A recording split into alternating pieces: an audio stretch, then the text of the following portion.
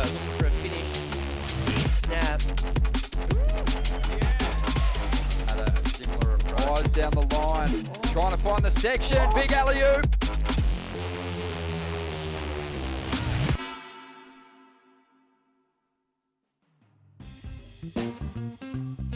Welcome back to Surfest 2024, presented by Reflections Holiday Parks. Some days are just better than others, and when you reflect on what we've seen the last few days, I'd say we're on a bit of a roll. 3 great days, opening days of competition here, and day 4, Thursday morning's looking pretty good down here at Merriweather. Ronnie Blakey sitting alongside Jess Starling. Jess, it looks like there's a couple more corners out there. As I say that, we've got a straight closeout, but it does feel like there's a bit more opportunity out there. We've been watching the warm-up session so far this morning. We've seen some great surfing. Oh, we've seen some amazing surfing this morning. This looks like Macklin Flynn up and riding, and he's free surfing. That looked a little bit painful. But, yeah, there's a little bit more east in the swell today, so we're seeing more corners coming through, less closeouts. So I feel like we've seen it predominantly that left be on play the last few days. I really feel like today we're going to see both the lefts and rights come into play, which is cool. Yeah, bring it on. Of course, this is the last qualifying series event on the schedule for this region, for Asia as well. Big points up for grabs.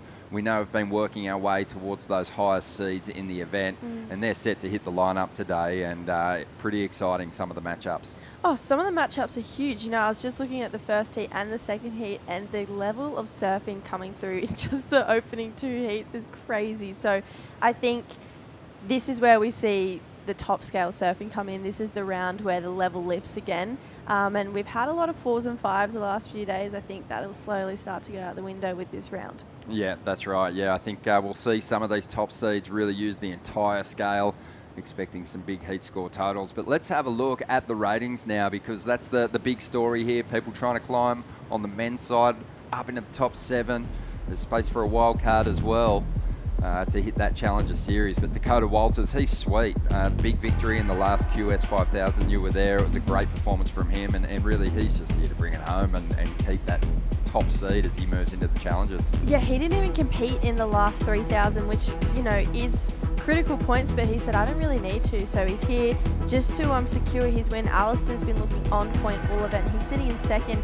But if you even look at the guys who are below the cut line in 8th, 9th, and 10th, Kais King, Dill Moffat, Morgan Siblick, I mean, they're big names outside the cut line. Oh, they're monster names. Huge. And looking further down, I mean, all these surfers have a real chance with a big finish in this event of getting into that top 7. Yeah, we did. All of these surfers can definitely make it there. Unfortunately, we did see Cooper Davies bow out of competition, which was a bit of heartbreak because he's been looking in form the last few events too. So I'm sure Cooper will come back next year. But, you know, even Sheldon Simkus, George Pitter, he doesn't need to requalify, but he's here competing. So George can definitely do a bit of damage in the rankings in the scheme of things, because he's here to make heats, not get points. There you go. So looking at the Asian ranks, Kian Martin, surfed with him yesterday. He just had the biggest smile on his face. He's loving where he's sitting, but understands that this being a QS 5000, he just wants to get through a couple of heats. He's probably going to just be really focused on each individual heat and not sort of getting too far ahead of himself here, but he's looking pretty good. Of course, he spends most of his time in Bali and surfs on the Asian regional tour, but he's got some Swedish heritage as well. But yeah, he's a great surfer, and we'll see if he can hang on to that #1 position. But it's looking pretty fun out there at the moment. Day 4 of the event window here at Surfest, presented by Reflections Holiday Parks. And we've got so much more coming on the morning show right after this. Holidays, Ironman, outdoors, Ironman, Uber, suspension, lights, roof rack, camping equipment, recovery gear, Under Ironman, mate, 800 Ironman. I can't do 2 things at once, I don't know. Welcome to Sydney. A place to feel alive. To feel free. Come feel it all and feel new. Adam thought he'd never get Sarah camping.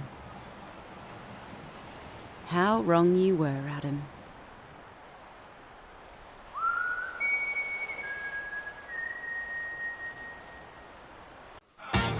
Wait!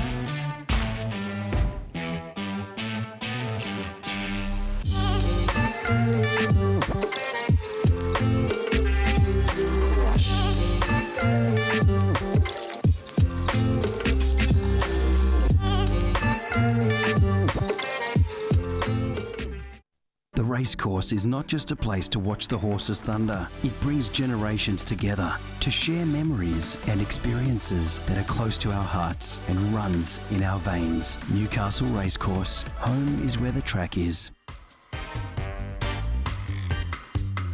Beautiful morning once again here at Merriweather. The city of Newcastle delivering big time, and the city of Newcastle are founding partners of Surfest. We love our time down here in Newey. Been talking it up a lot, but for good reason. I mean, waking up here, hitting the water, it's just pristine on the coastline in this zone. And there's great cafes, the restaurants are unbelievable, and the nightlife over the weekends is generally it's alive. Let's just say that. And this is a big university town too, so there's a great young energy about the place. Always attracts good music acts and great sporting events as well. Yeah, I've had heaps of friends move here for uni, and anytime I've come up to visit them, I've always had a good time here, whether it's during the day or at night. And the waves are always so fun here too. So yeah, Newcastle, you're never bored in Newcastle. No, you're not. Of course, we've been talking about the Burton Automotive Pro and the big heats that are coming our way there, but the Newcastle Racecourse Pro, that's awesome as well. Of course, they are the naming rights sponsors this year with that crowdfunding effort. They got pulled out of the barrel, and it's fantastic to have them involved. We're looking forward to some big heats in the women's as well. We were talking about the top seeds on the men's side, on the women's side. We're closing in on some of those former CT competitors, surfers who've had huge results. Speaking of huge results here at Surfest, Sarah Baum, she's a finalist from a couple of years back, and she's just an incredible surfer. She didn't have her best stuff in the earlier rounds, but still managed to stay alive in the draw. Of course, she surfs in the South African region, but this is a major QS event, an event with a lot of history. She lives here in Newcastle. She's going to turn up and put the jersey on. Yeah, she started a heat with an 8.33, and I don't know about you, Ronnie, but if I started a heat with an 8.33, I'd just be happy as Larry. But we had a bit of heartbreak for the Novocastrians yesterday. We did have two of the local ladies fall out of the draw, Ellie Lampkin and this lady on screen, Logan Dalton. But Logan's doing an excellent job doing all the beach commentary, so I feel like amazing job. She's still going to be around in the Surfest, so I don't think she'd be too upset. Yeah, on my breaks, I've been out there watching the event, listening to Logan, and she's absolutely killing it on the mic. And unfortunately for her, though, her run in the contest is over. But you know what? She had that hometown support, and we'll see her in the jersey again sometime soon, no doubt. Yeah, absolutely. I mean, Surfest, they really support her, and Ellie as well. You know, they get behind them to get to those overseas events. But Ellie, you know, she just had one of those heats where I felt like couldn't get in rhythm. That was Macklin Flynn. And this is JL Kalupo, who leading in today is in a hard heat. Oh, man. Yeah, Jay's done well. Had a clutch moment in the earlier rounds to keep his place in the draw. He keeps going from one stacked heat to the next. I mean, as you move through any contest, you know, the heats aren't going to get any easier, but his next battle is huge. He's going to have the Vaughan brothers, Huey and Joel. That's a fantastic story. Who's going to get the wood on the other in that one? And then also in the heat, we've got one of our international competitors. Yeah, Shohei Kato, who has been such an incredible Japanese surfer. And Ronnie, he's got an excellent air game, so I expect for him to take to the air. But this man on screen, Jarvisel, he's been a bit on a heater lately. He's been winning everything. He actually won the Burton Automotive Pro Junior up at Port Stephens not too long ago, and then went on to win at the Evoca QS 3000 straight after that. So I don't know, this guy just seems to be on a roll at the moment and seems to be very comfortable and happy in his own skin too. Oh, we know a couple of years back now, or just over a year ago now, he won that World Junior title that saw him sort of fast track his way to the Challenger Series. But Jarvis Earl, one of our brightest stars, and has a huge future ahead of him. Looking forward to seeing him hit the lineup. And the lineup's looking pretty good at the moment. We're going to take a quick break here, and we'll look to get competition underway right after this.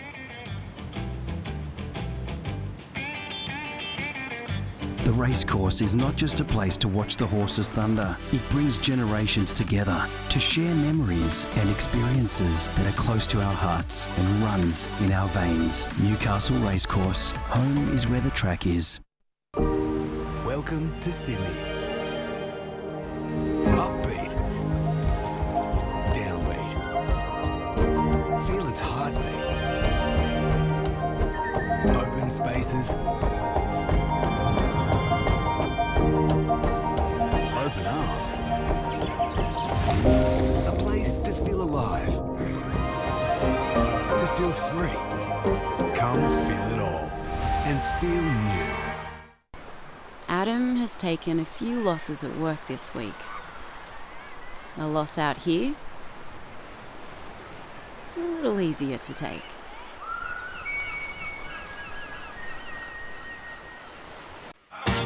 Wait!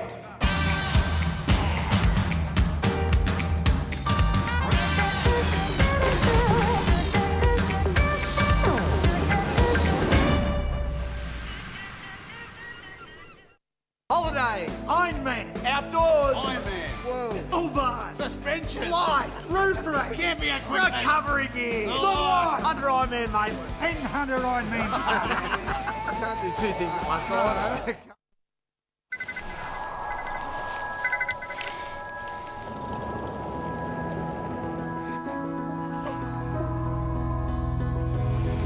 That's me. We got out. I love you, Dad. 300 kilometres to your destination. No beds for Michaels. Get to the Royal.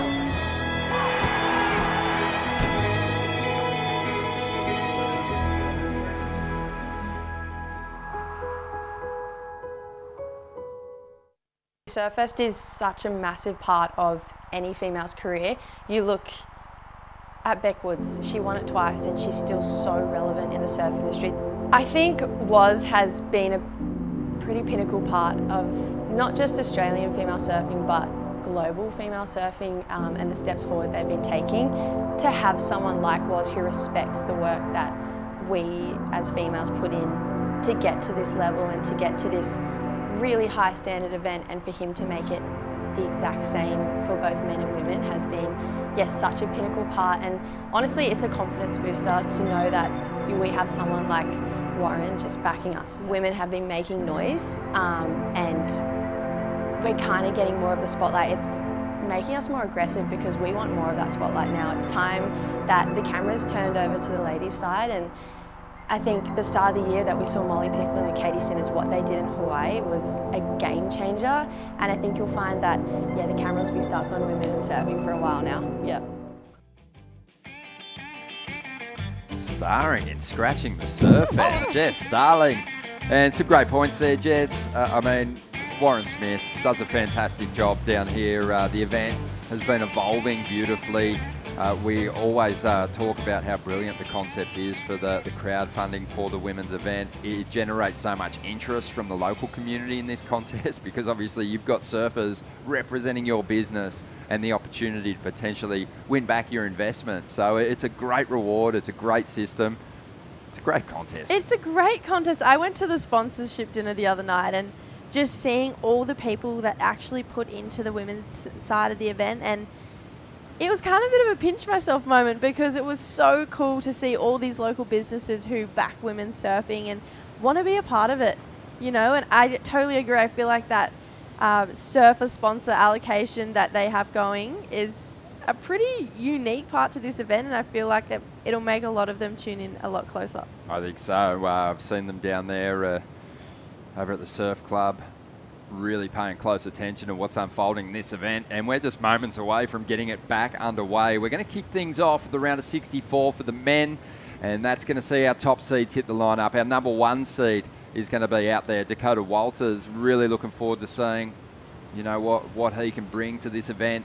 Certainly one of those competitors that's so capable of actually just turning the volume up performance-wise and setting a new standard. Billy Stanman, the Olympian, he's going to be competing in his 2nd Olympics this year. That's insane. He's a little farther back on the ratings than what we're used to seeing him. He's outside the top 20 at the moment, so he basically needs a victory here at Surfest to get himself up into the top 7. So we'll see how he does. I mean, Billy, he'll probably be a little bummed that some of those lefts have dried up. His real weapon is that incredible backhand that was refined on the lefts over there at Raglan. Noah Arkfeld's out there. We know what Noah's capable of. He's got one of the biggest individual scores of the event for a big frontside air. And Eden Hassan, he's been solid too, putting up pretty healthy heat score totals, even when the rest of the field was just struggling and dropping really average heat score totals. He's been solid, consistent. Yeah, Eden, you know, not the biggest guy either, but he's been able to drop massive scores against some of the more powerful surfers. So I feel like I'm mostly intrigued to see how Eden can kind of show up against the big names like Dakota, like Billy. I'm interested for Noah as well. Noah's still super young, but he's got that competitive fire. And yeah, from that Shargao region, he's used to surfing really beautiful reef breaks, but he's been showing us that he can do it in beach break conditions too. Yeah, well, he afforded himself a bit of space from those left-handers. We've seen him on the rights, obviously growing up at Cloudbreak. He's probably going to favour that forehand. It might work in his favour the way the conditions have kind of cleaned up and come a little more out of the east today here at Merriweather. The Philippines have a really cool kind of program, similar to Surfest and Burton, how they really support their athletes. They have a program called Batik Surfers over there in Shargao, and Noah is actually a part of that, and it's all run by Congressman Bingo, who is kind of like the local government basically for the Shargao Island, and they are really invested in surfing. They help Marima out with all of his Challenger Series events, and now with Noah really rising to the occasion, they help support him not just financially, but I feel like they give him every opportunity, coaching-wise, training-wise, to be able to be at the same level as, you know, the Australians, the New Zealand, the Japanese, who have all of those facilities in the palm of their hand, where they might not have that in the Philippines. So yeah. Really cool program there. That's amazing. Yeah, I can kind of feel that happening, and you know, with surfing moving into the Olympics now and it becoming kind of like a focus for a lot of countries, you know, there's some investing quite a bit into the development of their talent. And yeah, it's good that it's kind of allowing, you know, surfers like Noah Arkfeld from some, you know, more out of reach places, the opportunity to tap into some great resources. 25 minutes will be the time on the clock for each of the competitors in this round of 64. They're all after those 2 great numbers, but typically in beach break conditions, you see pretty busy competitors and often a much higher wave count as they just go searching for opportunity wherever they can find it. Especially when you have, I feel like, grommets in the heat like Eden Hassan, Huey Vaughan's coming up in a few. I feel like we'll see the wave count definitely go higher, but I feel like this is some of the best morning conditions we've had all week. There's definitely been a few days where it's seemed a little bit more tricky earlier on than it has later in the day, but it looks so fun right now and action's underway. We've started the day. Yep, day 4 is a go here at Surfest 2024, presented by Reflections Holiday Parks that have incredible venues all around New South Wales. 40 holiday parks, cabins, you know, you could set your tent up if you want, park your caravan, but the locations are just next level. Most of them are situated pretty close to some quality waves, and pretty fun if you're traveling with the family as well. Always plenty of activities around those parks. So check them out for sure. So we are back into the Burton Automotive Pro, and we know Burton's celebrating a huge milestone with Surfest this year. 20 years in partnership. Massive backers of this event, and also a massive support to aspiring surfers from this area who want to chase down that competitive dream of reaching the championship tour. They're right behind Jackson Baker. See him getting around in his new whip. And, you know, that's just a massive financial burden lifted off Jackson. You know, having a vehicle supplied, and yeah, it's good, great to see. Yeah, he's been in here just talking about how incredible that relationship between him and that Burton Automotive family has been, and how pinnacle they've been throughout his career. And he's gone as far to say, I wouldn't be who I am or where I am if it wasn't for them. So huge rap. I just feel like there's not another, I'm sure there is, but the Newcastle community and how involved they are with their athletes, it's second to none. Yeah, it's solid for sure. They love them, and for good reason. They're lovable. You think about them, those surfers that are up there representing Newcastle at the highest level. They're some of the best. Ryan Callanan, Morgan Siblick, Jackson Baker, Philippa Anderson. She's been doing really well for a long time now. Sarah Baum, I mean, she's a really a newcomer to this zone, but they've just welcomed her with open arms. I know she feels that incredibly supported by this community. I can't wait to see, I know we're in the men's division right now, but the rivalry between Paige and Philippa, Paige and Philsy, come into this event. Oh, mate. They've been battling for first and second spot on the Australasian or Oceanic rankings, so I feel like once the ladies hit the water, probably tomorrow, we're going to see fireworks from those two. Yeah, the plan for the day is to mow through this round, the round of 64. We've got the men's round of 32 and women's round of 32 on standby. But if there's waves this afternoon, there is a very high chance, if it's pumping, that we'll get them out there. So no major scores locked in just yet, but this is a treat for us. Dakota Walters from up there at Angari, he's in the red. Everyone, you know, anticipating big things from him here. Just has huge moves. You know, isn't one of those guys that, you know, wears the competitive jersey like a straitjacket. Just looks completely free when he's out there competing, and does his best surfing, or can do his best surfing with the jersey on too, which is, you know, what all these competitors are really trying to achieve.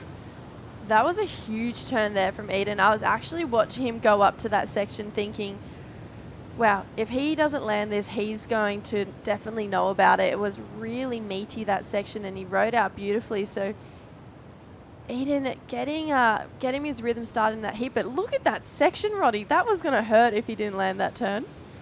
Yeah, made it with ease, Eden. And yeah, I think, you know, with the top seeds hitting the lineup now, I do think they'll just reel that scale in just a little bit, just especially in these first couple of heats of the morning. And Eden turns into 3.33. It's actually a pretty reasonable number for just a stock floating re-entry, but you know, probably some credit for what you were saying was a pretty chunky section. But yeah, I think, you know, all those surfers who've made it to this point in the competition are going to have to ramp things up, and looking to ramp things up to kick things off here was Dakota Walters. Yeah, Dakota trying to defend that first place spot. So I love the energy and the attack he's coming to this heat with, though. I mean, that's the Dakota we're used to seeing. Like you said, he just looks so at home in Arashi, you know, and it's for someone who he's competed for a long time, but it just took a massive chunk of time out of comps the last few years, and kind of established himself as a free surfer, and now has come back to the comp jersey. You don't see a lot of guys come back to the comp jersey looking that comfortable. Yeah. And I think it would be pretty scary to be one of his competitors. Oh, for sure. And you know, the reason there'd be some nerves for fellow competitors is because of the track record. I mean, the performances in the board riders battle when he helped Byron Bay get the national title year before last year was amazing. He was really the anchor in the team. And then, you know, in some of the other qualifying series events last year, he was just doing such huge turns. Suffered an injury. He's come back from beautifully. The big win in Taiwan has got him sitting in number 1. And, yeah, he's opened this heat with a throwaway, though. So he's going to be playing catch-up. As we see, looks like Billy Stearman finishing one off there. Hard to even pick the colour of these rashies at the moment. That looks like Dakota Walters right behind us. So Billy finding those lefts, like you said earlier, he's perfected that backhand out at Raglan, and that first wave was beautifully surfed from start to finish from Billy. So, yeah, I feel like we'll probably see him stick to those lefts if he can find them. Yeah, we saw Billy in the Challenger Series events last year. I can remember just one turn in particular from North Narrabeen in that second event. Big fin ditch. I mean, that's his trademark turn. It's an awesome move. Really flares that tail out. He'll be begging for a section out there on the backhand to unleash that thing, because it always scores well for him. Yeah, this replay of Billy's first wave, there was no downtime in between those two turns, and I know the judges are going to love that. Gets the finish as well, and then Dakota probably saw what Billy's done and goes, all right, I can do it too, and gets up there for 2 really nice turns. I love the 0 downtime in between. So Billy locking in a 6, Dakota a 4.33. So I definitely think the judges got that right. I do think there was a point of difference with Billy's wave over Dakota's, but yeah. if that was Billy's first wave and he still has 17 minutes to build on that, he could be looking really dangerous. Yeah, 4.33 for Dakota. And, yeah, Billy Stearman, I don't think it was just the extra turn that helped him, you know, push more than a point and a half ahead there. It was just a little bit more in each of Billy's moves. And, you know, the wave probably had a bit to do with that. Dakota didn't have as much room to move on his wave. But those two starting to pull away early here. Noah Arkfeld on the backhand. Let's see what he can do. Good looking wall. Hits it in the pocket. This one's starting to get away from him. It stretches out pretty quickly. And he can't find the open face again. Got a paddle from Eden and Dakota. Dakota pulling in. Gets a bit of a morning head dip there. We'll see what Eden got done on the left. But, yeah, waves just look so fun today. I'm loving the little bit more of east in the swell. It's going to allow for both lefts and rights consistently throughout the day. And then tomorrow we see the swell come around more from the south again. So I feel like we'll push further down the beach to more typical Merriweather, what we're used to seeing, that right in the corner. But I've actually been loving these nor'east swells. I think the lefts that we've seen Merriweather producing over the last few days has been amazing. Yeah, it's definitely come with its challenges, that nor'east swell direction, just because the bank is so straight at the moment. But yeah, you're right. There's been moments in the tide that have kind of come on and given us some great sections, as we see. Dakota here, he's so good at generally sticking these moves, but you know, it's always difficult when you're flicking your board out into the flats like that. So is Byron Bay your board riders club? Oh, no. I've been living up that way for just over a year now, but no, I'd still call myself a NASA man at this stage. Nice. But it's sort of one of those things, you know, I grew up north, so New Brighton Board Riders, Newey Board Riders is my original club. New Brighton Board Riders. Yep. Love that. That's in between Wooyong and Brunswick? Yep. That's right. That's Newey Board Riders. They're kind of, they were a pretty strong club back in the day, and they're starting to re-emerge and build numbers again. A lot of junior members, which is fantastic. Maybe next year we'll see him in the ABB, you and Vaughan in the team. Yeah. I think if we're going to rep a club that's, we're going to move on from there, it'd be Newey Board Riders for me. Amazing. I love that. But yeah, 14 and a half minutes to go. Dakota Walters has the early lead here, but as you can see, Eden Hassan, Noah Arkfeld still well within reach at this stage of the game.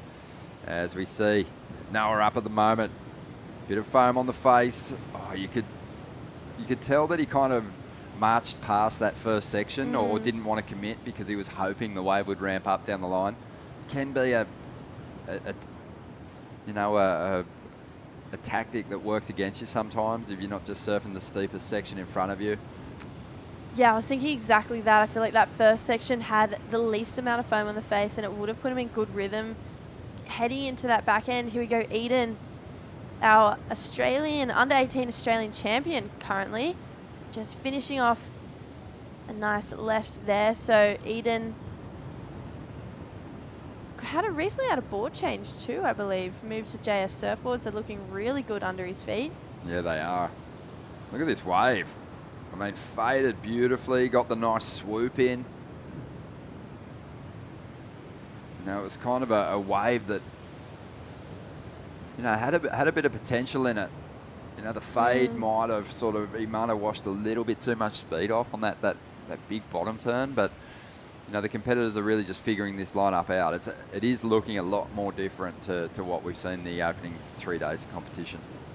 Yeah, 3.63 for that last wave of Eden, so I completely agree with you. I feel like maybe read that wave a little bit wrong, but I still think, yeah, he's got so much more to give on his wave, so he'll take it, he'll run with it, he'll learn from it. He's actually looked really mature in his heats, I've thought, the last few days. It's a really good observation. I agree with that. And I mean, even though he didn't turn in a monster score, he's still got the early lead here.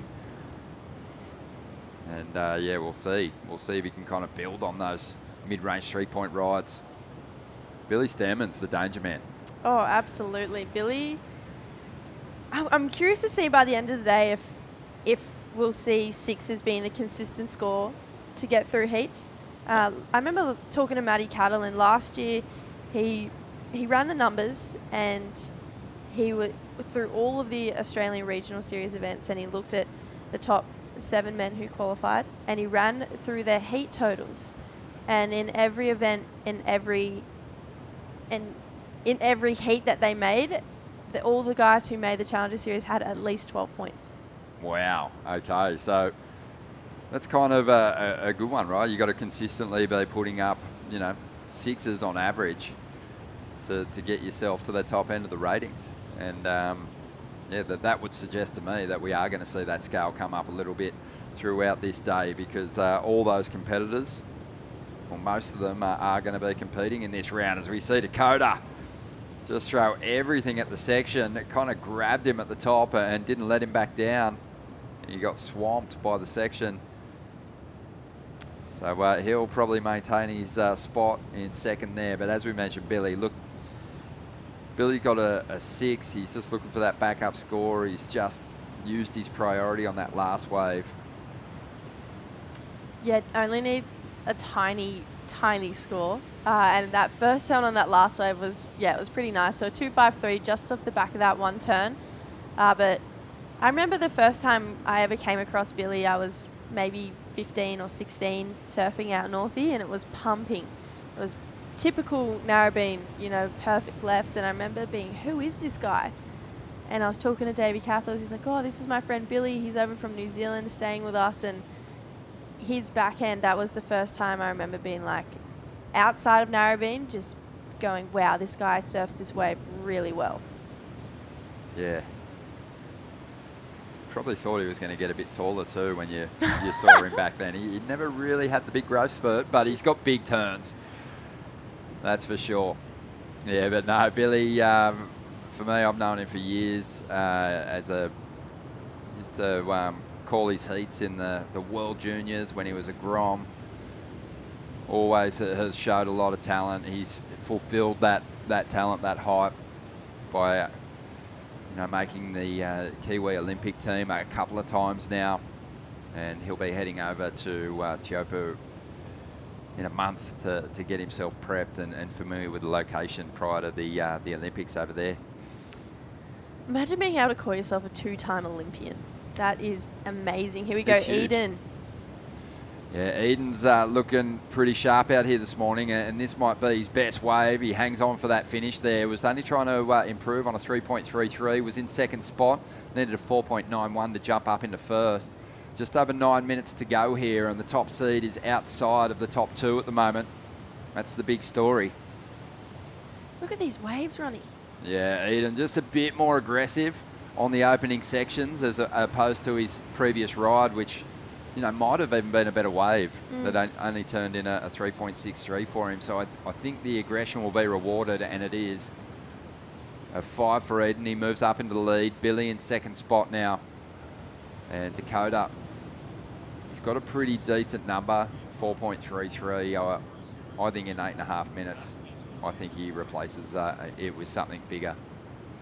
Yeah, we just saw a glimpse of Geordie Liakman on the screen. Massive heat coming up next, so these heats are just getting bigger and just as good as each other as we roll through. He's got a pretty stacked heat. Keijiro Nishi, I'm not sure if you've seen him walking around, but he's pretty hard to miss. He's got bright red hair at the moment, shaved head, bright red hair. That's kind of his lucky charm. He's won a few QSs actually with the red hair, so he's trying to keep it going.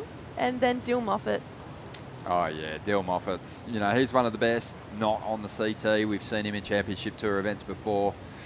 He's had huge results on the Challenger Series, come so painfully close to qualifying for the CT. So yeah, Dill's always one to watch, one of my favourites. Just so raw and unpredictable. He's got beautiful timing on waves too, and I feel like it's just a matter of time. I mean, he was one spot off qualifying, which has to be one of the more heartbreaking points of his career potentially. But yeah, he's got a bit of work to do to get into the top 7. He's not there yet. He's just outside. But I feel like he's capable, isn't he? The list of names that are both in and slightly not in the top 7 is crazy. I just think it's ridiculous, actually. It's going to be heartbreak. Whoever falls out of that top 7 or whoever stays in and doesn't, it's just going to be, I mean, it just shows the level of surfing we have in this region. But yeah, I have no idea what's going to happen. Yeah, this is Dakota. Yeah, Dakota, yeah, driving into the first section, up into the second. Sort of just reeled it in a little bit, didn't he? And just went after the high percentage kind of turns he knew he was going to make. I really feel like Dakota's kind of gone back to a safer approach in order to get himself maybe up into that top 2. And once he does, I think look out. I still think he's got a bigger number in him, but that's probably going to be his best. Yeah, I feel like he's just been trying to find a little bit of rhythm out there. He hasn't seemed like he's been consistent with the lineup. This wave was definitely better for Dakota. I love this first turn. But I agree, it's not... We're used to seeing him push a lot harder on his waves. He's still got 3 really nice turns put together. We'll wait and see. It's a 3.83, so it's not enough to put him up into second. I thought that was going to be pretty decent. But yeah, I think the paces was probably set on Eden's previous ride. He just had a little bit more in his first 2 turns. So when you look at the 3.83 up against the 5 that Eden posted, you'd say that's, you know, good judging. There was there definitely had to be a little bit of space between those 2 scores. But Dakota's still chasing here. I wonder if he'll sort of maintain that measured approach now, or he'll just go for one of his, you know, big Hail Marys, which more often than not he sticks. I hope so. I love those Hail Marys. They're so fun to watch, and they kind of leave you scratching your head a little bit at the end of them. Always. Oh, here we go. Eden's tucked in. He's going to punch through the curtain. Gets a bit of vision here on a Thursday morning. That wave's starting to fade away now. 5 minutes to go. Kind of just feel the pressure starting to build a little bit on our top seed. As Billy Stearman finishes one off. He's trying to improve on a 2.67 to extend his lead at the moment. I feel like that wave definitely does that. That first turn was beautiful, but did kind of have to scratch his way down through the foam. So I don't think that score will go overly high, but I think he's definitely done the damage on that first turn to be able to get above that 2.67. But I love this approach here from Eden. It's very grommet fun I'm going to get barreled in this heat, you know. That's Noah Arkfield. He hasn't really risen to the occasion in this heat. We know he's got so much more capability. So unfortunately, Noah just not really finding his feet so far. There's 4 minutes though, and we know he has a Hail Mary too. Yeah, we've seen it already in this event. He's had an excellent score for a single turn. 4 minutes to go. If you've just joined us, we've got the round of 64 underway. We've got the top seed out there in the lineup chasing a score. He's after a 4.31, Dakota Walters, to get himself up in the second spot at the moment. Billy Stearman just slightly building on his lead with his last ride, 2.67 for him. Priorities with Eden, and we might see a little bit of cat and mouse out there between Eden and Dakota in these dying stages. 3.5 minutes to go, looking to get through this round of 64 today, and looking at some fantastic matchups, big names in each of these heats. So you really can't afford to tune out at all. It's going to be a fun one. Imagine rocking up this morning to go for your free surf and the waves look like this. Oh. It just looks so fun as we see some of the Japanese contingent, that is Shohei Kato, sitting to the right with the AirPods in. He's coming in heat number 3 in a pretty stacked heat, both the Vaughan brothers and Jay Okalupo, so that's going to be one to watch. They're obviously tuned in, watching Noah Arkfeld too at the moment. From that Asian region, they'll be paying close attention to who's moving through, and they're keeping an eye on their own ladder. As we see Eden on a good size set wave here, well overhead. Doesn't get anything out of that one though. And that's going to get Dakota the priority that he needs. So a bit of a sell job there. And I think, Eden probably had to make that move just based on where Dakota was sitting in the lineup there. You can't give Dakota a big section. No, that's what I was just thinking too, Ronnie. I feel like Dakota was probably in the perfect spot for that wave. He was in the better spot in comparison to Eden, but Eden needed to pull the trigger, but this wave's rolled through. 4.31 is what he needs. Oh, yeah. Beautiful turn to get started. And he's combated it up nicely. And this, even though, Dakota's got another gear or two, maybe 3, he surfed that wave brilliantly. Got some release in the tail on that first move, combated it up beautifully. Billy Stearman maybe even goes harder and better on the wave behind him. But wow. At this point in the competition, people don't care about getting the win. If you get it, it's a bonus. If you end up in second spot, you're thrilled. You can't win the contest today, but you can give yourself a shot later on in the event. But Dakota Walters, that'll be a solid ride for him. Only needed a 4.31. Yeah. Surely he gets it with this one. I would call this Dakota's best wave so far. Love that first turn. How he pushes so hard and gets a bit of drift on the back end of that first turn. And then again here, slides down, holds on for dear life, but my eyes went straight to that first turn. Oh my gosh, Billy Stearman. We spoke about it all heat. His backhand is just incredible. Incredible. And he's found the lefts. He's still finding the lefts out there at the moment, Billy. That's where he's found his numbers. And you were talking earlier about Matty Cattle running the averages after last season, and it was, around about 12 points, wasn't it? 12 on points average. On average. That the top guys were getting to keep that place at the top end. And look at the number for Dakota Walters, an important score for him, 5.77. He does make the jump up in a second ahead of Eden. There's only 25 seconds to go here. We'll see if the youngster from just north of here, who'd be feeling a little bit of hometown support, he comes and competes at Merriweather Club meets. We'll see if he can find some space out here and turn this heat with a 5.11 in the final stages. Noah Arkfeld, he's also got a chance, but needs the best number of the heat so far. Well, here we go. Eden Hassan taking to the sky, loses his equipment, and that's going to be the end of his run here at Surfest 2024. Dakota Walters, the top seed, holding his nerve and holding his position in the draw.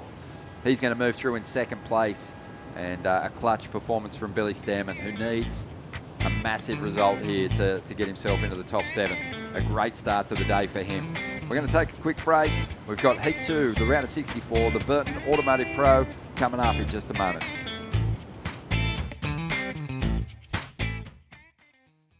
It's in all of us. That craving to feel new again. To see something new that will blow our minds. Or meet someone new who will change it. New South Wales. A place to feel free. To feel alive.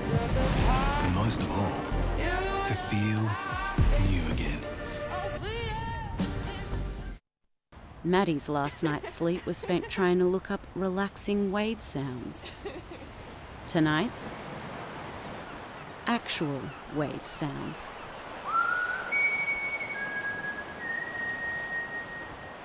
Holidays, Ironman, outdoors, Ironman, whoa, Uber, suspension, lights, roof rack, camping equipment, recovery gear, under Ironman Maitland, and 100 Ironman. I can't do two things at once, I know. Wait!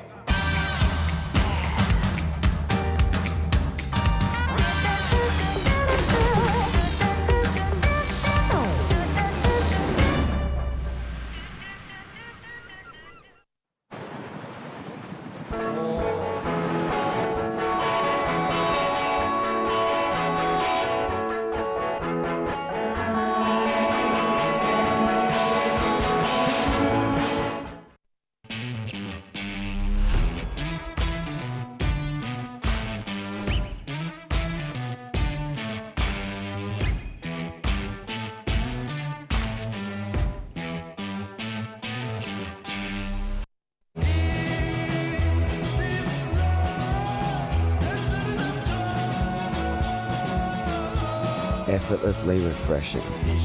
Byron Bay Brewery Premium Lager. Go with it. Well, that was a fun little battle in the first heat of the day for second spot. Dakota Walters and Eden Hassan.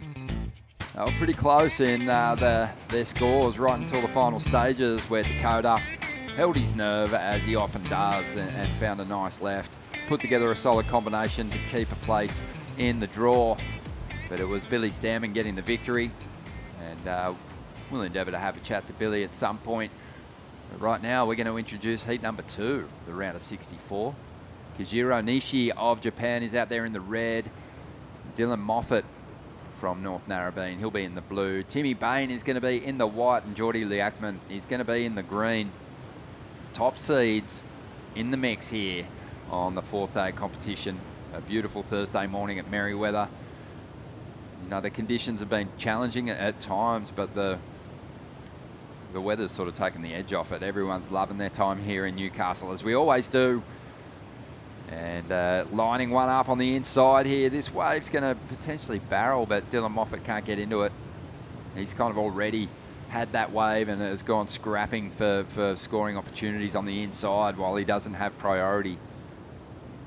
Yeah, Dylan, he's not the type of competitor that you see sit still in a heat for too long. I feel like he's all about finding momentum, finding rhythm at the start of the heat, and then he works really beautifully with that rhythm he does find, and has this uncanny ability to just make stuff happen for him even when there's not a lot going on.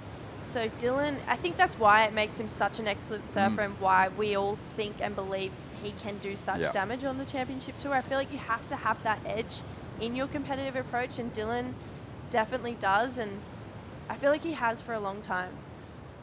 Yeah, he certainly has. And I mean, you've travelled, and you're from North Narrabeen, so you're going to be a little bit biased, but you've travelled the world. You've met a lot of competitors in your time. Is Dylan Moffat the nicest person in surfing? The nicest person in surfing. It's ridiculous. If Kobe Clements has to be a very close second.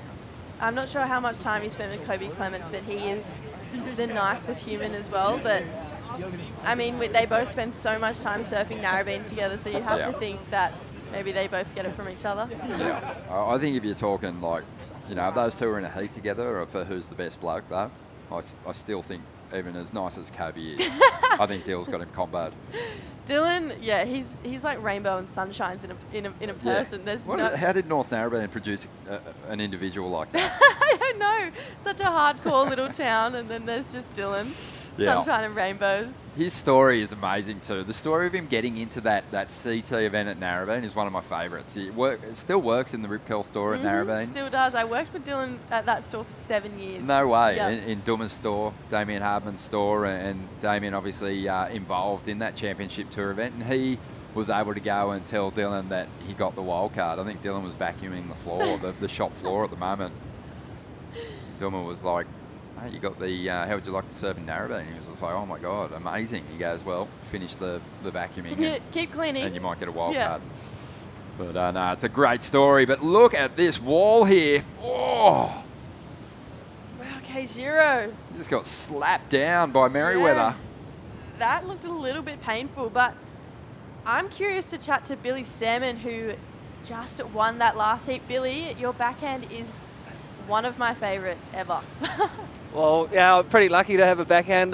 Growing up in Raglan, obviously, I go left basically every day, and once I've seen some big lefties out there, it was pretty much a no-brainer for me. So good, Bill. So good. Hey, Ron Dog. How are you, mate? Good, very Mate, good. So good. We're going to get into your heat, but mate, congratulations, a two-time Olympian now. That is so big, mate. Gives me goosebumps just thinking about it.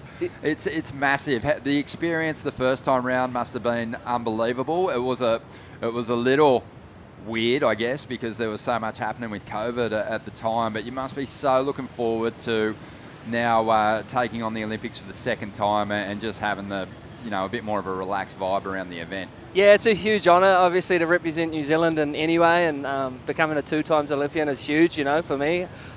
It's something I always dreamed of, even though, the surfing wasn't in the Olympics early. I always looked up to those athletes competing in the Olympics, and now I'm a two-times Olympian. It's pretty crazy, and I keep thinking yesterday, like, we're over here in Australia, and I get to travel the world, and I just think we got the best job in the world, so I'm kind of just enjoying every process, and it's not going to last forever, I'm kind of getting on now, and I'm enjoying everything, and I've got some new boards at the moment, and obviously, Tahiti or Paris coming up this year. I've got a trip booked in April, and it's something, again, new for me. I haven't been to Tahiti much before, so it's a new challenge, and it's a new experience, and I think learning off that Tokyo Games, I can, take my experience and hopefully go get New Zealand a medal and kind of hopefully charge some big waves. Oh, we love it, mate. Absolutely love it. Now, when you and I were talking day before yesterday, you were saying that, it's obviously you want to really make the most of this Olympic opportunity. It's kind of,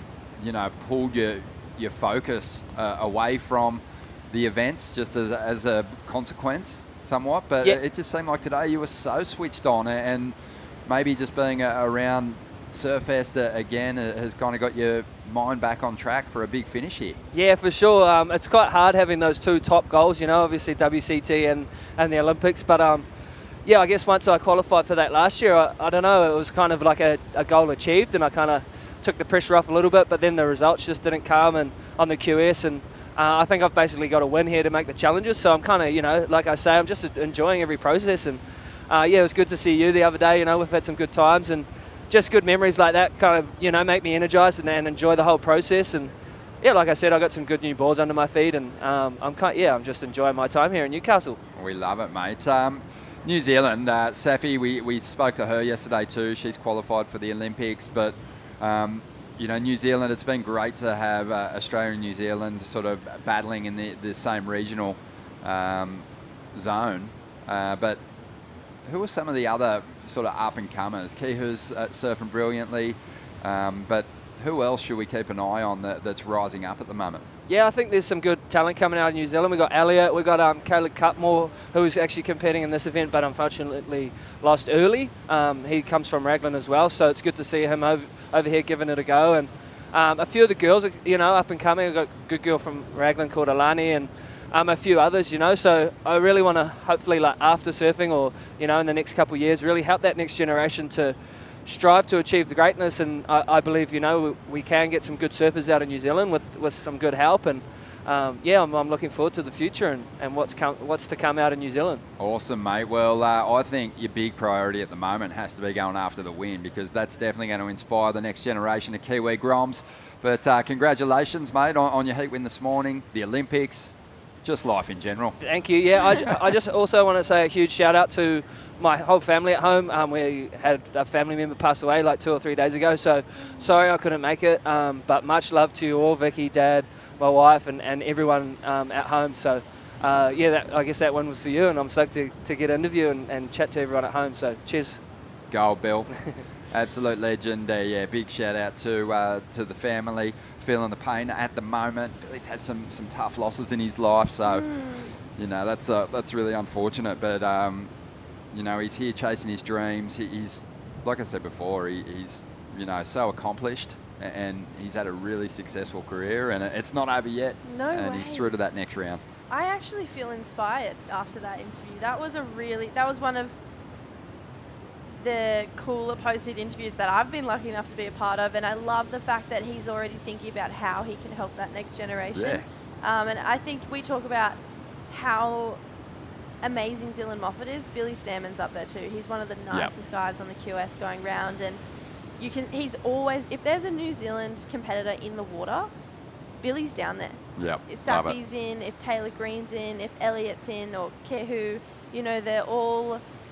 Billy's there supporting, almost taking on not a dad role, but a big brother role to all of the fellow Kiwis. So I love the contingency that they have, and that the element of family they bring to these events. Yeah, it's really cool. Absolute gold. Well, we've got just over 13 minutes remaining in this heat in the water, and it's Kajiro Nishi, the Japanese competitor, holding on to a narrow lead at the moment. We saw those heat score totals come up in the first heat of the morning. This one's kind of just being held back a little for whatever reason. Certainly no shortage of talent in this lineup, but no one's dropped the big number just yet. No, I mean, when you look at this heat, right, you'd expect those two big names, Keijiro Nishi and Dylan Moffat, to be dropping those big scores, but Tim Bain has been on an absolute roll in this regional series, and he has always been an amazing surfer from the Sunshine Coast region. But this year, it just seems like he's found his form and looking really aggressive. This is Geordie tucking in. Geordie just getting some pig dog vision there on a Thursday. Not bad at all. I mean, it wasn't particularly deep and, relatively small wave. But, I mean, it's probably going to match his previous ride. Maybe even get him a couple more points. But the barrels, I don't know. It'd have to be a pretty exceptional tube ride to get you a huge number out here today. Yeah, I think so. I feel like that was small. It didn't get overly deep, like you said, but I'm loving the variety that we're getting from all of these guys. And Geordie's another kind of dark horse in this heat. There it is, a 3 that last wave, 4th to 1st. It works. No complaints. No complaints for 4th to 1st. Yeah, it's still the highest scoring number of the heat.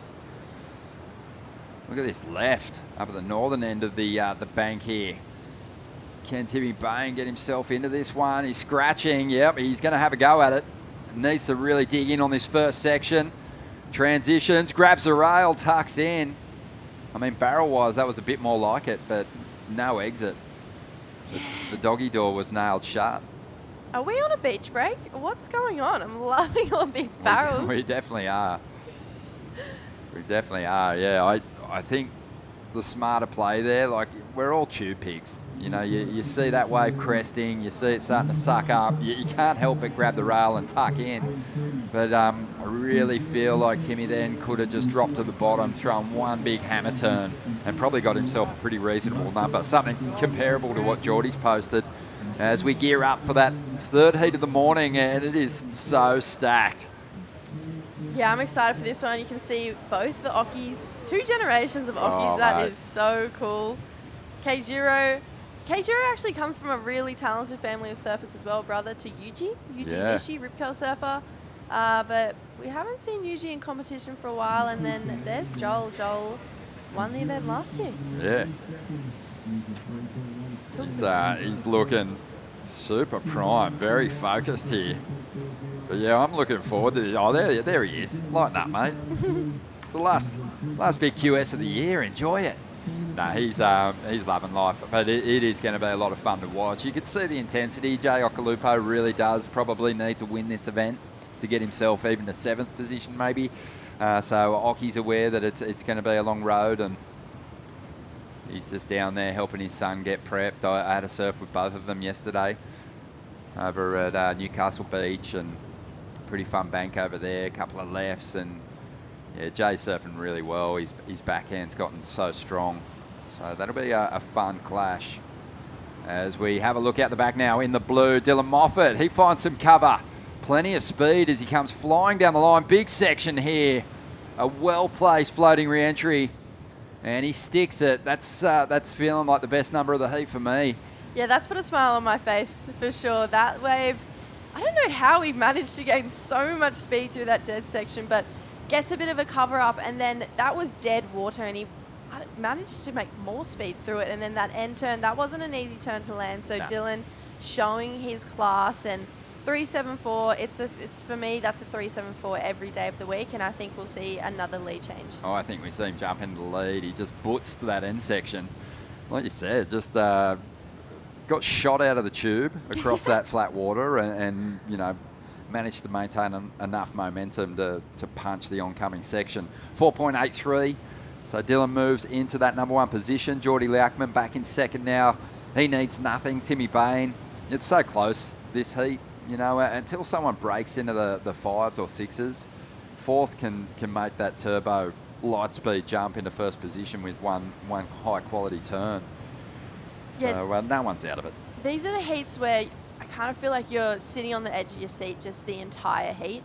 Especially as a competitor, you know, if you're out of the top 2, it feels like you can kind of just scratch into it. But if you're in the top 2, you just feel so uneasy. You don't feel safe at all. Yeah. I think this heat is far from over, and I hope that we get plenty more action. That becomes about this surfer's ability to, you know, deal with clock pressure, the time winding down, like you're chasing a number.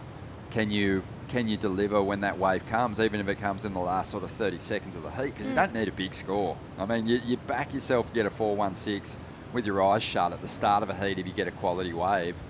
But once the clock's winding down, and you know that you can't make any mistakes, that's when the heat is turned up. As we see Dill Moffat, he can't help himself. Sets it up, pulls into the closeout, doesn't find the exit. It looked like a bit of a scary section to hit, that one, but I was surprised that he went for the barrel. Usually, that's dolphins. I was like, whoa, that was a big fin out the back. Yeah, a few of them that, look, even though these sections are kind of chunky, it's more that they're tricky to navigate for the competitors with those big finishing turns, but it's nothing that they're afraid to have a crack at. There's not one section that's going to come their way today that they wouldn't try and rip the top off. Because you're looking at surfers that, you know, at Haleiwa in the past have just attacked the end section. Even when it's like 8 foot, they'll have a dig at it. These are not conditions that are going to, you know, force these surfers to, you know, take the safe option. But it is punchy. It cups out pretty quickly, and sometimes there's even a little bit of feedback out there from what's happening on the shoreline. So you're dealing with a couple of little lumps and bumps and tricky characteristics in the wave. I feel like these guys, kind of just what you touched on, these guys almost enjoy those really meaty sections, and even if they don't make it, they love the thrill of just seeing how it goes. Yeah, putting it on the line. Yeah, we saw so much of that at the board riders battle in you know, sizey conditions. We just had people, you know, it was hard to read, it was tricky, but in some of those end sections they were so cupped out, chunky, and surfers were in full attack mode. And I think it's more about, you know, being able to get the turn done and ride out through those punchier sections. Dylan Moffat at the moment, he's just added to his scoreline, a 2.3, and as insignificant as the jump is in his scoreline, it's, you know, it's pushed the requirement up a point or two for his rivals. So it still works for him. 5 minutes to go here. Tim Bain, you've talked about his form. He doesn't need a whole lot. He's out there with priority.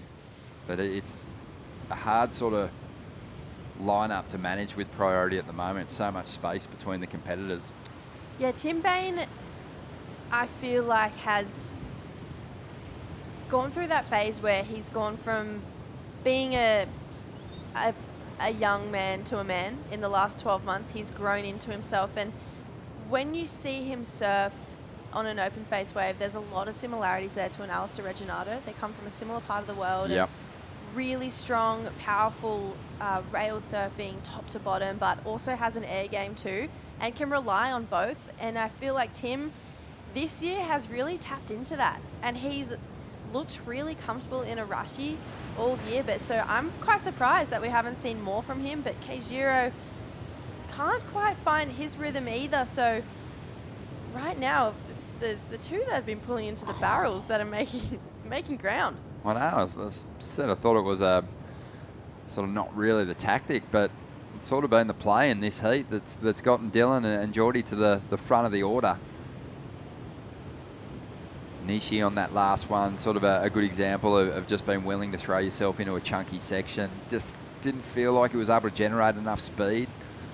That's sort of one thing that can make life a little easier when navigating those sections, is having the speed so you can project out over that impacting whitewater. Just kind of didn't really have that momentum there. I couldn't agree more. I feel like that's the key to making those meaty sections today. It speed's your friend, and there's no shortage of size out there, so it's going to be almost easier to gain speed, especially when the waves are as they've got a bit more meat in them today. They've got a bit more push behind them. So if these guys can manage that and use the speed that they're going to gain from the wave to their advantage, I think, yeah, this could be a game changer in this heat. Here we go, Dylan Moffat trying to drop a 2.3, and that one looking a little bit straight. Almost feels like a different heat compared to that last one. Yeah, I think there's been a few more set waves in this one. As Dill looks to, it's our Japanese competitor, Keijiro Nishi, and he gets out of there. That one didn't really pan out at all. So 2.5 minutes to go. And one of those frustrating situations, the requirements are so low, but just finding the opportunities proving to be a difficult task for those competitors sitting outside of those top two spots at the moment. Yeah, nervous times though for Geordie and Dylan still. I don't think anyone's going to be happy with their performance so far in the heat. I mean, Dylan's had that one major end turn move, but I'm sure he watched that heat prior and he looked very chirpy running out. Maybe thinking, okay, here we go. I'm going to find myself some Billy Stem and 3-turn lefts and feel like I'm right at home. So, yeah, maybe Dylan, even though he's in the lead, scratching his head a little bit out there. And, you know, we've touched on it the last few days. You go out for that morning free surf, and I feel like you're just trying to get your feet in the wax, get a wave amongst the masses out there, and then you're in a heat with 4 other people. It's actually quite hard to know where you are and where the bank is. Yeah, always you've got to be ready to adapt to changing conditions. Typically at a reef break, you know, you can put a little more trust in the location. You know where the waves are going to break predominantly. You know what sort of, what kind of variables will be thrown at you on the wave depending on what kind of section of the reef it moves into. But on a sandbar, when it's straight and shifty like this, you know, the tide can play a big part. You've got rip currents that can move around the lineup a little bit and shift up the positioning. So you just have to be able to move quickly, but putting any kind of faith in a section of this sandbar at the moment, you know, it could prove dangerous. You've got to really be able to adapt. Well, even, you know, Dylan's in first place right now with third priority. It's not very often that you might see first place go and sit on third and fourth. Yeah. But it might just have to be the tactic he plays in this last 30 seconds because he's not safe. And the fact of the matter is, if 2 waves come through right now and Tim and Geordie, you know, get 2 big scores, they can go to first and second. So yeah, it's interesting. I know exactly what you're saying too. Even though Dylan doesn't have priority over Tim, he can force Tim on a decision to, you know, potentially get himself another opportunity in the final stages if the order's changed up at all. But yeah, at this point in time, it looks like Dylan Moffat's going to be sweet in this one. with a heat score total of 7.13. So, almost half what Billy Stammen managed in the first heat of the day, which just tells you that I think conditions-wise it was a little more challenging for our surfers in Heat 2. But it is Dill with the victory. Geordie Liakman holds on to that second spot, and we're going to take a break now. We'll be back with more from the Burton Automotive Pro right after this with a super heat hitting the lineup. Don't go anywhere. Holidays, Ironman, outdoors, Ironman, whoa, Uber, suspension, lights, roof rack, camping equipment, recovery gear, under Ironman Maitland, and under Ironman. I can't do two things at once, I Back home, the Wilsons always use proper dinner etiquette. Out here, the stick will do just fine.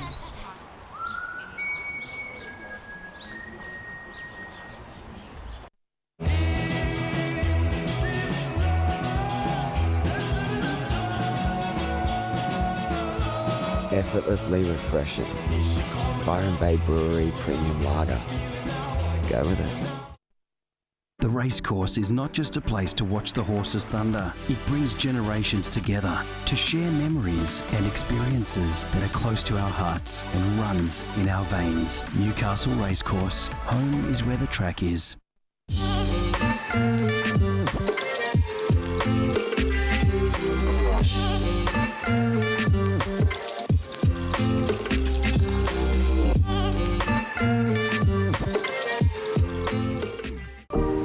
Welcome to Sydney. Upbeat. Downbeat. Feel its heartbeat. Open spaces. Open arms. A place to feel alive. To feel free. Come feel it all and feel new. Holidays, Ironman, outdoors, Ironman, whoa, Uber, suspension, lights, roof rack, camping equipment, recovery gear, under Ironman Maitland, and under Ironman. I can't do two things at once, Good morning and welcome back to Merriweather Beach. Foggy Merriweather Beach this morning. It is and from it's afar. cold. It's a bit chilly. But it is from afar, the fog, but now you're down here, it looks quite clear. The waves look good. Swells straighten up a bit. I saw a crazy right.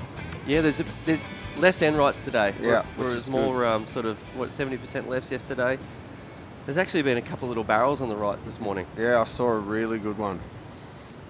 Speaking of barrels, look, straight into one. Oh! That looks like Jay Ocolupo. Knows how to ride a barrel. He feels comfortable, doesn't he? Yeah. Don't blame him. How's your morning been, Matt? Terrific, Mitchell. You know how much I love the mornings. Yep. Unreal. Worst part of the day. It only gets better.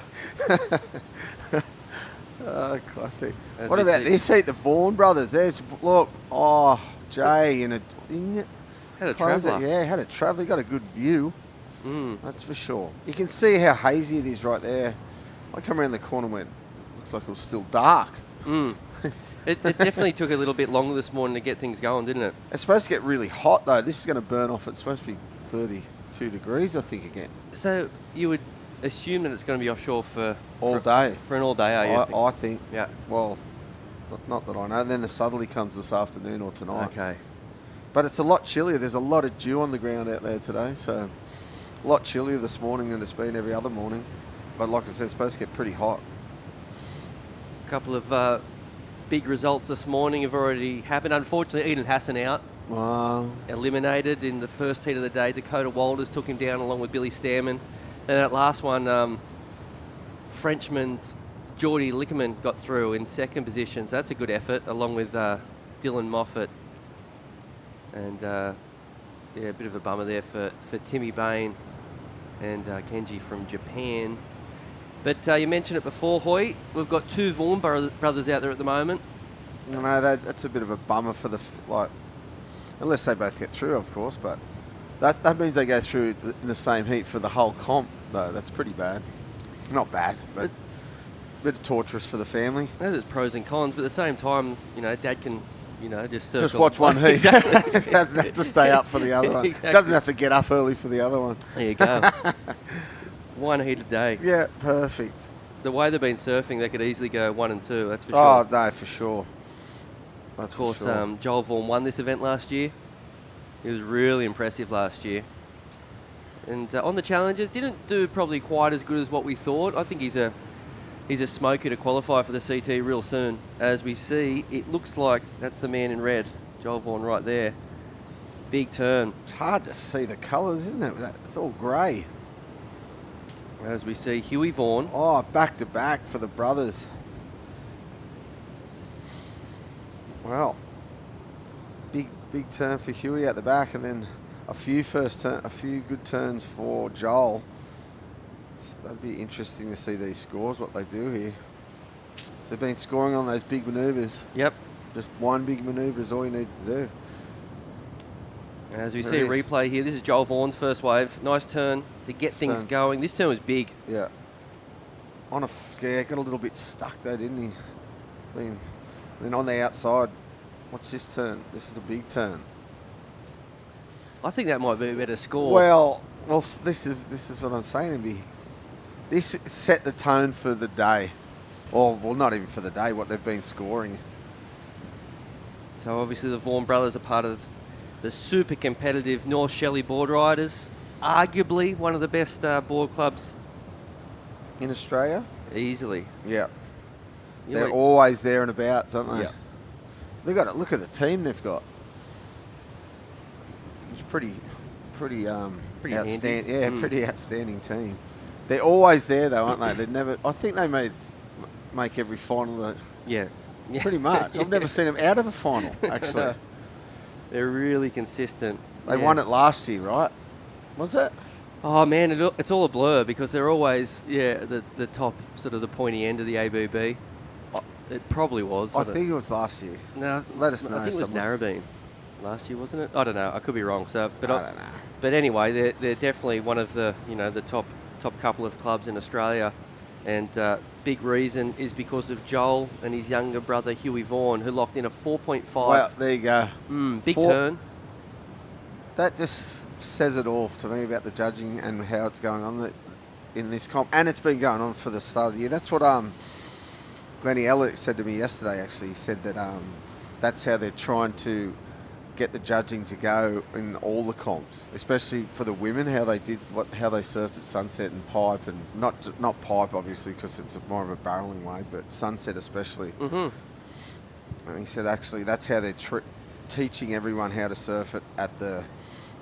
What's the camp up at? Just to reward big turns up at HBC. Yeah, HBC, yeah.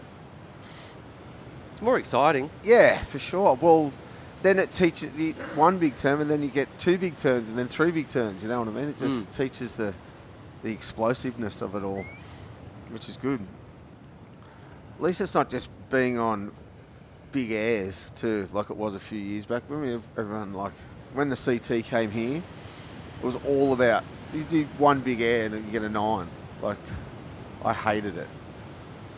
I mean, they were sick airs, but you can't just do, and then people just go and close out. It's not even reading. There was perfect right-handers here, and no one was going right. They were all going left into the bombies to do an air. Do you think you're speaking for the old school? Do you think a lot of the older I'm fellas? speaking for surfing in general. Anyway, the winner of that last heat was Dylan but they've Moffat. changed it. Yeah, we'll get back to it in a moment. But right now we're going to cross to Dylan Moffat, the winner of that last heat. Welcome to Merriweather, mate. How are you? Yeah, I'm good. How are you guys? I'm good. How about you, Hoy? I'm tired. No, I'm not. Just joking. Too early for me. No, all good. Matt missed your heat because he refuses to get up before 8. Yeah, I don't blame you. It's busy down here in the morning. Everyone gets up early. Yeah, I know. It's a good look, isn't it? Yeah. The boardwalk was pumping this morning. I bet. Every morning. Not that I'd know. How was it out there, mate? You got a couple of big numbers to book a spot. Well, you didn't actually. It was a real low-scoring heat. 7.13, and you won the heat. Talk us through how that happened. It feels a bit strange standing here doing an interview with a 7-point heat. But, like, it's tricky, eh? There's a lot of closeouts. It's, like, so close to being pumping. Yeah. But it's just kind of hard to find those corners and you're just battling to find like one corner where you can do a snap, and I was lucky enough to find one.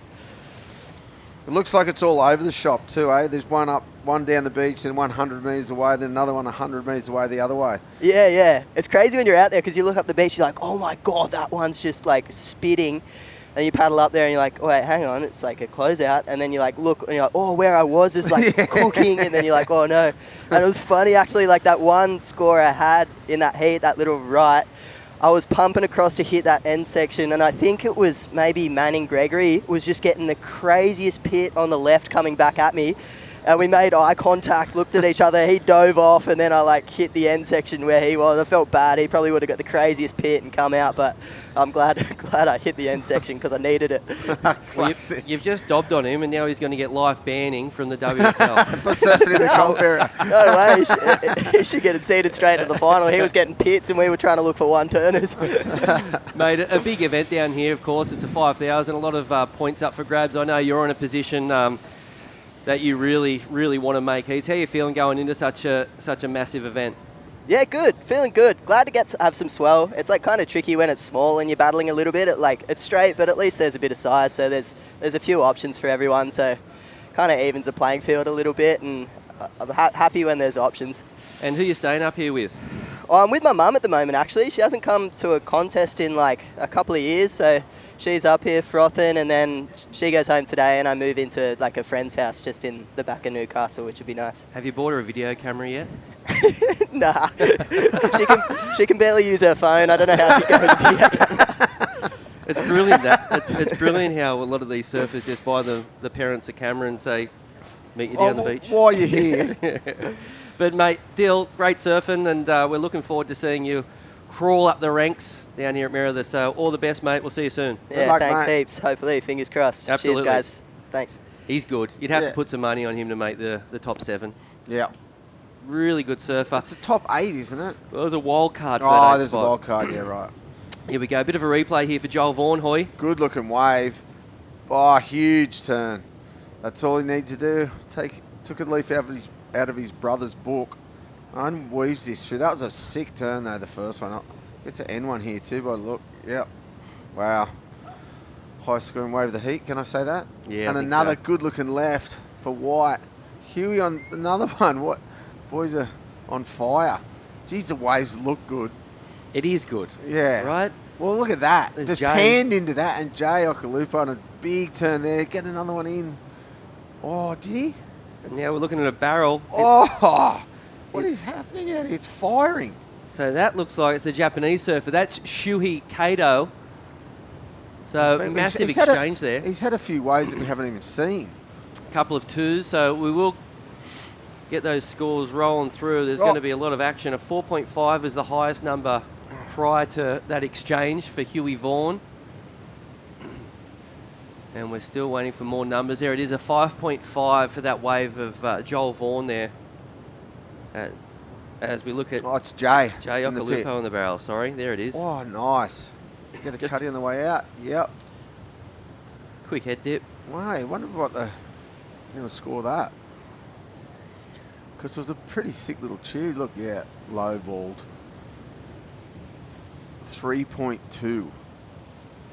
Yeah, you got to get barreled. deep. You got to get deep. He's pretty deep. You couldn't see him, but good angle for him though. Yeah, true. From here, as we see the current heat leader Joel Vaughan up and right, and good looking right hander.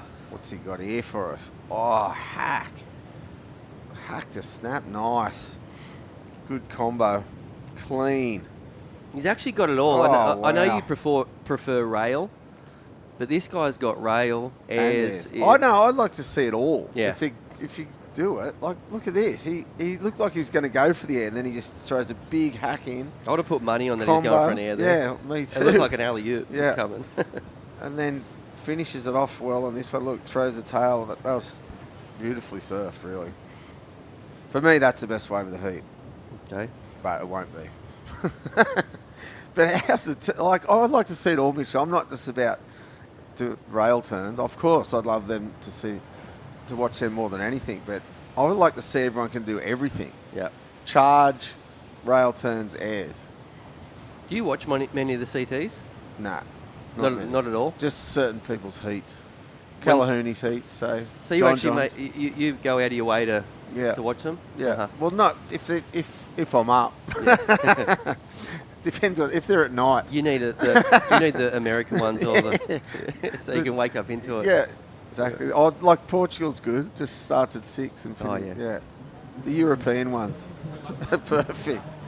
There's Keen Martin there getting ready for his next heat. 10 minutes remaining in this one. Can ride a tube. Yeah, like one of the best. It'd be weird if he couldn't. Living in Bali, right? Yeah, he wouldn't be surfing much. He wouldn't be having much fun surfing. Huey Vaughan racing down the line. Big alley-oop. Wow. That's what his brother wanted to do on the wave before. Gosh. It's like the Vaughan show. Look at him peering in, staring at the judges, staring them down. That's a big number. Wow. One huge alley-oop there. That's what his brother was looking for, on that last one for sure. 4.63 he got for that, so it wasn't the best wave to hit. The left was for one turn, 2 turns. Wow. Let's have a look at the replay. Nice looking right. Look, you knew he was going for it. Perfect section for him too. Boom. That was incredible. That's going to be an excellent number. Watch it again. Look, he knew he was going to do it the whole time. Slow it down. That's the way, boys. Lands perfectly. Boof. Wow. That's a 9.33, Hoy. What? Just like that. That's as I said, that's one for one big manoeuvre. One big air. There it is again. That was incredible surfing there. Well, don't you reckon Joel wanted to do that on his last one? That's what he was looking for. Yep. But then he saw the section didn't do that for him. Wow. That was huge. You think Joel's out there screaming at Huey then? He's got to be saying something. Here we go. Jay Okalupo. Well, you know what these boys got turn. to do? Wow, the waves look like they're firing. Oh, good surfing, but just a bit lateral, but... He's got it again. Oh! Gosh. Big brother Joel just throwing it down as well. That was going to be an enormous number. So snap his board maybe. Look, can you see a crease, Mitchie, from here? I haven't got my glasses on. That was a big air. Wasn't it? He wanted to do an alley-oop too, I reckon. Here we go again. Here's Huey. Little air show happening between Isn't the it? bros. Mate, the other boys have got their work cut out, haven't they? Absolutely. Yeah, I reckon he's done something to his board. Oh, no, he's just going for the airs.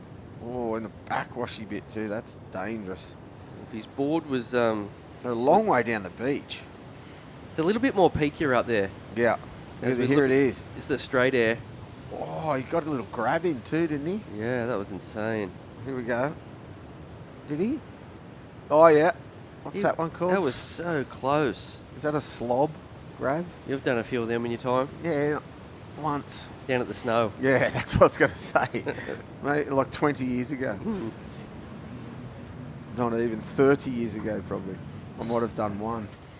Surfers getting ready for the next tee. Moving people on. A lovely looking shot down here at Mirror the Beach. The swells straighten up a bit today, don't you reckon? It's nearly 2 swells. Yep. Well, you actually anticipated this a couple of days ago. Bit of a combo swell. Yeah.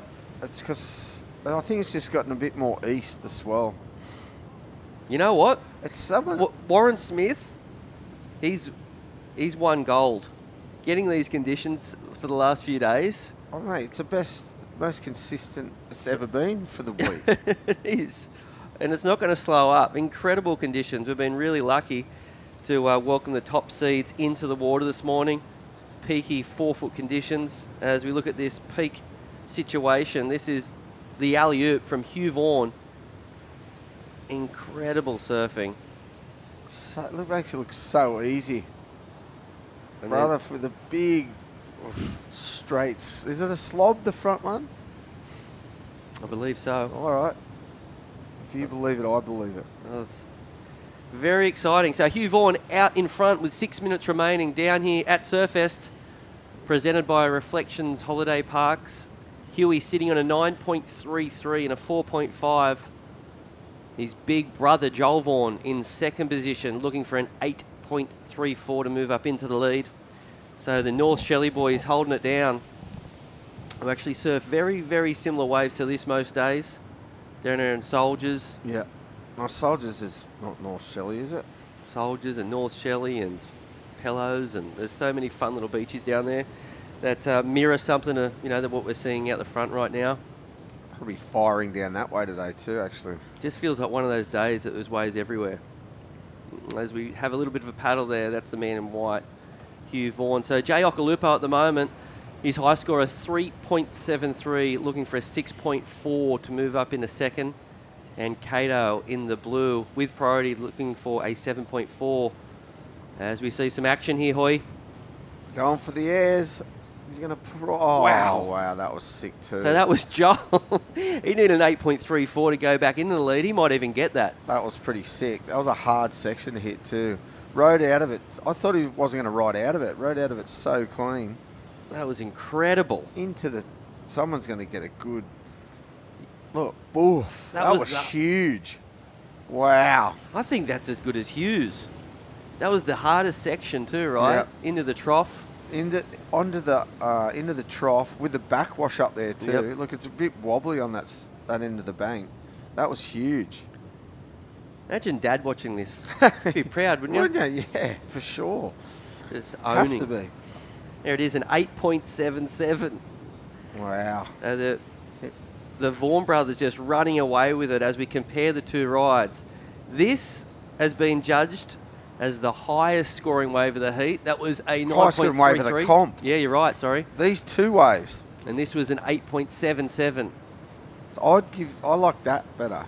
For me, that looked harder. Yeah, and with more speed and more power. You're splitting hairs, right? Oh, yeah.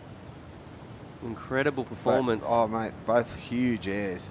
So Okalupo and Cato now looking for a combination of scores to get out of trouble. They've just been smoked. Sorry to say. As we see another little peek here. Incredible sort of air conditions just racing into these sections. It's funny because it's like an offshore wind, but there's a little puff of sort of north in it to hold them up throughout the manoeuvres. West-northwest. Which it might go northeast again today. I didn't look at it. I haven't looked at it. If it goes northeast, there's going to be so many. You'll probably get frustrated by the day's end because there'll be that many airs. I don't get frustrated by it. I just like to see it all. Oh, they just that right. They're way down the beach too. They're down in near the end of Pogo's there, by the look. Look, there's the pipe there, is it? Yeah, they're really. Yeah, they're further down. Far in front of Mark's house, he wouldn't have to leave his lounge room this morning. He'd be just sitting there having a cup of tea, going, "Oh, this is good. Just out the front, don't have to move." Right in front of his house, actually. Yeah, it's interesting banks out here at Merida at the moment. A lot of sand is on the rock, so we're surfing essentially it's a beach break. It's a Merida beach break today down at Pogo's. It's been like that for the whole time, hasn't it? Yeah, and I can't imagine it changes. There might actually be even beaches out on this beach with the south swell. It might not even be on the sort of point behind the rocks. Could be anything what we see when that swell direction changes. Remember a few years back and there was waves out the ladies and they weren't even surfing the ladies. They were surfing the lefts down the beach. And doing airs. Yeah, doing airs. Huge airs. Here we go. Jay Okalupo looking for something special. Can't get it on that one. 90 seconds remaining. Looking for two things special. Yeah, needs to get busy. That was a weird wave to paddle for. Was it? They stand up, these guys, and just sort of project off the lip and can get a 10. Yeah, true. It's doable.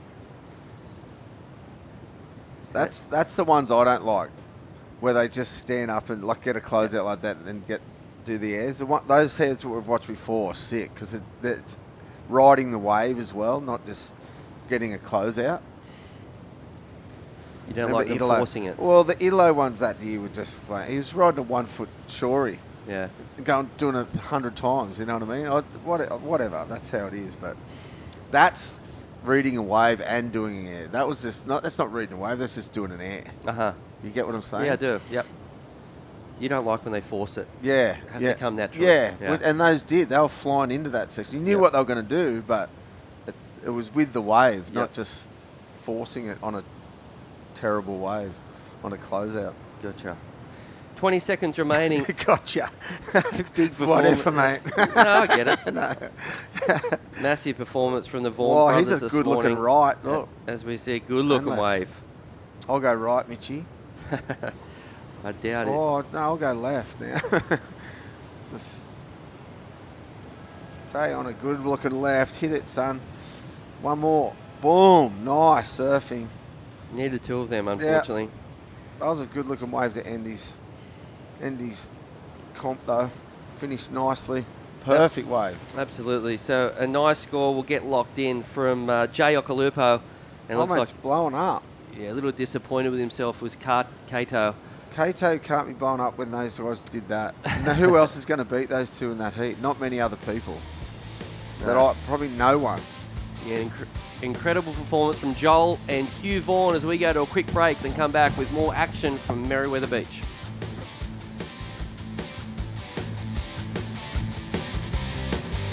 Holidays, Ironman, outdoors, Ironman, whoa, Uber, suspension, lights, roof rack, camping equipment, recovery gear, under Ironman Maitland, and 100 Ironman. I can't do two things at once, I know. Welcome to Sydney. A place to feel alive. To feel free. Come feel it all and feel new. Adam thought he'd never get Sarah camping. How wrong you were, Adam.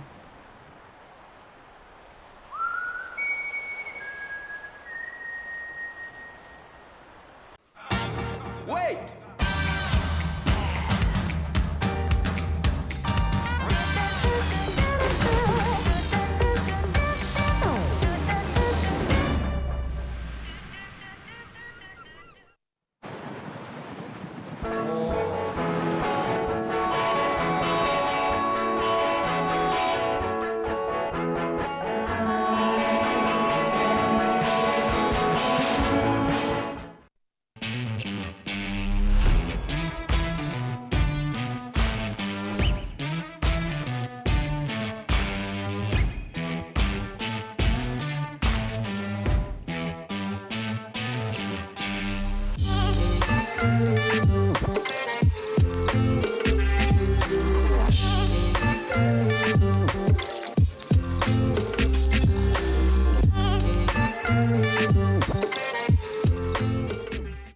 The Racecourse is not just a place to watch the horses thunder. It brings generations together to share memories and experiences that are close to our hearts and runs in our veins. Newcastle Racecourse. Home is where the track is.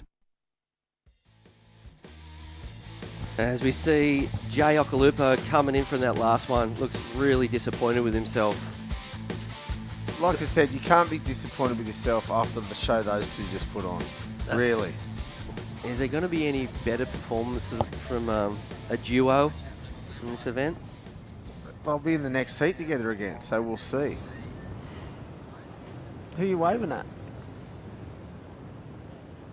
That was Dane Henry there, who's out in the lineup, Hoy. So just when you thought that the air show might stop, he's pushing on. Dane Henry out there in the white in this one.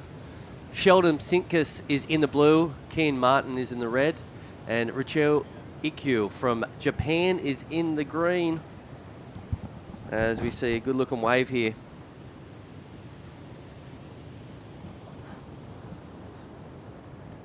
With 22 minutes remaining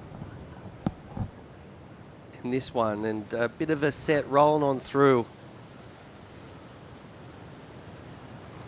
Day 4 of competition down here at Merriweather. Matt Hoy, enjoying having all the best surfers. Yep, I'm at your local beach, mate. Yeah, of course. Look, the waves have been fun all week, but today's it's just got better and better, really. Yesterday was hard in the afternoon, but look at it's firing this morning. So it's going to be a beautiful day. Hopefully the wind, it looks like the wind's going to stay offshore all day today too, so it could be really good all day. It's a bit more peaky today too. There's a few more corners, as we saw in that last heat. There's actually some barrels if you get one. Look, here's one right here. Did you know much about any of these guys? No. Oh, Kian I know pretty well. I know his father pretty well in Bali. And I've spent a bit of time at the World Junior, the Quicksilver King of the Groms. I spent a bit of time with him over there in Brazil. How about Sheldon Simkus? Sheldon Simkus I know just from, up the Goldie and watching him surf a bit. And then Henry, of course, seen him do those huge airs. That's the only thing I knew found out about him after that. Looked really similar conditions to when he did those airs. Well, you think he'd be out there going, righto, I've put them on, I've locked them down in free surfs. Now, to do one of them in a heat. That'd be the moment. Well, you think he thinks like that? Absolutely. Yeah. He's going, righto, I've put it on show. I've got to pull that out in the heat now. For sure. There's Joel Vaughan, the big bro to Hugh. And it looks like Huey's right there as well. So, I can hear all that. The boys are hanging out with a couple of the surf fans here in Newcastle.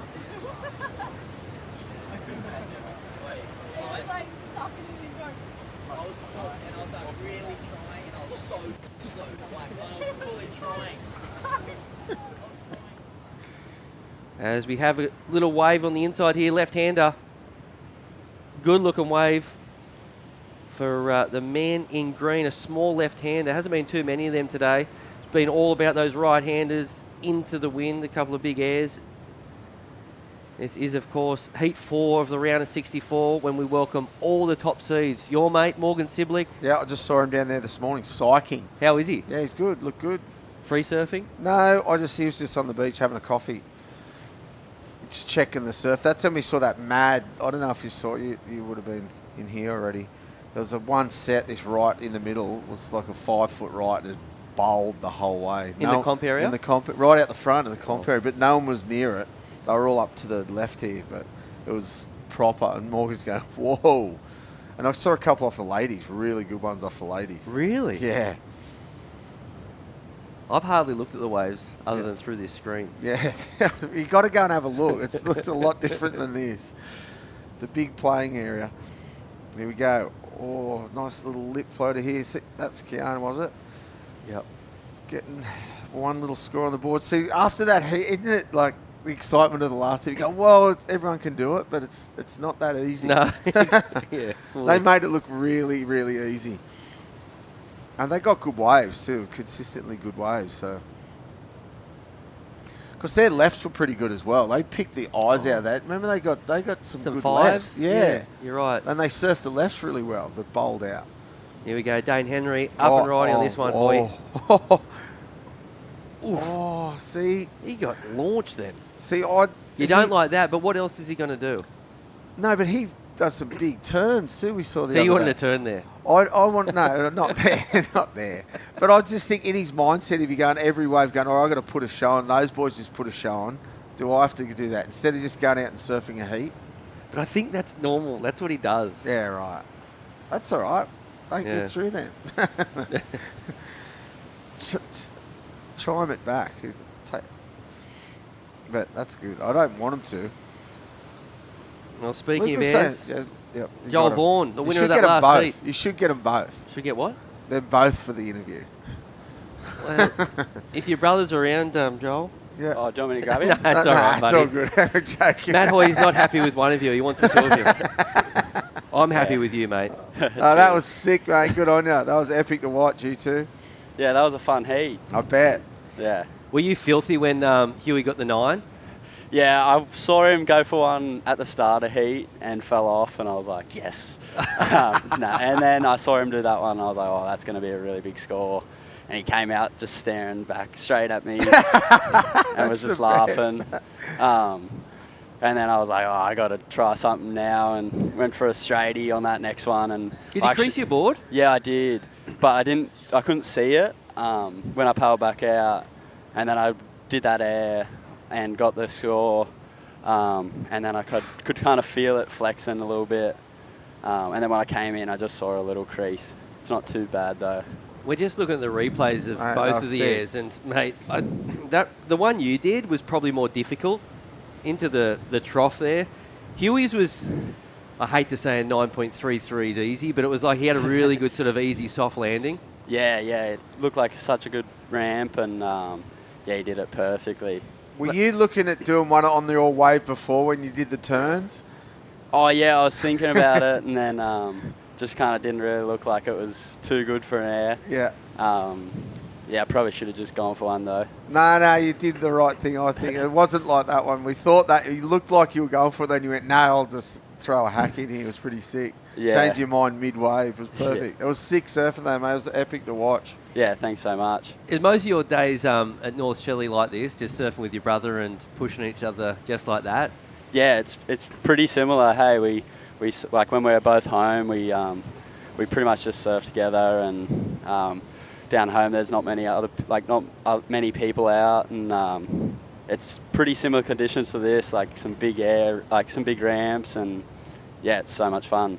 Unreal. And now Dane Henry's out there. I think he wants to do exactly what you did, mate. So I think you've set the pace today. Incredible surfing from you and your brother. Congratulations. Yeah, thanks so much. Well done, mate. Thanks. Unreal. Mate, what a legend. A yeah. former winner as well. Yeah. Didn't even mention that because of the performance he just put on. So good stuff there from Joel Vaughan as we see. Good looking tube there. Is that Kian? I think it is. Remember I said he can ride the tube. I can't see the colour, but... Yeah, Kian, yeah. In the red. It's hard to see in that glare. Right into the rising sun, which I never see. I'm not used to that morning glare.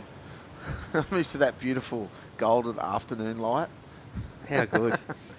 4.5 there for Keon Martin's tube ride. Oh, yeah, that's good. I like how they scored that then, because it was a good tube, but it wasn't, a huge wave. Nice big hack there. That green, yeah. These rights are super rippable, as we see. A nice little end section, little layback, unfortunately, goes down. We've got to paddle out the back. 14 minutes remaining in this one, and it looks like the surfer in blue, that is Sheldon Simkus from Snapper Rocks, up and riding. Just a quick wave for Sheldon, who won a Challenger Series event a few years ago up at Snapper Rocks. Was arguably the biggest event win of his career. It is. And did he go close to qualifying then? He actually didn't do all that well in the events Anywhere after else? that. Wow. Because you usually get one big result, you're pretty much in. Yeah. Wow, that's devastating. Yeah, just need to make a few more heats. I was going to say, who's this goofy footer? Look at this left. Is it gonna too barrel. fast? No, it's going to barrel. Pull in, son. Dane Henry. Oh, look how perfect it is. Finish it. Wow. He's a beautiful looking surfer. Oh, I needed to finish that. I don't think it was a big score regardless. It didn't get deep enough? No. It was a beautiful looking wave. Well, unless it's a gaping hole, I don't think it's worth pulling into the barrel today. You're not going to get a big number. Well, it looked like it was going to be. If he just did turns instead, I think he's getting an excellent score. But where do you turn on that? If it's barreling, you can't really... I think this guy would have figured it out. Just went around that section and did 3 big turns. Yeah, you're right. I would have done what he did. Got the view. Looked beautiful. What a wave. The waves are firing. Yeah, it really is. As Well, we see. I see what you're saying. He didn't get very deep, but he got a nice view. He would have got in rhythm for all this section and finished it, yeah. Still not a bad score, though, eh? You reckon? Oh, maybe a 3. A 3? 3 and a 4. Let's see. Waiting for the last score of White, Dane Henry to get locked in. Needing a 5.6. He's only had a 1 and a 0.8 after we thought he was going to go loony like the other boys did. I think he will. It's not over? Oh, no. I think he'll sneak over those rights. So you can see where they're sitting right down the beach, past the pipe. Those scores on the way. Pretty low scoring one if you compare it to that last heat with the Vaughan brothers. But their scores were like this except for those 2 airs, really. If Yeah. it wasn't for them, their scores were similar to this. Yep, you're right. Maybe there was a 5 in there. Yeah, 5.5 Yeah, for something that like left, yeah. There it is, a 4.43 for Sheldon Simkus. Oh, yeah. So pretty decent number for two turns that weren't super big. But he'll take that, as we see. Surfer in green, nice snap there, caught in the lip for a moment and put him off. Someone went right. Cal went right on that one too. Good to see that split. There must be some waves down the cliff on that too, I reckon, eh? Oh, yeah, the whole beach would be pumping today. 3.63 for Dane Henry's left. There you go. So, yeah, right. Not a massive number. No, you're right. As we see the replay, timing just a little bit off. Pretty average wave, actually, as we see Keon Martin. Another barrel. What? That's a fun wave. Isn't it? Tore of that calf. Rides out of that, he gets an, I suppose, little barrel, 2 turns. He gets a 3.5, maybe. Just for good surfing. 4 or 5 for that other barrel, and that was a long one. He's only going to get a tiny score, isn't he? Oh, yeah, there it is, 3.37. That's all right, though. That's sort of the same as... There's Joshy Stretton there, getting ready for the next heat. Same as Dane's wave, really. And it was not a good a barrel, not a bigger wave. So Josh will be taking on one of his best mates, Mikey Clayton Brown, in the next one. Oh, really? Bay mates. The Bay boys. And look, the other 2 guys are incredible as well, so it's going to be a massive heat. Xavier Huxtable and Jarvis Earl. Oh, that's a huge heat. You know what? There's going to be a lot of rail surfing in that for you, Hoy. There is. I'm missing out on that next. I'll go watch it from the beach, have a coffee and watch it from here. Yeah. Oh, me and you. Yes. Yeah. Well, righto. It's a date. Unreal. Yeah, that'll be sick. That will be a lot of rail surfing, you're right. Yeah. 9 minutes and 30 seconds Couple of barrels remaining in this one, Hoy.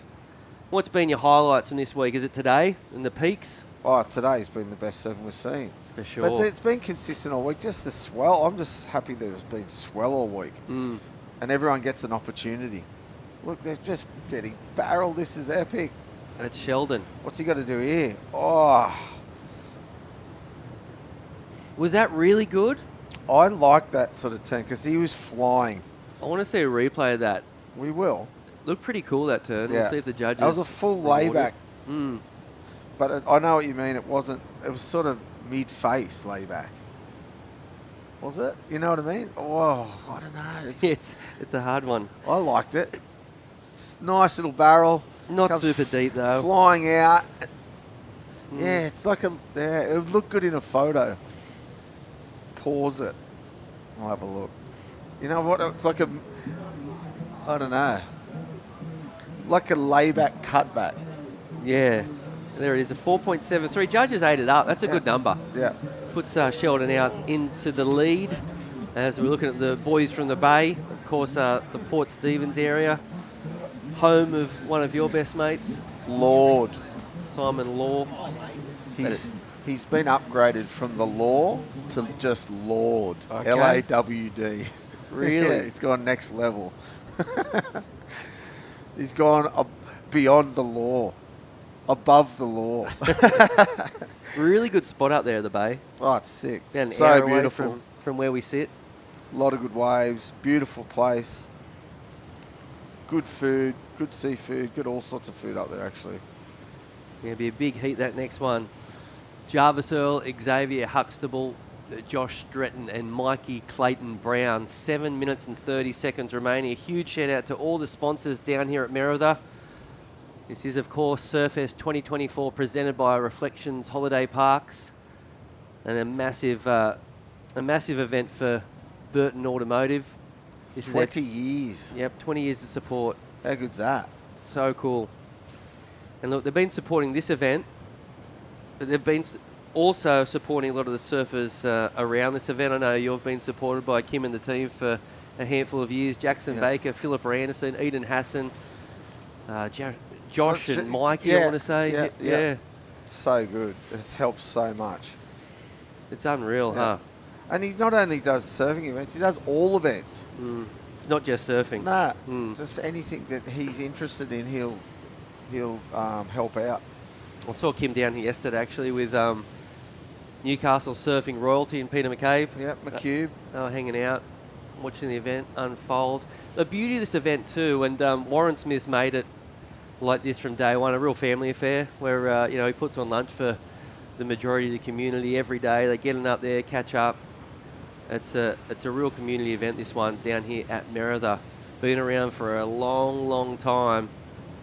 Been surfing this event at Merida for maybe 15 years. Before that, it was up at here's a good-looking the right. main beach at Newcastle. As Right we said, and left. Good-looking wave. Here we go, Hoy. Get up, son. Dane Henry. Oh, nice first turn. Oh, just rides out of it. Build of elastic. Oh, didn't he? It looks like the lip nearly hit him on the back of the board there. That's danger, Will Robinson. And that right looked like it didn't do much. A bit quick. Looked good at the start. You think that's a good score, Dane Henry's? It's a big turn. I'll have a look. Look at there's the right. Oh, high line. Went onto the foamy bit though. Nearly. It's a big turn on a good sized wave. It's a huge. Oh, it's sort of. I think it's big enough. Yeah, I know it's not massive turn, but I think it's a good score.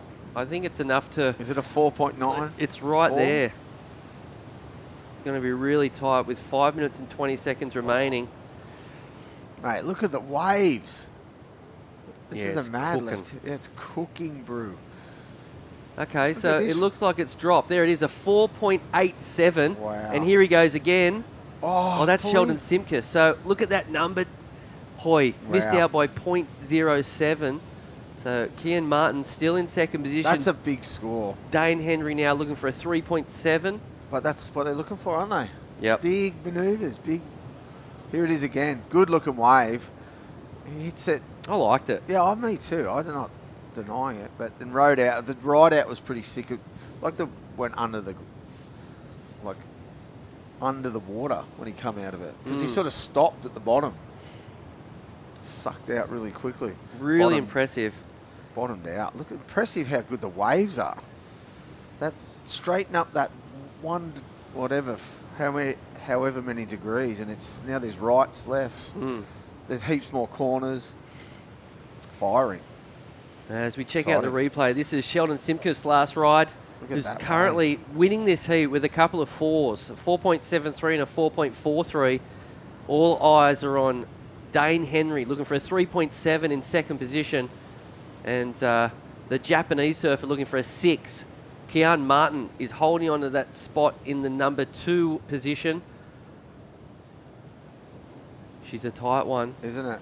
Last heat, completely different. You had two surfers just run away with it. Well, as we said, they were getting scores like this until those two airs. That's the only difference. So someone throws a big air here, or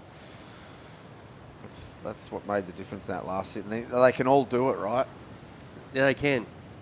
Absolutely. They've all got an air game. The Vaughan brothers have got it on tick. Download. What do you call it? They've got it on lockdown. Lockdown, that's it. There you go. It's too early for me to think lockdown. I'm usually locked down. Good to have Matt Hoy in the commentary booth along with Mark Occhilupo this week. And you, Mitchie, and Ronnie Blakey. And James. What a combo. Jess Starling. Jackson Baker. Yeah, Jacko Baker. Royalty. Oh, yeah.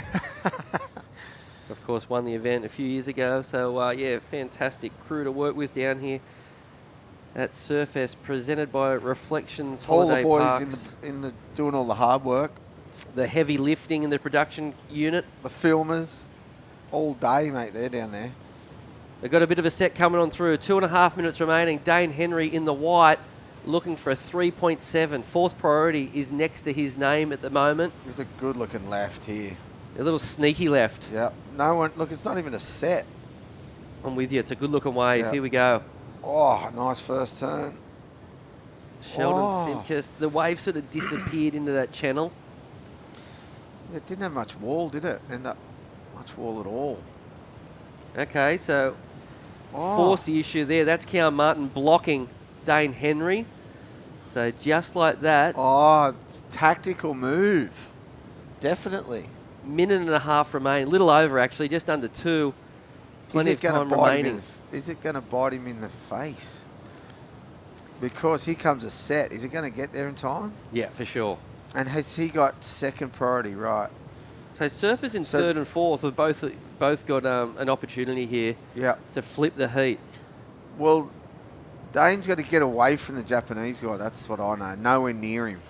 Because this is a set for sure. This is going to be a good peak. Where is that? Is that him there? That's Dane to the right of the screen. Yeah, and look, it looks he's like just Sheldon to the left. He's just seen it. Look at this. It's a bit of a closeout, maybe on the end. Don't go that. He's going to go. Here we go. It's a tough-looking wave. Oh, he's going to get... Oh. He's in the barrel. No. He needed a 3.7. He should have waited probably, eh?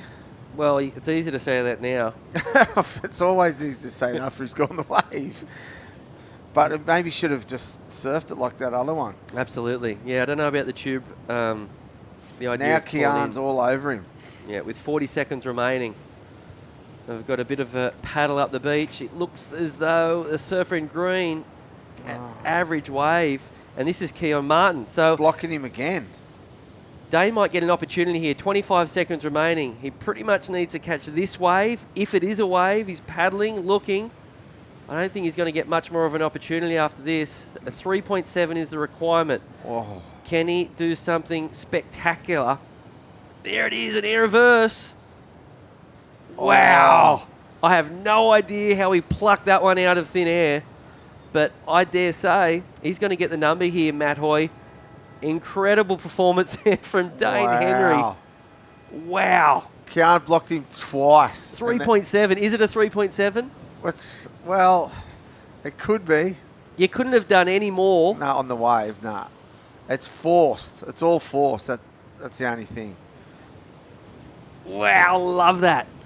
And that's when a claim's pretty cool because it's exciting and you can tell he's just super pumped on his performance. Yeah. It's not just to try and get the score pump. Oh, Kiana be devoed right here if it comes down to it. He blocked him on twice on an average wave. That second one was pretty average. He blocked him twice. So let's wait for these scores to get locked in. There he is, Dane Henry on the shore. He'll shake the hand of Keon Martin. Good sportsmanship, boys, after he just dogged him.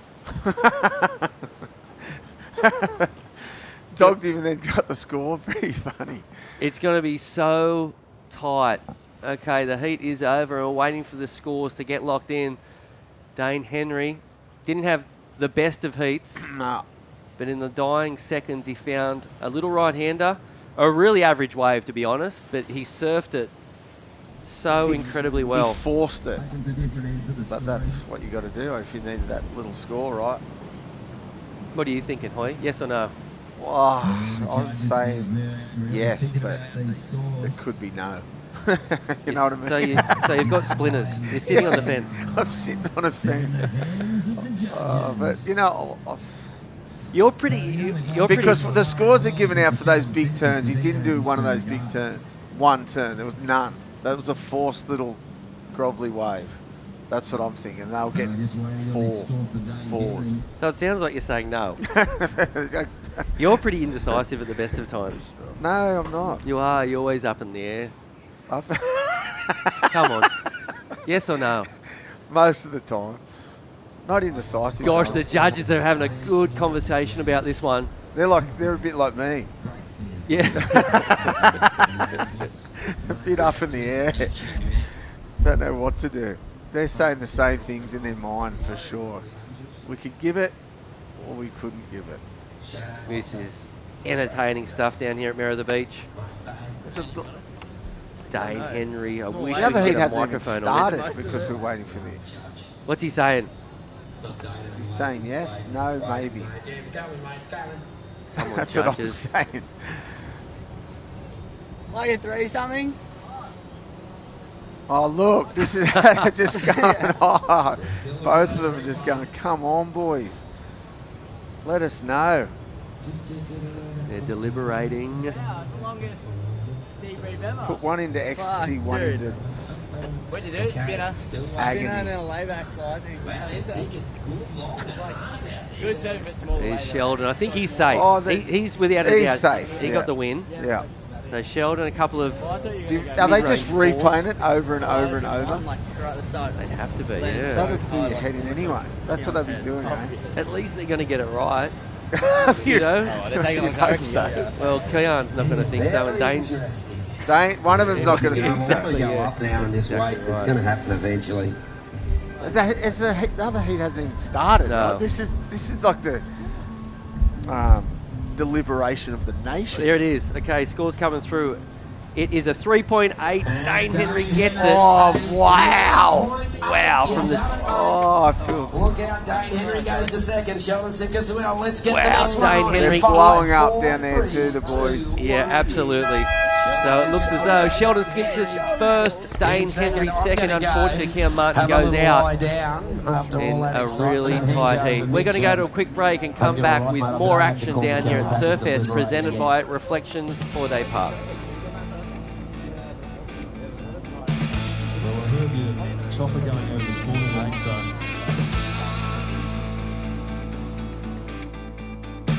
The Racecourse is not just a place to watch the horses thunder. It brings generations together to share memories and experiences that are close to our hearts and runs in our veins. Newcastle Racecourse. Home is where the track is. Welcome to Sydney. Upbeat. Downbeat. Feel its heartbeat. Open spaces.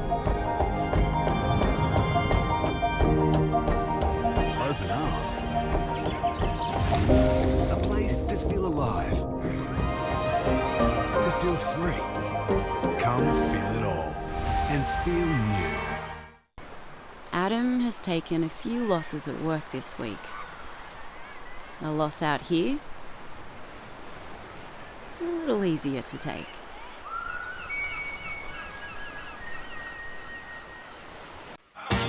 Wait!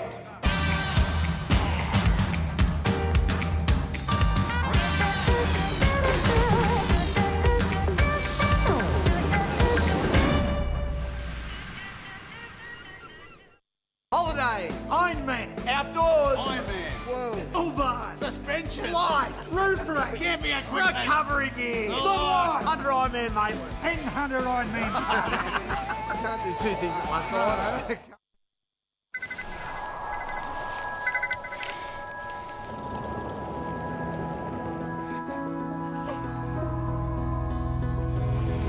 That's me.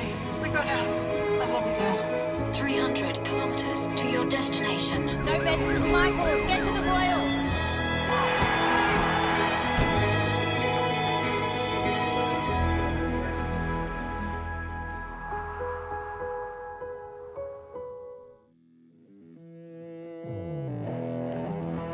Welcome back to the show. That last heat.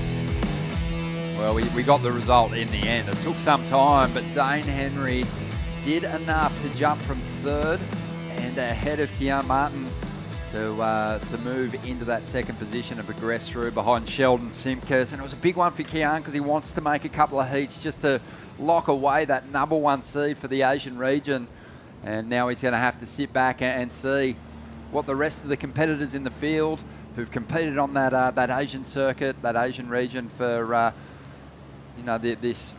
this year's schedule, see how they fare in the contest. He might lose that number one spot, but he does have a lot of points accrued already, so we'll see how he fares. Out there in the lineup now, another big heat, Heat 5, the round of 64 here at the Burton Automotive Pro. This is Xavier Huxtable, one of the big dogs on the Australian Oceania qualifying series. Big turns. We've seen him in a CT before. Just a great surfer. Ronnie Blakey sitting alongside the great Mark Okolupo. I know you're feeling it, mate.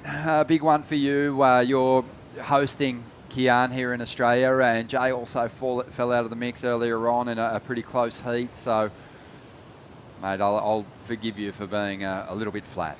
A little flat, I guess, but, Jay drew the Vaughan brothers, and that was always going to be tough. Kean, that was debatable score, but, we have so many of them too. But I'm wondering what those two boys are going to get up to now. But, yeah, Jay and Kean are, thick as thieves. They're best mates, and Kean takes care of him in Bali, and Jay, we take care of him here.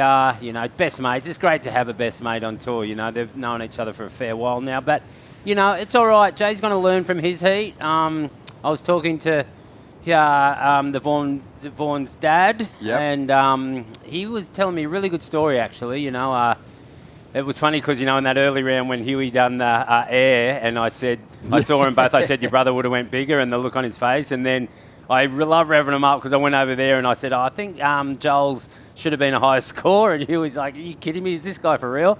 Anyway, but it's funny because I had a really good talk to Dad, and he was like, you know what, Ock? He's like, when Joel was 10 and I was still pushing Huey in, I told Joel, and I didn't know this, I said, Joel, don't turn in any surf. Just do airs only. He said he had his mates coming up to him, heaps of people going, what are you doing to your son? He can't turn. He's only doing airs. And he's like, I don't care. He's like, he can learn his turns later. Wow. How is that? Wow, that's a strategy. How is that? Matt Hoy's shaking his head. He's like, Matt Hoy's here going, what? Garbage! I had to... Get those rails wet, son. I had to ask him. I said, is it all right if I talk about this on commentary? Because, I mean, this is radical, you know, like it's... It's unheard of. It's unheard of. But, man, you kidding me? Do you think it hasn't worked? Oh, mate, and you've had some interesting takes on advice for your Grom as well, Ock. We'll get back to that in a moment as we see former World Junior Champ Jarvis Earl. Oh, he'll be leaning into all that knowledge of Luke Egan too. He's done some coaching with Luke over the years, and here at Luke's home break. And Jarvis has a score on the way. But just to give you a quick update, we've got Xavier Huxtable out there in the blue. Mikey Clayton-Brown, one of the local boys, is in the green. Joshua Stretton from not too far from here, he is in the white. Port Stevens surfer, and Jarvis Earl's going to be in that red. We saw him just a moment ago, but right now we're going to hear from the winner of that last heat. Sheldon Simkus joins us. Shelley, how are you, mate? Hello, boys. Sounds like my three favourite commentators on there. Shelley, how are you? Well, yeah. Congrats, Shelley. It's Ock. Sorry, Ronnie, I'm jumping all over you. Is that Hoyo in there, or was he not in there? Hoyo was in there, but I'm jealous because you still got waves on the Goldie and still made your heat, and it's all happening. What's going on? Did you miss me up there in that swell or not? Of course I did, Ock. I missed everyone that was down here. That was while I was enjoying it up there. We love it. Oh, let's start there, Shelley, because you guys were just getting funneled beyond belief. Some amazing rides. Yeah, I don't know if it's this event or if it's a lot of WSL events, but I feel like whenever there's an event here in Newcastle, it seems to kind of pump it home, which isn't a bad thing, but it was definitely a hard decision to come down. But I love competing, so yeah, I'm here, but I'm definitely a little bit tired. I was kind of in a few barrels this time yesterday, so at Kira, that is. So yeah. Yeah, it was hard to leave, but yeah, I love competing. Come on, don't rub it in. Let's get back to the heat. You would have loved it, Ock. It was really fun. It was your conditions. Love it. Shelley, good way to start the event, mate. It's funny because it looks so beautiful down there on the beach today. It was a beautiful sunrise, really glassy conditions, but at stages throughout the event, it's also been a really challenging lineup to read. Did you find that? Well, this morning was my first time looking at it, so I haven't really seen the challenging conditions. I've just seen today, and today looks really good, and it's exciting. Like, I'm watching a really nice wave come through now. It's a right and left. There's actually no one on it. That wouldn't happen at Kira, but it's a roping right, roping left. But yeah, conditions look unbelievable. I think it's only going to get better with the high tide, so it looks like a really exciting day of competition. I think everyone should be rubbing their hands together. What's it like in those moments? I mean, you established a pretty reasonable lead and the battle for second spot was on. Were you sort of paying attention to just how close that last exchange was there? Oh, I was stressed that whole time, Ronnie. I wasn't relaxed at all. Like, I think a couple fours was not good enough to get the job done. I saw, obviously, paddling out, saw Huey, and all I saw was the bottom of the boards. I was just going to the moon, and yeah, I was like, oh, Dane Henry's been doing the biggest. I've been surfing with him at home at D-Bar and been watching him do the biggest airs, and I was like, oh my God, like this is going to be a bit of a heat. And I was really feeling the pressure when I had a 4 and a 3 in the lineup. So, but it was nice to come in and know, I guess I had a advancing situation. There's only one score to come in, so that was probably the most relaxing part when the heat finished. Yeah, for sure. Shelley, how have you fared on the regional QS so far this season? Because I know the challenges were pretty difficult the past couple of years for you and just collecting results. So you're starting to build some momentum is what I'm asking. No, I don't think so. I hope I am from here, but yeah, I haven't really had a good. Last year was pretty bad for me competing wise. I felt like I was surfing well, but it's hard. Like you come up against really good surfers, and a lot of the regional surfers have really picked up their game too. So yeah, I think for me it's just trying to surf good in a heat, if that makes sense, to get good scores. Yeah. So yeah, Must have been. Sorry, I was just going to say, Yeah, must have been a huge confidence booster for you then, and maybe it's a huge benefit to the Australian surfers to have those big board riders events, because your performance for Snapper Rocks at the Usher Cup, that was memorable for me. That was a mind-blowing effort. Did that help restore a bit of faith in your competitive approach? For sure, yeah. I was definitely coming into this year, I was probably rethinking the whole competition side of it for me. And then, yeah, I kind of wish there was more comps at Snapper, because I seem to kind of do well at Snapper. But yeah, I mean, I definitely get excited to surf in the Rashie, and the Usher Cup was definitely a nice booster for me to get back in the Rashie and get the competitive juices flowing. But yeah, like I said before, it's hard, it's tricky. You come to all these beach breaks. Today's really, the waves are pumping, but it's quite tricky in the 25 minutes. So trying to put those good surfing, free surfing things into heats. So yeah. And how's that outer body going there, Sheldon? Yeah, we had our event last year, and that was a lot of fun, and there'll be more in 2024, so we'll have some coming at the end of this year. But yeah, a lot of surfing. This time of year, obviously on the East Coast, is so good. So it's been on the back burner for a little bit, but we want to incorporate surfing into our next little event. So however way we can do that, and however we can get our friends involved, we want to try and incorporate surfing, golfing, having a good time with our mates, and yeah, enjoying ourselves. Very nice. Loving Congrats. it. Yeah, well done, Sheldon. And yeah, hopefully this is the start of a bit of a roll for you, mate. Yeah, I'm excited. Like this today looks unbelievable. It'd be nice to surf another heat, but whenever we get to surf again, I'm pumped. I'm excited to be down here. Hopefully the waves have dropped at home a little bit, but I'm trying not to look. I spoke to Joel. They haven't. Oh, okay. It's Don't tell me that. still on.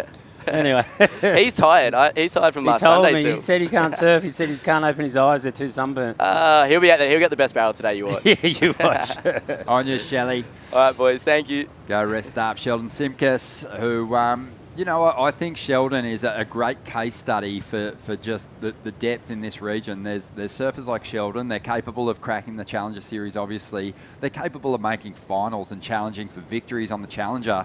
But then you can turn up the next year when you've had all this momentum and really struggle to get through heats in the earlier rounds. And, he's so established. He's so regarded as a great surfer. Yet even he's struggling to find the top end of the regional ranks. It has changed so much since I was a youngster. Ronnie, oh my God, I can't say it was easy when I was young, but there definitely wasn't 100 guys that absolutely rip. Like, it is hard, and I keep on going back to WSL going, we need more than 7 surfers in our region. Like, come on, I think we were talking about it before. I would go to court. I would become a lawyer to state my case. Yeah, I'd love to see that. Just to see you in a suit. I've only seen it a couple of times. At the races. Here we go, Jarvis Earl on the replay. How's that big first release? Really did put it on edge, and this has helped him set up a pretty healthy position in this heat. By far the best ride of the clash so far. 6.83 for this one, Yeah, it was a good ride, for sure. Jarvis, really loved the way he surfs. I mean, he reminds me of myself, because he's from Cronulla, right? Yep. And when I was his age, he just reminds me of me. I mean, maybe different type of surfing, but just that kind of, when I was that high-pitched kind of voice, and I don't know. I probably still got that voice. I don't know, but love it. But I think Jarvis has got a big future. Another goofy footer from Cronulla. Yeah, there's so many of them. Oh my goodness. Yeah. Oh, have a look at that. Yeah, you could just rattle off a long list, couldn't you? You could. I mean, Dog. Richard Dog Marsh, Jim Banks. Wow. Andrew Murphy. Yep. The list goes on. Andy King. Well, there was an old school surfer called Peter Smith when it was back on single fins. That was unbelievable, almost like a Michael Peterson. He was that good. Peter Smith, I don't know if you ever heard of him, but full underground. Yeah, there was so many goofies. It's funny. Yeah. Kurt Flintoff. What am I thinking? Can't forget him. Blake Johnston. Yeah. The man. That guy is unbelievable what he does. Yep. Yeah, he's a Guinness World Record holder. He is. So, that's just some of the goofy-footed greats from that Cronulla region. Jarvis Earl's already there. He's a world champ, for goodness sakes. And he's out there with 10.5 minutes to go, looking for a second score, as we see there. Look like Josh Stratton tucking in, trying to find some viz. Been a couple of pits already this morning. I saw a couple that were kind of resembling backdoor. Remember that one year that it was down here and it was firing, like a few years back? It was firing barrels. It's kind of starting to look like that. What a day we have for you. All day, 16 heats. And the big dogs are hitting the lineup. They are. And the interesting thing about that, the interesting stories that are unfolding is you've got surfers defending positions at the top end and hungry lower seeds showing form through the earlier rounds, trying to take spots away from them. You're going to have to bust your phone out a lot today and tell me what's going on, Ronnie, because, this is important. I will, mate. I will for sure. Xavier Huxtable, he's one of those surfers just outside that top 7 picture at the moment, and a guy that's so capable of breaking through. He's really close. He's currently in 12th position, so really crucial heat for him, and we know he's gotten very close to getting into those Challenger Series events before, so massive for him. Jarvis Earl's had a shot at the Challengers already as a World Junior Champion. Have a look at this wave. Standing up. Beautiful looking wall here. And Joshua Stratton gets up into that bowl a couple of times, working his way through this one. I mean, you get a wave that provides some space for multiple turns. You don't want to butcher it. You don't want to risk it all on the first turn, but you do have to push, especially with the big seeds entering the mix. And as nice as that wave was, I think Joshua left a lot of points on it. I think you're right. I was talking to Jay about that in his heat. And, he didn't do a whole lot of things wrong and didn't get big scores. I'm glad he drew that heat because, that's a level you kind of got to get to. I mean, the Vaughan brothers are next level, right? I mean, their surfing's world class. I mean, they can take on the best of them and win. So it is a different level that, there's another set 5 guys that are going to qualify too, and I dare say they're not on that level, and I'm just telling the truth. But I'm glad my son drew that heat because, you've got to aspire to that level. Oh, the big dogs are in town to watch the show unfold. Don't worry about that. What do you think about that call? I agree, yeah. Former winner of Surfest, Julian Wilson, world title contender, pipe master, multiple championship tour wins, and running his own program now, Revere, doing really well with that, which is great to see. But he married a local, Ash, and they live here in Newcastle, and they absolutely love it. They've been welcoming into the community. But he's down here just checking out the level, having a look at the waves, no doubt. We should ask him to come for a serve with us this Arvo, because me, you, and Matt Hoy, we surfed together. Yep, Terry Tapper, who's Tapper was out there. Do we have to mention Tapper? Yeah, I've got to mention Tapper. No. He's a commentary. He is. Just vintage. Vintage commentator. He's doing beach here. Everyone knows Tapper on the Gold Coast. But, yeah, we all surfed at... I'm not telling you where we surfed because the locals probably wouldn't like it, but where we surfed, the bank is exceptional. Yeah, it's good Probably fun. as good as I've seen it, maybe close, because there was long lefts that was resembling Mundaka or something on a high tide. Yeah, it was epic. It's like G-Land out there. There you go. It was a lot of fun and good to wash off a big day of watching other people play in the ocean with a bit of fun for ourselves. But, this is an interesting heat. Jarvis Earl still not able to back up that 6.83, but at the moment it's still, by far the best ride. 2 points better than what Xavier Huxtable's even served up. Morgan Siblick on screen. It's sort of like we're into the VIP section of the contest now. This is where all the big names are, and like we said before, the stories are huge. There's the opportunity for big upsets. There's the opportunity for some of those surfers, like Xavier Huxtable, for example, to put the pressure back on those surfers at the back end of the top 7 and make them sort of chase another heat win if he can progress. So it's all happening, but yeah, it's gonna become a lot clearer, that qualification story, as we move through the rounds. But yeah, there's a couple of big names sitting just outside that top 7. Dylan Moffat already progressing through earlier today. So, you know, that's going to have the likes of Oscar Berry and Geordie Lawler sort of shivering a little bit because he's probably catching up as we speak. As we see there, taken to the sky. Mikey Clayton-Brown doesn't stick that one. Morgan Siblick just outside of the top 7. Jack Thomas, Xavier Huxtable, Winner Vincent, Lennox Smith. They're right there in striking distance. Mikey Clayton-Brown's actually just sitting in 16th position, Well, so not too far off. Well, he needs to get going. He really does. So Lennox Smith, I'm interested in him. He's young. Yeah. He's got big ears too. So Chargers as well. Yeah, I think I actually was just talking to him. He said he's in heat 13 coming up today. That little wind nor'east. I mean, for these guys, it doesn't really matter which way the wind's going now, as long as it's not howling, behind you. But yeah, I'm interested to see Lennox and Kenny. You know, he'd be a young qualifier right there. He's I'm not sure if he's even 18 yet. Yeah, maybe just. I'm not too sure, but yeah, some interesting heats coming up, Ronnie. Yeah, it's going to be a lot of fun, and you heard Sheldon say, his feeling was that with a bit more tide, we could even see it kind of open up a little bit more on the face for the competitors, so that the chance for bigger combos.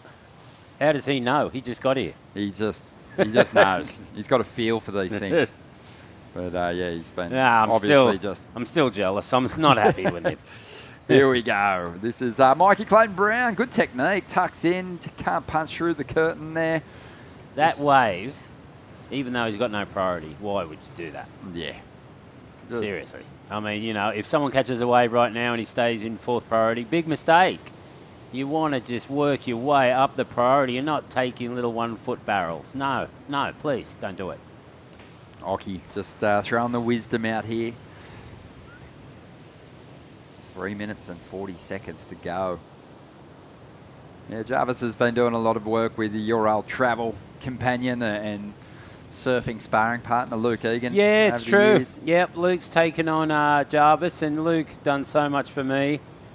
You know, we caddied for each other. It wasn't actually a so-called coach, but it just it just happened. Well, it was kind of back in the day, right, that you did kind of lean into your countrymen and kind of work together. You looked after each other. Not too many people travelled with a full-time coach when you were on tour. No, they sure didn't. No. So what we did, we just travelled together and caddied for each other, you know, helped each other in coaching, you know, in tactics and positions to sit and what waves to catch. We helped each other out for sure. And Luke a lot more, you know, because the year we were doing that was definitely through those 90s and the late 90s, early 2000s, and the year that I did win my world title, he was there every step beside me. I remember him caddying for me at Chopu, yelling at me, Ronnie, because, you know, the waves had dropped by the final. It wasn't big. It was only 3 foot, 4 foot, and I had a big score, and I was in the lead, and, you know, at Chopu, the caddies are so close to you, you can touch them, or they could touch you.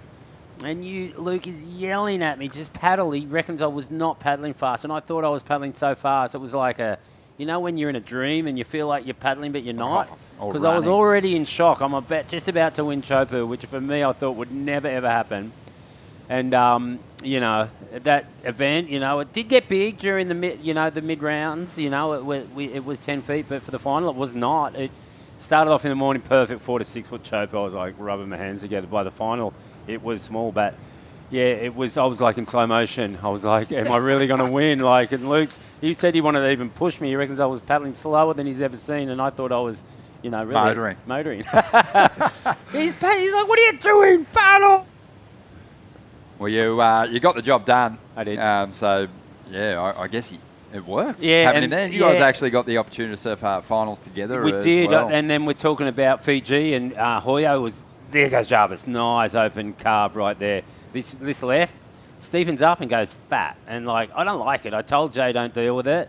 I don't like that left. Let's get back to Bure 1. Yeah, look at him go. He's a good groveler.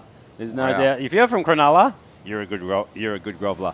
He's done really well here just to add some extras on the inside. And, Jarvis is a really savvy competitor. He only had a 1.83. And he got a nice little turn done there, and he just knows that that's going to really help his chances of holding on to this number 1 position here. The fight is on for second spot, though. Xavier Huxtable's hanging on to a pretty dicey little position here. Hasn't really consolidated this second spot. Joshua Stretton with priority. He's only after a 4.83. And there's Xavier trying to get rid of the 3.4. Mikey Clayton-Brown's been so busy in this lineup. Hasn't really got a decent score to speak of, so he's got a little bit more work to do. Needs a 5.23 to jump up into second spot. 15 seconds remaining here. This looks like a bit of a corner down the line. Whoa. Oh, not much doing there. It was Mikey surf and switch. It was too. So I wondered who that was. Yeah, so he's just throwing the towel in, really. I mean, the heat's over. Mikey Clayton-Brown was in a position maybe with a massive result to get himself up towards that top end of the regional ranks, but it's not going to happen for him this year. He's going to fall out of the mix. Joshua Stretton falling short. Xavier Huxtable still in the hunt for that big result. Jarvis Earl, a comfortable victory for him. He's moving through to the next round. More to come from the round of 64 here at the Burton Automotive Probe in just a moment. It's in all of us. That craving to feel new again. To see something new that will blow our minds. Or meet someone new who will change it. New South Wales. A place to feel free. To feel alive. And most of all, to feel new again. Maddie's last night's sleep was spent trying to look up relaxing wave sounds. Tonight's actual wave sounds.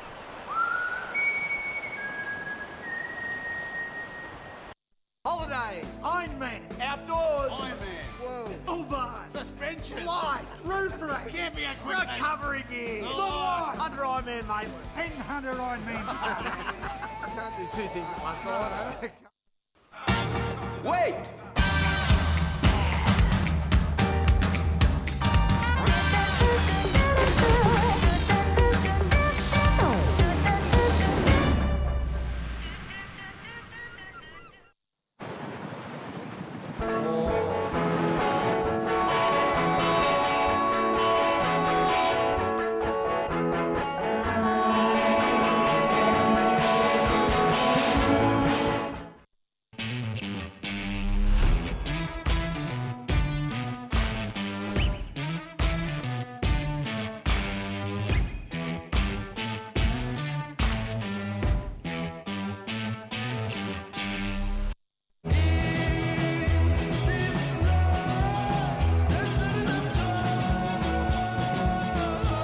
Effortlessly refreshing. Byron Bay Brewery Premium Lager. Go with it. Welcome back. We're having a great morning here at Merriweather. We always do. It's been a stunning 4 days weather-wise. We've also had a bit of swell, thankfully, and that's been nice, and we've seen some decent scores. Excellent scores already dropped today, and with the top seeds in the lineup this morning in the round of 64, we're expecting more as Tane Dobbin looks to get things going here in Heat 6 in that green jersey up against Xavier Bryce, who's in the white. Daiki Tanaka is going to be out there in the blue, and Joe Azuchi.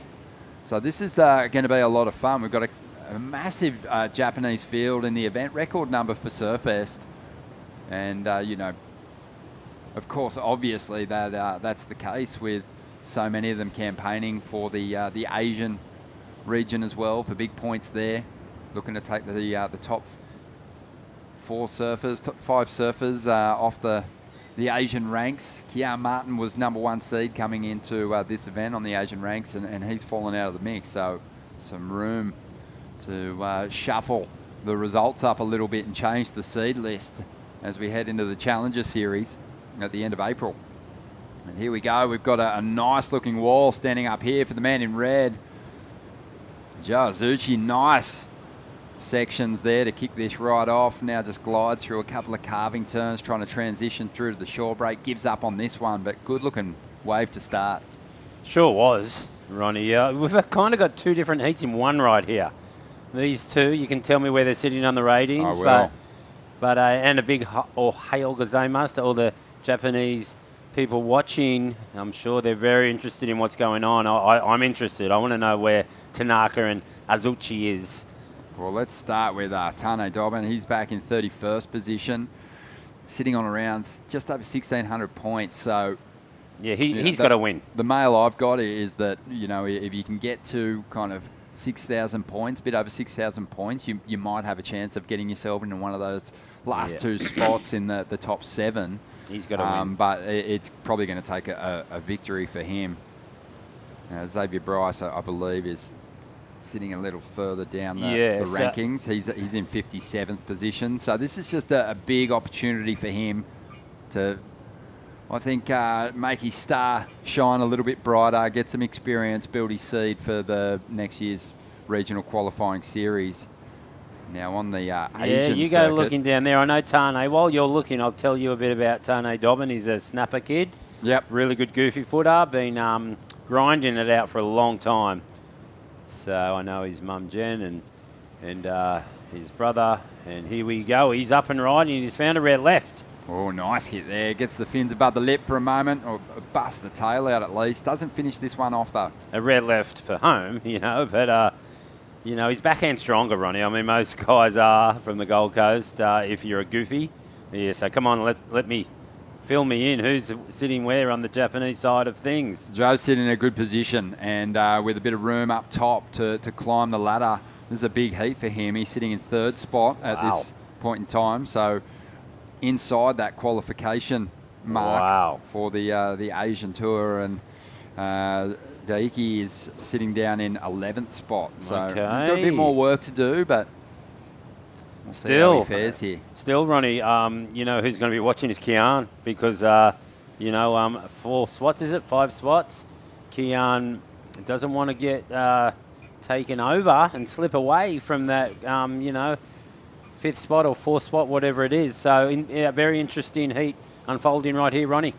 An absolute pleasure to call heats with you, Och. To sit alongside a world champion is just a dream come true for me. And now we've got one joining us on the post-heat interview as well. Jarvis Earl, world junior champion, getting the job done in that heat. Congratulations, Jarvis. How's that feel? Yeah, thank you. The waves are kind of cooking out there, but it's definitely hard to find one with a corner on it. So I was stoked I got a couple and grinded it out through that heat. It's really funny. I mean, you got the 6 pretty early on in the heat, really solid score, but I could see the other score almost meant more to you at the end of the clash. You looked more relieved and happier about your 2nd score than you did the big one. Yeah. I got that good one at the start, and then the rest of the heat I was kind of just chasing for a backup score and struggled to find it until it was still only a low backup, but just got it in the last minute. So yeah, it was a tough one, but the waves are real fun, so I'm stoked. Jarvis, a couple of years back, mate, the big World Junior title. There's no easy way to get yourself into the Challenger Series events, but you saved yourself a lot of, I think, headaches and a lot of travel by winning that title and getting onto the Challenger Series. How was the experience competing on that next level competition? Yeah, the Challenger Series was great. I feel like I learned a lot competing against more experienced competitors, and I've definitely learned a lot from last year and tried to take it into this year's regional QS series, and yeah, hopefully back onto the Challenger for this year. Yeah, for sure, mate. Luke Egan's still your go-to coach, and have you been chatting to him in the lead up to this event? Yeah, Louis is still my coach back in Cronulla, and he's pretty busy always in the tour events, but whenever he's home we always punch out a few sessions, and if I have any questions, I always hit him up. So yeah, it's good having him in my corner. Made a really good run on the QS once again, sitting in 3rd position at the moment. But I'd imagine, you know, even when you're that high up the rankings, when you look at who's behind you, it's sort of like, I've got to keep making heats. I just want to finish the year strong, maintain a good seed if I can heading into the Challengers. Yeah, the Australia region for the QS is really tough. Like, it's so many talented surfers, so you always got to keep an eye out on who's chasing you. So it'd be good to get to finish the year finish the season, with a good result here in Newey. So yeah. Oh, definitely, mate. Well, we're seeing some pretty nice lefts roll through at the moment. And it looks like tucking into the pit. We've got Tane, and he's still rolling through this one, man. That was a deep pit, a lot of vision. And that'll get us all excited. But, mate, are you enjoying your time here in Newey? Yeah, I always love it up here in Newey. It's a sick little surf community. So been getting some fun waves, and hopefully it's pumping like this again tomorrow. Awesome, brother. Well, a well-deserved heat win. On a roll at the moment. Well positioned on the regional ranks. We wish you all the best for the comp. Yeah, thanks so much. See you, Ronnie. Thanks, brother. Yeah, Jarvis Earl, he's a super talent. He's just one of those kids. He's got the talent, but just competitively, he's such a cool head, makes good decisions. Even when he's surfing against guys that have got a lot of years and a lot more heats under their belt, he just seems to step up. He does. How's this barrel? Double barrel. It reminded me of Larry Blair in the Coke Classic at Manly back in 70. Fully. What? That was just dreamy. That would have been a really nice vision from inside until the barrel started creeping away from him. But he got a long way through that pit. Easily the longest tunnel that we've seen. Coke surf about, Ronnie.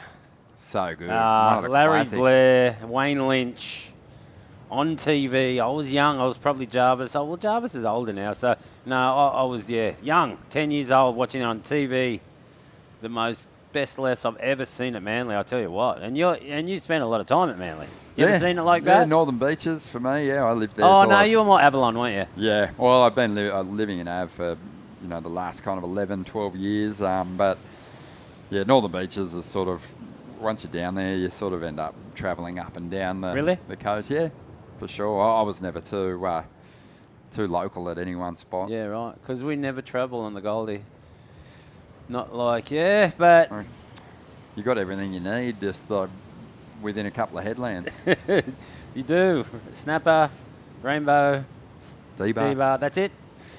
Yeah, no, but yeah, that's been the destination for some amazing competitive moments, and it's great to have a major contest back on the schedule on the Northern Beaches. I mean, Manly was a fantastic home for the Australian Open for a number of years, but having a Challenger Series event at North Narrabeen is just all time, and the potential for high quality waves. There were some huge barrels there last year, which was awesome. Yeah, and it was a great way to kick off the Challenger Series last season. Good waves at Snapper. Yeah, good waves at Narrabeen. Yeah, I thought it was a great start to the leg for sure. Are the banks good at Narrabeen, do you know, or right now? I think there's been some pretty insane conditions. Okay. Yeah, I think it's been pumping. But getting a big swell, it's always, aren't we? Always pretty consistent. Big swell coming here this weekend, which is going to hit Sydney and Newcastle, so we'll see what that does to the bank. I mean, how far away is Narrabeen? It's a while May. away. Yeah, mid-May. We're probably going to get a few big swells before then. But back to this heat. It's a 4-point ride for Tane, and Azuchi gets the 5, so and the 4. So here we go up and riding. It looks like Tanaka. The tide's coming in, Ronnie, so these waves are filling up. This is the smooth style of Xavier Bryce. Sorry. And it's... Sorry about that. Didn't really kind of eventuate into much on the outside, though. This one is looking promising for Tanaka, and he's going to slot into the pit. He gets a bit of cover, but he was not really deep in that barrel. Nice little cutty, gets back to the source, but he would have loved to have put the handbrake on a little more in the opening stages of that section. Chipping away at this one through to the inside. Yeah, that was not the right thing to do, was it? It just wasn't a great read on the opening section. No, he put the hand in and he needed to be obviously deeper, but I reckon probably not even go for the barrel. Do one of those Sheldon grab rail air spinner corrupt thing was probably the better move for that. I wonder if he's got that. I don't know if he's got that move, but we'll see the left first. Definitely one of the better sort of looking barrels. It was sort of suggesting, hey, pull in. This is the one. This tuck in, but he just didn't really. He got a bit ahead of it, And this is a nice little cutty. Big high rebound would have looked nice. Yeah, no, one of those big corrupt flips under that. But, I know over what that you're saying. limb, you know what I'm saying? I thought that would have been the move for that because the barrel, he could have been, fairly deeper, but he still probably wouldn't have got a big score for that.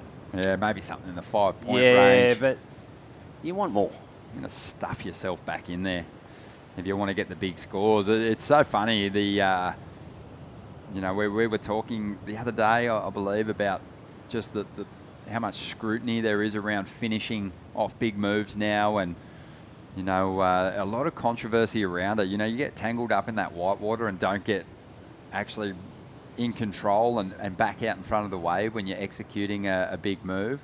You probably won't get full credit for it. And barrels are scrutinised heavily too. These days, if the nose of your board is visible in the tube, chances are it's going to be an average score. These days, you've got to get back. You've got to get tangled up on that foam ball. You could be on a 10-foot wave, and if you're not stuffed back in it, even if you negotiate a big drop, you probably won't get a big score. I've had it plenty of times at Chopu, don't worry. I've had waves and pipe too where, takeoff is hard and you feel like you're charging and you get a big one and 2.5. So cruel, isn't it? Yeah, no, it's you got to be back there. Yeah, so that's going to hurt Tanaka's chances there. Just a 3.07 on that one. Look at the conditions on offer.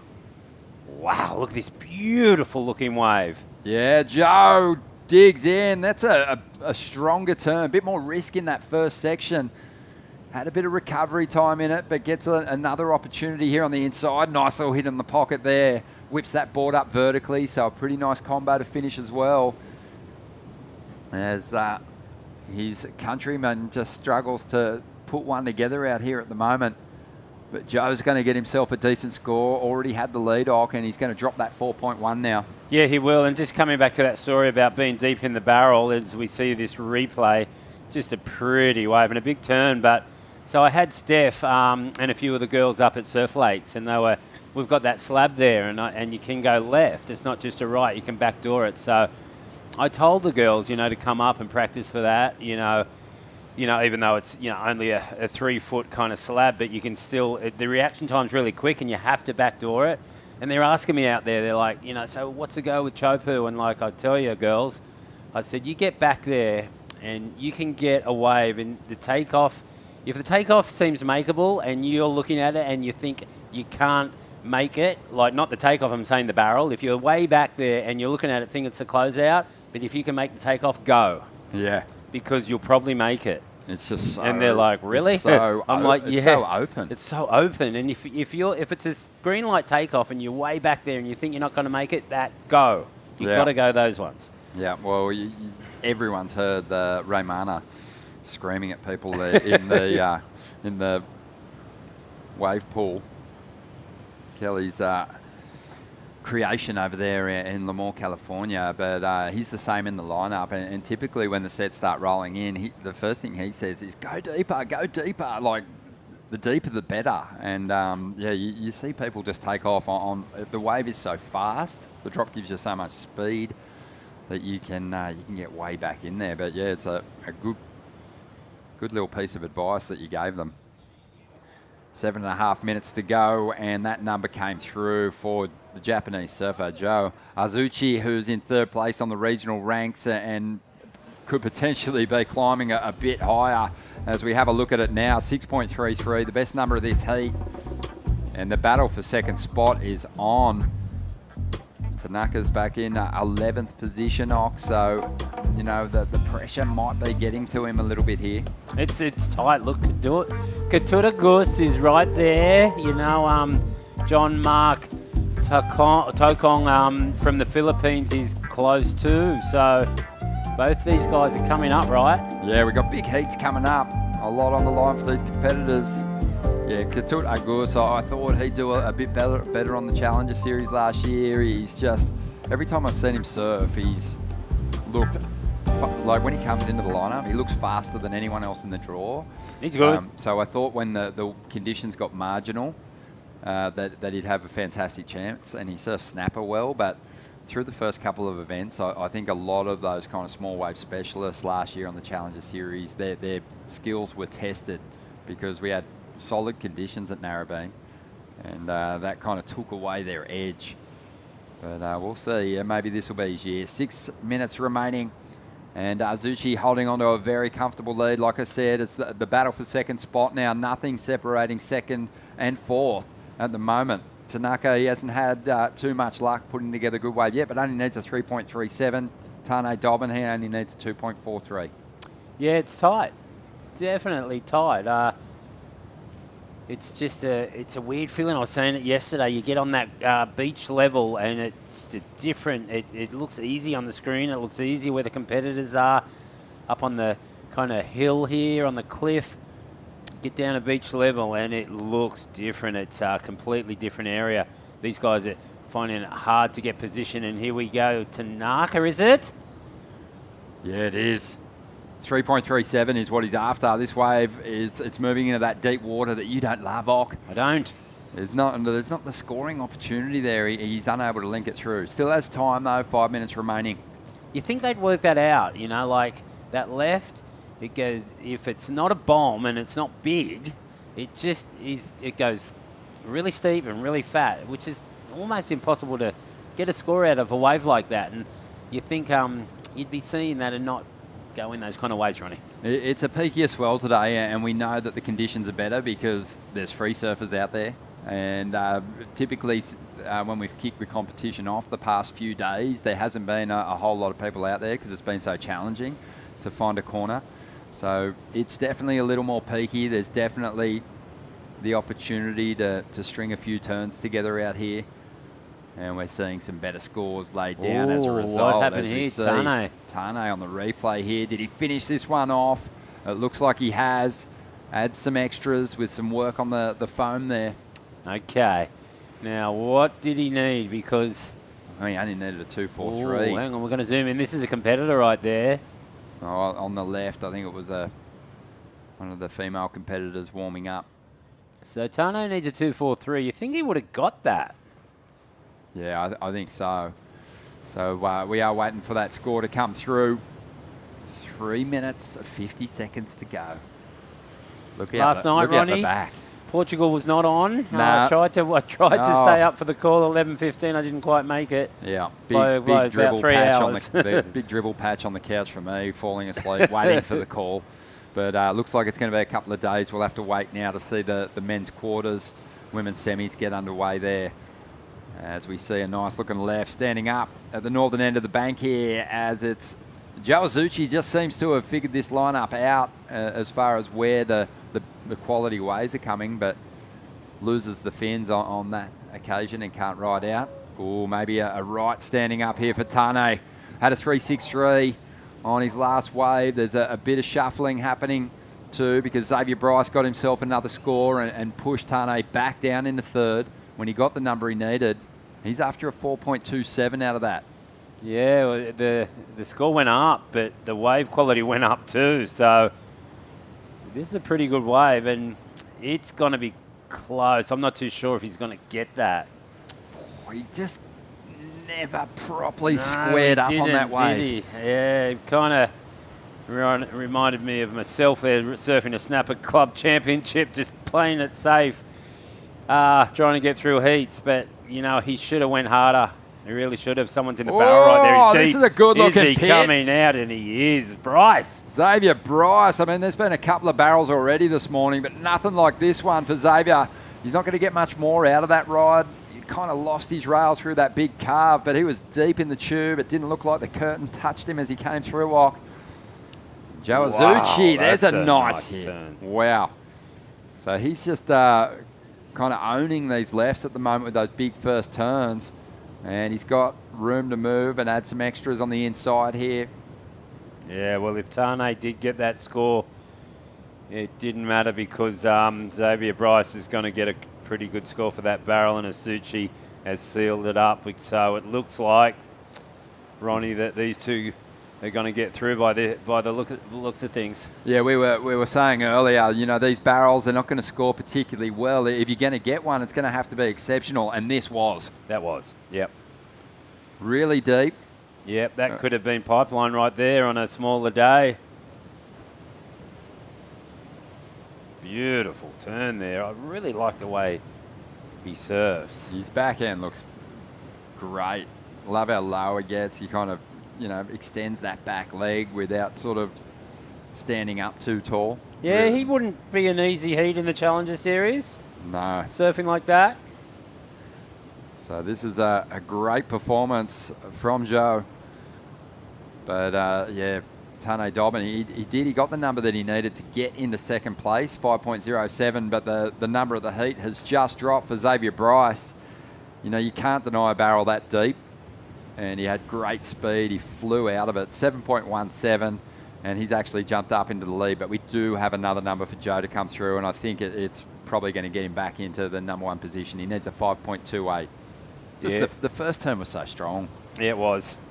So Tane will need even more now. It's a bit more like it, Ock. It's been a good heat. It has. Everyone's had their chances. I think Tane Dobbin will reflect on a couple of his rides. He was lucky not to come out of a really long barrel earlier on, but then he did have a right, but it felt like he kind of went for the mid-range 5 score instead of really digging in. You were mentioning how strong his backhand is.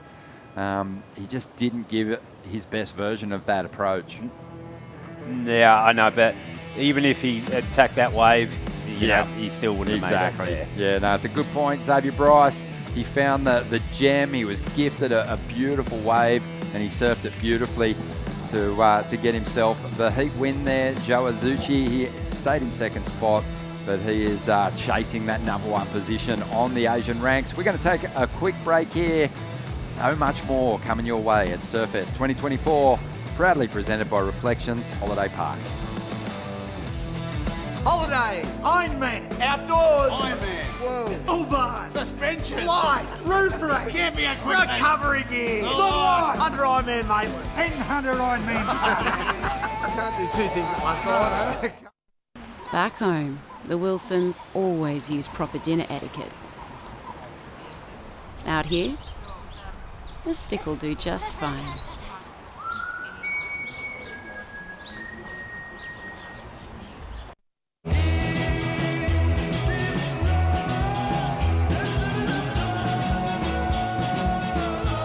Effortlessly refreshing.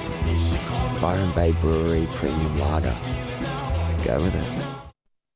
The Racecourse is not just a place to watch the horses thunder. It brings generations together to share memories and experiences that are close to our hearts and runs in our veins. Newcastle Racecourse. Home is where the track is.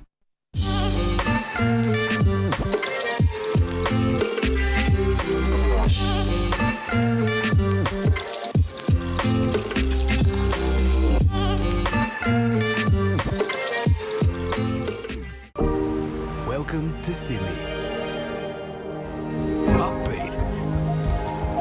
Downbeat. Feel its heartbeat. Open spaces. Open arms. A place to feel alive. To feel free. Come feel it all. And feel new. Holidays, Ironman, outdoors, Ironman, whoa, Uber, suspension, lights, roof rack, camping equipment, recovery gear, Under Ironman Maitland, and Under Ironman. I can't do two things at once. Welcome back to the Surfest 2024 presented by Reflections Holiday Park. We are into heat number 7 of the round of 64 in the Burton Automotive Pro. I'm Jessie Starling with Oki, the Hi, legend. Jessie. I'm very used to the name Jess. But Yes. it's a first time for us commentating. I know. And I'm stoked. Yeah, like Hoyo has gone missing as he does. He's gone missing, but we were trying to find him. But yeah, Jess and my dad grew up together. Did they really? Yeah, on the No beaches. way. Yeah. DY? Dad was a Long Reef boy, Oh, so it's not close. too far. Yeah, close, yeah. But did Jess go to Cromer? School? Yeah. Well, I hope she's not listening. We have just rocked up to perfect waves here today. I mean, Merriweather's putting on a show. That's Oscar Berry getting a bit of a barrel. You'd be familiar with Oscar's surfing. I am, but how was the backwash that hit that wave? It looked beautiful. I actually saw a wave last night, Jess, on the news. You know, I was watching the surfing on the news and then the weather came on. And they had a shot of Port Stephens and a backwash hitting it. And the wave looked 20 foot. Like, seriously, it was an amazing shot. But such a beautiful area around here. Oh, I love it. And, you know, you've competed in this event multiple times before too. So it must be pretty cool to come here and now have Jay competing in this event too. It is. It's so cool. I surfed with Jay yesterday at Newcastle Beach, Main Beach. And actually, I saw a local out there and he's like, oh, you must have fond memories of this. And I do. It was such a good surf. I wasn't really even going for turns. I was just on waves, just memorizing my, like, you know, like, there used to be such a crowd there, and like it was like a coliseum and 20, 30,000 people, and fond memories, Jess. Yeah, we had big crowds on Sundays. It wouldn't be very crowded at all, but then at 2 o'clock on Sunday, when the locals, it was like the footy. The locals knew the final would be on, and it would just get packed with, seriously, 20 to 30,000 people on the beach watching the final. Is it nerve-wracking to surf in front of that many people? It's really good. Is it? The crowd, the cheers? Yeah, it feels so good because it used to happen for me at in America too, at Huntington Beach. We had massive crowds, and Bells too. We had some big crowds, but I loved it. Yeah. Wow, that would just be the most amazing feeling if you finish a wave. I got one like Oscar did on this replay. Ooh. It's the backwash, Jess. The backwash got him. Yeah, and then this is Quinn Bruce. I love that turn. Wow. I feel like he's riding longer boards. It looks like he's maybe giving a bit of a nod to the longer boards. Yeah, well, he's kind of got that narrow stance, which makes his boards look longer because he's a local at Snapper, and I've always kind of thought that about Quinn, thinking he's riding a longer board, but he's not. This is a little insider that Green took advantage of. Yeah, this is Nathan Joel Cook. He surfs out Snapper a fair bit too. He does, yeah, you're right. Yep, I see him out there a fair bit. Originally from the Central Coast area, Yeah, is he though. Central Coast? Yeah. I was wondering where he was from. And here we go. Look at this wave. Oh, that looks a little bit painful too. Oscar Berry. So, Quinn Bruce surfed for Snapper on the weekend? Did he? I feel like he was in the team on the weekend. He was, yep, he was, because he got the spot. He won the club championship, our yearly event that we have for Open. We only have one a year, and it's our Open Club Championship round. Pretty lazy up there at Snapper. You know, we always have the comps every month, but it's only for the kids, the juniors. The Opens don't surf, so unless Snapper's good, we might have an event maybe here and there. But yeah, Quinn won that and won a few $1,000s, so he decided to come and do these events. Yeah, absolutely. And he also got the spot in the team at Burley. You were commentating that. Yes. What an event. Oh my gosh. That was so good. Like the setup and the run, I just loved it. I thought that's a keeper, you know, like that should be at Burley every year, I reckon. Absolutely. And you know, it might not have been the 20, 30,000 people that you're probably used to, but it felt like it. Yeah. The energy at that event was one of the coolest I've ever been to, and yeah, it was definitely an honour to commentate and be a part of. Sad times for both Snapper and North Narrabeen for our clubs there, but it was cool to see Burley get the win, and they definitely had that local pull out there. They did, you know, it was big, and you know, like I don't know where they were jumping off. They must have been probably jumping off further around at the cove because that, you know, the sweep was so strong. Local knowledge would have helped. Absolutely. We're going to cross down to Xavier Bryce, who took out that last heat. Xavier, you've been on a bit of a roll. Yeah, I don't know. I'm just thankful to get heaps of good waves. We touched on it yesterday in your heat. We kind of said you look like a free surfer in a comp rashy. You know, you just don't look like you're surfing with any pressure on yourself. Yeah, I don't know. I think I said it last time I got interviewed that I'd be happy to go either way, but I don't know. I'm just kind of having fun with it. Like, still young, so I'm just stoked to be amongst, like, you know, all the names that I've been watching since I was like little. So yeah, just having fun, eh? You've got to be pretty happy to be able to rock up to a surf comp and see waves like this. Oh yeah, Jesus, it's that fun out there. Do you reckon this is some of the best waves you surfed in Australia in one of the Australian QSs? Oh, 100%. This is like the best I've ever surfed in a comp, like waves wise. So. And you're into the round of 32. There's points are starting to get better. Is there starting to creep in a bit of nerves or anything, or are you just feeling? Happy and confident in yourself? I don't know. I'm just having fun with my mates, but yeah, definitely trying to lock in a bit more because gonna have to pull something out of my sleeve because it's definitely gonna get harder. A lot better surfers now. I think the conditions might get a little bit harder as well. Do you reckon that you'll be able to find that comfortable spot even when the swell gets bigger, windier, a little bit more tricky? I don't think it's going to look as perfect as this tomorrow. Yeah, I don't know. I guess just have a look at it, just stay in the surf, keep surfing, just try to adapt as well as I can. And you surf a long reef on the weekend. Oki and I were just talking about how incredible the ABB was. Oh, yeah. To come from that event into something like this, it's got to be a really good energy build-up. Oh, yeah, just like this whole run, I guess, of like comps, like makes it so much easier to kind of get in rhythm. So it's good that they're all back to back. Yeah, absolutely. Well, congratulations again. You had a pretty healthy heat total in that last one, so can't wait to see what you can do in the next round. Sweet. Cheers, guys. He's a man of few words. Healthy start. I hope he actually is healthy because it sounded like he had a bit of a... that's just him. Oh, that's the way. Yeah, he's got a bit of a throaty. Yeah, that's just voice. him. I haven't heard him speak. I do know him. I've actually heard him speak. Sorry, but I just didn't notice. But that's all right. He's all good. Surf well. Congratulations. Yeah, Zave. Moving on through with Joe Azuchi. And Joe's sitting quite up there in the Asian rankings, but we are going to take a look at the Australian rankings. So Dakota Walters surfed this morning. He was actually... had a bit more of a scrappy heat, Dakota, but got second to Billy Stamond.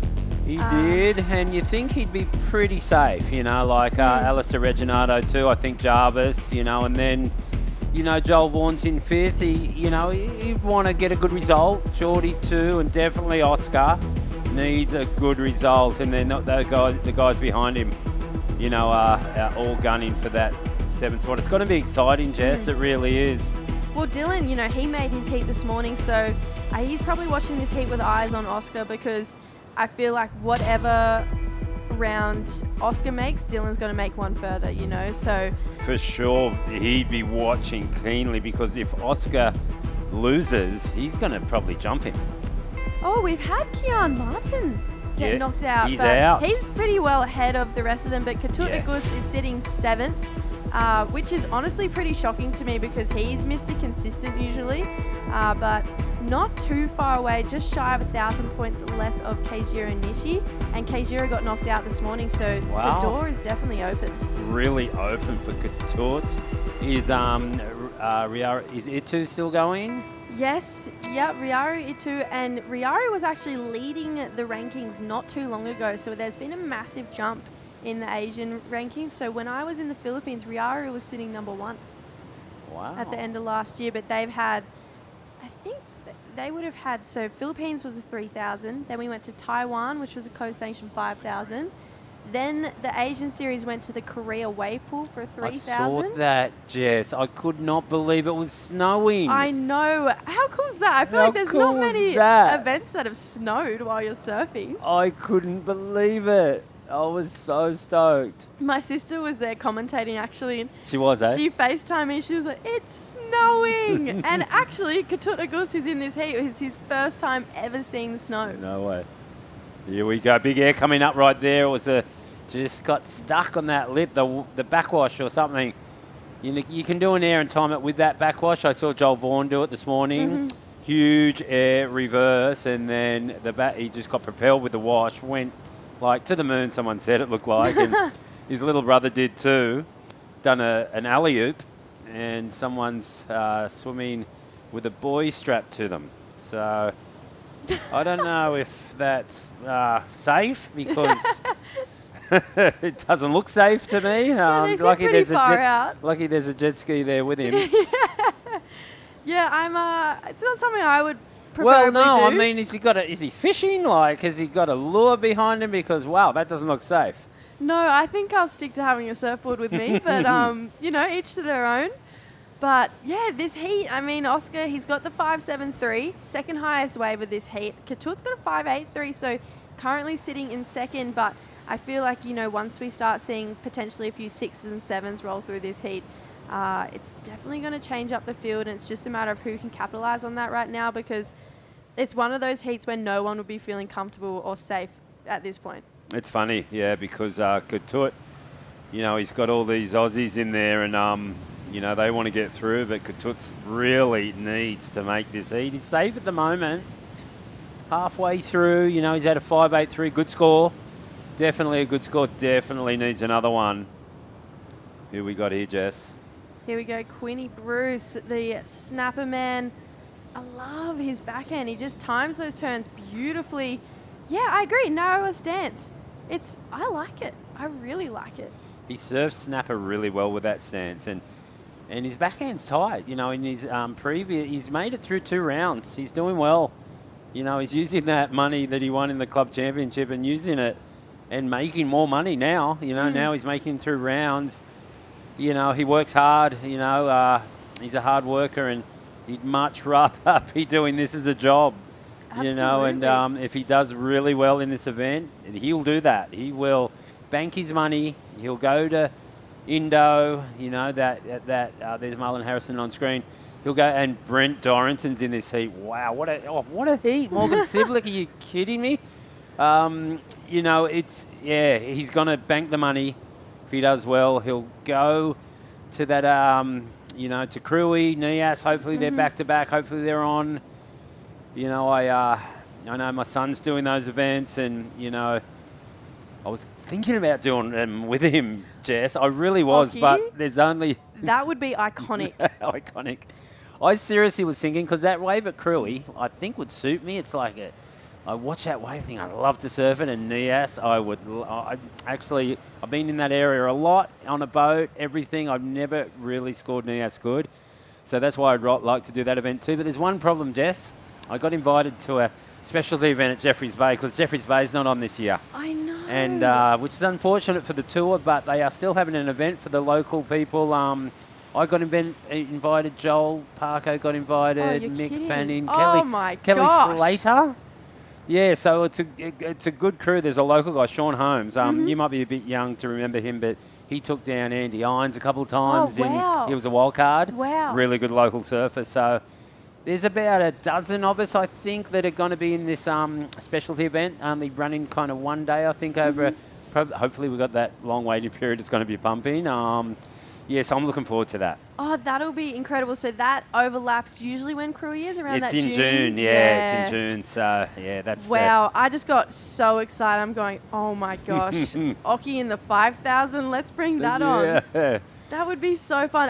Cruy is one of the best places I've ever traveled to. Oh, I just love it there. And you know what? Even if you get knocked out, you're not upset because there's so many amazing waves to go surf around there. And it's not like Bali where it's super busy and, you're kind of hassling your way through the lineup. It's really wholesome. I feel like is the right word. It's really wholesome there.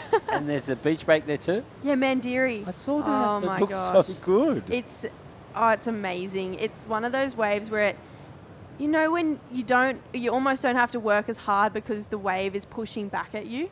And it's just, you get barreled, you come out, you do 2 or 3 turns, straight back out around, and it's amazing. You can go in, there's the Mandiri Beach Club on the beach. Oh, wow. I would love to spend a couple months there, to be honest, but I might not come back. But that's so exciting about J-Bay. I mean, I've never been there, but it seems like the type of wave where you can't not have fun out there. No, it's such a good wave. It breaks so close to the rocks, and it hugs it, and it's so fast, but it's so makeable. It's just to look at it from like the beach. It just like you get it. You can't not get excited just seeing a set come. Like it's just incredible. What's it like getting in there on the rocks? Is it hard? Yeah, it's hard. There's 2 keyholes, one to paddle out and one to paddle in, and if you miss it, you're in all sorts. Yeah, it's sharp, and when it's big, it's tough. Yeah, like if it's really big, you kind of can come in all the way down the beach if it's a long walk back. But when it's big, it's hard to get in if you miss the keyhole. Yeah, for sure. Tricky. Oh wow! Nice reverse there. Well, not nice, but it was definitely a reverse. Who was it, Jess? I believe that was Quinn Bruce. So I haven't seen him take to the air in this event yet, but definitely a nice rotation there. probably wanted a bit more height on it, but I still love the fact that he got a lot of projection out. It's kind of cool though, because I feel like you can do those turns at Snapper, but maybe he's not the guy that we see consistently doing those turns out there. No, he's not. You know, having a narrow stance is not conducive to aerials. Yeah. Definitely not. But let's see if he betters a score. I'm saying maybe, maybe not. It's hard to say. He is sitting in fourth. He needs to get busy, Jess. So you're not calling it the 4.68? No. All right, here we go. Ketut Agus. Door is open for him to make the Asian rankings, get on the challenge, back on the Challenger Series. He's been there before, but that wave, he's in second, needs a 2.73 to get to first. I don't know, that wave was kind of backing off on him. It didn't really allow him to have a steep face in front of him, but yeah, Ketut's a really fun guy coming out of the Indonesian rankings. They all are. They you all kidding are. Me? They all are. They have to be. I mean, they have to take care of tourists from a young age. They're always hosting tourists. They're always happy. It's just the thing that Bali is. Yep. You know, the locals are what make Bali, because they're just so nice. And they'll sell you 100 things. And if you don't want it, they'll be back the next day selling you a different couple of 100 things. Yeah, I mean, especially when I was young, you know, going to Bali, Jess, I hate showing my age, but I mean, the first time I went to Bali when I was about 14, 15, I walked into Uluwatu. There was no place there. No way. Yes, you walked into Uluwatu. There was no restaurants, no buildings. No road along no the road front? walk. What? It was about a 5K walk, and a little Bali guy you would pay him money to carry your board, and you had to do that because it was rude not to. Yeah. If you didn't pay your kid to carry your board, you were frowned upon. But yeah, they walk into Uluwatu. It was a long walk. Yeah, and I don't even think I've been back since it is what it is now. Oh, I have once, actually, yeah. I stayed in a nice resort there, and I was like, wow, this is weird. This is a little bit weird, but wow. So who did you go there with? I went there with a schoolmate, Beaver, his name was, and we hired a bike. We didn't even have licenses. We were 14 years old. He was 15. Our mum and dad let us go. I can't believe they did. And we went, hired a bike, stayed at Legian in a yucky place. Nothing like it was now. I mean, it was something like about $3 a night, you know, and then the bike didn't cost that much more. But we doubled each other around. It was a classic. Oscar Berry finishing off a wave there just before. There's pressure building on Oscar. He has to make this heat to keep his Challenger dreams alive. I really like that wave. 2 strong turns from Oscar. Yeah, yep, definitely. I think Ketut's going to be in a bit of trouble here, right? Yep, there we go. He goes to first. Ketut's down third, needing only a 2.73. Let's see the replay, Jess. Yeah, this first turn, I feel like he probably wasn't happy with it. He wanted to get more done, and which is why I think we saw him push so much harder on that last turn. So Oscar, not crumbling under pressure. 4.17 for those 2 turns. Now Nathan Cook in second. I mean, if you look at it, rankings rise, Oscar and Ketut need to make this heat. They really do. Jess, is in the Asia region, is this their last event also? Yeah, this is their last event too. Okay, so Ketut, it's all on this last 2 minutes. Needing a 2.73 with about that much time left.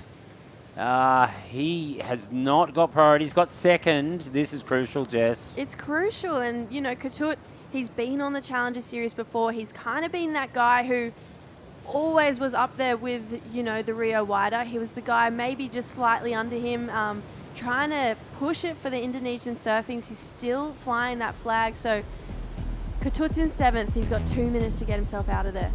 He has. I wonder if Rio's watching. I know is he still in Portugal? No, he mustn't be in the quarters anymore. The men's are down to quarters, but maybe he's back in Bali already. I'm not too sure, but I know they're good friends. I saw Rio because the Bali guys had a couple of teams in the Usher Cup, and Rio was out surfing with them and kind of coaching them on. So amazing. So I wonder if Rio's watching, because this is crucial. I mean, my goodness, there's a minute left. Where is Ketut? Can we zoom in and just see where he is? Where is Blue? He's not in that pack. Is he chewing his nails? Or he's creating distance. So he's gone down the beach to the more standard Merriweather we've seen, that right-hand rip bowl down there. But I feel like that waves might be going into a bit of dead water. So You're right, Jess. Out the front of the competitors' area, even though the tides come in, it's really shallow. There's a gutter on, like, parallel on the beach, and then it's shallow. So it's a place where you don't really want to be.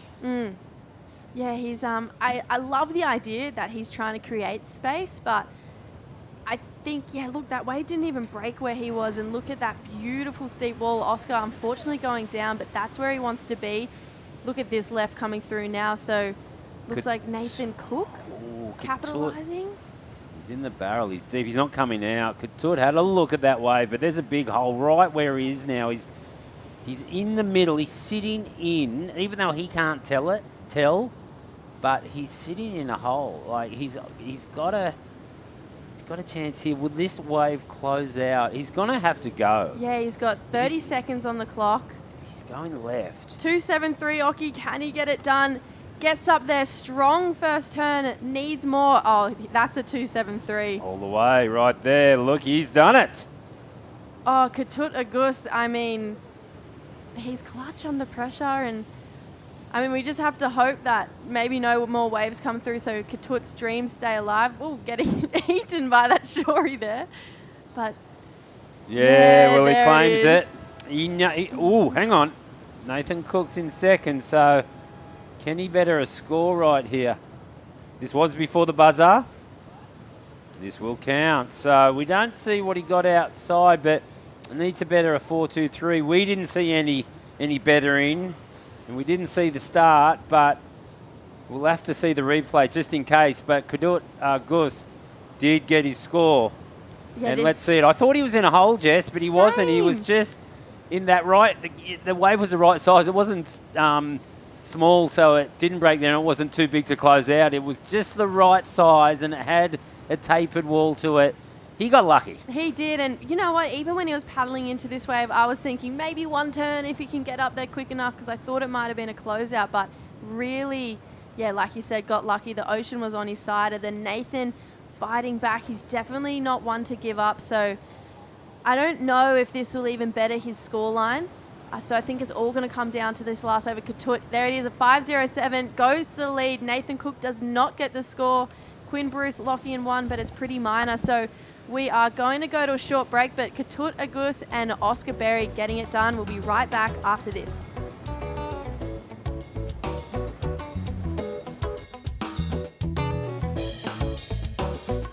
Holidays, Ironman, outdoors, Ironman, whoa, Uber, suspension, lights, roof rack, camping equipment, recovery gear, under Ironman Maitland, and 100 Ironman. I can't do two things at once, I know. Welcome to Sydney. A place to feel alive, to feel free. Come feel it all and feel new. Adam thought he'd never get Sarah camping. How wrong you were, Adam.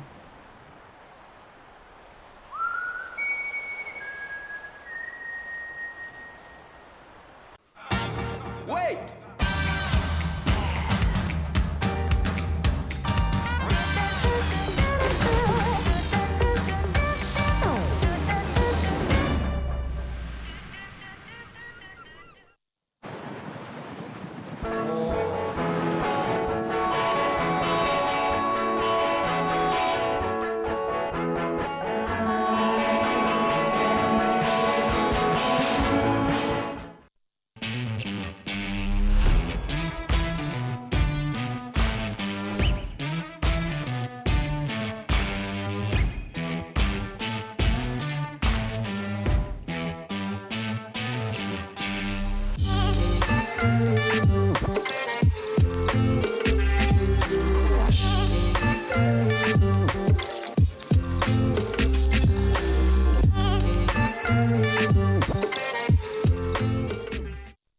Racecourse is not just a place to watch the horses thunder. It brings generations together to share memories and experiences that are close to our hearts and runs in our veins. Newcastle Racecourse. Home is where the track is.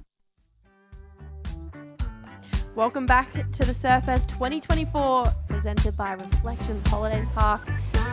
We just had a crazy end to that last heat. I mean, Katut Agus last 30 seconds, made it happen, kept the qualification dreams alive. I mean, I'm joined by the booth by who I think is the GOAT of commentating, Ronnie Blakey. Oh, thanks, Jess. I mean, that was amazing. Oh, that was awesome. He's so good, Katut. I mean, he was on the Challenger Series last year and kind of had moments, but wasn't at his best, to be honest. And I think his confidence wavered a little bit. I think he skipped a couple of events in the end, but he's such a good surfer, and he's through to that next round. He's still a chance at getting to the top end of the Asian ranks. Here's Marlon Harrison replay. So this must have happened while we were in the break, and gets a good-looking finishing turn there. So Marlon, Marzi, as we all like to call him, no stranger to surfing heats at all. I feel like he's been doing this for a long time, despite the fact that he's only just turned 20. Yeah, he's had some big results too, hasn't he? And Marlon Harrison sitting in 20th position, one of those, realistic chances of making a big jump up with a huge result here. He's got some work to do, being that he's behind a lot of, form, quality surfers. But I mean, he's proven that he can overcome those big names before in significant QS events. So we'll see how he fares. Yeah, here we go. Manning Gregory, the Grom of this heat, just showing us his style and class. He needs to match whatever these bigger guys are doing to be able to stay in this heat. I feel like this is probably one of those heats that Manning probably looked at the heat draw and went, all right, here we go. This is going to be a really cool heat for me to be in. I remember being younger, and I think I had a heat with Nikki Van Dyke, Ellie Brooks, and maybe even Filzy. And I just remember being like, okay, it's time to learn a little bit in this heat. For sure. And, it's a glorious situation that Manning finds himself in because, obviously there's some pretty established names in this draw, some great surfers. So, there's not that same expectation on him. And I often say it, it's sort of like he goes into this with nothing to lose but everything to gain, because if you get a victory over big dogs like this, people take notice. It means a lot. So, Manning would still be feeling the nerves, even though he's not chasing qualification at this major event. But, he'll definitely want to put on a good show. I think, he'll want to really ramp up the size of his surfing against these guys because they're so strong. Katut Agus has just joined us for a conversation. Katut, a bit of a sigh of relief. It's pretty fun there. Waiting for 3 days, lay day, and just surfing. And was happy to be on the heat today. And a great day, great waves, and great people here. And happy to be there. Katut, how are you feeling in that heat? Because you were stuck in third and fourth for a good part of that heat. And then in the last 30 seconds, you managed to find a wave and get the score. It was a clutch performance. Were there any nerves that came into play on that last wave, or were you just surfing for qualification? Yeah, I just enjoy and have fun there. Even I need to fight until the end, so let's just keep going. And I try to get a good result here for qualified for CS for this year. So I need to have a really good result here. Yeah, let's talk about that. You guys have had a massive season with so many comps. I mean, you've been to India, Taiwan, the Philippines, and now back here in Australia. Are you tired, or is this kind of exciting you that it's the last leg of events? For sure. I always excited to travel every country. It's always something new, and always had a new story, new chapter, always new experience. So that's what I need. So I need to keep learning every every day. So just keep going. And I'm not sure if you know, but first on the rankings is Kian Martin, and he's been knocked out. And number 5th was Keijiro Nishi. He's got knocked out in this round too, so it feels like maybe a door might be open to climb up the rankings a little bit. Does this play in your mind at all? No, I just have fun there. No need to think that. Just focus and step by step and just keep going. Yeah, Couture, it's Ronnie here, mate.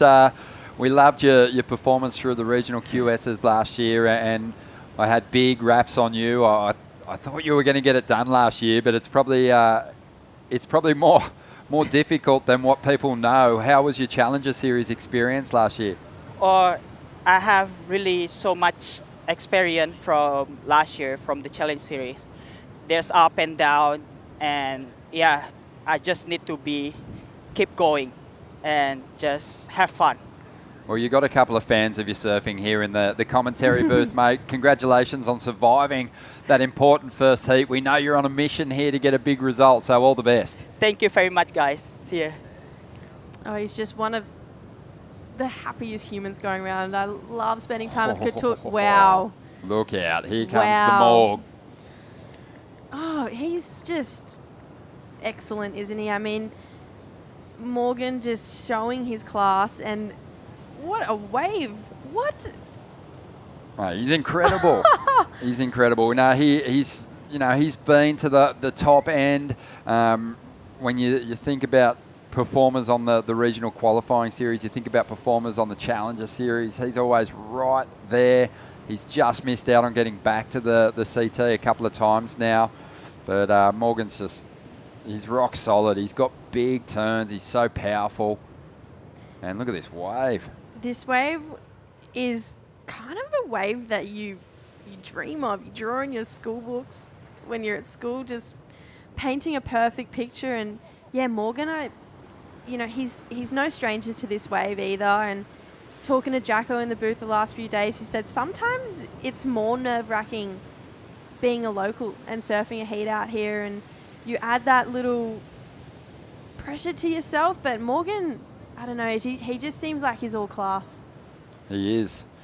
It's the kind of surfing that will, if you put a year together, will get you in title contention. That's what he's got. And we've seen that. He's made those WSL finals. There's only a handful of people that, can claim that honour, because there's a few repeat performers over the years, title contenders, and Morgan's slotted into that conversation, which is huge for him, massive accomplishment.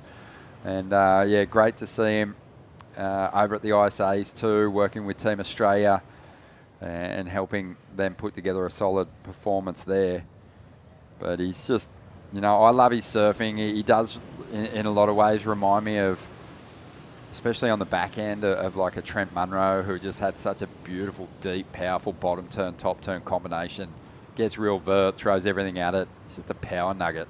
Yeah, I loved that first year he had on tour, because I feel like he came in and all he did was belt the section on every single wave and takes to the air. Morgan Siblix. Yeah, that's nice. 717, and this could even go higher. Yeah, we had a feeling that the heat score totals were going to come up a notch when the top dogs entered the lineup, and Morgan didn't complete that last move, but just back in that attack mode that he's shown here at Merriweather before, just giving it everything on the final section. Refuses to play it safe. On the outside, Marlon Harrison with a nice little drift across the roof, but doesn't get much more out of that wave. Morgs is on fire. I just love the way he landed that rotation and lost no forward momentum at all. It was straight to the inside rail and gunning down the line for more. Yeah, we've seen a lot of airs be rewarded very well today. Both the Vaughan brothers got pretty big scores for theirs. I think Huey with a 9, Joel with an 8. So, yeah, I wouldn't be surprised if we saw that wave of Morgans go higher. But, yeah, like you said, I love how he did this turn and then just kept going. He's like, yeah, I'm not done yet. So many people probably just would have looked back to the judges and be like, sweet, thanks so much, but then just wanted one more on the inside.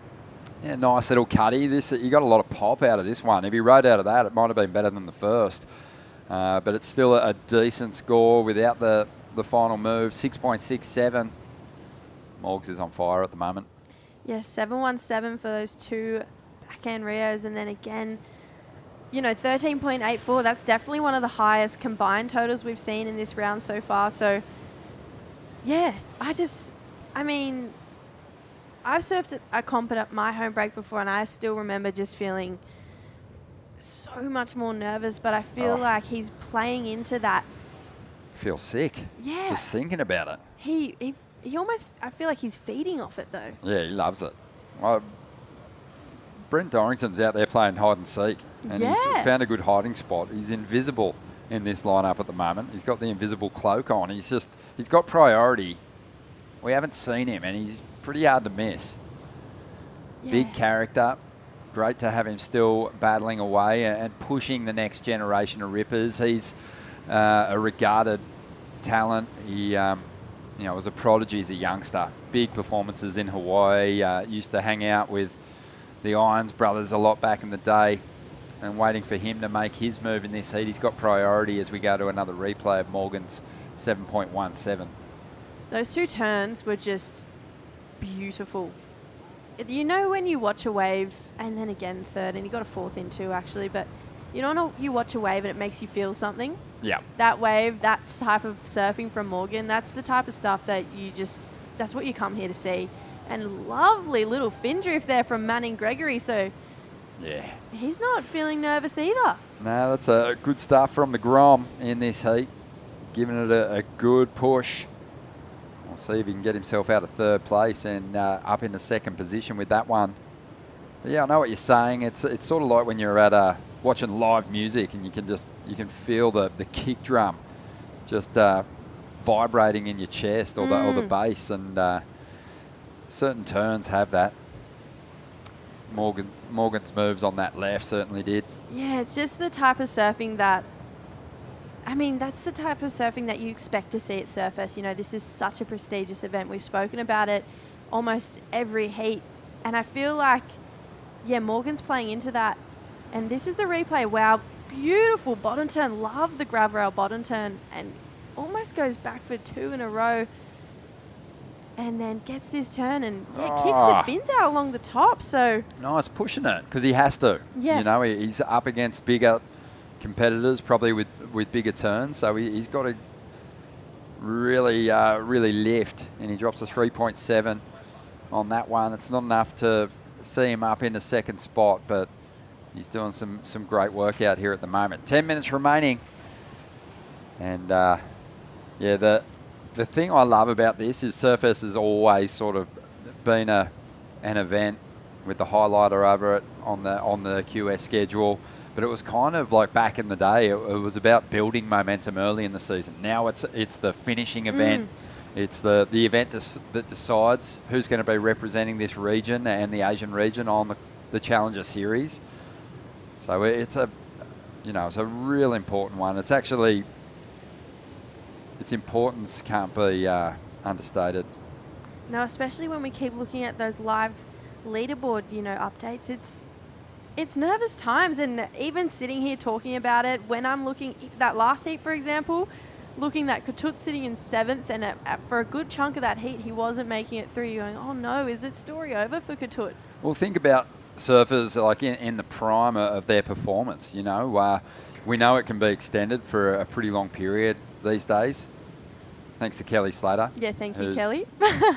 Obviously still chipping away at the highest level. But, while you have like a number of good years in you, missing out on getting to the Challenger Series is, another year chipping away on the QS. It's it's another year in your prime where if you've been at it for a while, where you're not where you want to be. So, it's all right for the Groms who are coming into the mix, like Manning. But for Morgan, he doesn't want to be a QS guy. He's challenged for a world title, for goodness sakes. Yeah, he doesn't want to be, having a battle in the 1000s. Nah. You come to Surfest year in, year out. Jacko did it, came off the tour, came straight back to Surfest, got the win. And turned up when he didn't even need to, and took points from everyone. Thanks a lot. No, I'm kidding. It's a total dog act.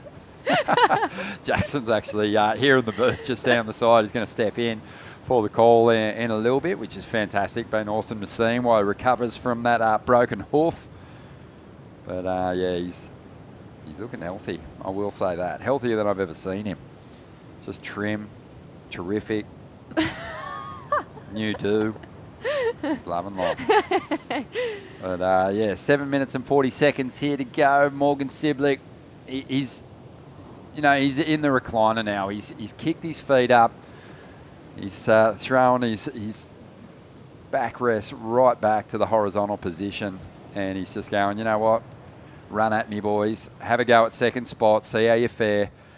And he's going to coast his way to victory here, you'd think, because Marlon Harrison in second spot needs a 9.51 just to get to first. So the battle for second spot is on. Brent Dorrington. Yeah, I was just about to He's got a talk wave about allergy out there at the moment. It was, it's total opposite feelings for Brent compared to Morgan. I mean, this would be a painful heat to not be in sync with, because you're watching your competitors pull the trigger on these perfect lefts and rights. I mean, it's everyone at the contest site yesterday was going, how did Ryan Slattery go out there and find 2 mid-range sixes, 2 good throwaways? He was on every good wave that came in, and everyone else was, sitting there on 2-point rides just having an absolute shocker. And he just picked the eyes out of it. And Morgan's kind of done the same thing. Every wave that he's been on has had great opportunity. Brent Dorrington hasn't even looked at a wave yet. Yeah, and I don't even think we'd go free surfs with Brent Dorrington not catching a wave for 20 minutes. He is out and there, that's isn't what he? it's. Yeah, he's out there. I saw him paddling and hassling Marlon before. So, yeah, I mean, this would be one of those heats where I was like, are you kidding me right now? There's perfect waves out here and I can't find myself one. It's just, he's probably scratching his head going, what's going on? He's starting to get a little bit active out there now. Might be eyeing this next set wave off. There's a medium one behind this. I think I saw him slapping the water before in frustration. Just trying to create waves of his own out there at the moment. Yeah, potentially maybe even just moving in a little bit. I mean, if you look at Marlon's scoreline, Marlon's got a 4-3 and a 3-7. They're not big scores. They're not big asks from Brent, especially with his caliber of surfing. So potentially he needs to drop this idea of I'm going to get the set wave, because for the last 20 minutes it hasn't worked for him. Maybe needs to move in a bit, get 2 medium-sized ones. A 4 and a 3 isn't a massive ask. Well, the killer now is if you move to the inside and surrender your priority, your rivals who've got a couple of reasonable numbers are just going to be all over you and get the best set wave. So he's kind of got to live by this decision, this patient decision, and see if he can make it pay off. But meanwhile, Morgan's up again, moving at 1,000,000 miles an hour. Wow. Whoa. What? Just bouncing around all over the joint. Somehow hangs on to that spin. And looks like Marlon Harrison in the green there. So still Brent Dorrington waiting for that opportunity to get that first number on the board. He's not out of it. No, but like he's we not. said, he's not chasing Morgan. He's chasing Marlon. Yeah, he doesn't need to have that 13.84 combination. Oh, Brent Dorrington has hit the scoring board, way. 0.5. So, Yuck.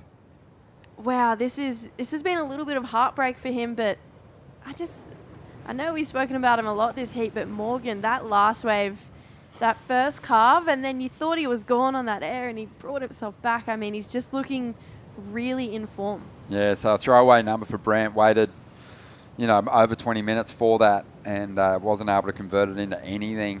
I mean, this guy's surfed so many heats. He would have had heats similar to this. They're super frustrating, but he's got the benefit of perspective. He's an old head. Clearly an old head. And I don't think he'll let it rattle him too much. He did have to go on a crazy run.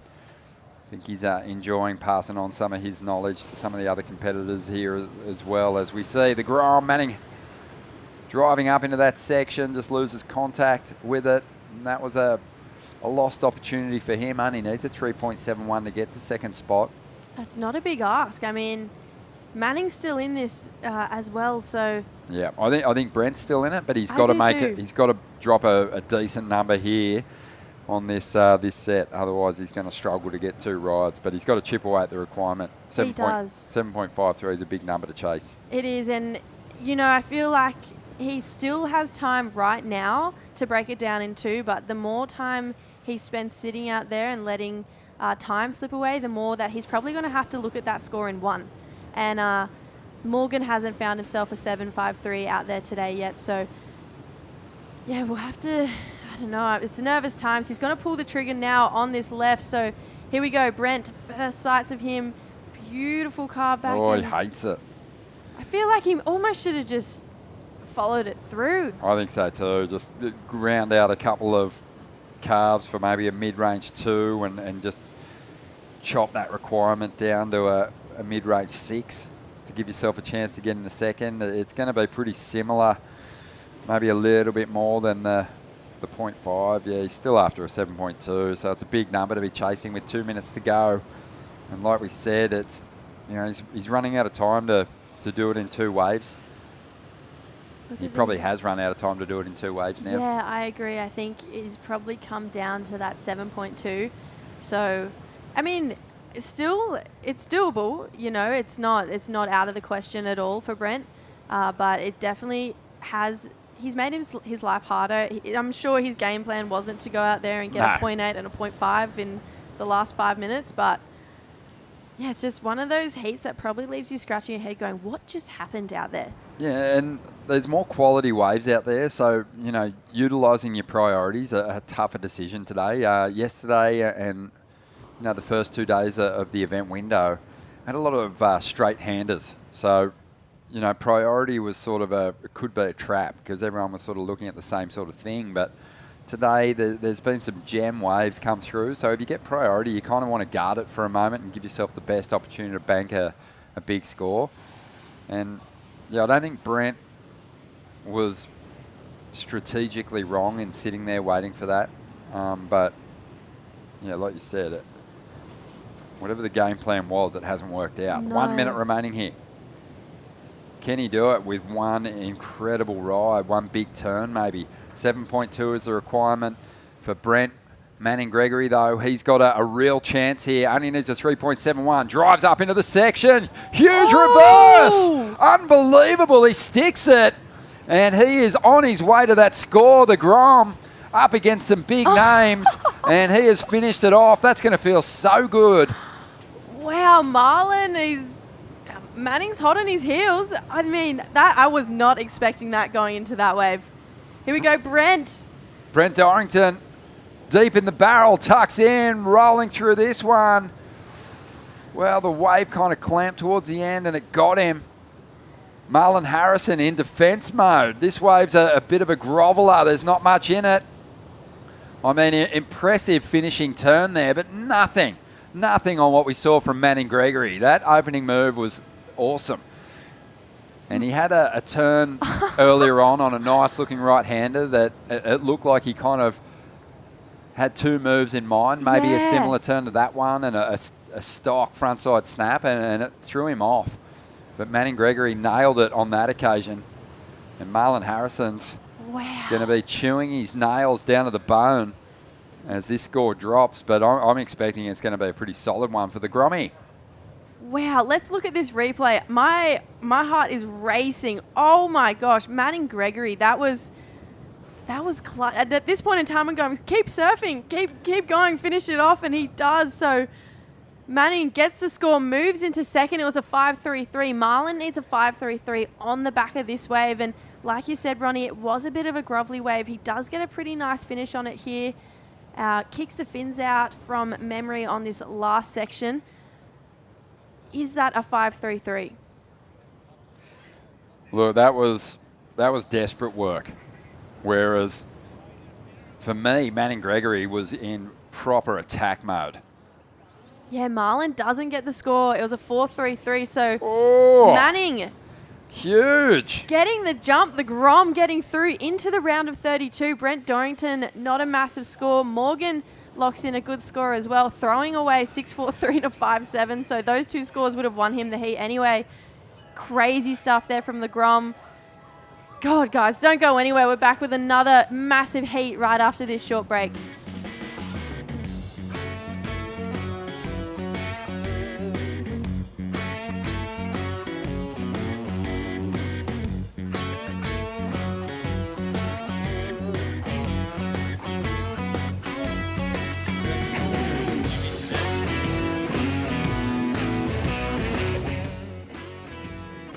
Racecourse is not just a place to watch the horses thunder. It brings generations together to share memories and experiences that are close to our hearts and runs in our veins. Newcastle Racecourse. Home is where the track is.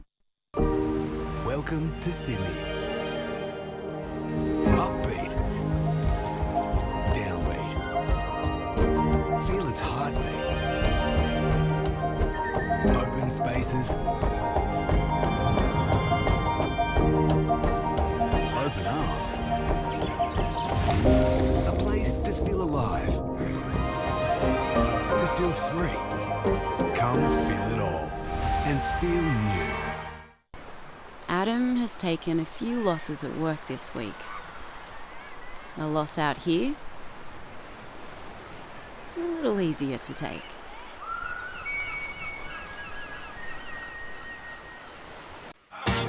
Wait!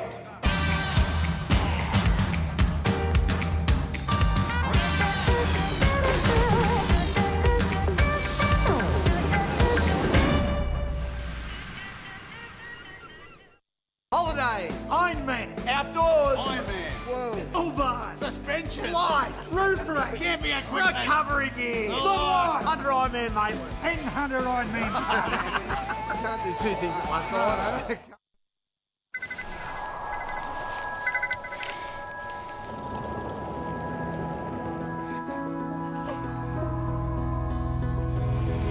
That's me. We got out.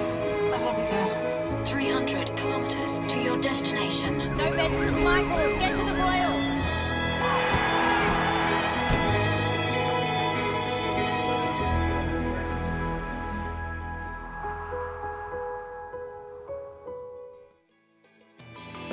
Local legend Manning Gregory. What a guy. How good. Born and raised at Merewether. Needed a score on the buzzer, essentially.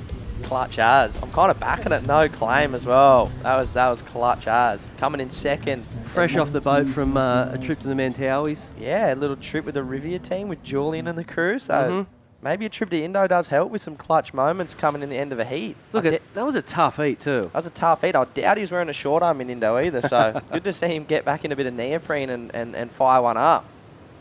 As we get into the next heat of the day, this is heat 9. As we see surfer in white, Thomas Cavallo.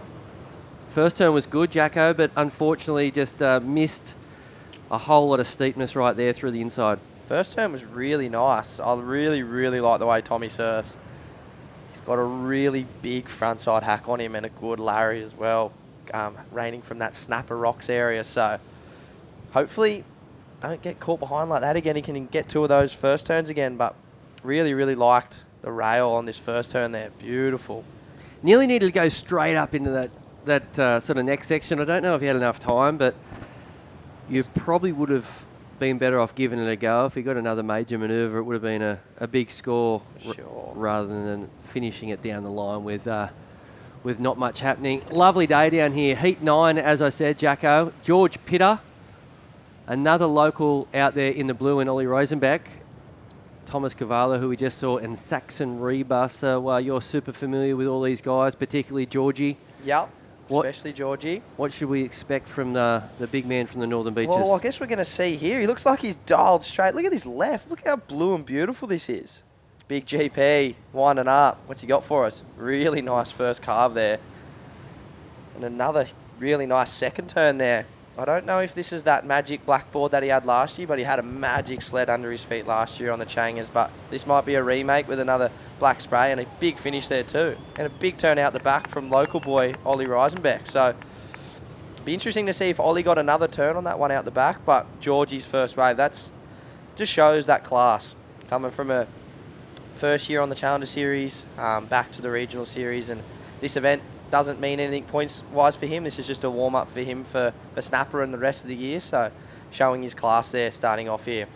Yeah, good-looking wave here. Perfect as he paddled into it. That first turn was unreal. Just carved down into a vertical snap there. Got busy through the inside. Great surfing from, I want to say it's from North Stain. Another big vertical snap there. Got really engaged in that last turn. It's going to be a massive number. And now we're looking at the first wave for Surfer in blue, Ollie Riesenberg. Only the one turn. It was a pretty big turn. That was a hammer. That was you've seen 4s and 5s go for turns like that today, so it'll be very interesting to see where that one comes in. But he didn't look like he wanted much more than the one turn, which was good. You've seen people this morning try to fit in 2 on such a tight wall, and it was good just to see him focus on that one major. Now watching Surfer in wide up and riding. Not much happening at the beginning of that wave. You just about kick out. I think you've got to, but he's loving it. He wants it. The last turn was probably his best turn, but I feel, man, it's easy to be an armchair critic. We're sitting in an aircon booth in here, kind of picking the eyes out of it. I feel like he probably could have pulled off a lot earlier on that one. But as we see Saxon coming to the inside and GP out the back with a nosedive. He's classy. What's that? Oh, pit on the inside. No way. Are you kidding me? Now, that doesn't happen every day. A little tube ride into rocks. Yeah. On the left. He got fully covered up too. That was psycho. And I kind of, once his kind of wave come into frame, he looked like he had a big kind of turn out the back. So it'll be interesting to see what work he got done out there. Here we go. We got a replay of Tommy's. Like we both said, probably not a great use of priority on this wave and probably a waste of energy, especially with how stacked this heat is. I don't think this is a heat where you're going to make it with 2 5s or 2 4s like the last few. This one's quite stacked, and the rhythm of the heat has already showed us some good waves. He's got a double pit. He's gone mongrel pit out the back and mongrel pit on the shorey. Wow, and a float. I think he gets a nice wrap here. Whoa, oof. That's a huge score. How did he get another barrel down the line here? So he got a bit of a head dip at the beginning, and another bit of vision down the line, but that big carve sort of layback turn was the money. Sick. And he got a double pit. Are you kidding me? Uluwatu happening at Merida. Oh my God. No, I don't even look left when I'm out Merriweather, but these guys are, so maybe I might have to start to. But as we see, Ollie's first wave come in as a 4.17, so like we said, one big turn, kind of probably capped at that. It was a really good score, and then Tommy has a 2.67. Georgie's first wave's coming in at a 6.5 and Saxon's a 6.67. So big numbers for Georgie and Saxon as we say good morning to a good mate of ours, Morgan Siblick. How are you, mate? Morgan. How's it going, lads? Yeah, good, brah. What's going on? Not much. Just listening to you guys talk a bit of nonsense. Boy, come on. Don't go sledging the boys. But that's what we're here. We're here to sledge you. What do you give Jacko so far out of 10 or his commentary skills? Oh, he's going pretty good. I'm liking listening to it. It's Is that a 3?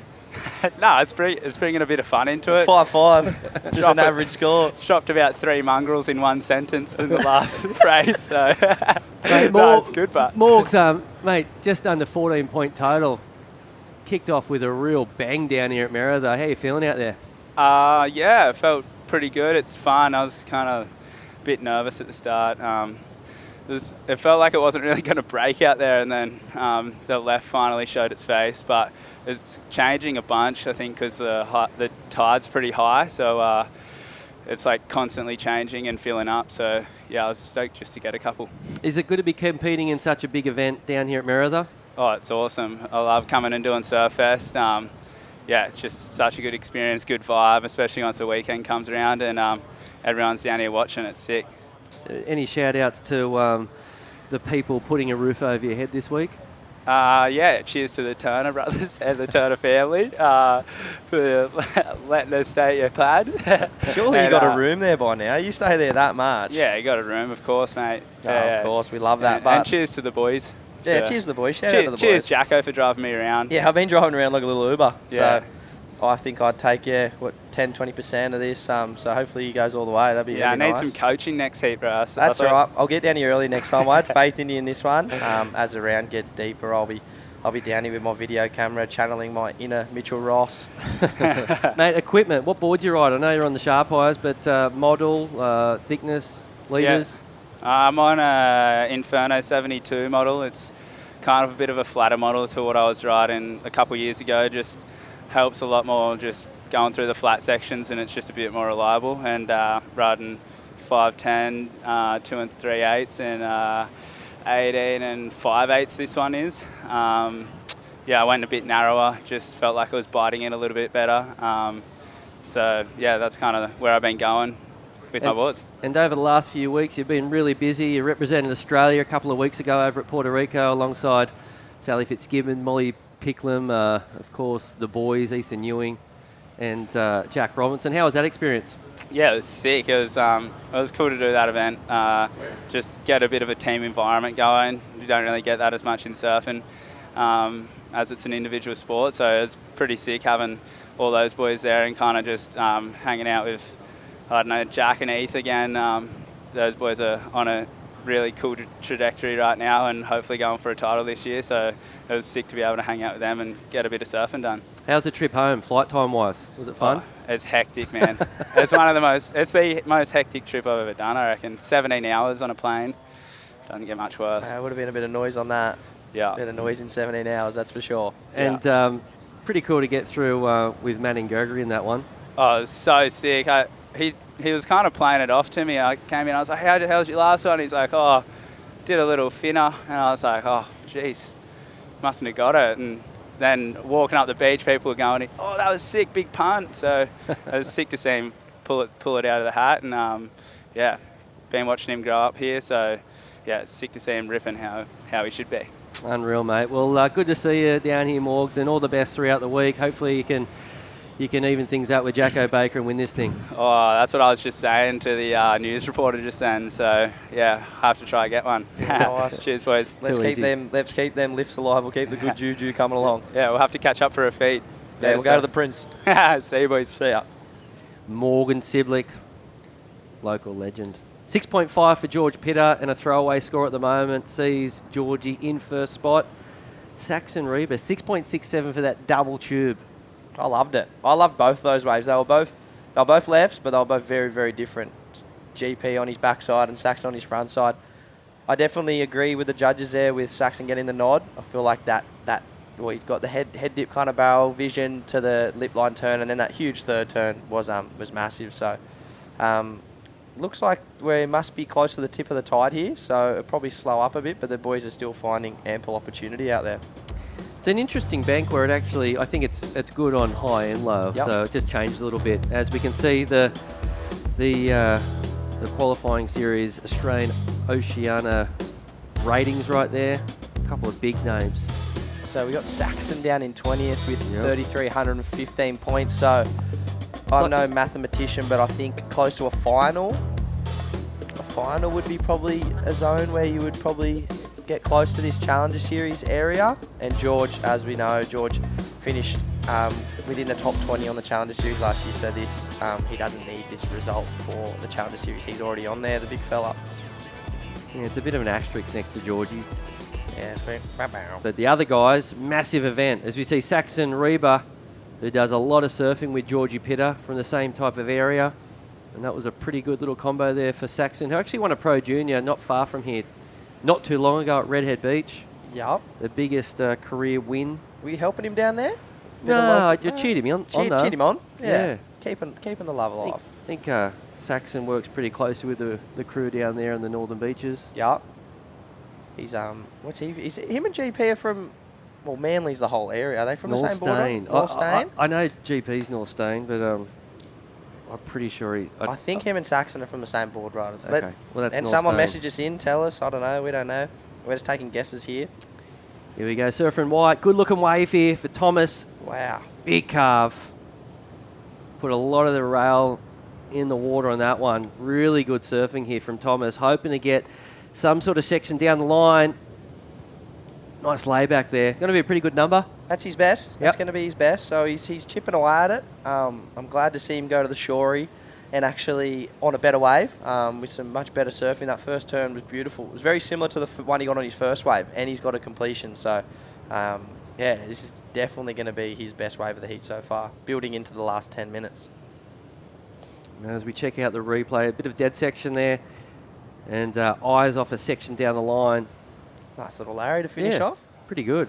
Bit of grunt in that one, which was nice. And as we see, Saxon's last two turner comes in at a 4.13, so he's actually jumped himself into the lead with George only with a throwaway as his backup at the moment. So this last 9-10 minutes will be pretty interesting. Everyone's kind of got a score on the board. Pretty good combo, Saxon. Nearly 11 points as we check out a few of the boys on screen. They're all familiar faces to you, Jacko, or your boys. Morgan Sibley, Jay Okalupo, Jack Thomas, Axel Rose Carrotta, and Dill Moffat in the background. I don't know what Morgie's been eating, but he's looking jacked. He's looking jacked coming into the Chang'an series. I better not say that too much to him. He'll get a big head. Here we go, surfer in red.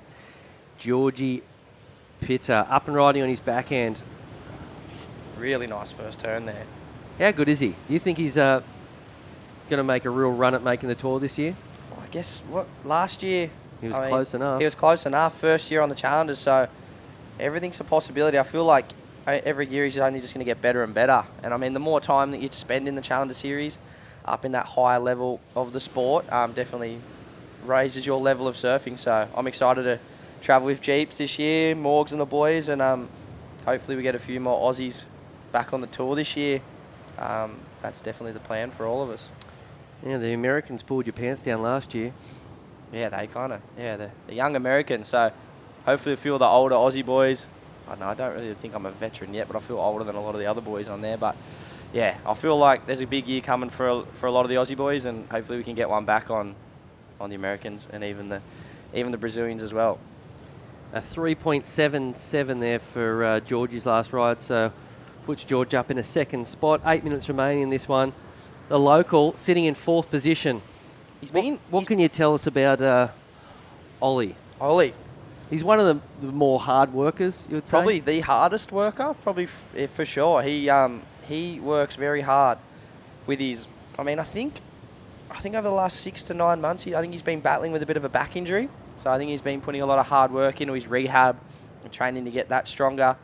But Ollie loves... He's very passionate. He's one of our very passionate surfers from Merriweather Surfboard Club, and he's represented us super well lately. And yeah, he's been pretty selective in this heat, which probably isn't a bad thing. He started with that 417 with the one big turn, so I'd say he's parked up out there. And then in the 611, so I guess in his head right now, he's not going to take off on anything less than that 6.11, which today we kind of know. You can definitely identify those 6-point waves. I don't think, other than Joel Vaughan and Huey Vaughan, you're manufacturing those big scores on not. As we see Morgan signing a board for Kim Burton, sprayed by Daniel Joyce. I think it's got Ryan's head on there, Morgan's head on there, and I think my ugly mug might be on the other side under that arm. Thank you. Beautiful. Beautiful. I think Morgie would be liking looking at himself on that. He'd love that. So Ollie looking for a score. Does a lot of work down here with local legend Dave Anderson. Dave's always down here filming Ollie, working on technique.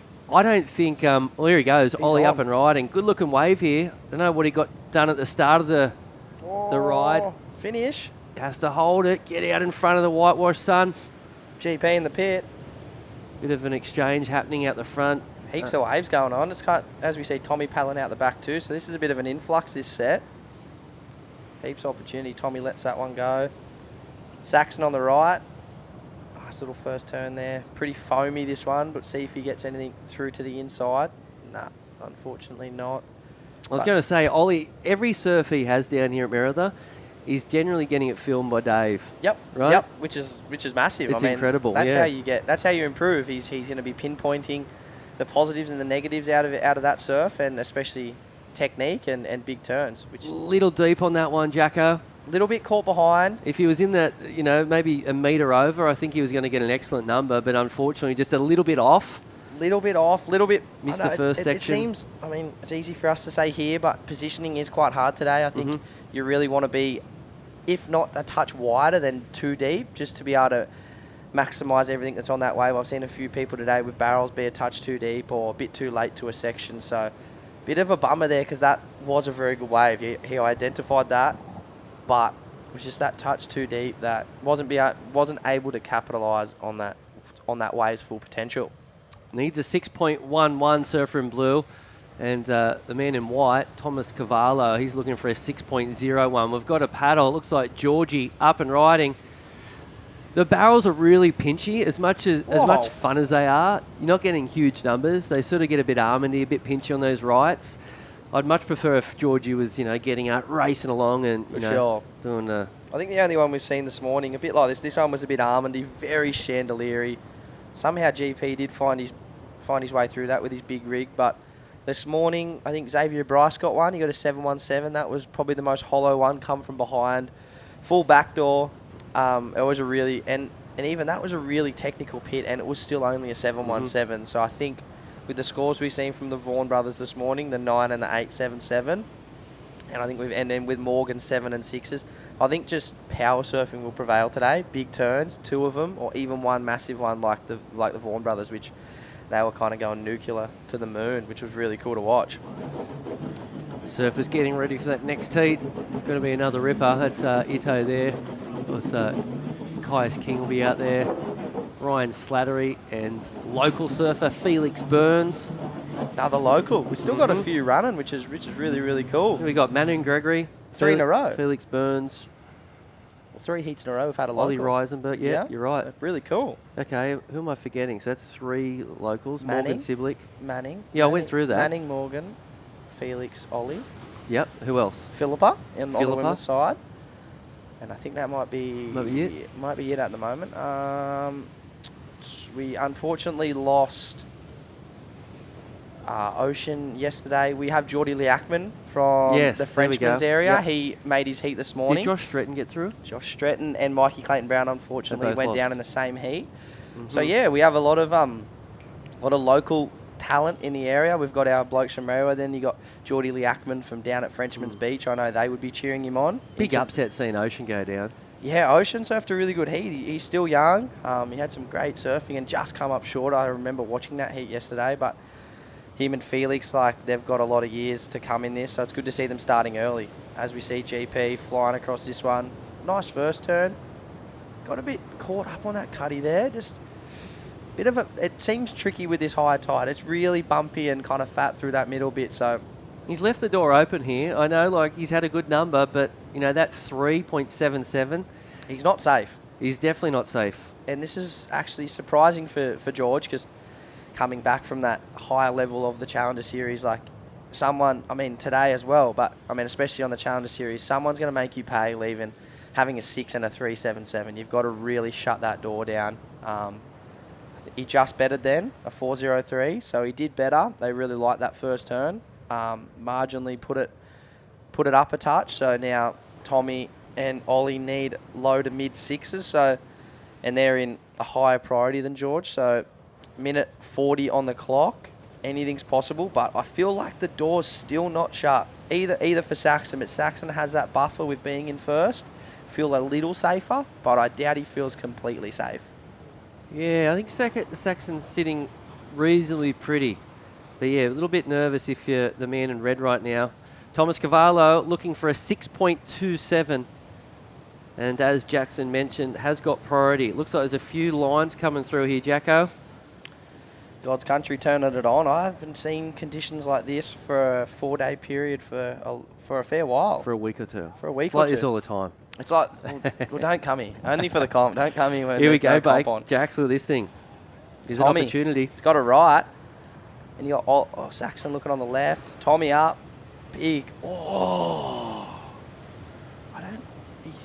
He went really hard on the rail there, as we see Saxon coming through the inside. Ollie out the back in the barrel.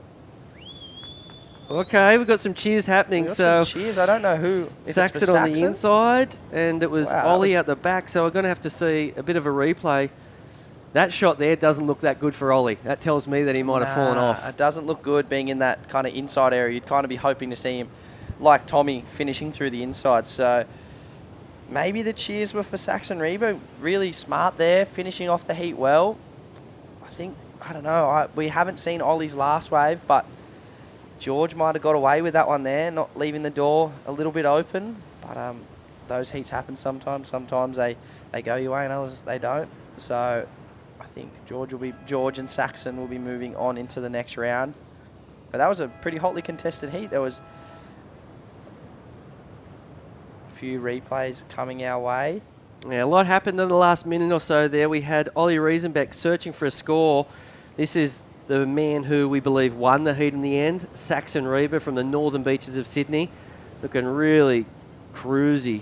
I think he betters his situation. Wow, Yeah. he definitely. So he cemented That's his better than spot a in the 4. lead for sure. I have a feeling maybe, you know how we were talking to Axel yesterday and I said that Ollie on... that was the wave. That was the one. Oh, he made it. Well, that was what the cheers were about. Wow, we're tripping. We didn't even see that. That was... That's what the cheers were about. That's a score. That's a big number. So looking for a... Well, look, it's going to get pretty scary George for the is on man the in chopping red. block. Yeah, Georgie Pitter. Will he hold on to second position? The man in blue looking for a big number, looking for a 6.37. Is it enough? He got deep in that thing. I'd love to get another replay if we could. That was deep. Was that as good as Xavier Bryce's barrel It wasn't earlier? as big, but it was critical. He was late into that thing. I think he gets it. I'm in the areas of it. I just don't know if I'm up or down. Gosh. It's a 6. I just don't know if it's a low 6 or a high 6. I love it. I totally agree. Yep. It's a 6. It just depends what type of 6 it is. Georgie leaving the door open there for local boy Ollie Reisenbeck. Smart. Like we said, he wasn't going to take off on anything less than the 6 that he needed, and he definitely identified probably the best wave out of that last few minutes. So it's going to be interesting here. Saxon's last wave comes into 4.77. He betters. So Saxon's safe. Yep. Regardless. George doesn't have another wave to come in. I think he gets it. Oh, that was a deep barrel. I've been pretty wrong the last few days with a few scores, but yeah, it's within that area. Like we've both said. Regardless if he gets the number or not, that's a pretty good moment for Ollie. 100%. That is a clutch moment. Local 5,000, got a wild card into this round. Snuck away from the pack to find that away, wave. held priority. Mate, I love that. That was really, really cool. It's gonna. There's a score like this earlier. Probably wasn't needing as big a score. I think it was Dane Henry and Kean Martin, and the judges took a long time to drop it. So they'll be upstairs looking at these replays, trying to decipher. I mean, surfing's subjective. There's 5 on the panel and a head judge. So, I mean, as we see, we haven't seen any scores drop on our board as of yet in front of us. But as we do, we will have a bit more of an idea. But, wow, I think regardless of scores going his way or not going his way, like you said, just giving himself that opportunity and putting himself in with a shot, super good job from Ollie. So we'll see how this one finishes off. You've been in this position before. How does it feel? Is it actually a good feeling, or is it a horrible situation to be in? I guess there's times where you know you've got it, like you've kind of put it out of doubt, and then there's sometimes like this where it could be 50-50, like it's a very touch and go. First score in is looking good. Second score in is looking even better. He's got it. Yep. 3 scores are in. The other 2, he's got it. Ollie Reisenbeck, 4th. Watch this. 2. This is the best part, when he's going to hear Someone's it got over to yell it out for him. the live announcer gives him the news. Check this out. Someone tell him the news. Yes, how good's that? There he is, as we were saying, Dave Parr-Anderson, local hero. Georgie not too stoked about that one. Like we said, with a couple minutes to go, didn't shut that one down. He had a backup of a 4. Just not... Needed a backup of a 5 and it was job done. Not what you expect from a Challenger Series competitor, Georgie Pitter, but... He fell off a couple too. Fell on a few, probably looked for a few too many barrels, but Ollie there, like we said, he's... Yeah, good stuff there from local surfer. Moving on through the next round along with Saxon Reba as we go to a quick break, then come back with more action down here at Surfest, presented by Reflections Holiday Parks.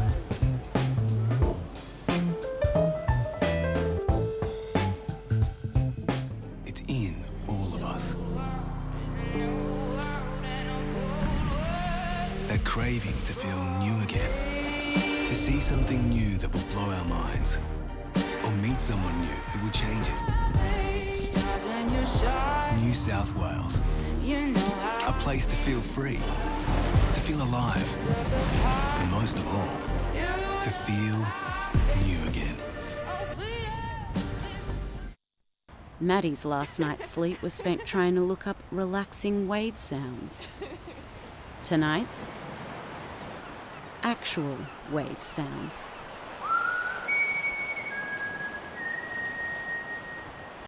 Holidays, Ironman, outdoors, Ironman, whoa, Uber, suspension, lights, roof rack, camping equipment, recovery gear, under Ironman Maitland, and 100 Ironman. I can't do two things at once. Wait!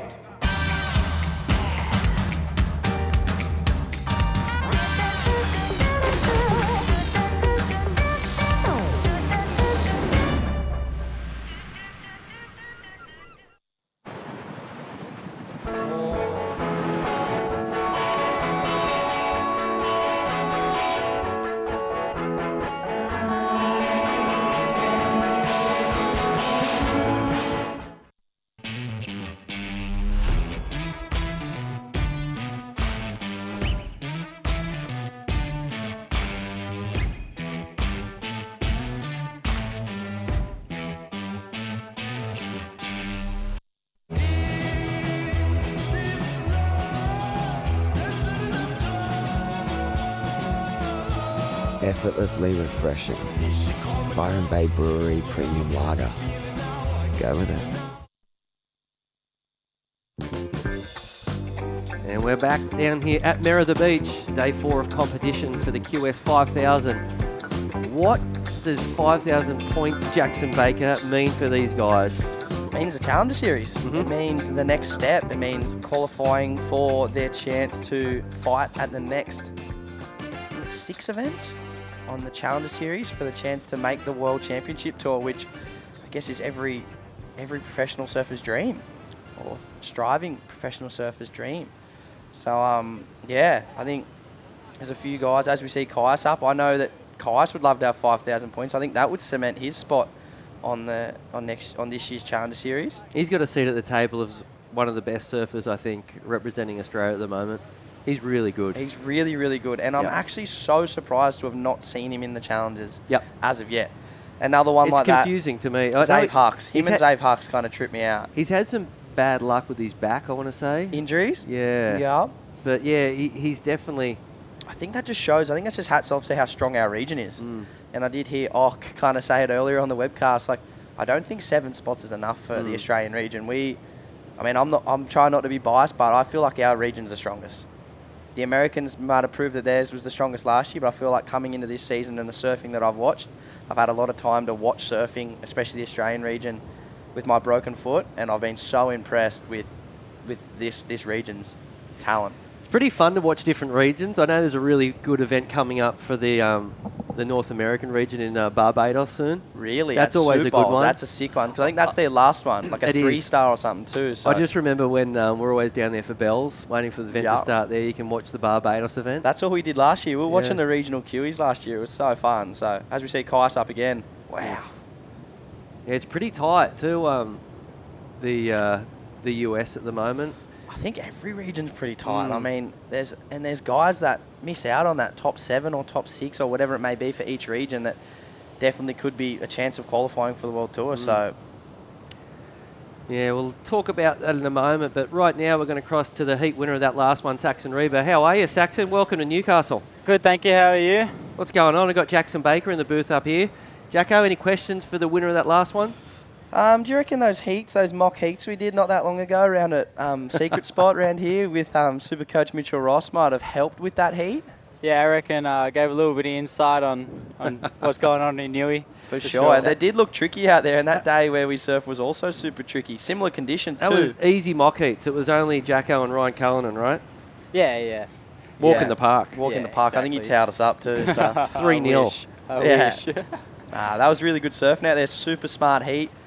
That first 6. How's your double pit? Tell us about that. How did you... I don't think anybody is going to get a double pit in the next couple of weeks. That was crazy. Yeah, I was not really looking to get barreled. I was kind of taking off and I thought I was a bit deep, so I was going to try and bottom turn around and do a turn. And you know when you can't just there and you have to kind of go across through it. So I was like, I'll do that. And then I was like, I'll just do a turn on the shorey, and I couldn't really get back up to do a turn, so I just had to tuck in again and let me out, so I was pretty stoked. The inside pit was almost more critical than the outside pit. It was super hollow for on the shorey, but that was really, really good surfing. So through that round, into the round of 32, fighting for a spot on the Challenger Series, you're keeping the dream alive. Is that on your mind, the points and everything like that? Yeah, I guess it's always there, especially with the last comp. Everyone's always adding up points and seeing who's where and who gets knocked. But I guess if you try to not look into it too much, you don't get caught up on the points and you more just surf your heats in a sense. Well, we've got the ratings up in front of us, but we won't tell you what they are then, so we'll help you out. But I know you've had big success up here before. You won a Pro Junior at Redhead Beach a couple of years ago. That was a pretty big moment for yourself. Yeah, for sure. That was, you know, when you work towards just like one win and you kind of get that breakthrough and you get it, and it's a great feeling. That I was really focused last year on a Pro Junior win, and I was fortunate enough to get it, so that felt really good. And to eliminate your good buddy, George Pitter, how'd that feel? I know George is one of those guys that over the last decade or so he's been pushing you, growing up in the same area. Yeah, for sure. No, it's great surfing at George, especially because he's in that Challenger level now. But I didn't even know that that the heat was like tossing up at the end. I thought they were just waiting and drop George's last score. I didn't realise Ollie got a good barrel at the end, so I was a bit like... Mate, you weren't the only one to get barrels out there. There was actually a couple more. Yeah. But no, Ollie managed to find a diamond in the rough, but I guess you had a great start there, and yeah, I guess that when you're in the lead and there is a score getting dropped, you're kind of oblivious to it, which is lucky, eh? Yeah, 100%. Still was a bit nervous because I didn't know if they were going to give George a score to overtake me, because I'm sure you guys would know more often than not you can be in third and go to third in the last 20 seconds. So I was a bit nervous waiting. Oh. Mate, what boards you riding today? I know you're on Chili's, but Dimensions. What are we riding? Yeah, I'm just riding a 510. That's 27.5 litres. It was just in the shop and I grabbed it and it feels really good. So hopefully it keeps working for me. So you're saying you're on a stock board off the rack? Yeah, a bit random. A couple of the boys were a bit shocked by that. We'll let them shock out, and you just keep doing your surfing and keep putting your best foot forward. Hopefully we'll be seeing you for another chat tomorrow. Yeah, hopefully we do. Unreal, mate. Congratulations, Saxa. Pleasure to see you. Thank you very much. Good job, see you mate. guys later. See ya. Bye. Cool, calm, collected. Saxon Reba moving on through the next round. A couple of big scores getting locked in. Well, when I say big, I mean big in the complex of this heat. There's a 4.33 for Caius King's top number. Then Felix Burns just locked in a 3.77. He's another local surfer, Felix. Has grown up in the area. Felix in the lead at the moment, the young fella. So, son of Jai Burns, local surfer, professional longboarder, now a shaper in the local area. I think he shapes over at Islington. In the same, him and Steele Lewis are together in the same factory over there. Jai was actually kind enough to fix up one of my boards the other day for me, a Magic, but not that I get to use a Magic at the moment with busted hoof. But I did hear from... Did you drop it at home? Is that how it got injured? Or? Nah, I was... oh, I hope not. Nah, I was actually surfing before I did my foot, but yeah. Okay. Ding out of anger because I can't surf. Nah, but on the topic of surfing, you said you had a fun surf yesterday. We won't disclose where. It was the cliff. The cliff. Tell everyone. Don't we call that North Merriweather anyway, the cliff? Anywhere. I know Hoy does. Yeah, everywhere's just Merriweather around here. We class. But Felix in the lead, local Merriweather surfer. And I know we left out a few names before of the Merriweather surfers still in the draw. We may have left out Amelie Burke coming up later this afternoon. Goofy footer. She's really good. Powerhouse. Yep. Go Berkey. And an adopted Merriweather surfer from Phillip Island, Walter Hyatt, local school teacher. I wonder if he goes to school in the mornings. And then he put a few periods in. He'd have to. Maybe great prep. He said that his preparation, he's been a little bit superstitious. His missus usually walks the dog, but he's been walking. Oh. So that's his morning routine. So hopefully he's walked the pup this morning and he's feeling good for his heat coming up. I don't know which heat it is. I think it is later in the draw. As we see Jimmy Wallace getting ready for the next heat. Jimmy was a power. I think we commentated Jimmy's heat yesterday. He was doing some big frontside hangers. So goofy footer. Excited to watch this one play out. He's a solid lad. Looks like he's going in the octagon. He does. He's down in that little stance. He looks like Volk. Looks like Volk. Thick like Volk too. I wonder if he can fight. Yeah, he can fight. He can Surely, go. look at him. Yeah. Look how thick he is. I wonder if he's had a few thick shakes or a couple of protein shakes. Yeah, don't cross Jimmy. He'll be out there in the next one, along with a couple of boys from Manly. Yep, 2 boys from Manly, Winter and Axel, and Rinta from Japan. Mm-hmm. The beauty of this event is, we're not just sort of distinguishing who makes it from the Australian region. It's the Asia region as well, correct? So, and we did mention before too, a couple of the other regions. We're watching the Barbados event in a week's time or whatever. Look, the ratings there, I know Kolohe and Dino, for example, he's coming about 8th. No way. Yeah, so that says, that says a lot for... Would he not get a CT spot, like through an ex-CT competitor in the last 2 years? He might, but I think love that he's still grinding. The last time I spoke to him, he said that he didn't want to leave it in the hands of... So... For sure. I actually messaged him the other week and I was saying, coming up to Snapper, he said he's planning on, I think he's coming over with his old boy. Back to the roots. It'll be good to go surf up there with him, catch up, Kolohe. Yeah, so I'd say Kolohe would be watching this. He just loves watching surfing. Yeah. And especially a regional QS event. Particularly when it's pumping. As we see, Man in Red up and riding. Nice combo there. Wow. Did so well there to get that second turn up there. That was really, really well done. It was actually really cool to watch Kolohe star and stab of the dark. That was really cool. DH jagging another win, which is and Kolohe was actually quite tripping on it too. He didn't think that board was a DH. I think he thought he already eliminated the DH potentially. Isn't that funny? He's pretty in tune with his boards too, so he would have been sure of whatever he thought. It was really cool watching it when he paddled out Ulus and he's on his Mayhem, on his Matt Biolis, and he goes, I have to disqualify this. This is too familiar. This is my Biolis. Just knew like that. Wow. Yeah, after only like 1 or 2 waves, came in and went, nah, I know this is a Matt, and Matt knows how to make me a board. You're out. See you later, which is pretty cool. That is super cool. Really cool concept, stab in the dark. And as we've got Ronnie trying to annoy us in the booth here. Yeah, good's the commentary team this year. We've got Ronnie Blakey, Mark Okalupo, Matt Hoy. 1 world title between the 3 of them. Yeah. How good's that? How good's that? Jesse Starling, yourself. Massive. Huge combo. Big shout out to the crew getting this event up and running in its 50,000th year. It's been here forever. It's been a part of our lives growing up in Newcastle. As we check out Jimmy getting ready for that next heat. Here we go. Kai's King up and riding here, Jacko. Nice first turn. This one's gone a bit flat on him, but with this high tide, he might actually get a nice little rebound section here back into the right. Little rebound there into this inside. It's kind of jacked up nicely here. Huge turn there. He's done really well to go cross left and then back right. Feel like, and I'm no judge, I stick to surfing, but I'd say he's probably going to go up into the lead there with that score. In a pretty crucial part of the heat, 10 minutes to go. But here we have the replay of it. You're right, it was pretty slow at the beginning. Not much happened. Wasn't all that steep, but Kai's just milked this thing for everything it's worth. From up around the Byron Bay area, Kai's King moving through the inside. His old man, I'm sure, is watching. Legendary man, Justin. Of course, Rasmus, his younger brother too. Real surfing family. Yep, huge surfing family. When they were younger. Love making music. Couldn't pick them apart. Long blonde locks, tan skin, both sponsored by Vans. And Vulcan back in the day didn't make it easy to tell who was who. That's for sure. As I said, Kai snuck his way into the lead, only just. But with the way these heats are going today, I don't think it matters how you make the heat or get through the heat or win. As grindy as it may be, you just take the heat progression. Sometimes you just got to do that. As much as it would be nice to win a heat with massive scores, sometimes you just got to grind them out and get them done, especially over a high tide heat. It looks like how's it's Kai's going in the ratings at the moment?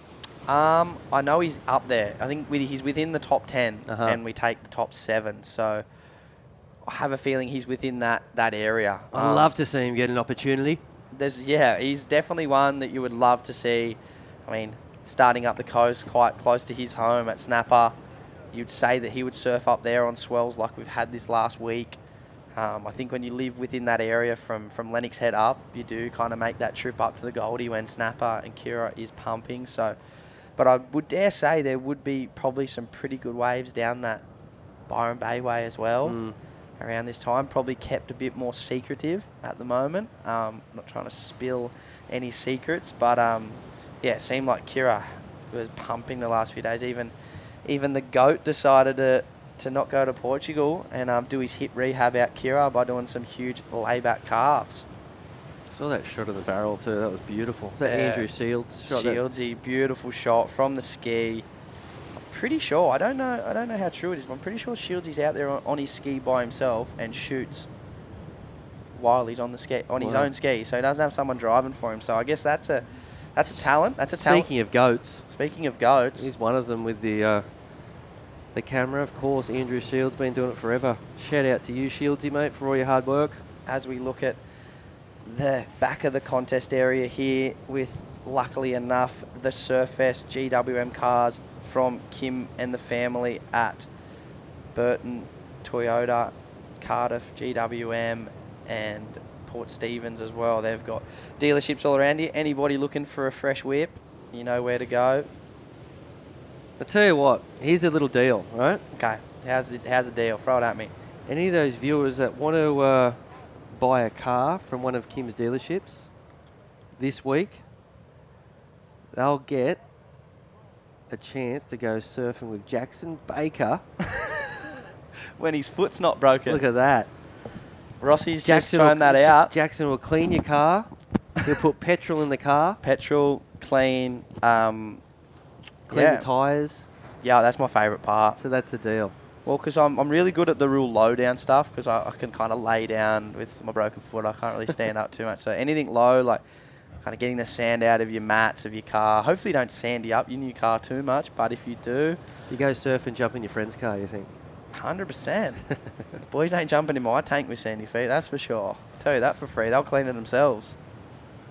Bit slow this one, Jacko. 6.5 minutes remaining. I know we said it before, but I actually think it's happening right now. It's the top of the tide and it's getting a little bit slower. We need a few more ways to roll on through to give opportunity to surfers in third and fourth spot at the moment. I know Ryan Slattery, he's been on a tear at this event. He's been using that big frame to go up into the lip, big vertical surfing. As we see the man in red, this is Ryaru Ito from Japan.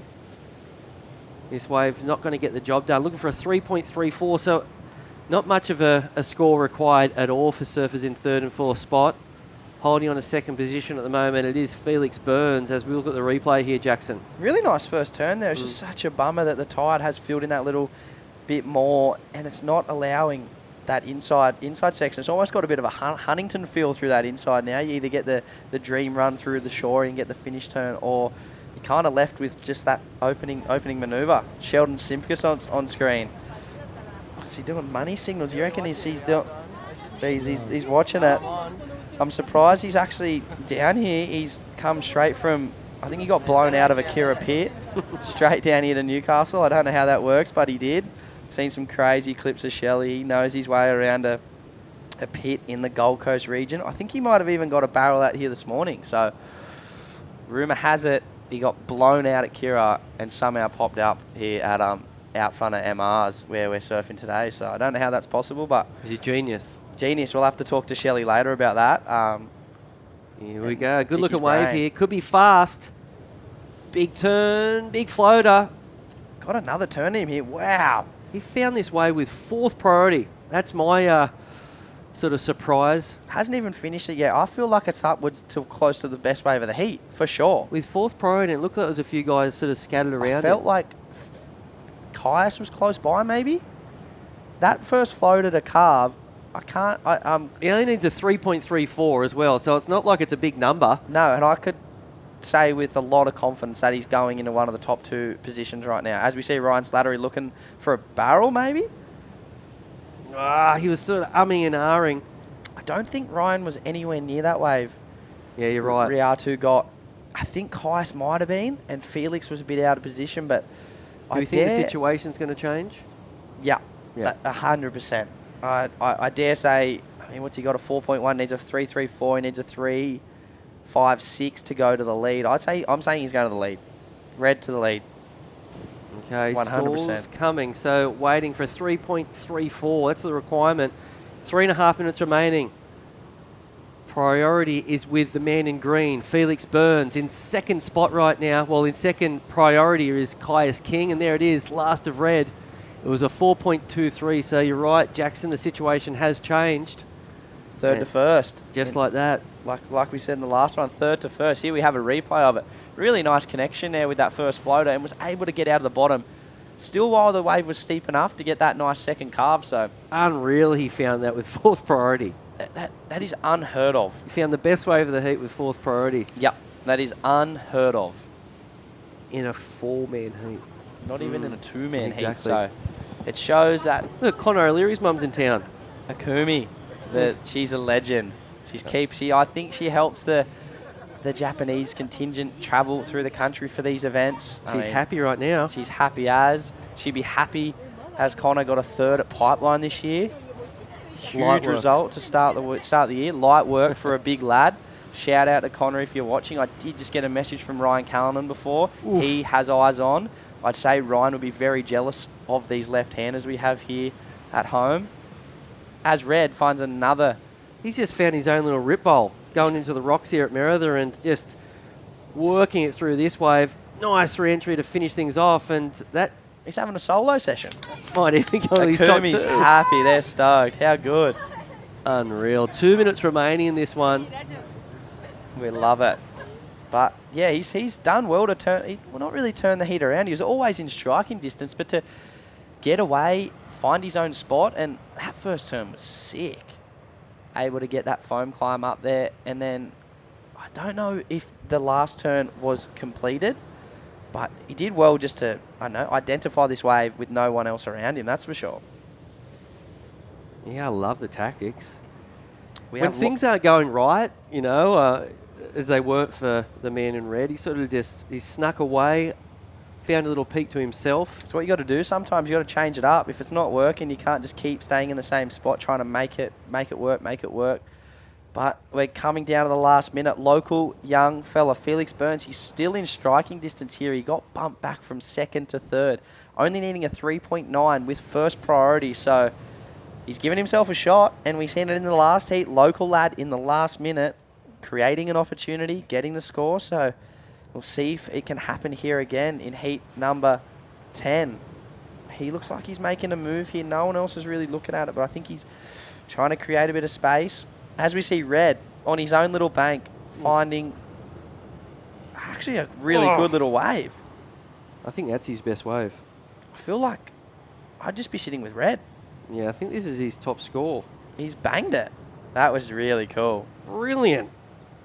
So he's pretty much just won the heat by himself. Yeah. And you got the other three boys. In the last, 6 minutes? 5 to 6 minutes, Yep. and Red's going to park up. He's going to park it up last 23 seconds. I don't even know if the other boys are going to get another wave here. He's found the little honey hole as we get the replay here. Really nice and tight first turn. Good release. And the second one was all but better. Wow. Yeah, brilliant surfing here. Finished it off well too on the shorey. Even find a little bit of vertical lip on that manoeuvre there. Just the vertical lip you can get vert, but then to throw spray also. It's like the dream combo. You sometimes you get vert and you don't throw spray, but he managed to there. Last wave comes in at a 5.1. Wow. Heat win. Thanks for coming. That's Good how you effort. do it. So Caius King holding on to second spot in the end. Felix Burns was third and Ryan Slattery fourth as we go to a quick break, then come back. More action down here at Surfest, presented by Reflections Holiday Parks.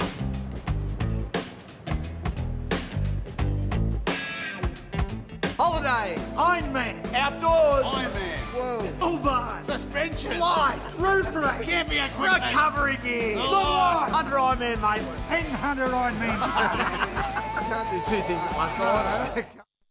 Back home, the Wilsons always use proper dinner etiquette. Out here, the stick will do just fine.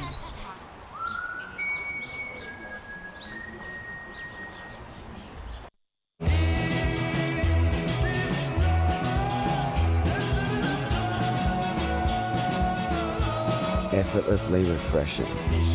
Byron Bay Brewery Premium Lager. Go with it. The Racecourse is not just a place to watch the horses thunder. It brings generations together to share memories and experiences that are close to our hearts and runs in our veins. Newcastle Racecourse. Home is where the track is.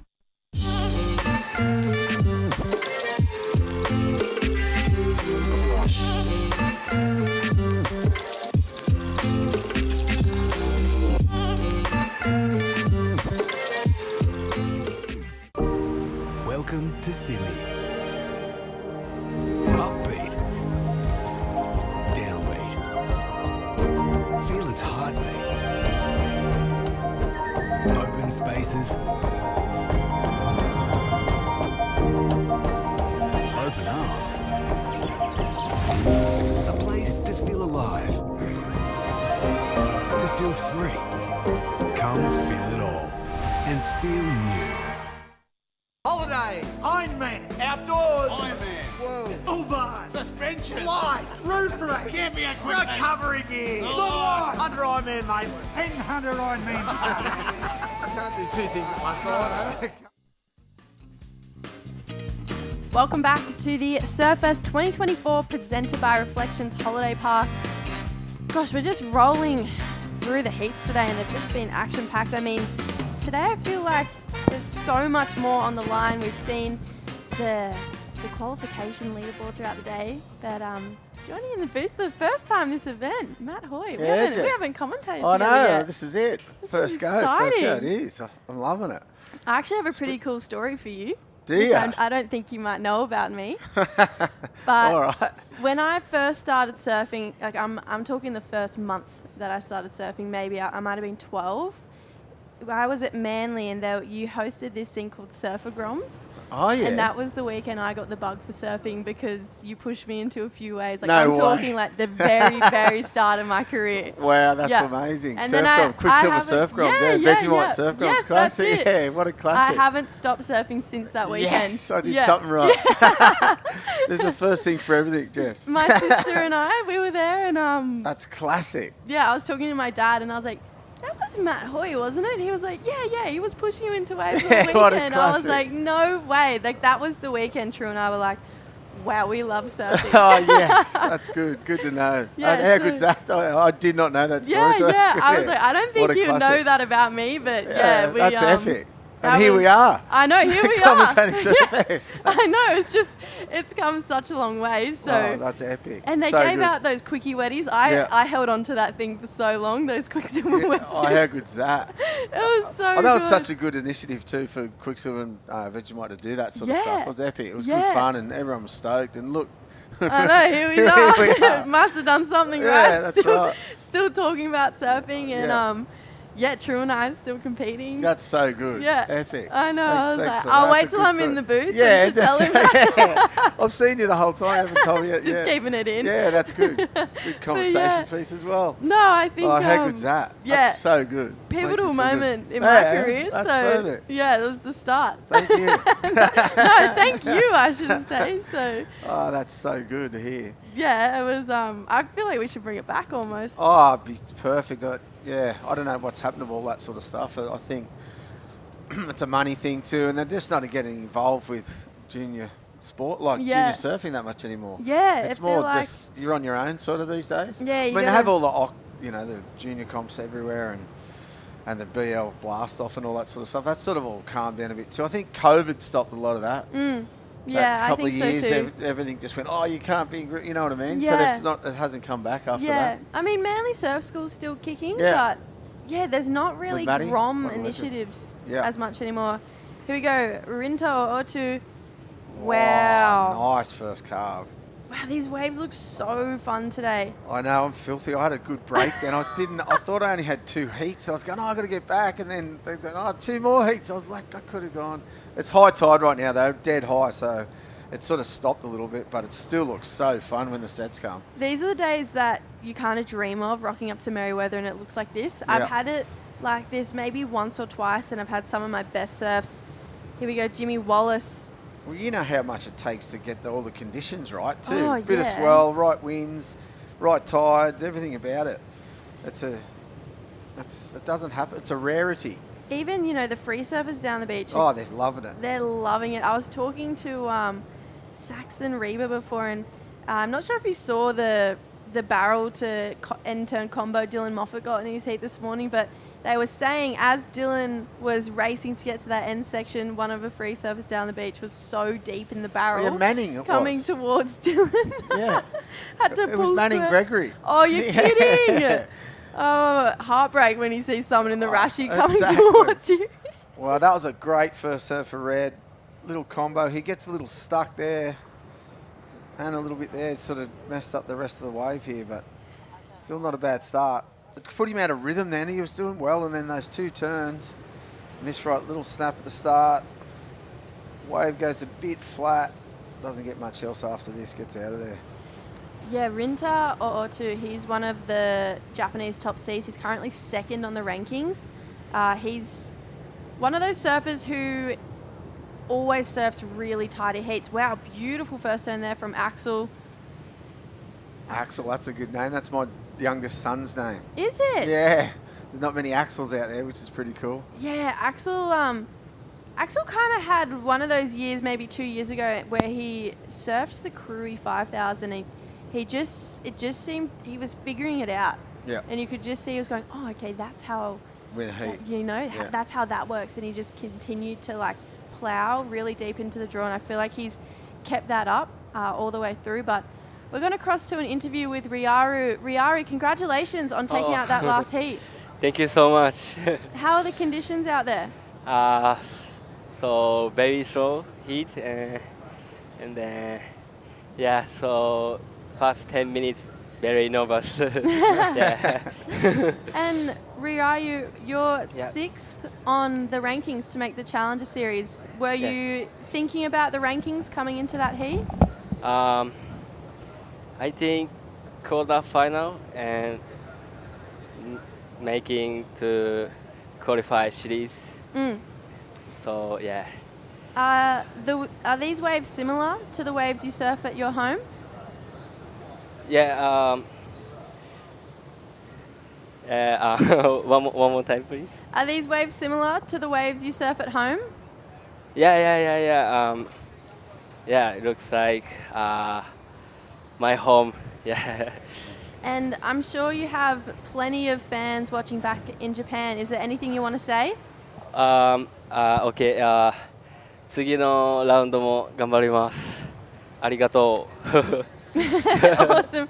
どうもありがとう。おはようございます。ありがとう。Thank you so much. Awesome. Thanks, Thank Ryaru. He's when we go and we commentate in the Asian region, we have Dai Wako, who is a Japanese commentator, but he also grew up on the Gold Coast, so he's amazing at translating those interviews. Oh, that's the guy. You need it. It's epic. I mean, most of these Japanese competitors, they all have really great English, but I always want to know more, and yeah, I feel like it's the hardest language in the world to learn. Yeah. And even they read different, like opposite to us. 4 different alphabets. Oh God, it's crazy. That is wild. I've just been there twice this year already. So twice this year already? Went for Christmas and New Year's, and then just got back 2 weeks ago tomorrow. Wow, it's definitely on my bucket list to get there. Oh, you got to. It's the best. Oh, Jimmy Wallace just not timing that second turn. So, yeah, I feel like, I'm not sure if you saw that heat earlier, Brent Dorrington, he had a hard heat, it was Morgan, Marlon and Manning, Gregory. Yep. And Manning got the score at the end. It was actually super clutch, but even though it's pumping out there, you could probably still get a little bit lost at sea if you sit and wait for too long. For sure. Expecting one of those perfect waves to roll through where I feel like you just have to keep capitalizing on anything that comes through because... And you got to chase it a bit because there's one wave like far left and there's 100 metres down the beach is the next set and it's not in the same spot at all. Not one set has been hit in the same spot. Yeah. So you sort of got to chase it a bit. You can't sit and wait. Yeah, it's not one of those waves where the wave comes to you. No, chance. You have to go and chase after it. So I agree. Winter, trying to scratch on there. Winter from Queenscliff Board Riders Club. And I know that for a fact. I know that one right. I'm sure Dimmy is probably watching in with Axel, but I know I got this one right because he had a QBC jumper on this morning. Ah, so. there you go. Gave it right away, that one. I was like, Queen Slip? He was like, yes. I was like, perfect. Good to know. But yeah, can't get that one wrong. Here we go. Rinta O'Otu trying to fight for first place. Kian Martin already knocked out of competition, so doors open for him to jump back up into number 1. He was a long way ahead though, Kian, eh? Kian is about what I saw anyway. 500 points ahead. Oh, that not that much at Yeah. all then. So that's especially with this result. So if it's probably 500 per round, 700 right? points ahead, I should say, actually. So 700. So that's just probably 2 rounds more. I would say, yeah. And they're all right there. All of them. They're all super close. Katut Agus is still going, and even Marimar, John Mark de Kong, they're not that far off. And I'm talking round of 16 quarterfinals. Yeah. Big points, especially because it's a 5,000. Yeah, so that's right. I think Kian will definitely stay in the top 5, but I think by the end of this event, we might not see him in number 1. Joe Azuchi's still going, and Joe's a fierce competitor. He is not someone you want to pull into a heat because not only does he surf amazing, he's the kind of guy that can play tactics really well in a heat. Yeah, right. He's, Knows how to surf heats. He definitely does, and he's one of those guys who, in these co-sanctioned events, he goes pretty deep into the draw against some of Australia's best. Yeah, perfect. So, yeah. It's good they've got that separate point score, but they compete here. Like a lot, if you come here from other regions, you don't get the points, which I think you should get the points. If you're travelling, you should be able to, some sort of points. I don't know how. Yeah, I mean, we have surfers like Anda Santos, for example. Yep. She represents Brazil. Yep. But she grew up on the northern beaches, not that far from where I live. Yeah. And because she's lived in Australia for so long, she's elected Australia as her qualifying region. Okay. So you can do that. Once she gets to the Challenger Series, she then represents Brazil. Does that make sense? So she uses our region to qualify. Yep. But a hard region to qualify. Hard region to qualify. Probably the hardest. I would say so. Yeah, I would say so. She's got the most comps as well. Yeah. And then same thing as Kian. He represents Sweden. Yeah. Lives in Bali. Yeah. Has Brazilian heritage. So he's all over the shop. Yeah. But he chose Asia to qualify through him, and he lives in Bali, and he's grew up traveling around Asia. Yeah. But once he qualifies, he'll surf for Europe, for Sweden. Oh. Is Sweden Europe? Yep. Yep. Yep. Sweden is Europe. Middle of Europe. How much I've travelled to Europe. Yep. Sweden is Europe. That's for sure. He's got a Swedish mother, Brazilian father. Yes. Yeah, I know David pretty well. He's the old man. Yeah, so it's similar kind of thing. I think you have to meet a certain criteria to be able to elect that as your region. Well, Sarah Vaughan does it too, right? Yeah, but she takes no points. Oh. Yeah, from here. Yeah. Right. So she's then goes home and to compete and takes a point from Yeah, there. but she's already re-qualified for the challenges, so this is just fun for her. But I'm taking points off other people now. Yeah, basically, she's ruffling some feathers. But this is that why she had to go from round 1? Yeah. She's got no ranking here. Yeah, okay, that's why. So we wondered why she was in round 1. Yeah. She's so that's got no the reason. ranking. Yeah, okay. But this is the leaderboard. So this is the guys in that next top 10 below. Winter Vincent, who's in this heat, he's currently in 14th, and Axel is in this as well, and he's 16th. So wow, I feel like it's so open. This is a battle. It's ridiculous. It's that top 7. It's scary. Do we know about the points they have to get to? You know how it's a qualifying point range. They say you got to get over 10,000. You got to get over a certain amount. They reckon 6,000 is the number. Okay, 6,000. Yeah, right. But that guy, man on screen, that was Cooper Davies. He's just been knocked out, but he was in good contention to make it. Oh, and the guy sitting next to him, Alistair, he's in 2nd. Oh wow. So that'd be awful. Oh. That's a bad feeling. I've had the feeling before where you're out of the competition and there's other people that are coming up behind you that getting the points still in the comp. It's all up to them instead of all up to you.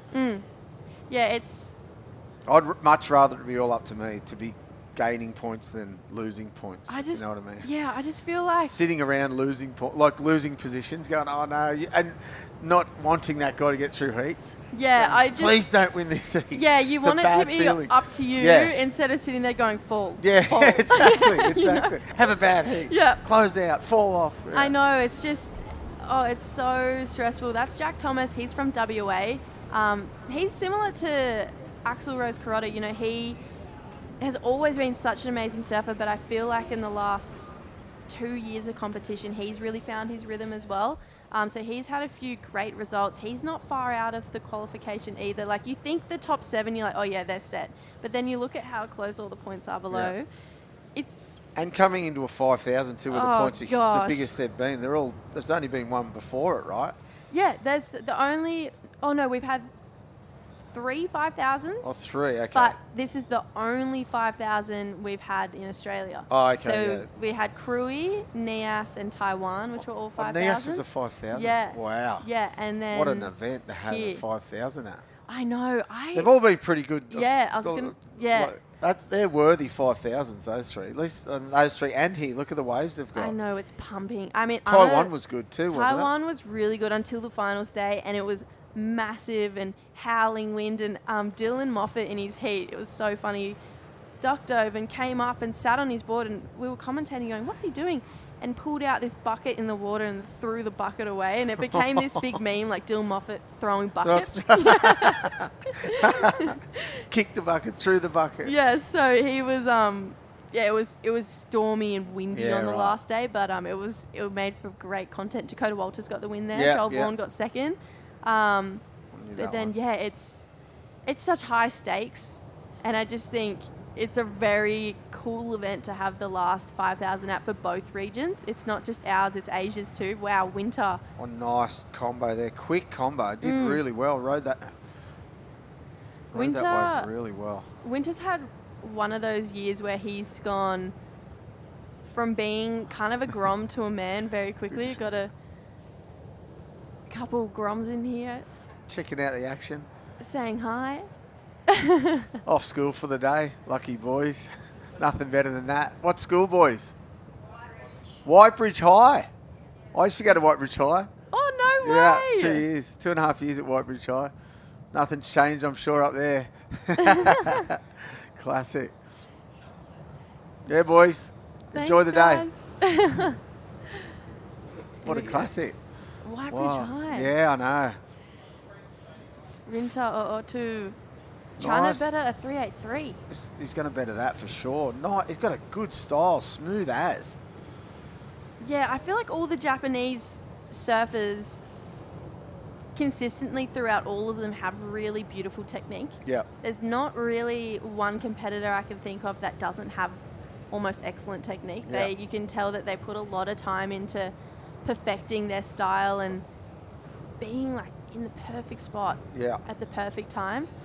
I feel like it's really steezy. I love how he drops his arms. Ninja timing. Yeah, yeah. Oh, that looks painful out the back. Yeah, they have got really good size. Steezy, that's the way to put it. But timing too, not rushing anything. Sometimes they rush it because you have to, but if the wave's there not to be rushed, they're really smooth. They're super smooth, and they're not scared either. You know, Krui gets pretty big, and we see a lot of the Japanese charging Krui. Nias was big this year. Taiwan had some swell too. Winter's up and riding. He's moved into second. From that right? What did he get on that right? He got a 403 on that right. So Winter's, speaking of style, Winter's a really effortless, steezy surfer too. I feel like when he connects, it's really beautiful, and he's got a really good air game as well. Yeah. But you have to. Yeah. Right? Oh my gosh. Yeah. We were talking about it earlier. You have to have everything these days. You can't just be a smooth, stylish surfer with big calves. You've got to do airs. You've got to charge. You've got to do everything, which is good. There's no room to not be great at least all of it. You know, you have to be good at all of it, but I feel like even now on the tour, you probably see people who have more strong points than others, but I think as the next generation filters through, I think everyone will be great at everything. Everything, yeah. You know? Well, it's going that way, isn't it? Well, even you look at, for example, Huey Vaughan and Lennox Smith, they travel around the world to big barrels and reef breaks, and they're trying to get better in those conditions now. Jai Glindo last week. Oh, no, how's that? That was incredible. I know, that was mental. I watched a bit of footage last night of it, of Nathan Florence's. I was like, what? Yeah, it's mad. But it was so perfect. That's the thing. It was big and perfect, but scary. It's a scary, scary wave. I would pass out on the wave if that was me. Oh, you get pounded out there too. Have you surfed that wave? Yeah, I've surfed a few times. I've been for the comp 4 times maybe, and then a couple of times just surfing trips. Just for fun. But I've never surfed it anything like that. Not even close. Like 10 foot maybe I surfed it. Even then. And still, you're 6 foot, you get lit up. Oh, I could not It's a imagine. heavy wave. Oh, It's one of the heaviest waves in the world. absolutely. It's definitely one of the scariest waves in the world. That's where the Olympics is, yeah? No, no, Chopu. Chopu. Yeah. I get those two confused. Similar waves. It's similar waves. Chopu's, I'm not saying it's easier, but it's more in the spot. Cloud break's like a football field. There's waves breaking out the back, on the inside, out, going wide. Really? Yeah, it's gnarly. It's not in. Well, I've like I said, I've never surfed it nowhere near that size, but on certain sides, just hit certain bits of the reef, and you get wash-throughs. You're sitting out the back, and then you got to go in and get one, and then a set comes. It's not easy at all, and it's so shallow, and then you get proper pounded. Oh, I couldn't imagine. Actually. Same with Chopu too, but at least Chopu when it's perfect, it's in the you just sit in the same spot. You just got to be confident enough, which I'm not at all, but to sit under the ledge and go. You know what I mean? Yeah, it's That's that's my take on it all. Anyway, not that I charge or anything, but this is Axel. It's on a bit of a flat one. This heat's been a bit slow. Oh, he's got a good section here though. Finishes it. It's funny. Good 3 turns. I think it's just that high tide. Oh, that was a huge snap. Good start. Another clean. Board looks so good under his feet. Finish it. Oh. Wow. That was gorgeous surfing. See what I mean when he connects? Yeah. That was good. Like you just said it. Just clean, good style, good turns. That first turn was sick. Watch this. Yeah. Off the lip through the tail. Porco-like, that is. If you got that, if you're filming that in a free surf, you put that in the edit for sure. You put that whole wave in the edit. That's going to be a good score. He's going to the lead for sure. I'm calling that. I want to see. This is interesting for me because I've been watching. They've been doing one big turn and getting a good score. He just did 3 really good turns. First big one and then 2 connectors after it. So it's interesting to see what he's going to get for this. Throw a number at it. Oh, I'm hopeless. I'm going to say 6.5 minimum. Yeah, I agree. But I mightn't be. I'm hopeless at it. I was a really bad judge. I agree though. It was a decent sized wave. 3 really beautiful put together turns. First one was huge too. Massive. And that finishing one, even though it was a carve, it was, I don't know, I loved it. Here we go. This is Jimmy Wallace. Strong backside turn. You can see that high tide's really starting to come into play. It flattens it out through that middle, doesn't it? It's not as steep all the way through, so he's hopping, trying to get to this end section. Pogo's hopping, not Huntington hopping. What did you call it? Poggos? Yeah, that's what it's called. Is Where it? they're surfing, yeah. That's called Poggos? Yeah. Why? The old fruiters used to live on the corner there, the Pogonovskis, so yeah. On that corner at the far end there. Yeah, it's Poggos. So we've got, the whole beach has got like 20 names to this beach. Are you kidding? No. What's the typical little the rip bowl right in the corner called? Here, Merida, the Rocks. The Rocks. Obviously. Yeah, well, yeah. That's a really obvious name for what it is. What about the next talk? I want to know. Yeah, Tell me. We'll go to the next. Because if I go out, then I'll be like, oh yeah, guys, we're at Poggos. I'll be like, oh yeah, she's a local. I'll get so many more waves. Classic.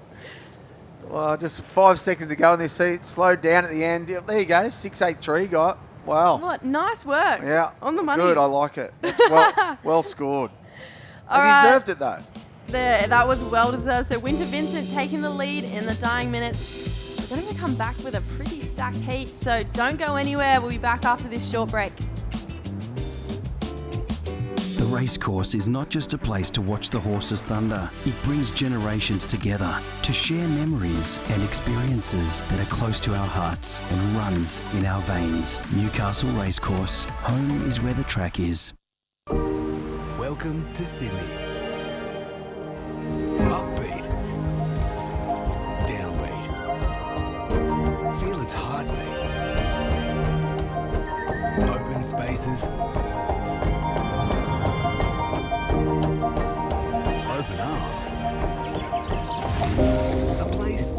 alive. To feel free. Come feel it all. And feel new. Adam has taken a few losses at work this week. A loss out here, Really try to get up onto the... a little easier to take.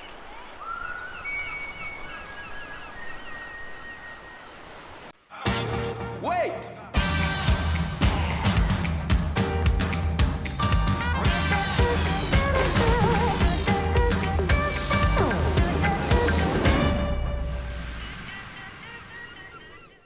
Holidays, Ironman, outdoors, Ironman, whoa, Uber, suspension, lights, roof rack, camping equipment, recovery gear, under Ironman Maitland, and under Ironman. I can't do two things at once, I know.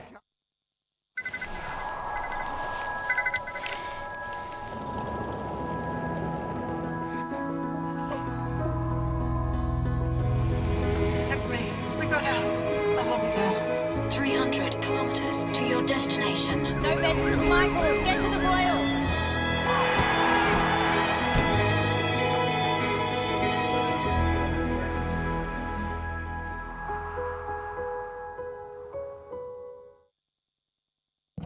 Welcome back to Surfest 2024, presented by Reflections Holidays Park. We're into the Burton Automotive Pro. That was Winter Vincent on your screen briefly. He took out the last heat, so we'll be chatting to him very shortly. But second heat, I'm calling with Matt Hoy, the Kickstarter to my surfing career. Yes, I love it. That's the best story ever. I love it. It's so good. I know, I've been sitting on that one. I went, Jack, when am I, our producer Jack, I was like, when am I in with Hoya? He was like, why? And I was like, I've got a good story. content. Perfect day to pull it out too. Perfect conditions at Merriweather. I know. Love it. That's a classic. This is my So first good. year not competing in this event, and it's days like this where I asked myself why. Why didn't you? I don't know. To be honest with you, I was just like, commentating was just on a bit of a roll for me, and I was like, I might just give that my 110% this year, and I'm still pretty young, so got plenty more years in me, which is good.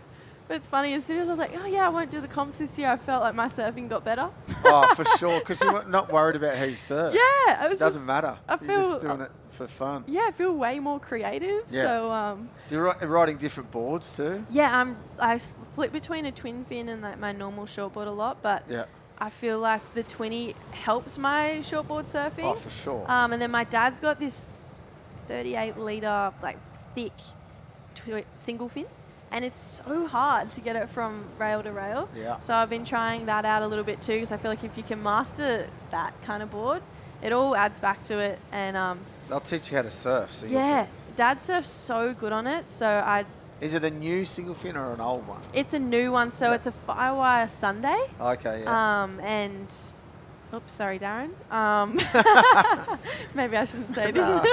No, it's terrible. It's the worst. Yeah, board it's ever. so bad. I It's actually so bad. I too. don't like surfing it at all. Chuck it in the bin, Dad. No, I'm kidding. But yeah, no, DH it's won't fun. matter. Yeah, Won't no, mind. He DH loves won't it. care. He's probably laughing at me right now. He'll shape you one.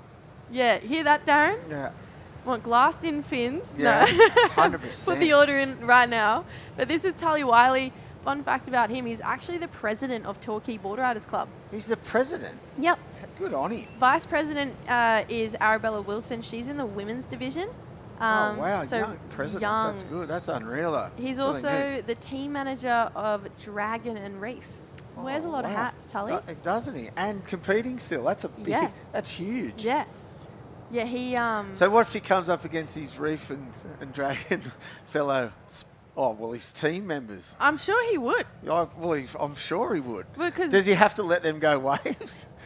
Nah, surely you'd be like, Nah, want to stay on the step up. team? Yeah, step up. Yeah. If I beat you, your deal Yeah, is you're getting out. less. Oh, Tully, Yeah, he's just a powerhouse, though. Isn't he? He got a first. Was that his? I think that was his second wave too. He got a 5.33 on a right. He's a good-looking right too for blue. Oh, I'll stay on it. Nice wedge. Look how good the conditions are. It's perfect. It looks so fun out there. This is Jack Thomas from WA Surfer Wow. yelling up on the weekend in was the a good wave. ABB, and they had a strong team. And Macklin Flynn from WA as well. Oh, Whoa! that was sick too. Stepping it up, boys. Good to see. Whoa. Wow, Macklin. That was sick.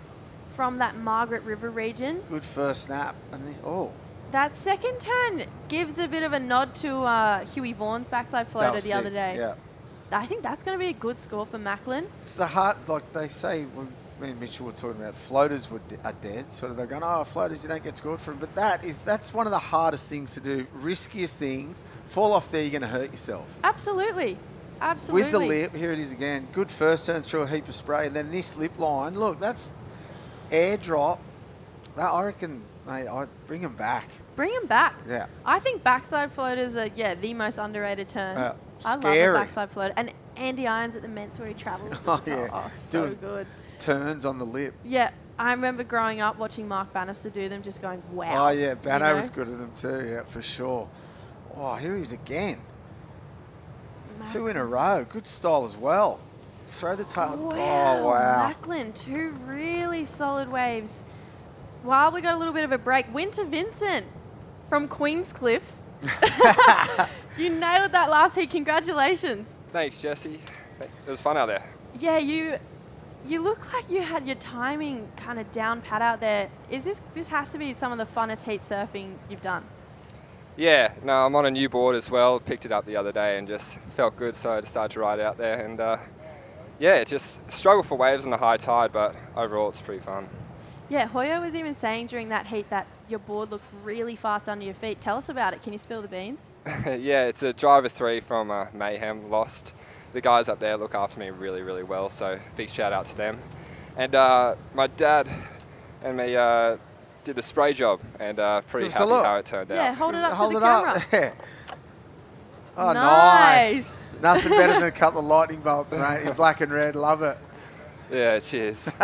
And Winter, you're not that far down on the rankings. Is there any nerves? Are you looking in, doing the numbers, or are you just kind of letting your surfing do the talking? Well, at Avoca, I was like, I actually have a good chance to qualify for the challenges.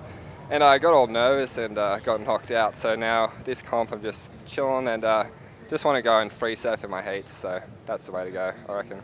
I feel like you did that in your last heat. It definitely paid off for you. Do you feel like moving further down the draw, it feels like you need to lift your surfing more, or you're quite happy with where it's at? Yeah, you need to pace yourself. You can't peak too early, especially with the caliber of surfers in this comp. So, yeah, just got to pace myself, hopefully make it deep into the draw. Yeah, well, we just saw Jack Thomas finish off a beautiful wave. I don't know if you saw that in the corner of your eye. So I feel like the next few days are going to be fun, and, we're excited to see where your surfing can go and, how many more levels you've got. So congratulations, Winter, and, hopefully we chat to you again soon. Sweet. Thanks, Jesse. See you guys. Good luck, mate. What just happened? Mate, everything just happened. There was a flurry of waves, and there was some really good wave surf. Green for his right got a 6. I'm pretty sure that was on the right. No, for the left, for that big floater. Backside floater. Backside floater. Then he's got another score to come in as well for that right he got on the way back out. And then Blue just got a sick one. So this is the 6? Yep, this is the 6.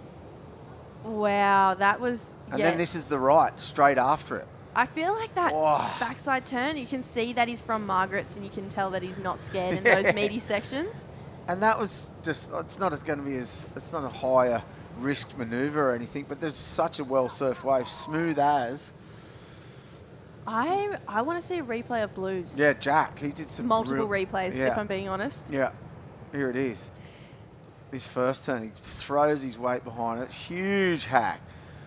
And then it gets a bit flat here for him. But then he does a big one on the inside. He's still keeping the momentum, though, which is moving. And this turn, that was sick. 2 huge turns. 2 massive turns. Green and then, again. Wow, huge opening carve. The 2 WA surfers just going wave for wave out here right now. Are they both from Margs? So Jack is from Yallingup. Oh, yeah. Is it the same? Yeah, I've never been to WA. It's like, it's a bit of a distance between, but it's the same area. But don't say that, you can't say they're from the same spot. The one's from Yallingup, one's from Margaret. So the same sort of thing. Yeah. They Yallingup had a really solid team in the ABB over the weekend too, but Tully then answering back with this one, belting it on that inside. Oop, almost lost it, but regained it. So Macklin goes to the lead. That wave before that last one was a 4.4. Oh yeah, waiting for what we think will be a healthy number for Jack. I think they could have gone a little higher, both of those. Jack's going to get a good score. A 5.63 okay. for Jack's last one. So now Tully's got a score to lock in. Here it is again. Different sort of surfing, but I just thought that was a sick carve. And then a bit missing in the middle bit maybe. But this one too, this is hard to do. Wave coming at you, a big foam ball coming at you and trying to hit the lip. And he hit the lip and threw spray and rode out perfectly.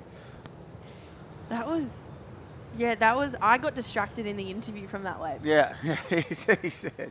I was like, whoa, okay, that's going to be a good score. So 5.63 has him in second, a 4.5 as a backup, but I feel like we haven't even seen Tully properly open up yet. No, well, and he's right in the mix. Only needs a 4.81, so a 5, say. And then Josh Van Nykerk, he has a pretty cool story. So he's actually from South Africa. Oh. Little sister Jessie Van Nykerk, I'm sure she's watching on. But they competed through Australia in the junior regions, then moved back to South Africa. Jessie represents South Africa in the Challenger Series last year. And then Josh moved back to Australia and now is competing through the Australian region. Wow. Yeah, Where are they from? South Africa, do you know?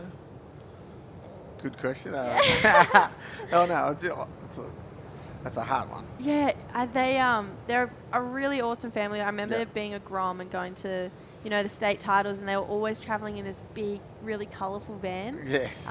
Like as one just big happy family, and there's such a cool family. Mum now has a company called Yellow Watches, which is based on surfing. You can go really deep underwater, and they're just trying to grow that at the moment. So cool. a bit of a shout out to Yellow Watches, but I'm sure they're tuning in, trying to support Josh. They're the nicest people. Classic. I feel like a lot of South Africans are so lovely, like Sarah Baum as well. Oh, yeah. You know?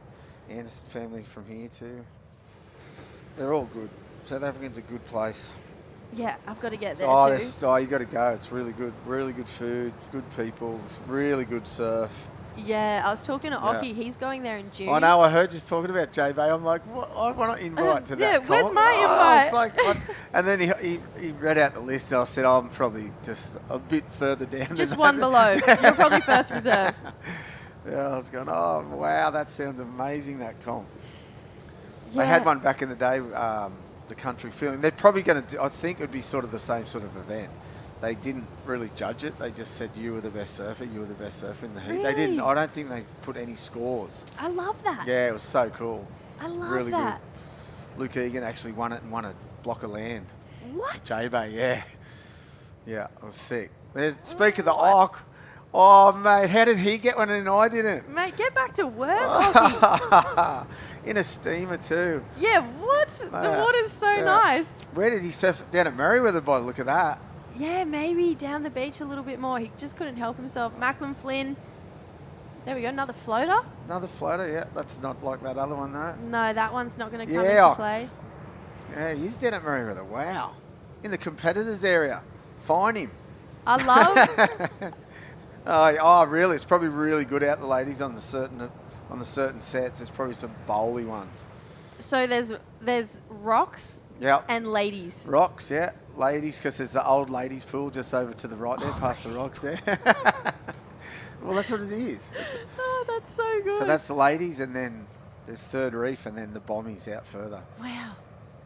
And then the middle, then the Pipe, then Poggos. I Dixon can't wait Park, to surf Cliff, Poggos and be like... South Bar,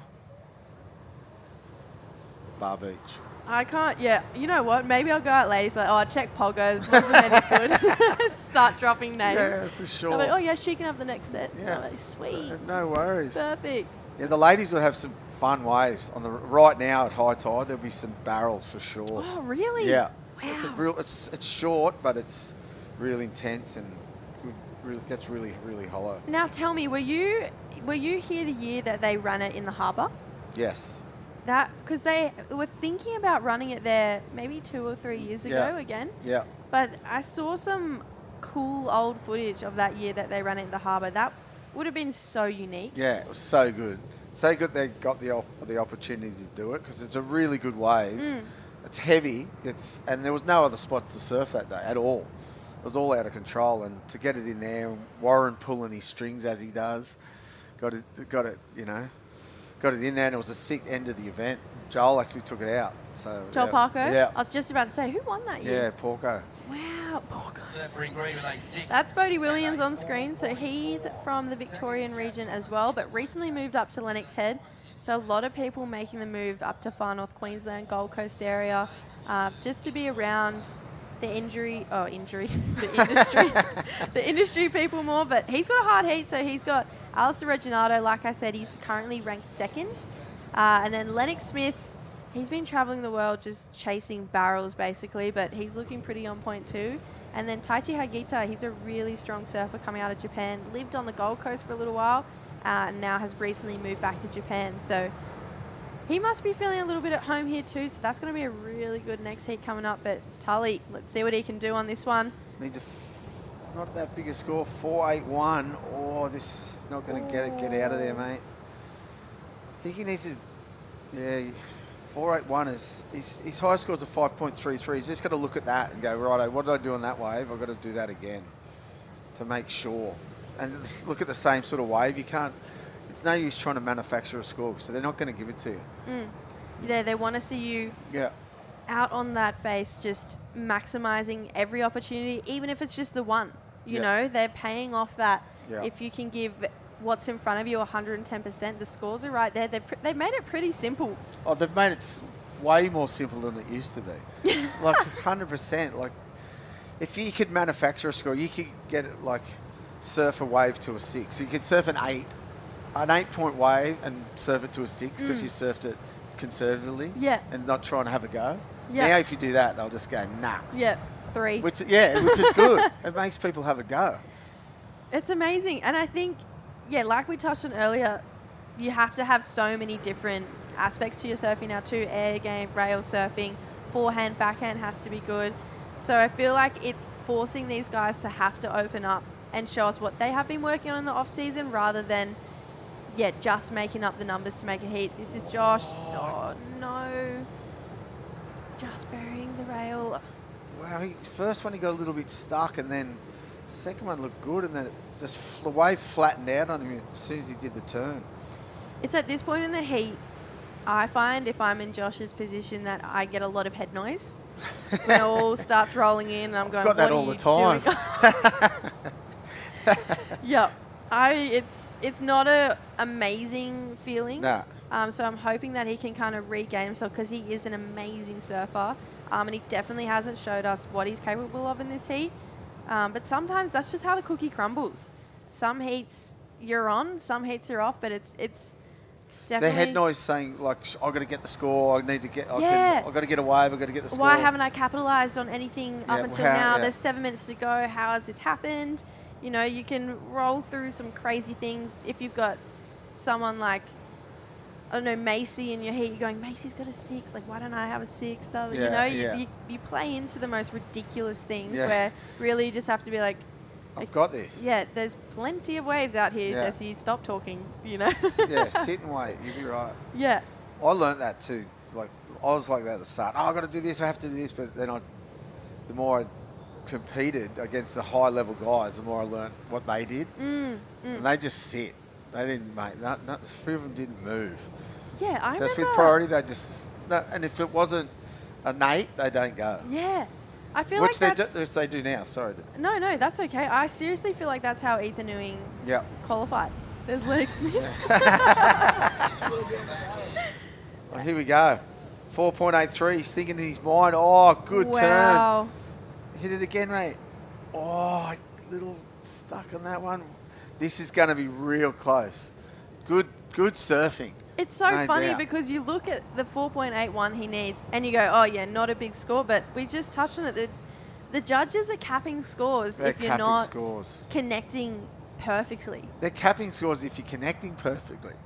We watched the right. You know what I mean? That 4.4. So, okay, it's a 4.4 was that right he got, and he did those 3 really good turns. Good turn. This turn's a good turn. Throw ceaseless break. Big carve, though. And this one, he gets a little stuck. I don't reckon he's going to get it, and I reckon he should. I think I agree with you. You know what I mean? He's 4.4. Was that right? He did the sick turn at the start, big carve, and then carved at the end and finished perfectly. Yeah. So is that better than that? And even those two massive turns being the 5.63 Yeah. that Jack Yeah. Thomas got, Yeah. is that less than a point than Jack's? Yeah, Oh, God. Yeah. This is why I like to talk about surfing. Yeah, exactly. Not do it or judge it. I was talking to some of them, and they're like, you should come and shadow judge for 1 or 2 of the heats. And I was like, no. No, thank you. All over the shop. No, I have been so consistent. 6-point ride. Oh, what? So Tully goes to the lead. Tully now in the lead. Macklin Flynn in second. Jack Thomas in Righto. third. So I reckon it was all off the back of that second carve. Yeah, for sure. And the flow. Yeah. So that just throws my mind all over the shop. My head noise is back again. The head noise is back. I'm not even out there. We're actually going to tune off, so we'll see you guys later. No, just kidding. But Oh, this here is it the is. 6. Let's break it down. Good first yeah, turn. Through This the turn, tail. though. Yeah. Carve. I like it. Mm. I thought they mightn't have liked it because it was just a carve. And then finishes with that. Can we have a look at the 4-4? This would be good for you to go back. The right. Compare it. We'll do a judging thing here. Yeah, that's Sort good. of the same. Even the 5.63. Yeah. I want to look at the 5.63 Let's too. look at all those ways again. You know what? Let's just go on a rewind Yeah. and watch this from start to finish again. Yeah, see if we get it right. Oh, well, but you know what? Good on him. Yeah, absolutely. Here it is, the right that was saying at the start. No, this isn't it. Yeah, this is the 4.4. This is the 4.4 that Macklin got, and then he Okay. finishes it here. Oh, yeah. Okay. It's better than that, Well, it's... but this is the 5.63, so Yeah. this is the one I'm interested in. Okay. Wow. Yeah, that's a sick turn. It goes, it's this middle bit, I think they... But then this end turn, he does Yeah, one this is less huge. turn, but This is huge. That's so hard to do with that foam coming at you with no speed and hits the lip. Righto. similar size waves. Yeah. Okay. There- I'm lost. Oh, No, I'm kidding. No, I think all the scores are well rewarded. It's so hard because I think all 3 of those guys in first, second, and third deserve to get through this heat. But that's just the nature of competitive surfing. I think, yeah, I don't know. I think I don't know. I don't know either. I think I'd love to see the 3 of them have one last roll. Yeah. I want a flurry of 3 set waves. So if we can make that happen. All 4 of them just get it. Here we go. Green, what's he got? Good first turn. Just gets a little stuck. Nah. Get out. Get out. It's not going to better your 4-4. Yeah, not So he's trying to yet. better that right. There's no chance. I don't think that betters it. Tully now. Oh, Tully's Wow. just got the confidence back. Tully's, yeah, I think Tully's just dropped that 5.33. So I love when he connects. It's so vertical. And then Jack Thomas priority's missing from his name. So He's gone one as well. he's gone a wave as well. It's nearly every heat has had a flurry that I've commentated anyway. Has a flurry at the end because everyone gets one, and all the scores have been changed. There's people on the beach waiting for scores, and There's just so much going on. I love that, though. I love a rush for at sure. the end of the heat. And no one knows what's going on. Everyone Yeah. knows what's going on the whole way through the heat, and Yeah. if everyone gets one at the end and You're then going, score, who got one? Yeah, yeah. Da, da, da, instead of being like, oh, the ocean went really flat for the last, So I don't think this wave betters Macklin's scoreline, but, You know, we don't know. being wrong before. Jack only locked in a 1, so he's back out there with 30 seconds with priority. Maybe it does. Oh. Maybe it does. This Red's last one too. Big first turn. He gets a couple in here. See, he's this better than his Wow. 6. That's better than his 6. That's if better you- than his 6, for sure. Yeah. I think so. Well. Oh, huge finishing turn there for Jack. I'd love to see what he got done out the start of that wave. Oh, see, it's happening again in the last 10 seconds. This has all happened. It's last minute in the Now, heat. there's scores for all 4 surfers. Yeah. Oh, wow. Here we Time's go run again, out. boys. Here we go again. Girls, ladies, gentlemen, boys, girls. That was, oh, wow. So Macklin doesn't better his scoreline. It was a 3-1-3. Yeah. So we nailed that one. Josh gets a 1.77, so unfortunately Josh is out of the picture too. Now we wait and see Oh, here if it is. this last wave is a 4.78. Oh, good spray. 6-second turn. That's a Oh, 4.78. I think so, for sure. If Wow. I think Tully betters his 5.33. Tully's won this heat Yeah, in my eyes. yeah. He gets a 6.57 for that one. Yeah, big scores locking in. There it is, a 6.9. Yeah. So Tully extends his lead, and Jack Thomas gets a 6.63. Wow. So Tully Wiley, Jack Thomas moving on through. Oh, good Qualification end. hopes still alive. Oh my gosh, what an absolute emotional roller coaster. We're going to go to a break. We need some time off, but we'll be back with more right after this short break.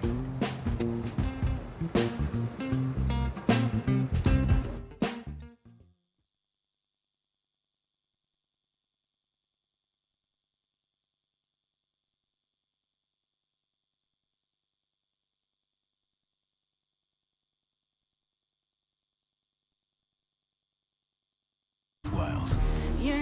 A place to feel free, to feel alive, and most of all, to feel new again. Maddie's last night's sleep was spent trying to look up relaxing wave sounds. Tonight's actual wave sounds.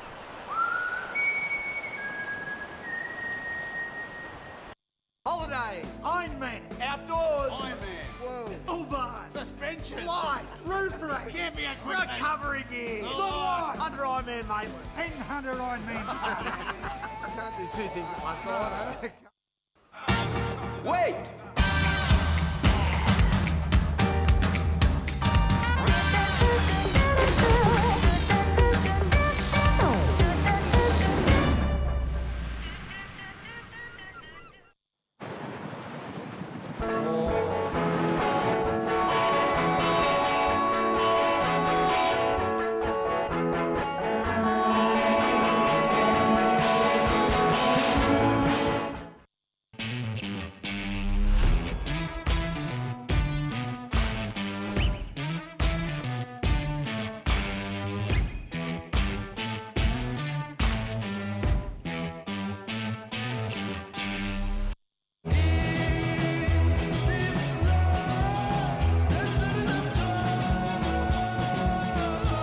Effortlessly refreshing.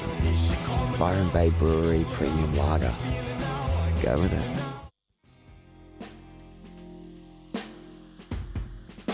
Welcome back to Mirror the Beach, Surfest 2024. Presented by Reflections Holiday Parks, and another doozy of a heat out there at the moment. It is Alistair Reginado in the red. Lennox Smith is in the blue.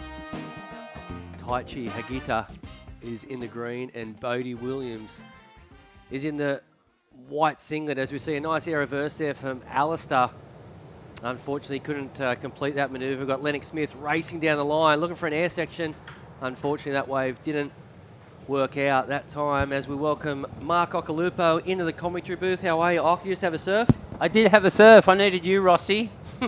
I needed you because I surfed that back reef over there near the bar. I walked down and I saw a full square wave spit, and I was like, and there was two guys out there, but they left, so I was out there by myself, and I didn't really know how to do it, but It's a I myth. needed you out there. No, it's a myth. Really? It's called Bar Reef. Yeah. And the only person that you should talk to about that wave is maybe Simon Robinson. Really? Yeah. Well, that's my best mate. And I will tell him, he's at the farm today, he's going to come back, and so I'll tell him he'll laugh that I surfed it because nah. You have a chat to Hoyo about that wave? Yeah. I think he surfed in maybe once in his whole life. No way. It's a tricky wave, but yeah, Simo knows it. As we see a good-looking wave here for Bodie Williams. Wow, where are we? Good waves, huh? Wow, there is. That was a good combo. Really good. Just such a beautiful day. I had to go for a surf. It's glorious. West winds. It looks like one of those days that the wind stays west all day. Just reminds me of when I grew up in Sydney, and you get those days, because on the Goldie, you don't really get it, it's just different anyway. Those west winds that stay all day. It's that time of year. We're getting a big southerly buster tonight, right, Rossi? Yeah, and prior to the southerly buster coming, it sounds like we're going to just mow through as much of this event as possible, which is a really good idea. We've been pretty lucky. We've been finishing maybe at 2 o'clock every day. Not today. Not today. I think we're going to push through and, anticipate a bit of a southerly change overnight. and conditions going to be a lot different to what we're seeing today. But I still think they're going to be really fun. Really? Merida in it with a south wind south well. It's super fun. It'll be so much different to this, but I think you could go around and ask the competitors what sort of ways they like in an event, and I don't think they're going to be too dirty on what we're going to get tomorrow. Yep. Heaps of opportunity. Okay. Did you like competing when the waves are when it's a bit onshore? So there's heaps more waves. Yeah, absolutely. Yeah, I was way better with lots of waves when it was inconsistent. Seemed like that's when you lose, right? Yeah, that's when you lose. Yeah. Well, that's when the big upsets occur. Yeah, I know. You can't blame the ocean though. Like, nah, it's always you think, what have I done wrong? the waves didn't come to me. And then when it's onshore, there's generally double as many waves in a heat, or maybe more. So yeah, it should be maybe 4 to 5 foot tomorrow. Could be even a little bit bigger. I think the majority of the scoring waves will be probably right-handers, but we'll wait and see. Right now, we're going to cross to Tully Wiley. Really exciting heat there, Tully. What a seesaw affair. Went to first, went to second, into fourth, back up into the lead. Congratulations, mate. How was it out there? Yeah, thank you. It's really fun. I just kind of got a good start, and then everyone kind of ran ahead of me, and got to a second where like, oh no, I'm going to really need a score here, and I was just sort of getting busy under priority, and there's just started to be these little double ups on this right that I was kind of watching closely with some of the boys. Just managed to kind of snag on under priority and just turned into a pretty good score, I think. So that kind of got me out of it. And then there was still an exchange at the end that still got me a bit freaking. But yeah, stoked to get the heat win and move to the next round. Yeah, job done, mate. That's a really high scoring total. So good stuff. And you're up, up towards the top of the ratings right now. How are you feeling about that? You'd be lying if you said that you're not thinking about, making the top 7. It's pretty nerve-wracking experience, right? Yeah, definitely. I've never really been in a position to qualify, so it's all pretty new to me, but I'm getting plenty of good advice from all my mates and stuff who've been there before. But yeah, just kind of got to take your mind out of it and just keep thinking about the next heat, and the result will be what it is, and just got to keep making heats and trying to do my best. Where have the majority of points come from you in the season so far? I got a second at NIAS last year in September, so that was a pretty sick event. That was incredible. Rio won, right? Yeah, Rio. He smoked me in the final, but I had a good run up until there. But no, he was ripping, so it's pretty special. And mate, you surfed in the Bells event last year, right? Was that last year? It was the year before. Zave was last year, yeah. So you've had the experience, right? So surfing in big events, like the Challenger Series, if you get there, it's like you've done a bit of an apprenticeship, surfed some big events. You must be pretty excited the idea of jumping on that tour. Yeah, it's super exciting. It's kind of been my goal for the last few years to get onto that, and starting at Snapper for me is just incredible. I love going right. I'm born down in Victoria, and I literally go right every day. So Snapper's one of my favourite ways. So to get to go out there would be sick, and but we'll wait and see. Are you in the trials again for the Bells event? Yeah, so I leave here on Monday, and then the trials is on Saturday. So hopefully we get some swell for that. Local, usual suspects in that one again? Yeah, usual crew, Zave, Willis Druma, a couple of really good crew in there, so you definitely got to be at your best and put a good final together. Not a walk in the park? Nah, no way. Everyone wants it, so you got to really dig deep and have a crack. But it's exciting, and we'll get through this one first and then focus on that next week. Who are you travelling with this year? Who are you up in Newcastle with? I've got a pretty big group. We've got Zave, Jack Thomas, Axel, Carota, Spencer Kay, and Benny Spence, and George Pitter as well. So it's nearly like every sort of nook and cranny of around Australia. You've got West Australians, you've got some New South Wales, Queenslanders. Yeah, we got it covered. Sounds like a lot of fun, mate. Congratulations, Tully, and looking forward to seeing you surf later in the week. Good stuff. Perfect. Thanks, guys. Big score locked in for the surfer in white, and here he goes once again. Goes for an air reverse. Has already locked in a 6.67 OC. Big number for that left-hander before. Yeah, and it was a good wave, wasn't it? It really was. We got Lennox Smith in second. I know a lot about Lennox, Rossi, because he's a Billabong rider. I've been on a couple trips with Lennox. Really impressed with him. He likes big waves, charges. He's got big airs. Probably can work on his turns for sure. He's only young. But He's I one of the I best coming up, huh? Yeah, I got big raps on him. Yeah, definitely one of the best coming up, for sure. It's in that little sort of, the Winter Vincent, Jarvis Earl, Lennox Smith. Really good, from the South Coast, where there's a lot of grunt down there. He knows how to ride the tube. Mm-hmm. Definitely can't forget about Joel and Huey Vaughan. I mean, I really think those two I just can't believe how good Huey's got. It's because of his brother. He surfs with his brother all the time. So, those two, wow. Did you see that heat? Oh, well, my son was in it. Oh, of course he was. I'm sorry. That's okay. That was just... it just goes to show that Jay, he drew a very hard heat, because Jay surfed pretty good. He might have got through a lot of other heats. That last wave he got was a big score. Yeah, what did he get? Don't know, it must have been 6 or something, yeah. I mean, you can see their scores today. He probably would have got through a few heats today, but he ran up against them too. But I like that because Jay can really lift and he knows he needs to. I mean, I believe, that, he's good enough to get on there, but he just needs to, put a run together. But when you come up against those two and they're surfing like that, it's going to be difficult for even one of the Felipe Toledo or Gabriel Medina because those moves are as good as what they do. Yeah. You hearing me? Yep. Well, those scores were probably not much different in the CT, right? No. The alley-oop and the full rotation. No, that's what I mean. The CT would have given the same scores. Yeah. For those. It's next level. And Jay can do, everyone knows Jay can do good airs. I really want him to practice his alley-oops, because I was talking to Joel and Huey's dad and about airs, and it was funny, I'd never heard this story, but he said when Joel was 10, and he was pushing Huey in, and he told Joel never to do turns, right? And I've never heard this story. Don't do turns, just airs only, no turns, and that's what he done. And all his dad's mates were like, what are you doing to your son? Like he's not turning, he's only doing airs. He's like, I don't care, he can learn the turns later. I want him to do the airs first, and I've never heard that. And man, it's worked. Are you kidding me?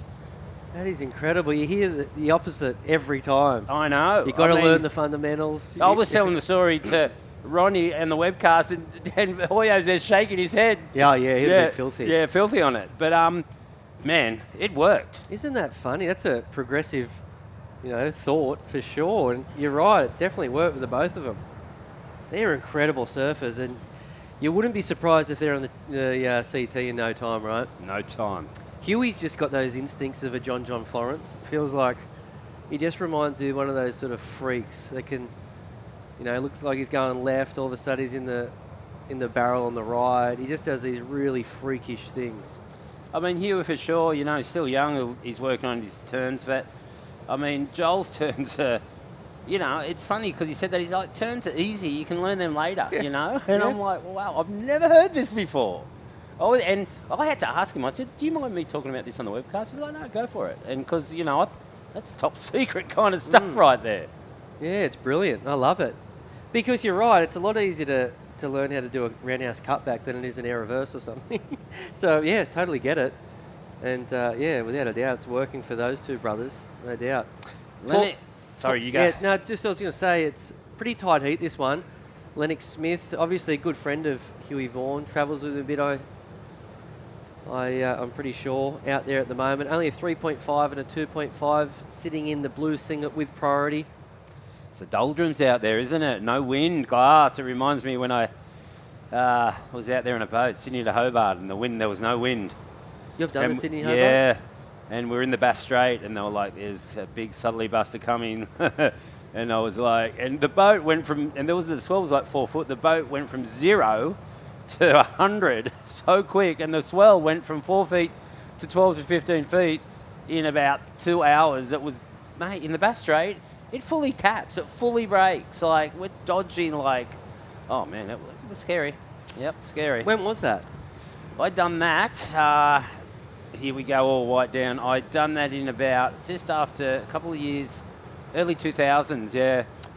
I hopped on, we were all, it was after Chopu. I went into Papiete, we had a party on a boat, and I was with Andy and Joel and Bruce and Louis, and the boat next door the party kind of spilled over to that boat, and there was an Aussie crew, and they were like, yeah, we're sailing the boat down to Noumea and then Sydney. We're going to do the Sydney Hobart. And I'm like, I've always wanted to do that. And he's like, really? You want to? And then the boys, if you want, you can. And the boys the next morning, there's no way you're doing that. And I'm like, yeah. And anyway, the guy got in contact with Billabong, told the team manager, and all of a sudden, I'm signed up. I'm like, I got back from Hawaii, and I'm like, why did I sign up for this?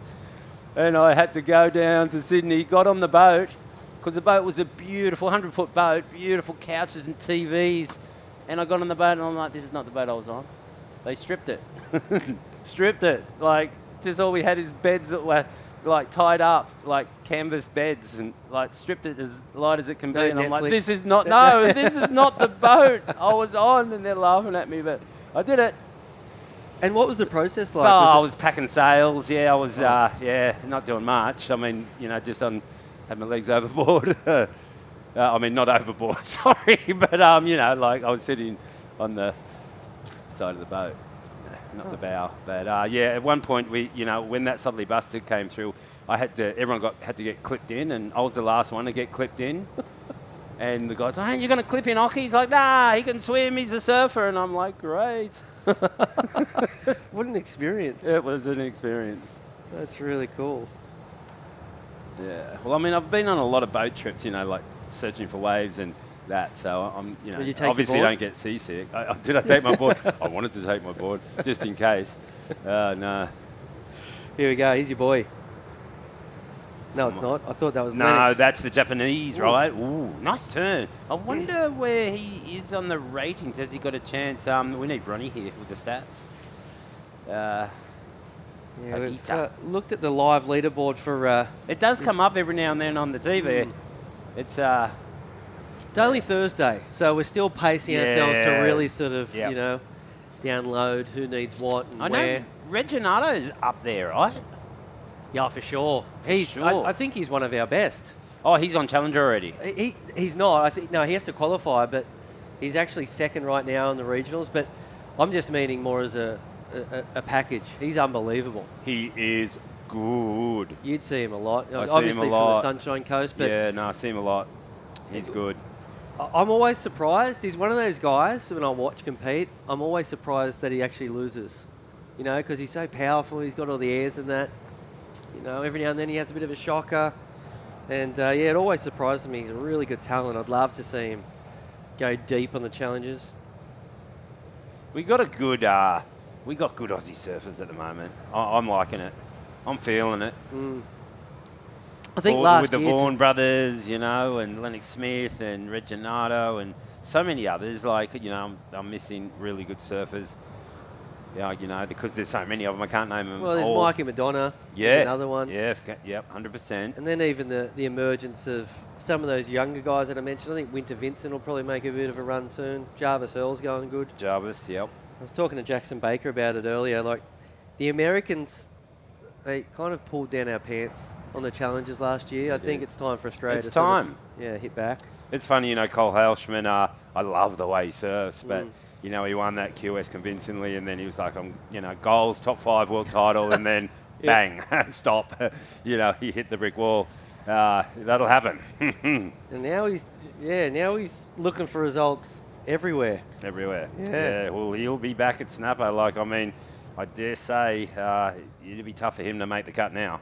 Yeah, I know. He's had a couple of really low events. So, mate, it's brutal, this sport. You can be king one day and, not making it back on the challenge series the next. I mean, those times because I'd done the tour for 25 years maybe, and you go through those runs, where you can't make a heat. It's just so weird, and you don't know why. Can you remember how long it was that you went on a horrible run? Yeah, like 6 months at least. Yep, about eight events. And then just scramble your way back and just make it back on tour. And then I don't know. I had a break on tour, so I didn't compete then. But it was kind of when I tried to requalify, I kind of went through a bad run. The qualifying It was tough, and when I came back, I only just made it back on. I was like the second last guy in. And then the next year, I was all of a sudden number 2 to Kelly Slater. Isn't that funny? That was weird. And you're probably surfing the same. Yeah, you know? yeah. You know, but just, something breaks right. As you see the surfer in blue, this is Lennox Smith. Huge turn to open things up. Great looking turn there from Lennox, from down to the south coast of the east coast of Australia. Moving through the inside, another nice snap, just trying to connect things and lost a fin, and a rare mistake there from Lennox, who was looking for a 4.14. Oh, Gosh. man, that's tight. That little stumble at the end might be it. I don't know. It's pretty nice surf, and that was good, and the timing was good there because the wave was so flat. A lot of people have been just getting, caught and going out the back on those turns, and that one, but he didn't ride out of that. No. I think he needed to make that. Look, a 4.14, it sounds like it's a low requirement, but it's actually... Not today. It requires some good surfing, and he did the good surfing, but the fall-off, it looks as though the judges are still deliberating on this one. As we see, this is a couple of rides here for the current heat leader. This is Bodie Williams' first score. It's a big number. I believe that was the 6.67. Really good surfing there. Then a 5.67 was locked in for his backup score. Looking really good. Here it is, the 5.67. Pretty slow start, a little bit sleepy here, Ock. Yeah. Definitely got the best of it, though. Wow, love that. That's nice timing. Feels good, those moves. Feel really good. Lennox got it. He got a 4.2 just. 0.06. He got the score. Wow, really tight. As we see, the surfer in blue just lose the wave to the man in green, who utilised priority on this one, looking for a 3.84. Not it. That's not it. Well, Lennox Smith flip-flopped the heat there. That was really tight. Well, it was smart, to actually go that wave because he had to block him. And now he's got priority over him, so smart move. Some more sets coming. Lennox, so there's only one thing I can think of for Lennox is, he's got a very narrow stance. I reckon he could just widen it a touch. He does when he's in the air, but just on turns, I think he could also widen it. It's he's still young. Have you actually done trips with Lennox? Yeah. A handful of them? Yeah, I've done a couple. Yeah, West Oz. We done West Oz together. We've been at some other places too, but yeah. Or maybe one other place. I think West Oz, yeah. I said West Oz, sorry. That's cool. How is it going on trips with, the next the gen? Groms. Yeah, is it fun? It's so fun. They're in the back seat. Here we go, man in red. Alistair Reginato looking for a score here. Ock, looking for a number. Big calf to get things going. Needs a 3.2. So not a tall order. Finish this, and he's going to get the number, I'd say. Might even go up into the lead if he can finish strong. Great surfing there for Alistair Reginato. Looking for a 3.2 to go to second. A tall order, actually, to go to the lead. So I don't think that's obtainable right now, but great surfing here, Ock. Definitely getting the score there. Like that line, speed carve to hit the float, and then just light on his feet over that. So really nice. Definitely the score. So Lennox Smith, he hasn't got much time, needs to do something. So does Hagita. Yeah, coming down to the final, 90 seconds remaining. So this heat is it's a barn burner. It's coming down to the wire, this one. Oh, hang on. Good looking wave here.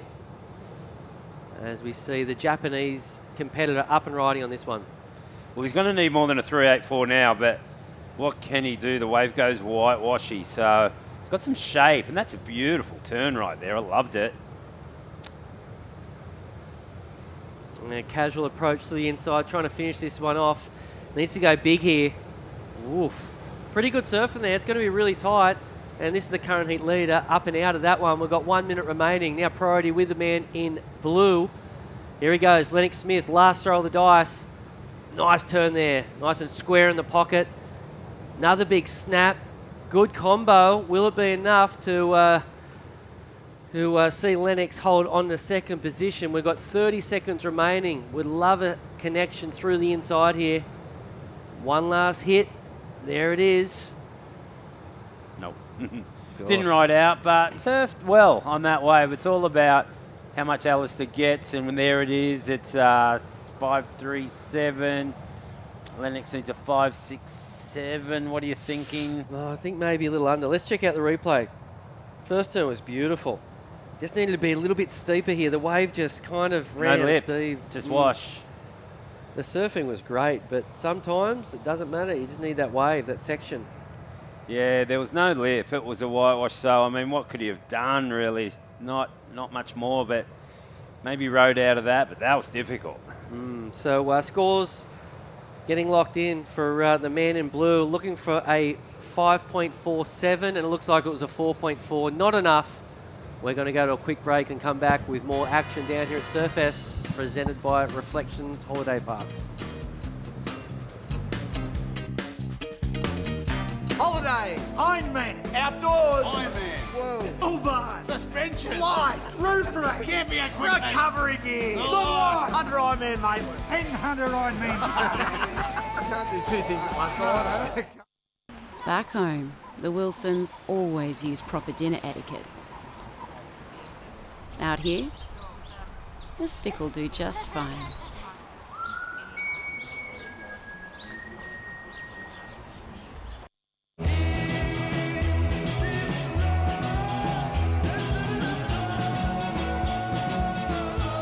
Effortlessly refreshing. Byron Bay Brewery Premium Lager. Go with it.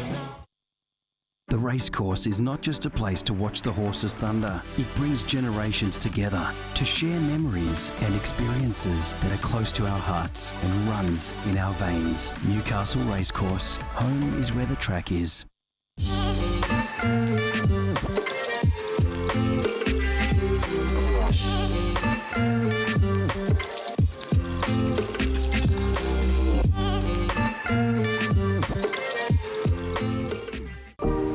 Welcome to Sydney. Upbeat. Downbeat. Feel its heartbeat. Open spaces. Open arms. A place to feel alive. To feel free. Come feel it all and feel new. Holidays, Ironman, outdoors, Ironman, whoa, Uber, suspension, lights, roof rack, camping equipment, recovery gear, under Ironman, mate, and under Ironman. I can't do two things at once, right?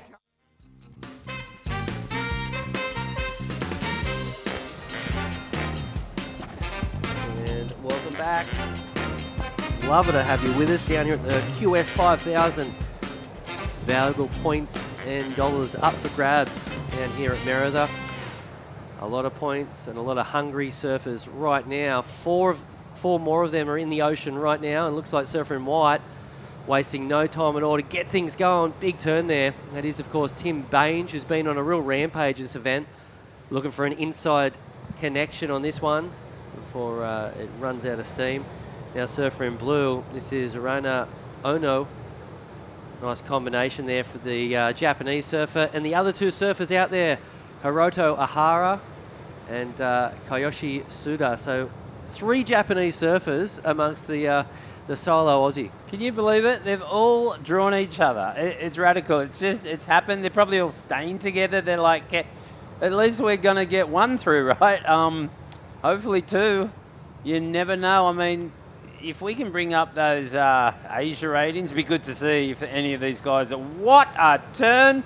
My goodness! I love that Ock. That was huge. I remember watching him, I think it was in the wave pool in Korea maybe. I was impressed. But I've seen him before. He rides out of that. Of course he does. He's got himself a number. That first turn was textbook. Beautiful first turn. I'd like to give it 5 for that very first turn, and everything else is on top. Oh, gosh. That was a big turn. Second turn wasn't too bad, so Yeah, he's gaining points. I mean, I reckon he's got 6 already, and if he rides out of this, which I reckon he kind of does, he might give him a 0.2 for that, so 6.27. Okay, 6.27. That's it. I think you're about right. I think it's somewhere in the 6 range. It's a good game to play with your mates at home. Is that what you do? So you watch a lot of these things? I watch a lot, yeah. So CTQS yeah, challenges? I play it with my sons, yeah. Jonah, Jonah is really good at that game, and I tell him, because he watches a lot of surfing, because I do, and, he loves to surf, loves watching it, and he could be a judge, because he gets it close a lot, and do I? We'll have to see. I'm nowhere near as good as Jonah. You think I would be, because I've seen a lot more surfing, but he's pretty switched on. Jay's not bad. Yeah. Do you actually bet things at all, or who does the dishes or anything like that? Yeah. The boys don't do the dishes. Here we go. Who is up there? It's can't see the names in this heat. Yeah, Hiroto Ohara is in 4th spot, so big opportunity for Hiroto. He's right there. They take 5. And Reiha Ono is in 10th spot, the man in blue. So blue. We've got a little bit of something happening in this one. We sure do. Of course, Hiroto. He won the US Open a decade ago. Even so long ago, and all he said is, "What are you going to do with the money?" And he's like, "I'm going to buy cars." He said. He couldn't speak English. Hey, you remember that? Yeah. He said, "I'm going to buy cars." It was so cute. Yeah. Huge win for him back then, but he never followed on with it. No, he never followed on with it at all. Yeah, because that was a long time ago. Yeah. But he's down there. He's got the skill. It's just something falls apart. Well, he better not fall apart in this heat. He's in 4th spot. I know. This is a big opportunity. As we cross to Bodie Williams, mate. Great performance there, Bodie. You showed those other blokes just how it's done. Good surfing. Yeah, thank you guys. Thanks. How was it out there? Yeah, it's pretty hard. It's actually out heat was pretty slow. I kind of just tried to stay away from everyone and create a bit of space. It was actually a pretty tricky heat. If you look at the draw and you see Lennox Smith and Alistair Reginardo, those two guys aren't too shabby. Yeah, no, it was a pretty hard heat on paper, but pretty stoked to get the win there. So. And mate, where are you from? Grew up in Victoria, but I'm living up in the Ballina Shire in Lennox. Was it following the warm water, or what was the reason there? Just more surfing up there.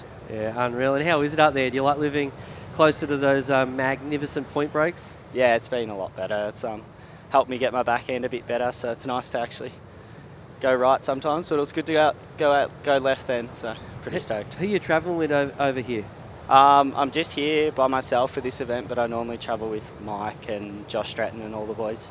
Unreal, Bodie. Well, congratulations, mate, and moving on through the next round, and you're looking really good. So, yeah, wishing you all the best, buddy. Yeah, thanks, guys. Yeah, really good performance from Bodie Williams, moving on through the next round, along with Alistair Reginardo. 6.17, Ock, you're off by 0.1. I was pretty close. Thank you. Yep, I'm happy with myself there. I've thought about judging, and going back on tour. Wow, that'd be wild. Would you actually do it? If they paid me a lot of money. Okay. I would, but... I know a bloke. I'll ask the question. No, it'd be good. The judges are good. I mean, they're really good. So, I think Benny Dunn was on it, or is on it. Remember he was on tour for a little while? Oh, of course. Yeah, he was a phenomenal junior. He was a good surfer, and I think he does Suda. Suda's So you've actually thought about doing Well, I some thought judging? about it. I thought it would be kind of a cool job. I mean, you get to go on tour, and you're only working pretty, on that 4-day wait, days they run. It's a long waiting period, and there's a lot of times where the surf's really good. They're not having the event. The swell's just kind of kicking in there, or the wind goes a little onshore, and they call it off. You're out there. You'd score good waves. Mm. So have you thought about it? I haven't. No. But but you're right. Yeah, but I know I like how you're thinking about it, how it caters for you, and you can just go surf, go to the event at J Bay, and next minute you know you're stealing all the waves off the boys. I'd like to see that. Oh, they'd hate you, wouldn't I? But they can't be mean to you. You're a protected species. Yeah. They can't be mean to you because that's point. Yeah, exactly. It's not a 5, it's a 4. Here we go, Suda, up and riding. Already has a 6.17 in his bag. Good surfing there. 15 and a half minutes remaining. The conditions just phenomenal today, as we see a nice looking wave out the front with the drone. Ooh, the onshore breeze. It looks like Lemoore. Yeah, that Lemoore glistening. Yeah. The wave pool over there in California. Have you surfed that, mate? You surfed I have. any wave pools? Yeah, I did. Well, I'm involved with Surf Lakes, so I'm the ambassador for them. I was with them from day dot. I went down to, you know, the plunger. Yes. Yeah. What's happening with the plunger? Give us an update. Yeah, I will. Yeah, I went down to the plunger when it was a tiny little one that made waves about 3 inches high, and it was the most radical thing I've ever seen. And I was like, you can make real waves like that? He's like, I think I can, and he did. And it's up in Yeppoon. It was a prototype. We done about 30 demos. Like, you know, I was up there probably 30 consecutive times. Pretty easy to get there from the Gold Coast. 45-minute flight from Brisbane. 15-minute drive to the machine, to the site. Sorry, and it's in a beautiful area. They are trying to make that a public facility. It's got all the approval, and at the moment it's being drained. The machine's getting a refurb. It might be ready in a year. Yeah, you know, like they need some more funding to kick it along further. But in America, there's 2 or 3 sites. One in Texas, one in Silver Lakes, which is Anaheim area. So really, there might be one built in the US before Australia. Why the pause? How come? Like I've seen you get barreled. Why there. the pause? Yeah. Why is it another year though? It's just, you've seen it, and like it's a good question because we have 4 different waves all at once. It can fit so many people in there. All the waves are different. I don't get it, and a lot of people I talk to don't get it either. Why we haven't sold one yet, and we haven't. Like I say, there's a couple of contracts that are closed. The sites are there. Just the digger hasn't gone in the ground yet. So we're trying to just put everything into Yeppoon, and if we can't sell one, we'll get that one running first. As far as a visual sort of, it looks incredible. It is unbelievable. Like, it's intimidating. When the machine goes up and down, people freak out. I'm like, that's the first thing I say when I teach them, you know, where to sit and stuff and how to surf it. I say, just don't freak out when the machine comes up, because you kind of want to run away. And it, you know, it doesn't suck you in, but it feels like it might, but it doesn't. But it, you know, you can sit pretty close to it, but it creates such a thick little, you know, there's one wave on it that just slabs, and you can fully backdoor it, and it's scary. Like, I've eaten it a few times. I make about 6 out of 10, 5 out of 10, and it'll whip you. Like, it's powerful. But it's really good practice. Like, I had the girls up, I had Steph and the girls up when they were practicing for Chopu. You can totally backdoor it. You've got to be real quick, and even quicker than Chopu, because it's not a big wave. It's like 3 foot, and it's hollow. It's great practice for Chopu, you know.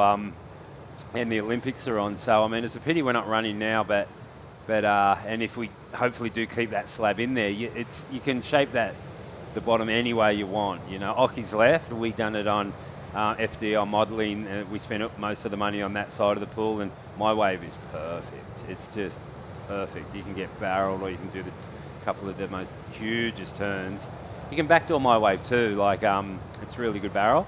The slabs, you know, the slab, it was supposed to be for bodyboarders, but you know, surfers ride bodyboard waves now. And then the beach is really nice. Yeah, it's just patience. I've got to be patient. You know, because once it goes, you know, there's such a market for pools, and they're so popular. Like, you could have 2 next to each other. They're going to be as busy as each other, because, you know, like, you oversurf one, you want to surf a different one, right? Yeah. Big future in pools. I'm stoked to be with Surf Lakes, and we'll get going. Does it feel like the ocean a lot? It does, Surf Lakes. Like, you know, in Kelly's, you kind of, it's a great wave. It's a long wave, but you surf close to like the cage where you feel limited in what you can do. But ours is such a big surface area that like I can get barreled and look out at trees and that and kind of feel like I'm in Indo. And it's so beautiful up there. It's so hot, like the water's always warm in that pool. And I mean, it's a great spot to go because you can go fishing on the Barrier Reef. You can go surfing on the Barrier Reef. I mean, it's all right there. It's beautiful up there. That's unreal. Next time it's up and running, I'll I'll give you a tingle. Yeah, no worries. You can come and surf it, no problem. I'll take you to Bar Reef. Okay. And then you can take me to Yeah, well, you got to. I thought I was surfing out here behind Merriweather Reef. So you were surfing bommies. Yeah. There might be bommies or ladies there. Yeah, no, not like the last reef that you can see south. That's what I surfed. Unreal. And yeah, I got a couple turns, but I wanted to find a barrel, but I nearly ended up arse on the reef. Did you bring some boards down? I brought 2 boards. Yep. A 6.3 and a 6.1. I surfed. Well, I'm not going to say where I surfed yesterday because it's a very popular spot and there's a good bank there right now, and I reckon the locals mightn't be happy that I'm not going to tell where I surfed yesterday twice. Did you get a couple though?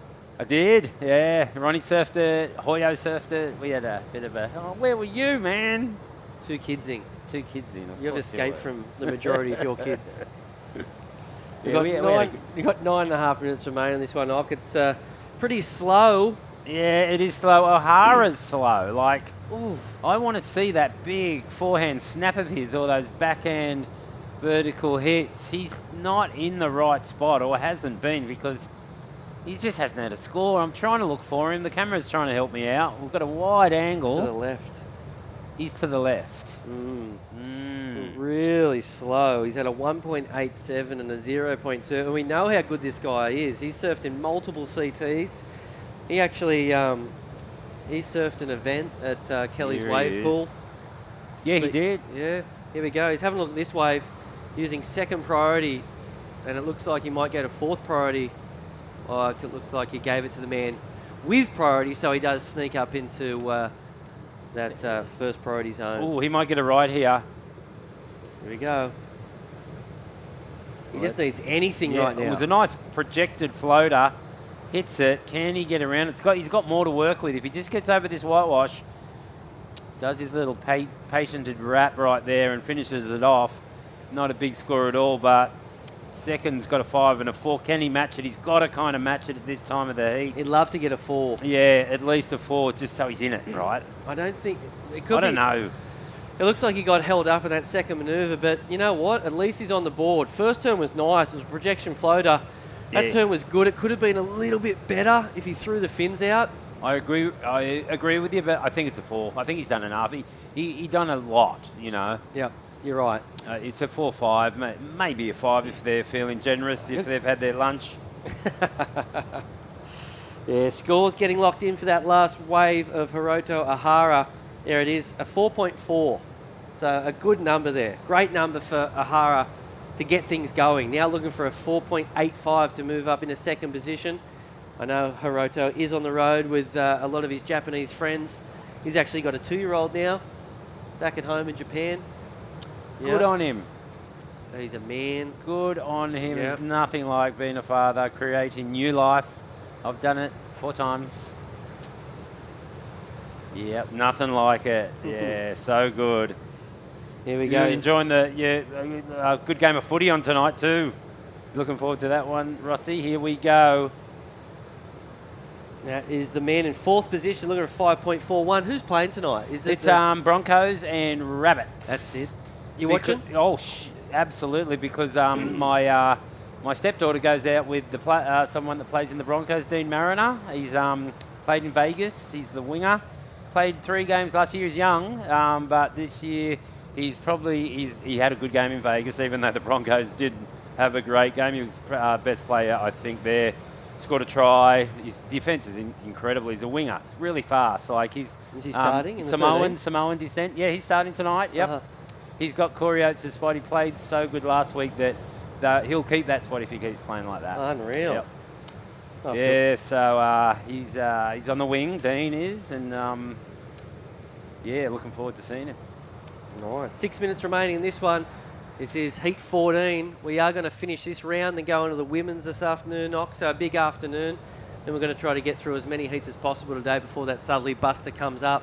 Well, it's up. I mean, what is this? Come on, you're the local. This is east right now, It still right? looks like a summer breeze. It looks more Yeah, it does. northeast or east, but this is the beginning of it, though. This is what will happen. It'll swing. It'll swing eventually.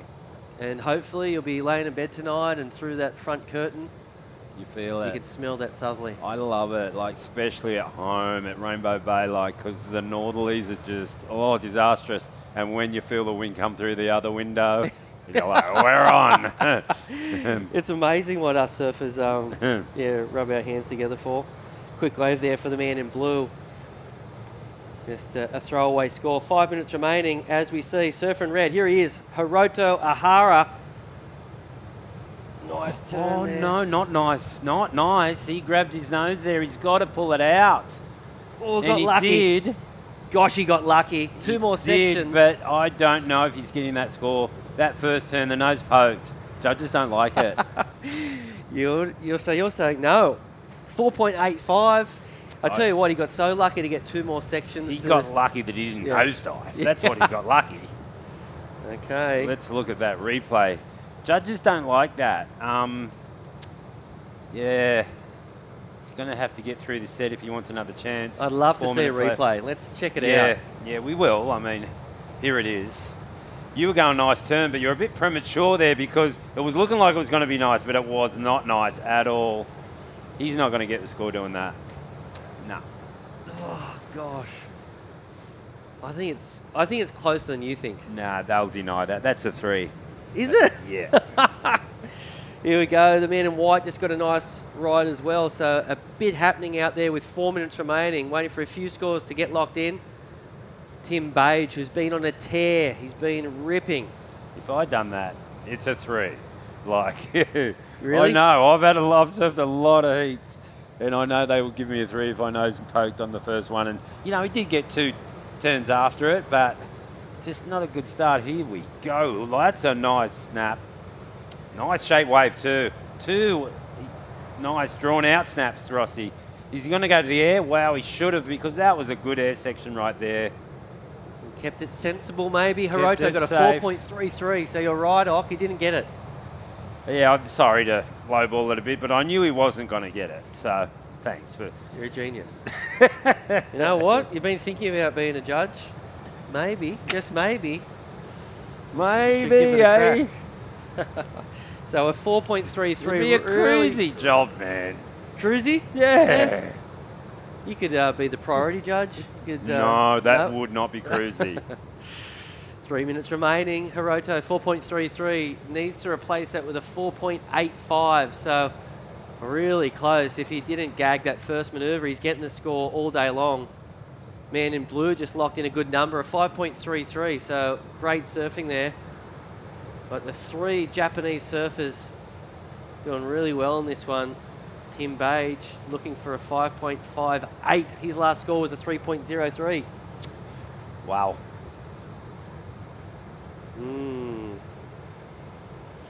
Coming up next, another exciting heat will be out there. Geordie Lawler, John Mark Takong, Kobe Clements and Matty Job. I love this part of the event. That's a good heat. Yeah, the top seeds get to town. And that's a good heat right there. That's a ripper. Like milky conditions out there, let's call it. The water's got a kind of a weird colour to it. The breeze is, there was fog this morning. It just looks kind of dusty, doesn't it? So it is still a nor'easter blowing at the moment. Yeah, it is, yep. There's that flag there. As we see a little bit of action out the front. This is day number 4 of action down here at Surfest, presented by Reflections Holiday Parks. Thanks to those guys for the ongoing support down here. We are surfing a 5,000, a QS 5,000.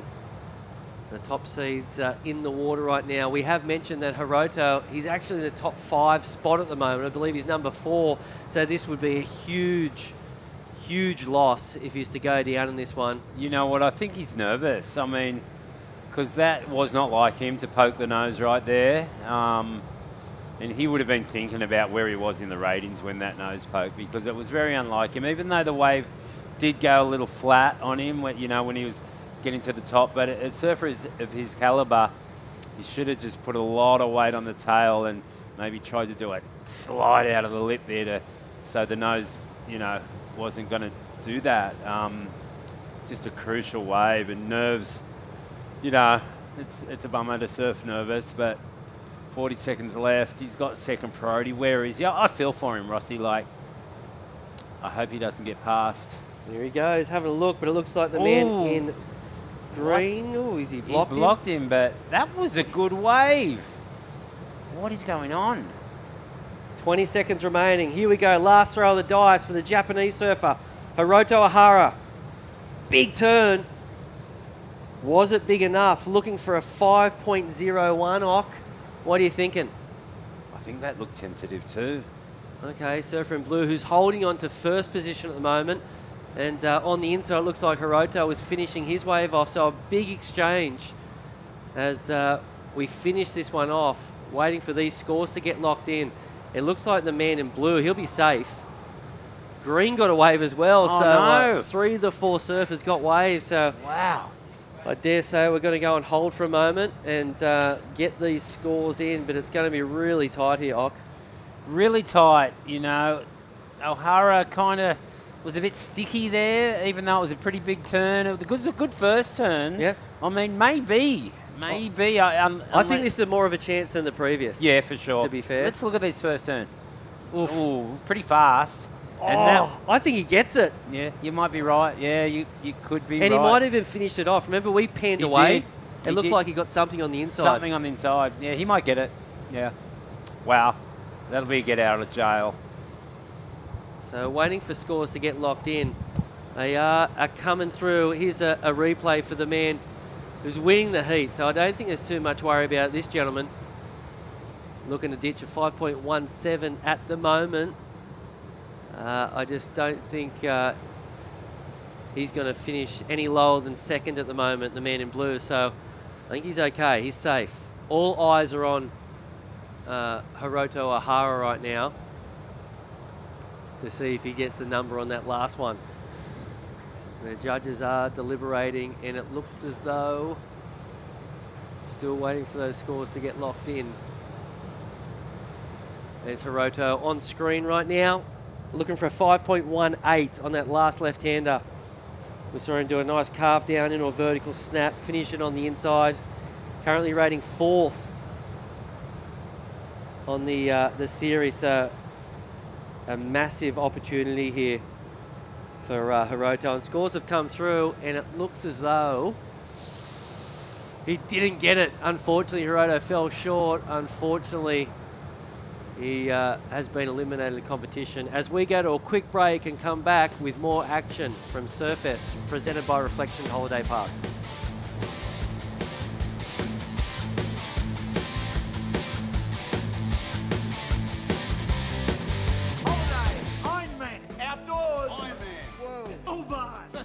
Lights! Roof rack! Camping equipment! Recovery gear! Under Ironman Maitland! Hang under Ironman! I can't do 2 things at once.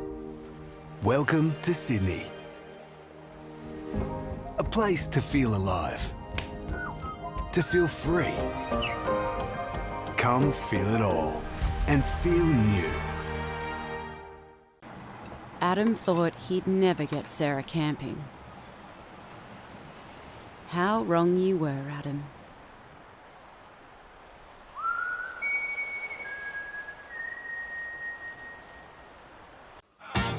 Wait!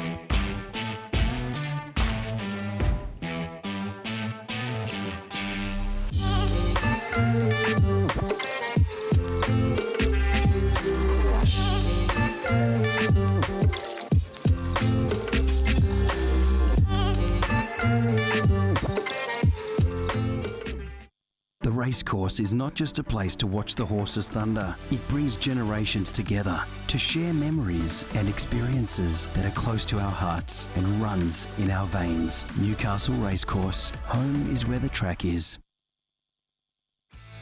Welcome back to the show. We are getting close to wrapping up the round of 64 here at the Burton Automotive Pro. It's all part of Surfest 2024, presented by Reflections Holiday Parks. You can tell that wind's been doing its thing, disrupting this lineup. It's been a beautiful day though. A lot of big heats, some big upsets too, it has to be said. As we get set for Heat 15 here, this is Geordie Lawler. He's won at the highest level.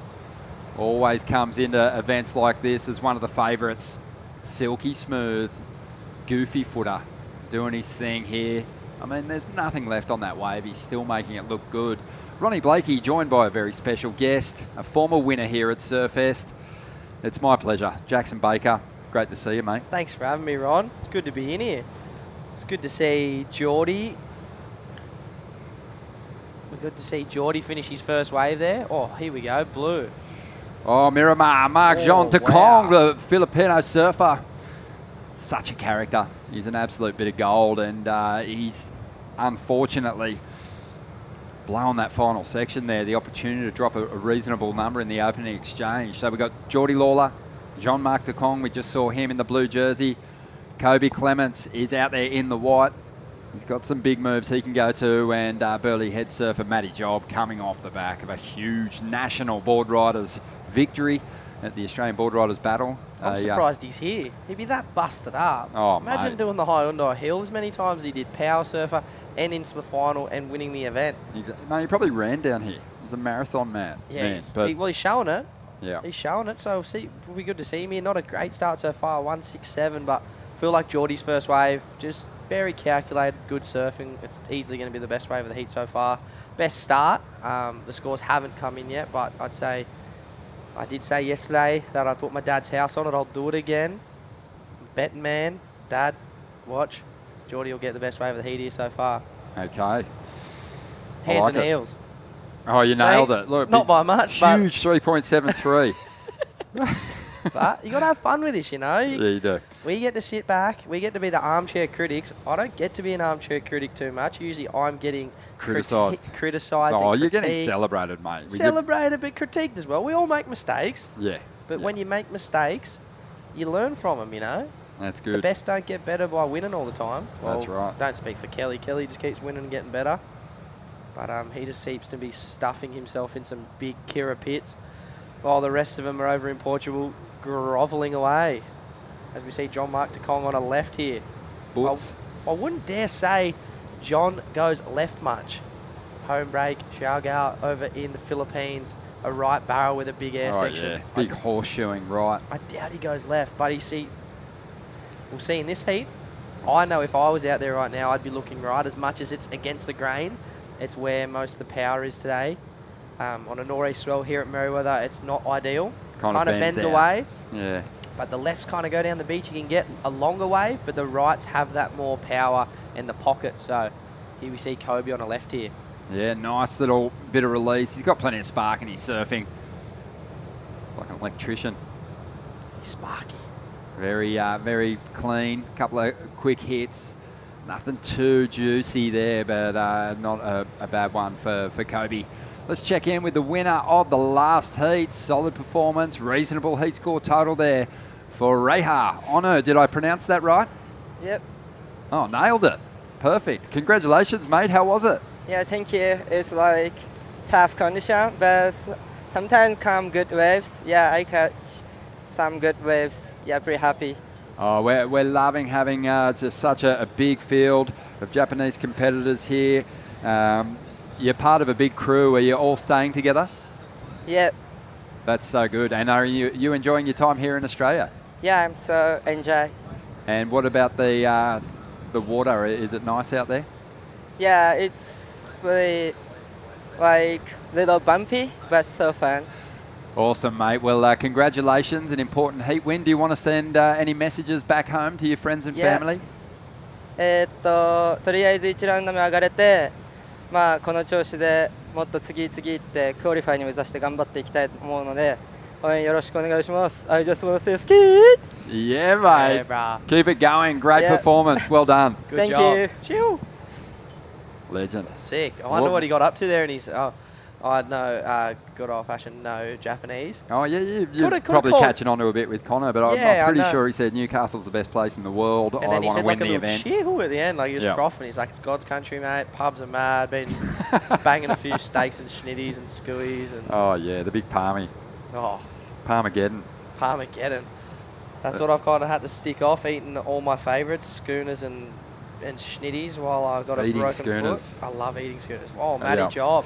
But, mate, it's good. When I saw you on the Gold Coast at the start of the year, I've got to say, you were looking in just lean and mean and ready for a big shove on the CS this year. And just life sometimes. Just tread on your foot, won't it? Just tread on your toes. Yeah, it just kind of manages to break your foot, I think they get. Yeah, like, but nah, I guess things happen for a reason. I'm a big believer in that. And I don't know why my foot's broken. Probably from doing an aerial manoeuvre and not being an air guy. But you got to get better. I'm watching. You've seen this morning. You've seen Jolie and Huey Vaughan going to the moon. I mean, you've got to still have that in your repertoire. But I think this is teaching me that I'm going to stick to my power for at least the next few months when I am back on my 2 feet and just stick to what I'm best at. So to Kong here, just been chipping away, just trying to add some points. Flowing nicely through the inside, but again, not really a big major turn to speak of. So this heat's still anybody's. But Jacko, it's pretty wild. Like I mean, you start competing at such a young age. You know, I've been watching you in events since you probably just after you turned double digits. Yeah. So it's this massive extended period, and really the only opportunity you're ever really going to get to have an extended break is an injury. Yep. Have you kind of enjoyed just sort of having a breather and just stepping back from it? I know it's painful and you've got to work your way back to peak performance, but it is something that's going to kind of for sure give you some time, I think perspective. I think ideally, as we see Geordie up and riding here, nice first turn. Oh, really nice Oh, tight look at him second go. turn. He's looking good, old George, and I think he's up there inside that top 10. So as we see He here, sure is. really nice first turn. I think, but I mean, even if you are up in that top 10, top 7, you do still want a result here. Well, he's You at the wanna back just- end of it. You So want to be he's in locking. sixth. You want to be locking yourself in, but back to being injured. I mean, there's always a better time to be injured. But I think like it could have been later last year when I was more proper off season. But I mean, it could have been worse as well. I could have been probably doing it now, so to say, and then potentially missing snapper. So I'm just chipping away at it. I am enjoying the time on the sideline. It is a bit of a mental battle. But I guess you're just appreciative. I think there's a lot worse things going on in life. A broken foot ain't too bad. I've got another one. Still able to get around, still able to drive, still able to go to the gym and eat healthy. And I think it's a good test, and it'll be a good testament. I think so. And I think you can set some pretty good rewards for yourself with your goals. Let's say end of Snapper Rocks, if you can get up there and compete, you fetch a quarter final result or better. Win or nothing, really. Massive schnitzel. And 4,000 tradie schooners. There you go. Sounds like a good goal to The me. schnitzel's on me. Schnitzel's on you, and I'll bring the tradie beer. Yeah. And but if you don't make the quarters, the schnitties are on you. Well, if I don't make the quarters, I probably won't be drinking beers. So No, you won't be celebrating. But it's good, mate. You got a healthy attitude, and there is going to be young competitors that are watching this that are probably going to miss events due to illness or injury at different stages. And like you said, it's everything happens for a reason. And things are happening for Geordie Lawler out here at the moment, 6th place. He's one of those guys. He's knocked on the door for a number of years. He's had huge results in regional qualifying series and even international qualifying series events before. Even surfed a couple of CTs. So he's a guy with a lot of experience over his rivals out here in this lineup. And you kind of said it earlier on, you expect him to kind of turn in some pretty decent scores. For sure. He's someone he's always been in and around that area, just not quite stayed there for a prolonged amount of time. So that year he won the Sydney 5, I think it was a 5 or a 6 star back then before it turned Sydney into a Surf challenger. Pro. Yep, so being in and around that, getting into the CT, coming up just short 1 year of qualifying. So he's got the talent, he's got the surfing, and I think just to come through this event, finish strong within this Challenger Series, because I mean, you can kind of think that sometimes this is the end of the year, but it's not. We're only just coming into a new year, and then you'll kind of march on to the Challenger Series. So I dare say Geordie would be looking to finish strong here in this part of the season and move into the Challenger Series on the front foot. I think he's even working with a new board sponsor, Timmy Patterson. Something fresh. Could be something different for him. And as we see John Mark Takong finishing one there, at least he finished this one. The first one that he kind of fell off on probably was a good score gone begging. So at least he's got the completion on that second one there. Matty Job here on the replay. Hasn't really connected with a good one just yet. Finds himself back in 4th place. But it's sort of been the story of the opening round so far when nobody's kind of broken out, into that, very good to excellent range up around the mid-range 7s and 8s. It just means that 4th is kind of always in with a shot with one exceptional ride. There's not many heats today where, there's been a few little runaway heats. Morgan Siblick earlier, I think it was heat 8 of the day, kind of ran away with it. Probably wasn't as catchable as the other heats, but most heats that I've actually watched today and been able to have the pleasure to talk about in here, everyone's in with a chance, especially with these low average scores. Guys are coming in at the end and you're in first, and realistically 3rd and 4th can overtake you with a 5. So, I mean, super, super achievable. Here we go. Geordie, not only is he a master at putting together clean combos, also has big individual turns, huge air rotations he can go to. Didn't find the space to take flight there, but keep an eye on him with this wind puffing up too. Just under 11 minutes to go.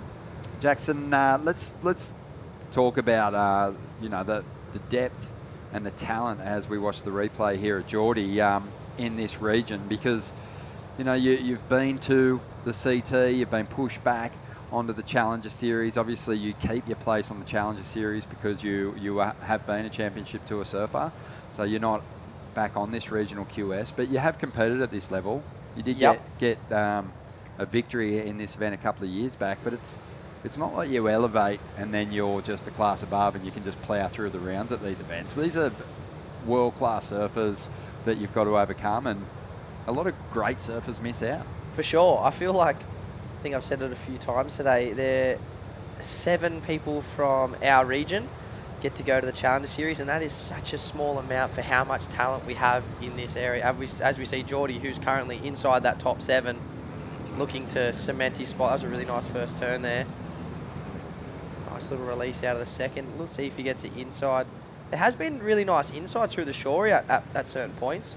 And he got one there, so nice. I dare say a well-surfed wave there for Geordie. But guys like Geordie, you got Alistair Reginato, Kais King, Xavier Huxtable. There's a lot of guys that are within that area that need this event to cement. I mean, there's guys like Dakota Walters that are kind of at the top. Jarvis Earl, quite safe. Yep.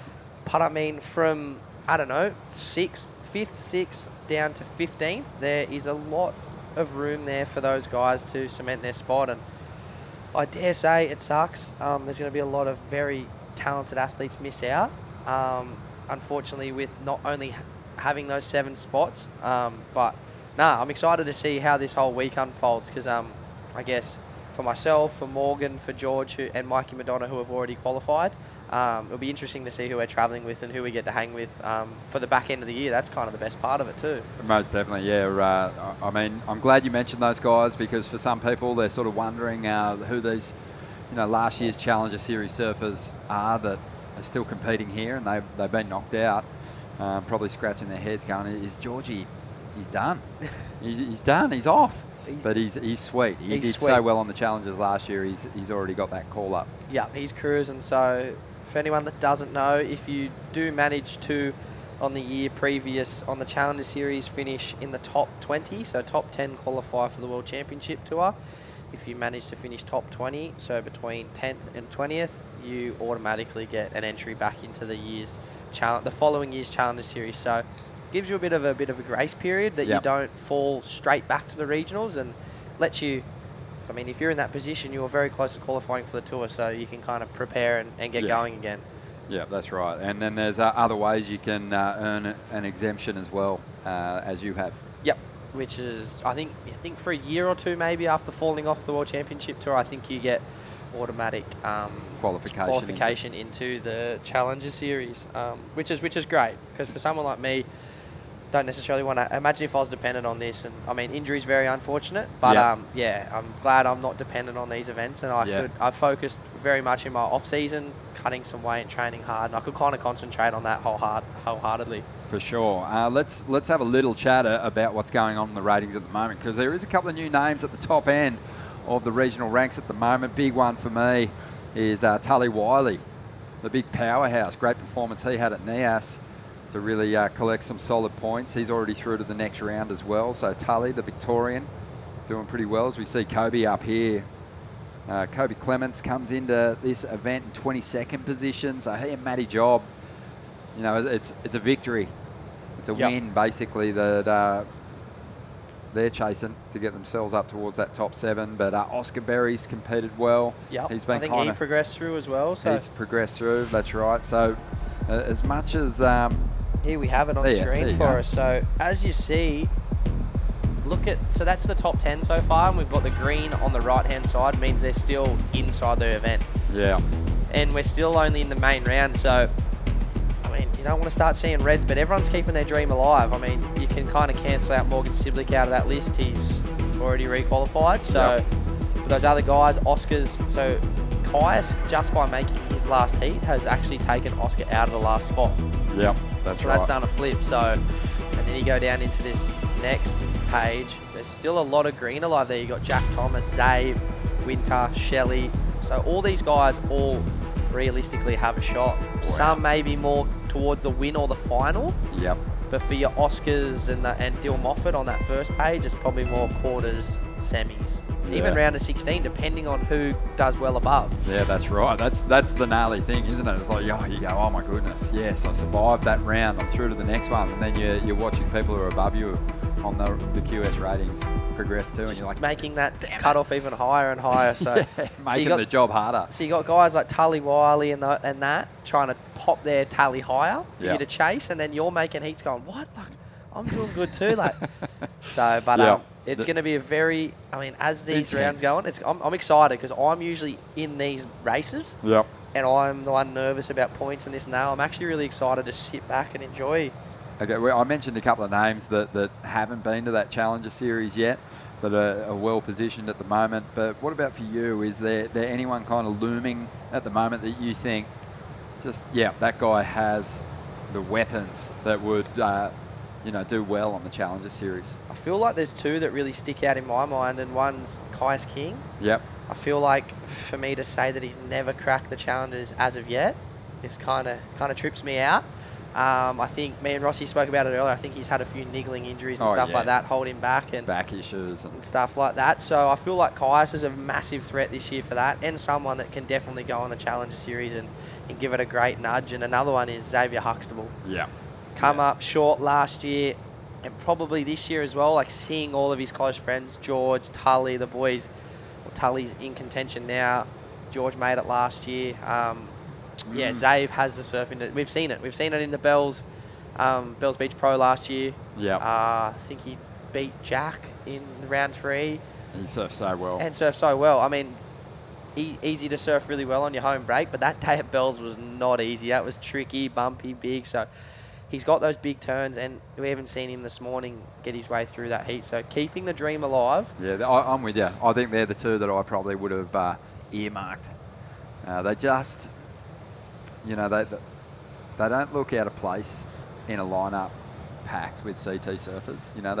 They kind of fit in, and that's a whole sort of different conversation, because you've got great competitors at this level, and then you've got some surfers that for one reason or another just haven't put it all together yet, and I feel like it's right there for both of them. But for sure, I'm excited to watch it all. They've got a journey ahead of them these next few days. That's for sure. And we get to sit back, be armchair critics, and watch it all unfold. I'm frothing for relatively stress-free. Like, our adrenal glands will get a good workout. They'll get a good squeeze. Yeah. But for us, we can go home and put our head on the pillow at the end of the day and just chill. All I do is go home, rest my foot. That's all I do. So Beautiful. It's actually nice to do something different, get down here and watch a bit. I've been watching these regional QSs anyway, so it's kind of cool to watch it firsthand, be able to put a bit of my 2 cents in, and being in this position before is really cool. So, yeah, I guess I thank Warren and everyone for the opportunity to be in here, chat a bit of surf, and I mean, I'd do it anyway. I'd probably be sitting at home with a fake headset on,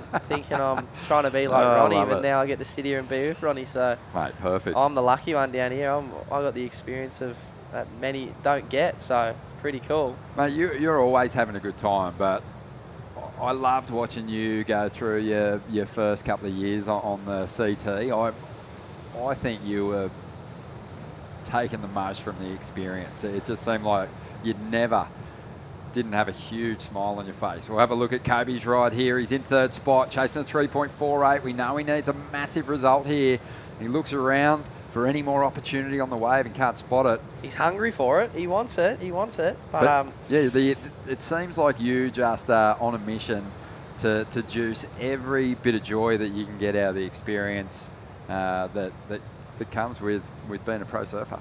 I think it's just you get to that such high level and something you've worked towards your whole life, and I think just once I got there, I was just like, this was such a big achievement. I want to kind of, I don't know, eat all the fruits of what this has to offer. Like, I want to have fun with my mates and hang with the Aussie boys and stuff like that as well. I'm like, hey, you get to go have a beer or something with Kelly Slater. It's like something you never thought that was going to happen. Like, or Kelly watch you have a beer. Yeah, I think he was kind of watching me. He probably trips out on what I do, so maybe that's a good thing. Maybe that's get in Kelly's head. He's pretty chilled these days. Yeah, he's pretty cruisy. Matty Job started that wave off so beautifully. Only needs a 3.14. It's in the areas. Yeah, I've seen Matty put together some amazing heats over the years, and then, he's another one of those guys. He's got the talent, just trying to get it all to come together in a sequence of events on this schedule. But just seeing Kobe there go down, I feel like he was on his way to the score there. I mean, it still could be. You got two really nice kind of finner connections out of those first 2 sections. So as we have the replay on Matt, he's only needing a 3.14.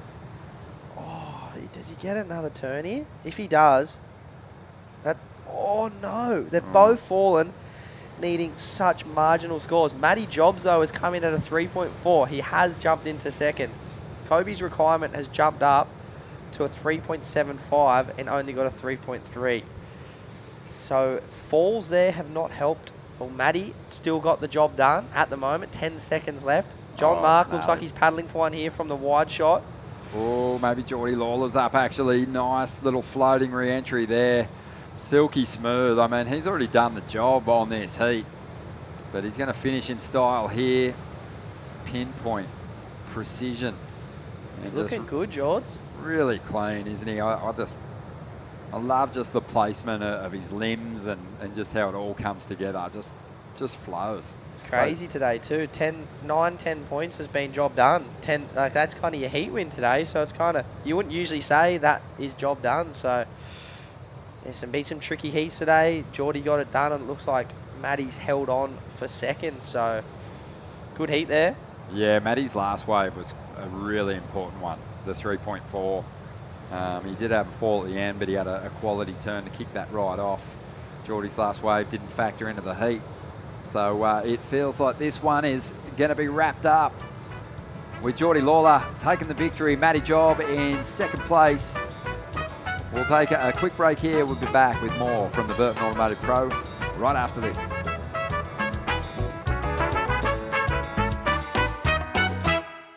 The Racecourse is not just a place to watch the horses thunder. It brings generations together to share memories and experiences that are close to our hearts and runs in our veins. Newcastle Racecourse. Home is where the track is. Welcome to Sydney. Upbeat. Downbeat. Feel its heartbeat. Open spaces. Open arms. A place to feel alive. To feel free. Come feel it all. And feel new. Adam has taken a few losses at work this week. A loss out here, a little easier to take.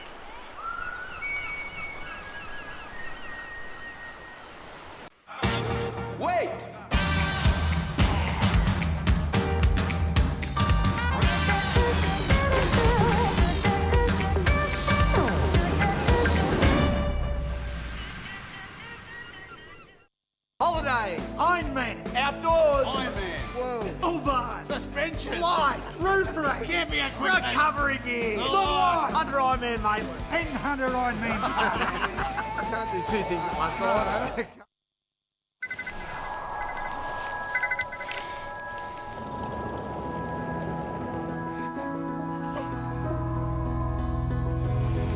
That's me. We got out.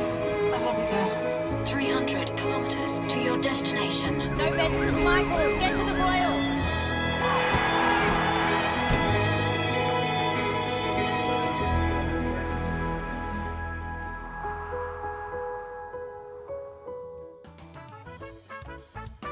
Back. Great to have your company, and great to have the company of Jackson Baker, former winner here at Surfest, taking out the Burton Automotive Pro a couple of years back. Big win for Newcastle, and it was a pretty mellow night that night, wasn't it, Jacko? Super chill, couple lemonades, and yeah, it was nice just to sit on the deck of the Prince and just keep it quite mellow. Let's talk about the victory. What it means to you, and what did the greats in this zone kind of say to you after you took it out? I think it was more or less just about time one of us did it or someone did it, eh? It seemed like this, I don't know, this foreign thing that was... It was a hoodoo. It was like a hoodoo juju thing, like, it's like none of us could achieve it. But nah, I think, yeah, I definitely felt that day. It was more so just the whole day combined, like the way I woke up. We had a few days off, and we woke up on that Sunday, and we had to actually put the heats to 4-man to be able to finish it. So that was the first day, and it was just the most beautiful day, and it stayed cooking all day. Actually out in Merriweather, behind the rocks, like really fun. Myself and Ryan just kept chipping our way through the draw, and then kind of got to 5 in the Arvo, beautiful Arvo, and we're both there, and like we got a 50% chance here, one of us better do it, and just seemed to be, once I paddled out in the final, everything kind of just went, there's those heats where they just go your way. I don't know if my old girl's helping me out or something, but I kind of just stayed on my feet. But I was just in the position for the best waves every time I had priority, and it just seemed to work really, really well. But yeah, dare say we did have quite a fair few at the Prince that night with everyone, and I actually didn't have a too long a turnaround before having to get my way down to Bells, and ended up holding it together quite well. I went down there and actually turned my year around and made the cut that year. So I had enough schooners and enough fun that I could still go to Bells and perform. So that was very special. But really, hopefully, really well balanced. Hopefully now the floodgates are open. We've still got local Morgan Siblick in the draw. Yep. I've got my money on Morgs. I might be biased. I'm driving him around like an Uber driver at the moment. Perfect. So yeah, I feel like. Well, I want him to do good because there's a bit of a coaching agreement there. I got 20% of whatever he makes in this contest. Oh, perfect. So keep chipping away, Morgs. Hopefully he gives you a 5-star rating too. I hope he gives me a 5-star rating. I mean, it's important. I need to keep my dream alive. I need to make money while I'm injured, you know? Yeah. Mate, it was special. I got to call that final, hand you that trophy. It was a great day and just another fantastic page in the history of this amazing event, which has seen, just the best of the best have been victorious here. So your name's on that board, mate. Well done. There's a few of the greats in those early years. Let's talk early years for you, like as a little Grom. Bright-eyed Grom. Bright-eyed Grom. Probably still with a little red mo, but as a Grommer, yeah, what's your earliest Surfest memory? I was probably still rocking down here around 6 onwards with my dirty mo. Nah, but early years was around Newcastle Beach, so I was around in the main part of town, and that's the years you had like Kelly and Andy and stuff like that, and then even if you come back around to here, the first proper years that I remember was here at Merriweather, because I was probably more coming of age and enjoying surfing a whole lot more, doing it and enjoying it so much. And there was one year it was like 2nd or 3rd reef, and it was so pumping one year. I remember local guys like Travis Lynch were in the draw, and it was so good to watch. I shouldn't say it, don't skip school, kids, but I may have not been going to school that week. I think Mum and Dad were pretty nice to me and let me kind of watch the event and be a part of the whole festival of it all. And yeah, it's been such a special part of, I guess everyone around here would say, of their upbringing as an athlete, or even people from the local town that don't surf, I think still get so involved with this event. And yeah, we're so lucky to have it here. Huge shout out to Warren and everyone that makes this event possible. Kim and Janine at the Burton family, without their support, this event wouldn't run. 20 These years guys wouldn't be in the water with rashies on. And yeah, guess we're lucky to sit back here in an AC booth and call the action. Pretty nice, isn't it? We're not complaining, that's for sure. Just over 18 minutes to go. Another person who's not complaining at the moment, sitting pretty nicely on the regional rankings in 6th spot is Geordie Lawler. And Geordie, a really important heat for you, mate. And you just looked, I mean, your numbers have been bigger, but you looked really comfortable out there. It seemed like everything's flowing pretty nicely for you. You feeling it? Yeah, definitely. Yeah, just trying to enjoy my surfing and take it all in, and yeah, just feel good about the pressure and not really crumble, and yeah, having a lot of fun. Mate, we know that you like to get on the axe and hit the heavy metal distortion pedal and just blow out a couple of riffs. What were you psyching up to prior to heading out for your heat? You know what? I actually haven't been listening to music before my heat. It's What? weird. Yeah, I know. Wow, that's unheard of. It from almost. George. I know. I've just been over the years. I just listen to stuff like Tool and all that before my heat, and I've just be out there just crawling out of my skin. So just trying to slow things down actually. So just no music. This year. Well, man, I reckon it's working because Well, you definitely didn't look slow. No, You you looked didn't look good. slow, but Really good, it felt like you created time for yourself out there, and it was just a beautiful performance, mate. Talk to us about this situation that you find yourself in, because you've been really close to cracking not just the Challenger Series in the past, but also the CT. So how are you handling this week and the pressure that comes with it? Yeah, like I said, I'm just enjoying myself, every little thing I do. Even if it's just like going down to the beach and just setting up the brolly and going for a swim or something like that. Just trying to be grateful for everything that I've got, and the pressure's there, but at the same time, I'm just really enjoying myself. So it just is what it is. Yeah, nice, George. Jacko here, how are you, brother? Oh, You're looking really good, bro. Thanks, mate. Nah, it's good to see. I mean, we've both been in similar positions like this before, and it's good to kind of see you've taken a different, mentality to it this time, and kind of just enjoy the process of it all, and that's it. Put your best foot forward and let your surfing do the talking. I mean, Yeah. that's all you can do. And Yeah, for sure. you've already put yourself in this position, so I guess just keep putting your best foot forward, and like you said, don't listen to any music and just keep chill and keep Be that in the mind. zone, yeah. Get in the zone. That's it, Seems to be working. Yeah, thanks, mate. George, Jacko was talking about potentially a bit of a shift up with your equipment lately. Are you just looking for a fresh feel there?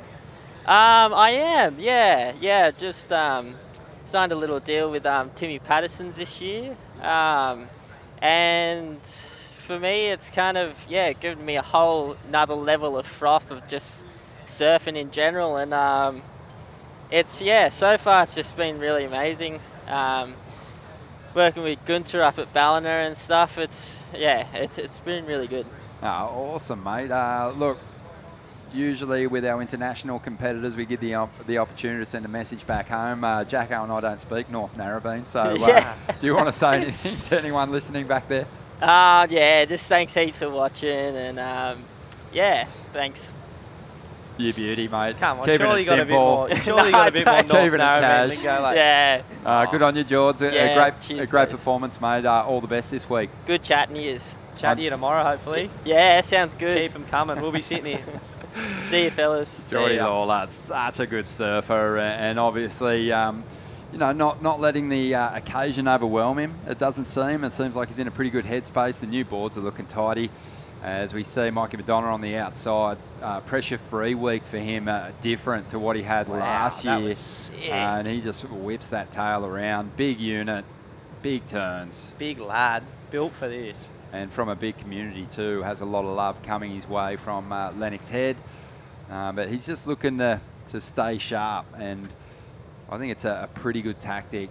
That this event, I think even when the pressure's off, if you're not chasing qualification from this contest, it's such a big event. It's going to put the same kind of pressure on you as that first Challenger Series event. For sure, and I mean, we're so lucky, like as we see Mikey on this wave, this is his first one, 5.33. Just to come here as well, we're so lucky with how much talent we have in our region. So it's probably not that much of a step up to the Challengers. I mean, a lot of these guys are going to be on the Challengers, and then we have the international competitors as well from the Asian region. So this is such a great warm-up for Mikey and those boys that have already made the challenges. And this second turn here was really critical. It was huge, actually. So good to see him kind of looking loose and limber. He's looking sharp. He did a lot of overtime work for Lebar over the weekend at that Australian Border Eyes Battle at Burleigh. So I've actually seen it firsthand. Mikey's staying at my house with my dad and the family, and with his dad Tony, and I've had to help him out a little bit with his recovery, get him to some joints to kind of help him recover those legs from running that Hyundai Hill. So I mean, he'd probably be stoked that they didn't run this main round till Thursday. A good bit of time to get back feeling as good as possible, and he definitely looks like it this afternoon. Well, this is Walter Hyatt out there in the white jersey, just making a return to competition, really. He used to compete quite a bit, and I think he's made the move up here to Newcastle. God's country. Seems to be enjoying himself out here at the moment. So many do move to God's country. But nah, Walter, originally from Phillip Island. I actually knew Walter before he moved here. Both Rip Curl team riders. And yeah, Walter's living here with his partner and their pup. And I think Walter's a school teacher, so I don't know if he's coming in and out of the classroom or for his heats, but I guess the more heats he makes, the better off, eh? Oh, for sure. The Groms would be frothing. You always used to probably got the substitute in. You give them a hard time. That's always a lot of fun. But Walter Hyatt out there at the moment, a long way back on the regional ranks, 93rd position, out of reach of the top 7, but big chance to put on a good show here at home.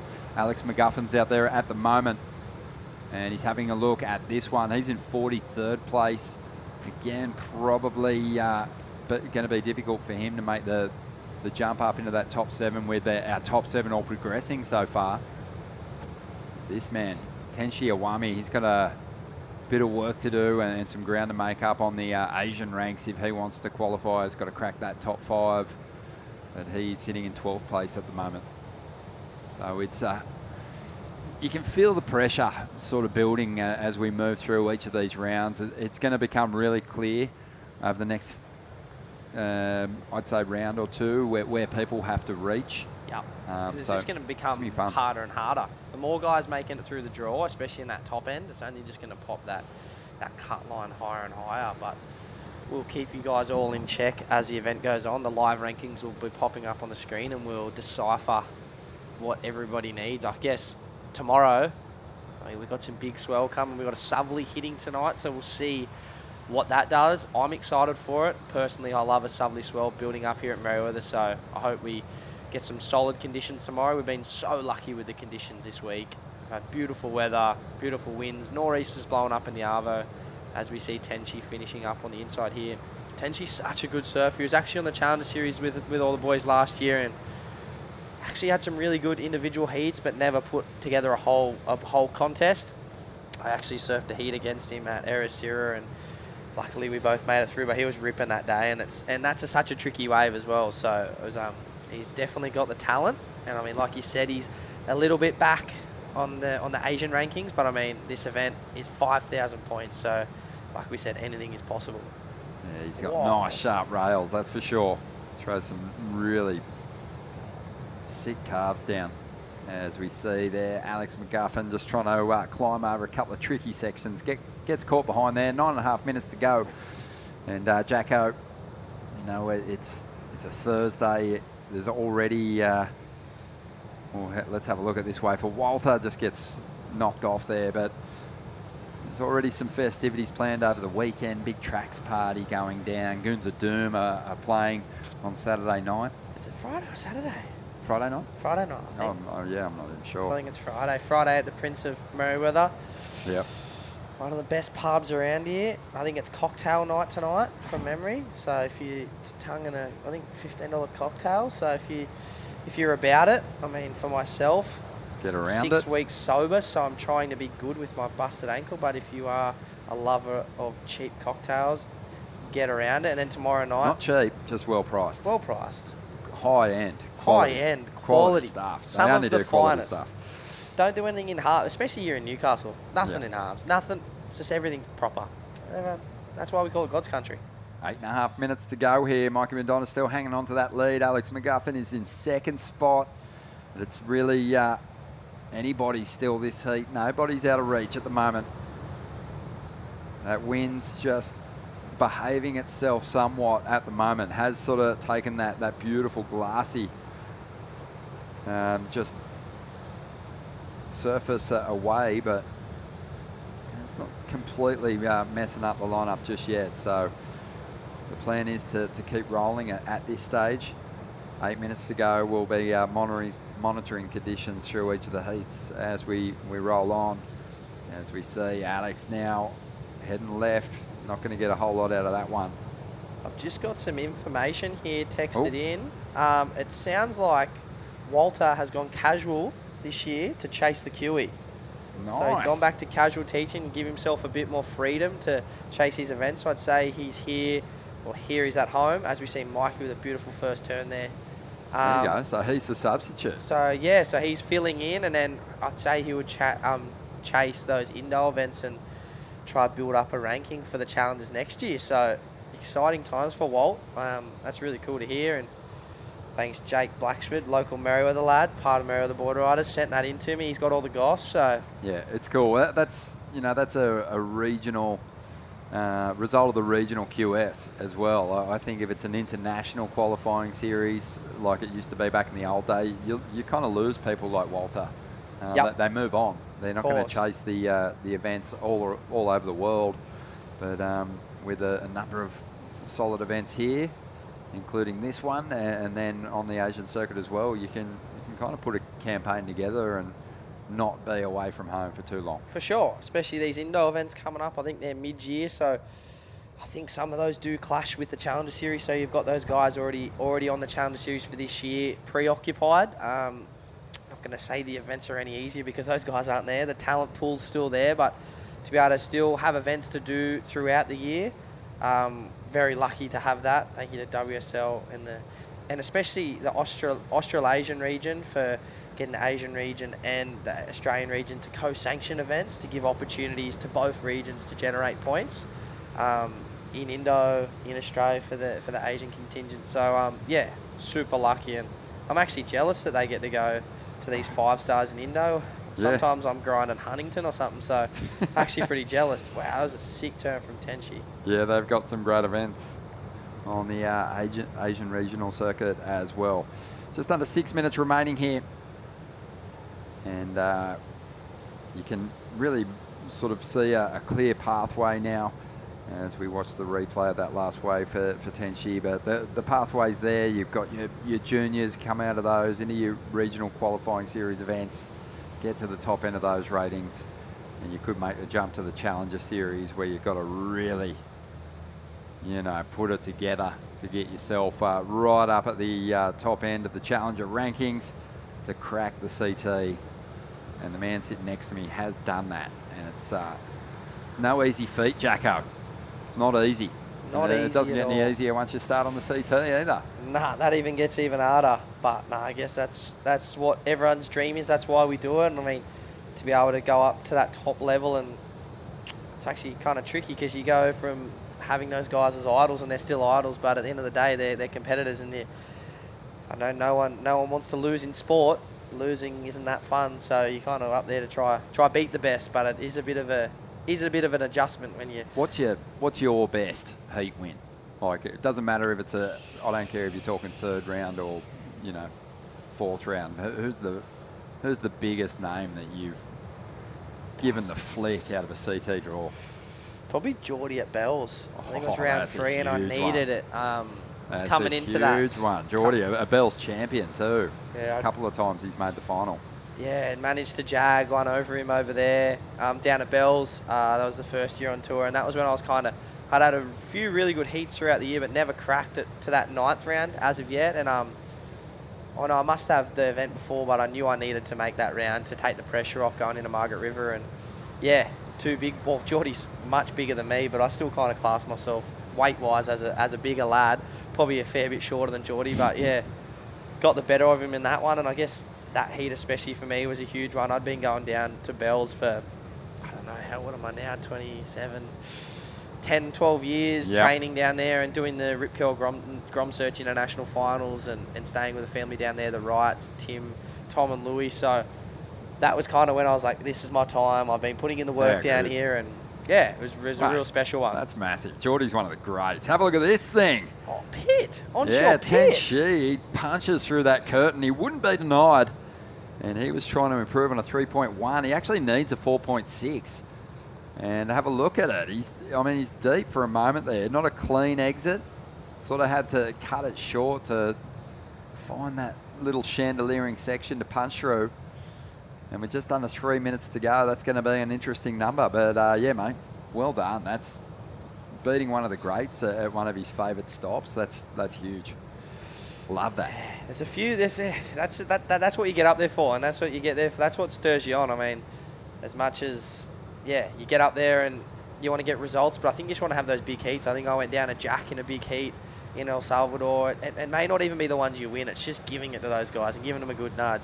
100%. The heat I had with Philippe at Winky last year as well, like even though that one didn't go my way, that was probably still one of the best heats of my career. Like just to be able to, I don't know, put it to guys like that. And that's what kind of now I've unfortunately fallen back, and the plan is to get back, but I guess that keeps the fire burning to get back there and show them that I'm not just there for a short time, that I'm going to be there for a long time, and I'm going to be a long time rival, not just a short term kind of young fella coming along. Yeah.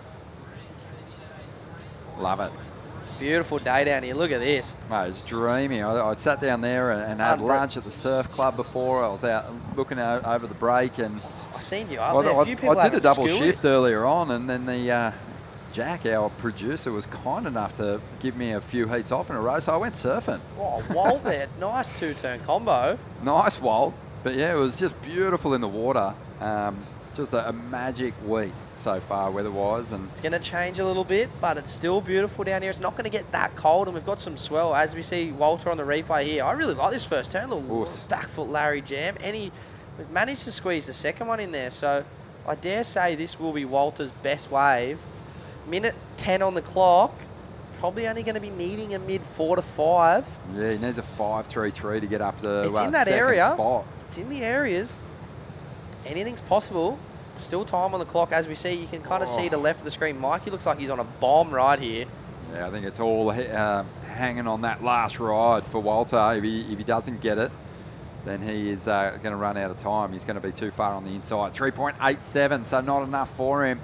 Mikey Madonna's going to hang on to this first position. 40 seconds to go.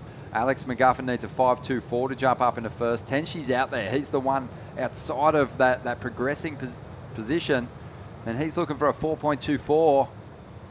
Just trying to get eyes on him at the moment. 25 seconds to go. There is some set waves approaching. I can see him making a move here. Someone up. Oh, this looks like Alex. So he'll try and get rid of a 3.93 here. Glides through that carve. This wave's going to stand up and give him a section on the inside. Whips the tail, completes the reverse, and under pressure delivers what will probably be a decent score and maybe up the requirement for Tenshi. We're unsure whether he got a wave. Add some extras on the inside. The surfer from WA. And yeah, we'll see. See, there's a shift up in the order, but I can see the P next to Tenshi's name, which sort of suggests that maybe he didn't get a wave.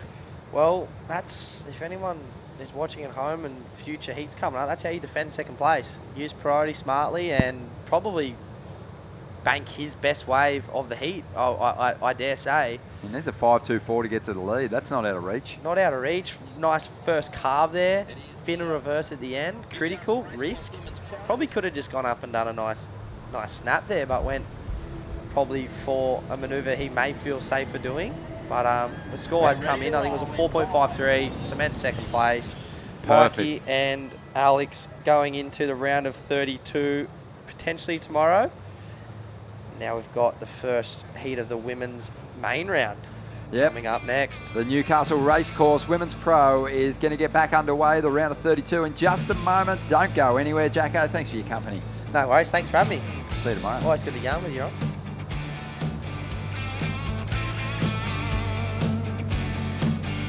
It's in all of us. craving to feel new again. To see something new that will blow our minds. Or meet someone new who will change it. New South Wales. A place to feel free. To feel alive. And most of all, to feel new again. Maddie's last night's sleep was spent trying to look up relaxing wave sounds. Tonight's actual wave sounds.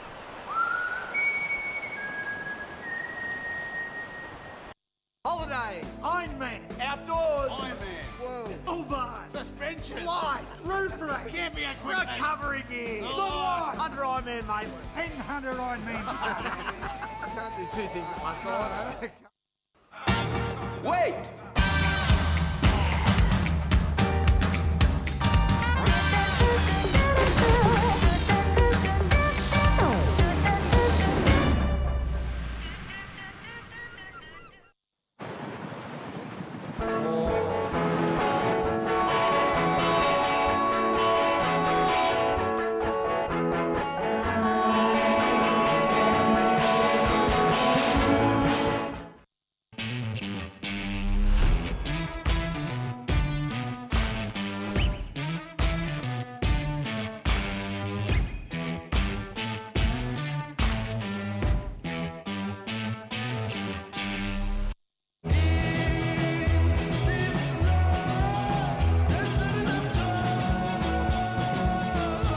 Effortlessly refreshing. Byron Bay Brewery Premium Lager. Go with it. Welcome back to the Surfest 2024 presented by Reflections Holiday Park. You've got new voices in the booth. It's me, Jessie, joined by Mitch. Mitch, how are you? Welcome back. Thanks for having me. Thanks for making the week so fun. Yeah, that's all good. I'm excited. We're moving into the main round of the women's, which is very exciting. We're going to see all the top seeds start to move on through. So Freya Prum and Amelie Burke being the two top seeds in this one. And Amelie's from the Newcastle region. Yeah, right here. She's supported by Surfest and I believe Burton Automotive too, maybe. Maybe. Some way or another, I think. Yeah, she's from about, I'd say, 300 metres. Oh, you're kidding? Yeah, she's really local. She is here. Surfs here every day. Got a lovely family. I know they'll be supporting her online or down at the beach right now. She's, a lovely girl, Emily, and a nice opening ride there. Got us a little caught up in that last section as we now see the first wave of Sui as well. Bit of an exchange to get things going. Yeah, there's scores for all four surfers locked in with this lady on your screen. Sai Maniwa getting the best of it, a 417. Amelie got a 317 for that last wave, so I feel like if she had a road out of that last turn, that definitely would have gone higher. Isabel Higgs with a 277 and Freya with nothing big, just a 0.5. It looks like the girls might be getting a little bit cleaned up right now, but it's been pumping down here all day. Yeah, have you had a good day? I have had a good day. I love days like this where you just get to commentate good surfing. You didn't surf in the morning or anything? No. Did you bring some boards? I did bring boards, but they're back at where I'm staying, which is in Newcastle. Okay. I've been surfing Newcastle Beach in the afternoons, which has been so fun. Wow, Freya. Really strong opening term. Freya is actually my gym buddy. She looks really fit. She's super fit. We train with Jared Tatiri up the Is she coast. proper fit, like psycho fit? She's so strong. Yep. It's ridiculous. We were doing this testing together, and she was pumping out chin-ups with 20-kilo weights strapped to her. I was like, okay. Meanwhile, I could barely do one without the weight. I was like, I'm gonna go home. I'll see you guys later. But yeah, she's been doing this for a while too. What's her goal, you think? Does she challenges for sure? Like she still sees, the CT as a... Yeah, absolutely. Yep. I think she's committed to getting there. She's committed her whole life to this sport, Where's she originally from? She's originally from Merimbula. Yeah. She's down south. And then she moved up for the HBC and... Yeah. Yep. That old chestnut that so many of us do. Is that one of the main reasons you moved up there? Yeah, it was. So I moved up there Wow. to train at the HPC, and my sister and I were booked in for like 6 weeks. Yeah. And 2 weeks in, I called my dad and I was like, hey, Dad, not coming home. So see you never. And then See not you long never. after, yeah, Mum and Dad made the move up. I actually wanted to finish school up there.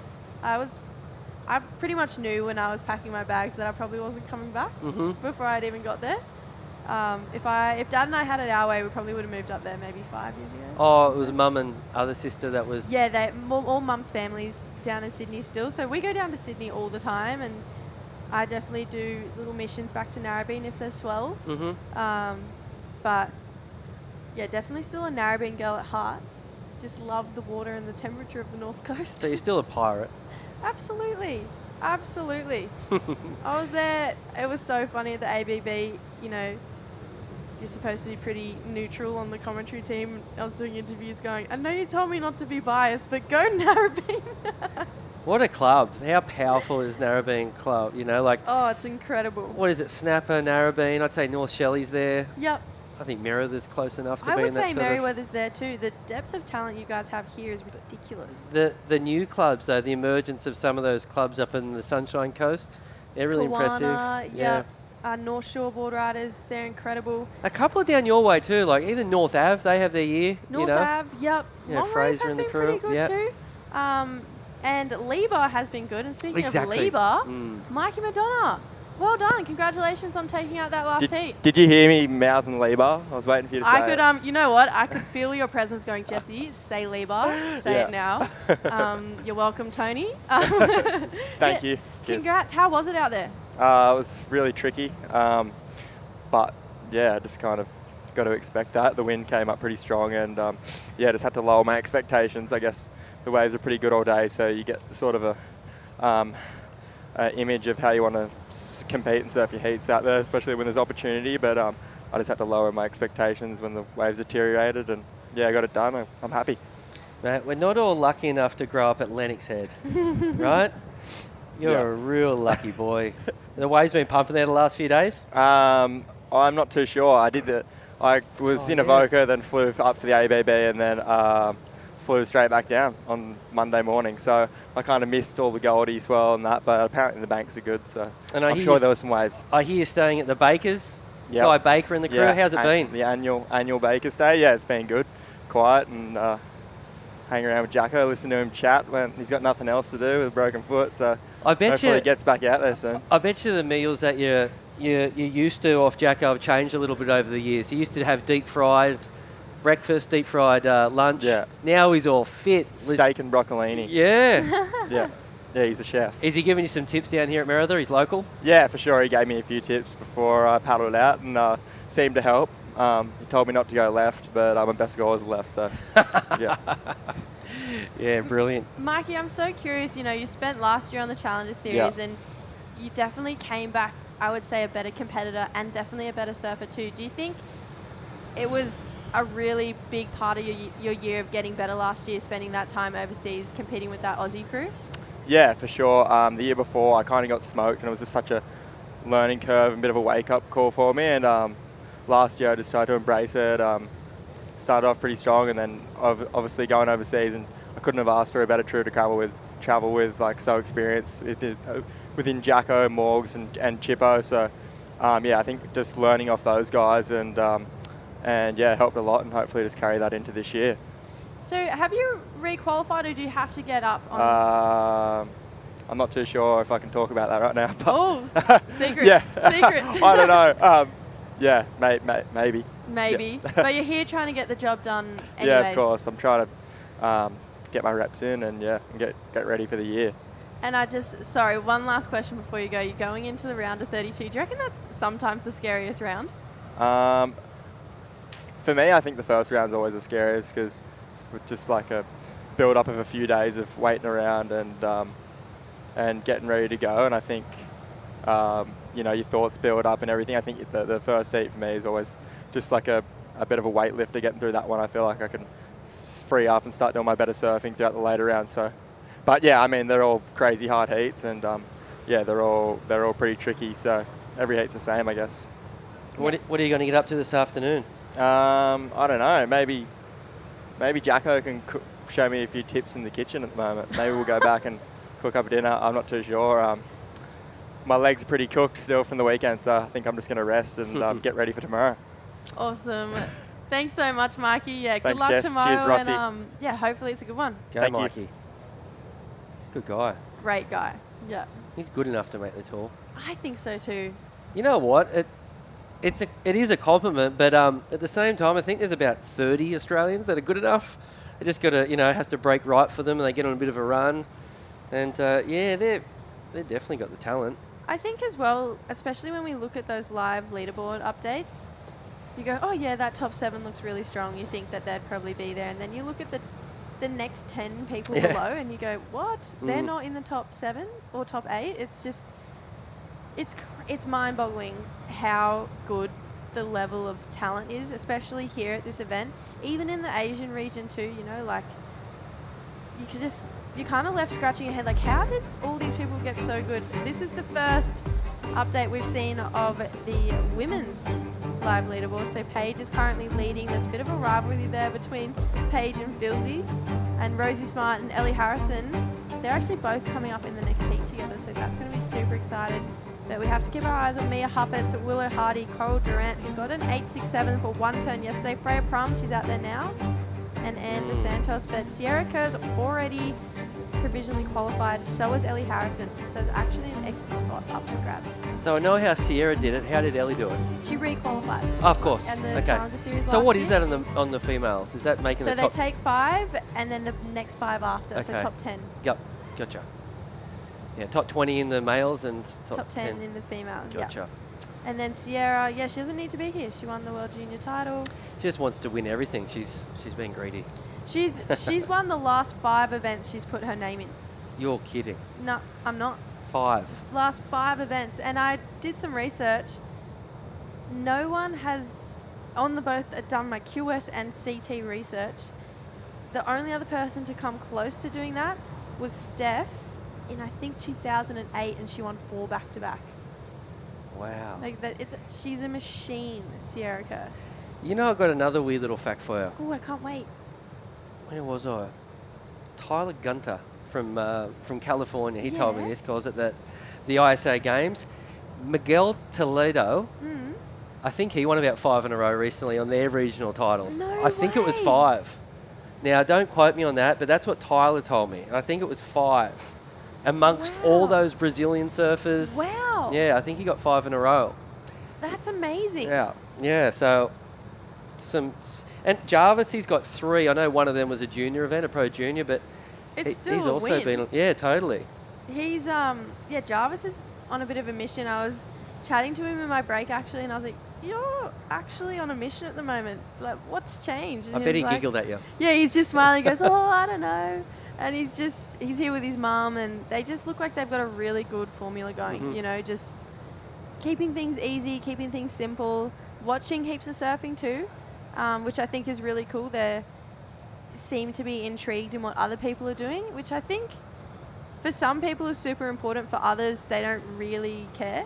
But I always think it's interesting to see how the scale goes. If someone gets an 8.67, I want to know what they've done for that 8.67. So I feel like, it's working for the Jarvis, and Eyes on the lineup. yeah, Mm. just making sure that he's got full knowledge. Knowledge is power, they say. Exactly. As we push through, just getting down to the final 10-minute mark in this one. Not too many big scores. A couple of 4s, some 3s. Looks like Higgs and Burke are in 4th and 3rd at the moment. The local girl, the goofy footer. You must be 6 foot, maybe a little taller. Emily, Yep. really good surfer. Out at Ladies Third Reef when it's big, she's one of the standouts. Really? Yeah, she's a really good surfer. Amazing. I know she's really good friends with the girl from Lennox. Nixie Ryan. Yeah, Nixie. Yes, they travel everywhere together, those two. They're always pushing each other. I know Nixie surfs here a lot with Emily. Yep, Nixie qualified for the Challenger Series last year, and is trying to get back there again this year. And last year she won so much. It was pretty much a Nixie and Ellie show. They just went back to back and everything. But Freya had really good results overseas at the start of the year. She got a 2nd in NIAS, maybe a 3rd in NIAS. And then she's got a 2nd in a few 1,000s. So she's just outside the cut line, and she's really trying to get back there to the Challenger Series. It's funny, hey, like you could make 3 finals in some 1,000s, but if you get a big thumper in a 5,000, gosh, it makes things a lot easier. Oh, absolutely. You know, a semi in this is the equivalent to a few wins in a Oh. 1,000. It's non-comparable. I mean, you do well in this. Kobe Enright one year, I think, didn't compete in any of the 1,000s, but got results in both the 3s and 5s and qualified. Wow. Where is Kobe? She's taken a year off, I believe. I think Yeah, she's okay. in Japan, actually. Traveling over there. Everyone seems to be in Japan at the moment. Snowboarding? Yeah. I was talking to Hoyo before. He's been there twice this year. I was like, what? Yeah. It's the 3rd month of the year. What? We're not even finished the 3rd month. And you're a surfer. Yeah. I was like, what do you mean? But it looks like Isabel Higgs, she's been a bit of a standout the last few days, but just taking a tumble there, maybe not 100% committing to that takeoff. But you can see that wind's puffed up a little bit. It's not as dreamy as it has been all day. But this is the conditions we've kind of been used to this event. I feel like this is what it's been looking like. Yeah, that swell hanging around. We are expecting a bit of a change tonight. The southerly's going to rip through and mix the conditions up, but I think it's going to be really fun. I'd be surprised if we're not surfing again tomorrow. I think it should be pretty fun. Merritha's actually protected on a southerly. It's not. It's definitely not dead offshore, but the faces are really clean. Yeah, a lot of people here would, actually probably prefer to have a bit of south than the wind. Because there's more east in the swell today. Yeah, definitely. Yesterday was predominantly northeast, as we see. Emily, big turn there. Wow. That was solid. Yeah, but it's slowly starting to. It's like a bit of a combo swell today, as that south swell starts to get, starts to sort of pop its head up.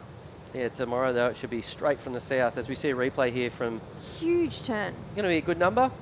That's a huge turn. I think that's going to be a good number. I mean, the judge of it has been paying one turn waves pretty well all event. If you commit 100% to it, they've definitely been saying, yeah, we'll give you the nod. Is it a 4.8?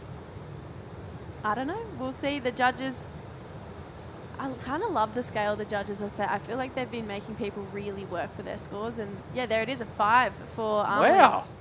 That's a big number. Yeah, for one turn. I'm not sure if you saw Coral was 867 yesterday. I did. Yeah, the one turn. Yeah. Huge turn. She goes really vertical.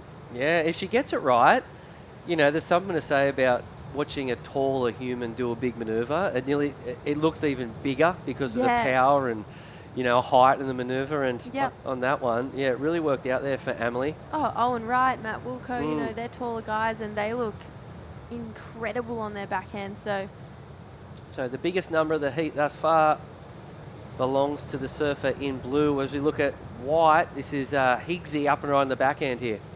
Yeah, grew up on the northern beaches. That's a beautiful first turn there for Isabel.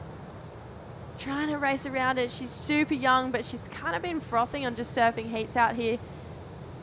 Linking up to this shore. I love that the shore is offering a bit more and gets the ride out. So needs a 4.01. I feel like, like I touched on before, the judges are really making you work for your scores. So we'll see. I think this is a great wave selection. I mean, it hit the bank perfectly. I love that first turn. But I could have got maybe a little bit more critical. Yeah, that's what I was going to say. I don't think it'll go there because I feel like she never got her board vertical above the lip. A little snap there. Great surfing, but will it be a 5.4? I say probably not. No, it's a 2.67 for that last wave. Here we go, Sai. Whoa, there's that technique. Beautiful first turn there. And Sai actually represents Japan but grew up on the Gold Coast. Ah. Yeah. Do you surf with her a lot? Yeah, heaps. Out D-bar, I surf with her, Snapper. And she's been here for a while? She's been here for a while. Yeah, so we actually grew up competing with her through the Australian Junior Series. She did all the Pro Juniors with us, and then it's only recently now she's been traveling to all the Asian events since she's gone to the regional series. She's elected Asia to qualify through them, which is really cool. And I mean, you're going to places like India, the Philippines, Taiwan. There's a lot of different countries that they go to, which is really cool and exciting. It's a whole other mini tour, the Asian tour. It's really cool. It is. It's good that we get to see the talent that's coming out. And there's been some huge performances today. I think Oh, there was a couple of sad defeats too. I saw Hiroto Ohara. He lost, needed a number, got the wave at the end. But yeah, there was some great performances, and I'm really excited to see the Japanese girls get out there all afternoon. I know there'll be a lot of them. There were two of our New Zealand competitors, Safi Vetti, Taylor Green on screen, and I'm sure Billy Stairman will probably be down there supporting them soon. He's kind of takes on that big brother role from New Zealand. He just never really misses a heat, as we see Amelie getting 2 turns there. Will she get the link up? Doesn't look like it. Big closeout out the back. So as the southerly swell pushes through, we'll definitely see the lefts kind of not come into play. We'll see more of the rights. But the minute you say that, now as we're in the 21st century, we still look for closeouts. A lot of the competitors, they'll look for left-hand closeouts to do airs. So as much as I want to say it's going to be right-handers and right-handers only, I bet you, I'd put money on it, there'll be some big scores because some of the blokes will be going for big closeout sections on those lefts. Yeah, I hope so. Particularly with the wind too, right? The wind's going to be going into the lefts. Maybe a couple backside airs for the natural footers. It could be completely different. It's actually going to be. Usually, I could tell you what it's going to be like because of if there's no sand here, but there's so much sand that it's still going to be a lucky dip tomorrow. Is that something you guys like? Lots of sand? No. No, not usually. You'd rather it no sand behind the rocks. Then it's really obvious of what the waves will do. It'll break at a certain position. You'll go through a section as you get to another sort of set of reef. It's hard to explain, but right now it's a little bit different. But still with it, if the south swell is strong and from the south, like really strong, it could overwrite the sand overnight. So yeah, it's going to be interesting to see what happens. Here we go. Amelie Burke. Big section again. Whoa, belts it again. Job done. That's going to be another good score for Amelie. Needs a 4.06. I think compared to the 5 that she got, that's a 4.06. Yep, I think you're right. It's funny, it looks like she went, okay, so I did this with the 5. That felt like we'd seen it before. Yeah, she's kind of taking it and running with it. I like it. Heaps of spray. She's a really strong surfer, and there it is, a 5.8, so it goes to the lead. They liked it better than the last one, so figured out the recipe and has gone to the lead. Yeah, great afternoon here for Amelie. I know she did go to university for a moment. I don't know if she's doing uni at the minute. I think she might have deferred for a second to give surfing a bit of a go, but I know she's got a bit of a head on her shoulders. Real smart. I know both parents are chemists, I want to say. Yeah, I've heard that too. Yeah, lovely family from, as I said, just around the corner. A real part of the community down here at Merida. It's a great community at Merida. It just seems like an amazing community, and especially the amount of support that you have for all the athletes. Yep. Yeah, it's one of the best I've seen in the world, that's for sure. And I just think, I was talking to someone yesterday and I was saying the way that they run the women's side of the event, I think that's the future. That's a testament to the president, Cal Horton, and the whole crew. They put a lot of time and energy into sort of coaching and nurturing the junior talent in the ball club. Yeah, as you can see, Amelie Burke is a part of that sort of program. So, yeah, the club's doing a great job. We've got 40 seconds remaining in this one. Was this enough to change the situation here for Isabel Higgins? I don't think so. She didn't really get out, or a steep section ahead of her. So she didn't really get a solid steep section for her to attack. So I don't think that's that, but strong turn there for Freya. She's, like we said, she's super powerful, really spring-loaded. And talk about D-bar, this lady spends a lot of time surfing out there. And gets the finish, so Freya. Unreal. I love that roundhouse through the inside. It was probably going to get you no points because the judges aren't really looking for big sort of carves through that dead section, but I just don't know how she did that. It was a really sort of full figure 8 turn. Great surfing there from Freya to book a spot in the next round. Don't know if she will win or come second, but either way, job done. Yeah, job done. And the lady on screen took the win. So one for the Novocastrians. We are going to go to a short break and we'll be back for a pretty stacked heat after this. Holidays, Ironman, outdoors, Ironman, Whoa. Oh-bars. Suspension. Lights. Roof rack. Camping equipment. Recovery gear. Under Ironman Maitland. And under Ironman. I can't do two things at once. I Back home, the Wilsons always use proper dinner etiquette. Out here, the stick will do just fine.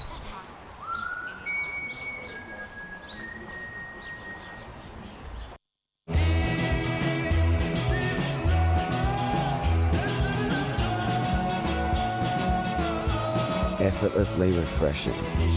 Byron Bay Brewery Premium Lager. Go with it.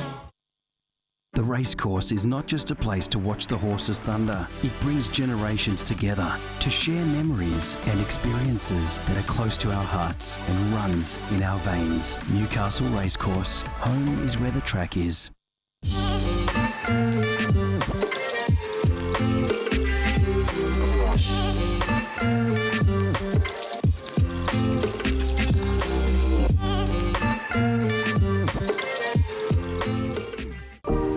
Welcome to Sydney. Upbeat. Downbeat. Feel its heartbeat. Open spaces. Open arms. A place to feel alive. To feel free. Come feel it all. And feel new. Holidays, Ironman, outdoors, Ironman, whoa, oh-bars, suspension, lights, roof rack, camping equipment, recovery gear, under Ironman Maitland, and under Ironman. I can't do two things at once. I Surfest 2024, presented by Reflections Holiday Parks. If you haven't been to one, what are you doing? They're literally my childhood. I love Reflections Holiday Parks. We're into the Newcastle Racecourse Women's Pro, and Merryweather's put on an absolute show for us today. It's some of the best. It was some of the best conditions. You rock up and hope the surf looks like that for every comp. Absolutely. We've been really lucky. We started on Monday. What is it now? Thursday. So 4 big days of, massive scores, big numbers. And I tell you what, you mentioned this heat earlier in the day as a plane flies over. Can't get vision of that, but we can get vision of this. This is Ellie Harrison, one of the top seeds of this heat, one of the best up-and-coming females in Australia, as is this girl, your friend Rosie Smart. Yeah, this is Rosie. I mean, Ellie, she's already qualified for the Challenger Series. This is Arabella Wilson from that Victoria region. She is actually the vice president of Torquay Board Riders Club. Tully Wiley being the president. So really young. That is unreal. Crew. Tully's the president? Tully's the president. He's also the team manager for Dragon and Reef. Tully wears a lot of different hats and he competes. And he's actually having the best sort of 8 months of his career. Yeah. I think he's surfing the best ever. I think so too. So, team manager for 2 companies, president and team manager. Yeah. And surfer. Yeah. Yep. He wears a lot Has he of got a different girlfriend? hats. He does. And a girlfriend? Yep. Wow. Doing it all. That's a lot on his plate. Yeah. There's a lot of talent coming out of Victoria at the moment. You know, Zabe Huxtable, like we said, Arabella Wilson. There's Ange Ball, who usually competes in this, but she's recently moved to Ireland, which is cool. She's doing a year of uni over there. But that lady on your screen, that's Charlie Haitley. She's still a junior. She's really young, but she's a powerhouse. And from that Gold Coast region, she trains with Chelsea Hedges and all the coaches from Surfing Australia. And she's got a cool little air game on her too. Unreal. Which is sick. But yeah, Rosie, 5-5 to open up her account. She just won the She's Electric series that Hyundai put on. And great cash prizes if you win. Did I see her in the webcast at the ABB? Yeah. With Laura? Yes. Yeah, so that's part of the She's Electric program. And then Ellie Harrison, I mean... Wasn't it like that event was like a top 5 sort of mimicked? Yeah, so it's pretty much the exact same. So you submit, to get into the top 5, you submit surfing videos, and then each week they get ranked and judged. And then by the end of it, the top 5 people who have the highest scores go to the She's Electric camp. Yep. and then they have a finals day and they surf it exactly like, the top 5. So whoever had the highest score when it was in first gets to sit and wait. And so it's 5th surfs against 4th, 4th surf against 3, 3 surfs against 2, and then 1 and 2, or whoever gets there, have 3 heats together. But that lady on screen, Emily Burke, she just jumped 10 spots by making that heat. So she's a late run. Climbing the ladder. Anyone is nearly sort of still in the conversation with the 5,000 on the... 5,000 points is a game changer. I mean, it's not out of reach for anyone. Particularly for Emily, if, what the locals are saying is right, and the waves sort of tend to sort of, go back into normal looking Merida. That's when Emily should feel more comfortable. If it's behind the rocks and, she knows how to jump off the rocks, she knows, all those sort of local little secrets. I think she could make a real run at it. Yeah, absolutely. This is Arabella Wilson. Vice Prez. And this is a good looking inside bowl. Rips the return there. This is a nice looking wave here for Arabella. So Nan finishes it right off the shore. That was one of those rights that really peeled along the sand from start to finish. I'd love to get vision again of Rosie's 5.5 if we can, because I feel like 5.5 is a hard score to get today. Yeah, that's really solid. I wonder if it was one turn like Amelie's. So, but before that, this wave here. It did really, the beauty of this wave, it actually stuck to the bank nice. A lot of these waves here just a little bit wide, but this one was really sort of square. There was some steep sections in it. And Arabella just destroyed this thing all the way to the shore. It's going to be a good number there. Yeah. Currently is in second position. Yeah, that was a 4.33 that last wave. So judges liking it. Honestly, I feel like you can't be upset with 4s and 5s. They're the scores that are getting you through. And actually, this lady got a pair of 5s for 2 massive backside turns. Emily, congratulations. A bit of local knowledge paying off in that one? Yeah, thanks. Yeah, I guess a little bit. Just knew there were a few little rights out there and just had to tee off on a few. And we've been talking, this isn't typical Merriweather, but you would have surfed it like this plenty of times. With the swell going a little bit more south, do you think you'll start feeling more and more comfortable when it goes back to what you usually see when you come down here? Yeah, for sure. I mean, Rocks is pretty sanded up at the moment, so hopefully it's kind of handles it. But yeah, I'm just love to go ride out at Rocks, so hopefully get a few days like that. Yeah, Emily, how are you? Yeah, good. How are you? I'm good. You're ripping then. Thanks. Mate, we just got told you've gone up 10 places from that result. Oh, really? Wow. If sweet. you do maths, go through another round, go up another 10. Yeah, that's good. Yeah. Yeah, sweet. Isn't it funny though? Like, all you had to do was do a total of 2 manoeuvres, and you got a pretty good heat total. 10 points. Yeah, just a couple backhand hits. Backhand hangers and through the next round, mate. You're feeling confident down here at Merida? Yeah, I love Merriweather. Feel good. Mum and Dad down here or at work? No, they're down here and got Taco the dog down here too. Taco the surfing dog. Yeah. Well, look, congratulations, mate. All the best throughout the event, and hopefully we get to talk to you tomorrow because you smash another heat. Yeah, thanks. Thanks heaps. What a girl. She's so cruisy. So humble. You just prod her. She's like, nah. I'm right. She's, just won a heat of 2 turns. Yeah. That's pretty amazing. And she's like, yeah. Good. But yeah, Rosie, like we were saying, She's Electric is such a cool platform that Surfing Australia and Hyundai have put on for women through board rise events. And the camp was really exciting. I actually got to host it, which was pretty cool. What was your role? What did you do there? I was host. So you have to tell the girls what's going on, and my sister and I, we kind of, we're interviewing them throughout the day. We did a short TV series, so 4 episodes on it, and that was the 3rd episode, and then the final episode we actually shot at the ABB on the weekend as well. So it was all happening on the weekend, and it'll be on Surfing TV next weekend. Surfing Australia TV this weekend. Be there. Yeah. I'm pretty sure Vaughan Deadly hosts the whole entire segment.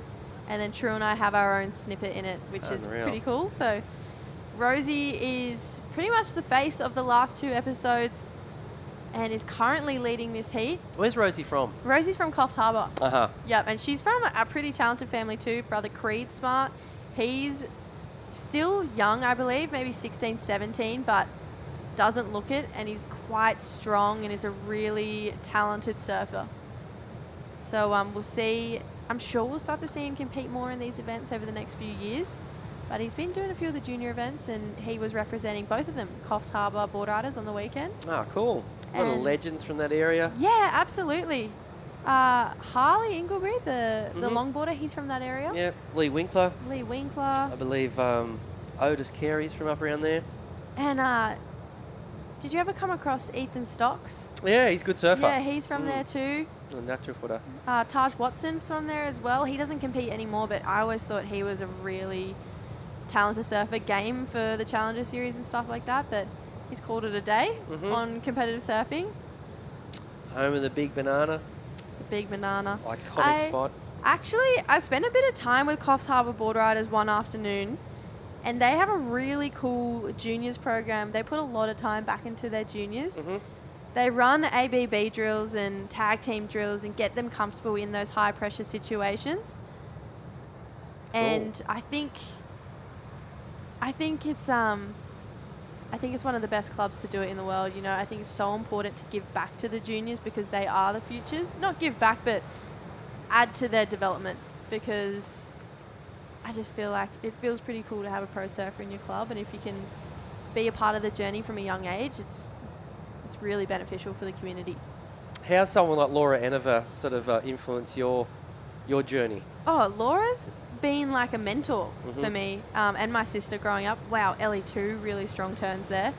But yeah, she's even now in the commentary world. It's funny that we've all kind of gone down that road as well. But she's so inspirational. I mean, in those big waves as well, like she's fearless. But there's other women in the club like Belle Hardwick, Elle Northey. They both had time on the tour as well.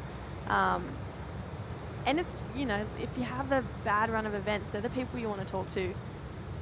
Same as Hoggy. Hoggy's been massive in True in my career. When we were younger, Davo as well.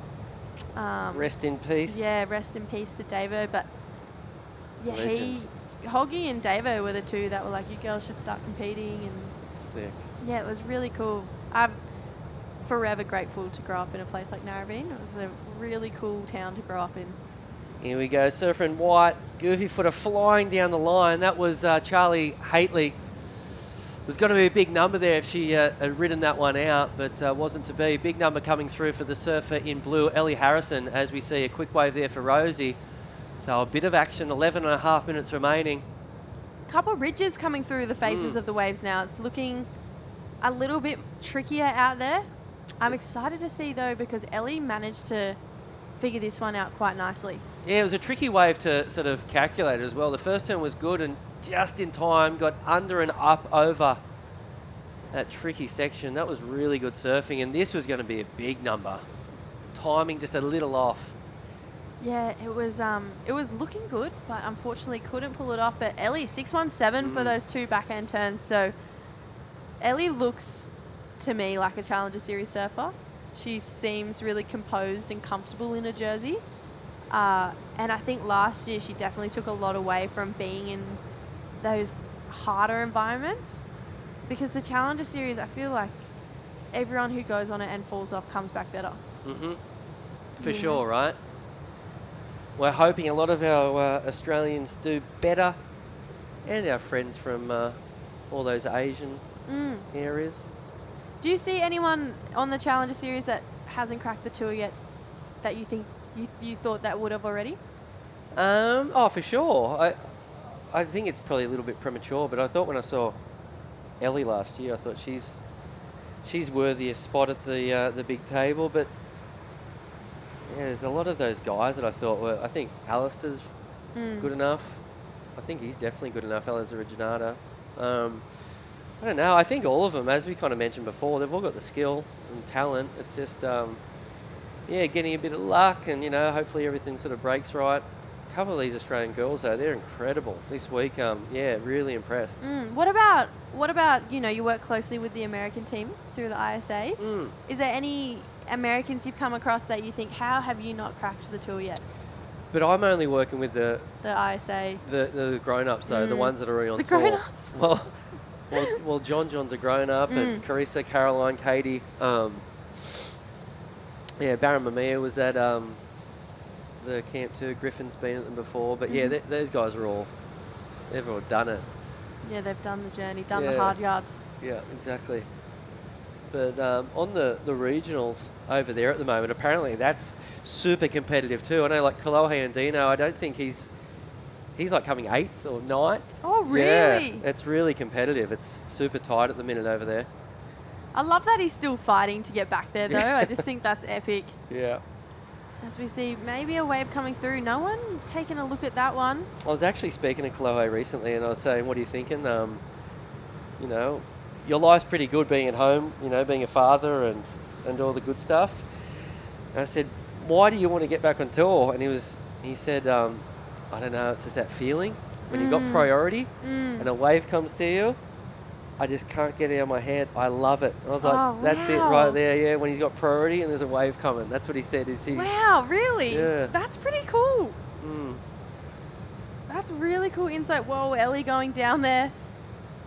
That is really cool insight. That feeling. It was a funny one, huh? Yeah. I get it, because even when you're sitting at, whether you're sitting up at Casuarina surfing or North Narrabeen with a perfect east swell, the lefts are pumping, and you're on the inside, you've waited for 20 minutes and it's your wave, that's a pretty good feeling, right? Oh, it's what dreams are made of. Yeah, it is. It's incredible.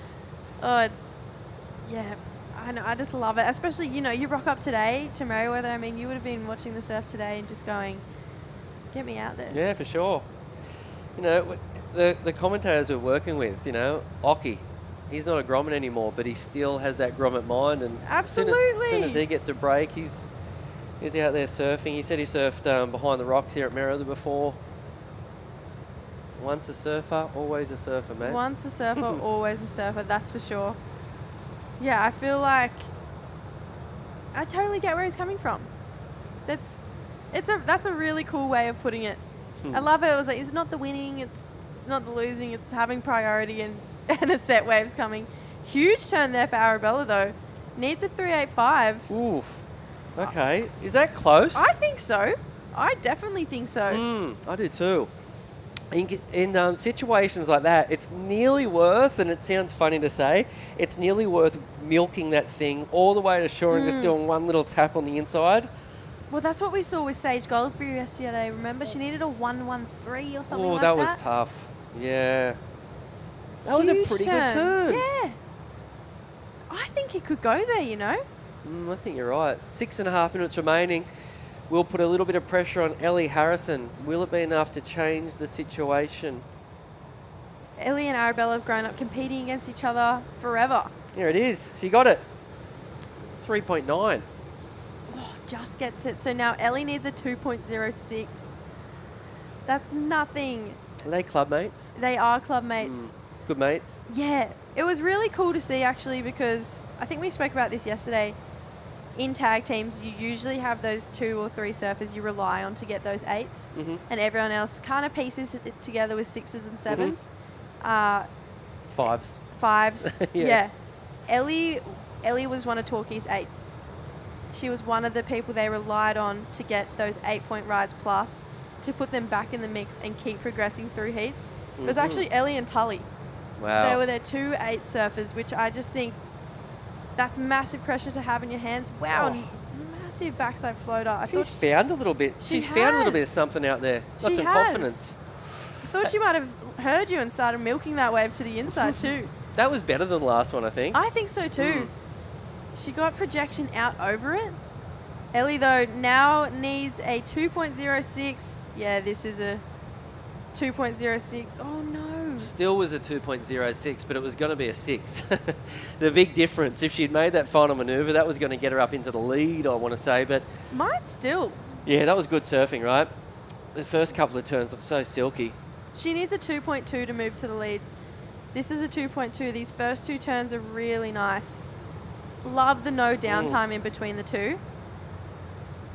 Oh, that's just unfortunate because she almost pulled it together, but that was definitely going to be a big score. It's a 4.33, so Ellie moves to the lead. Rosie now in second, needs a 5.01. Arabella's last one did not better her situation. It was a 3.7. As we can see, some of our Asian competitors on the screen. A little over 4 minutes remaining, and as Jess just said, the last of Arabella Wilson was a 3.7, so not enough to change the situation. Not looking for much of a ride at the moment, a 4.05 to move up in a second, and Charlie Haitley is in 4th spot, looking for a 4.88. That nor'easter has kicked in this afternoon. Conditions are a little bit messier than what we saw earlier in the day. As we see Surfer in Red having a look at this wave. Here we go, Rosie. Huge single maneuver there, so big section, and she puts it up there. Tries to get a little bit of work done, so needs a 5.01. We've seen scores and turns like that go there over the last few days.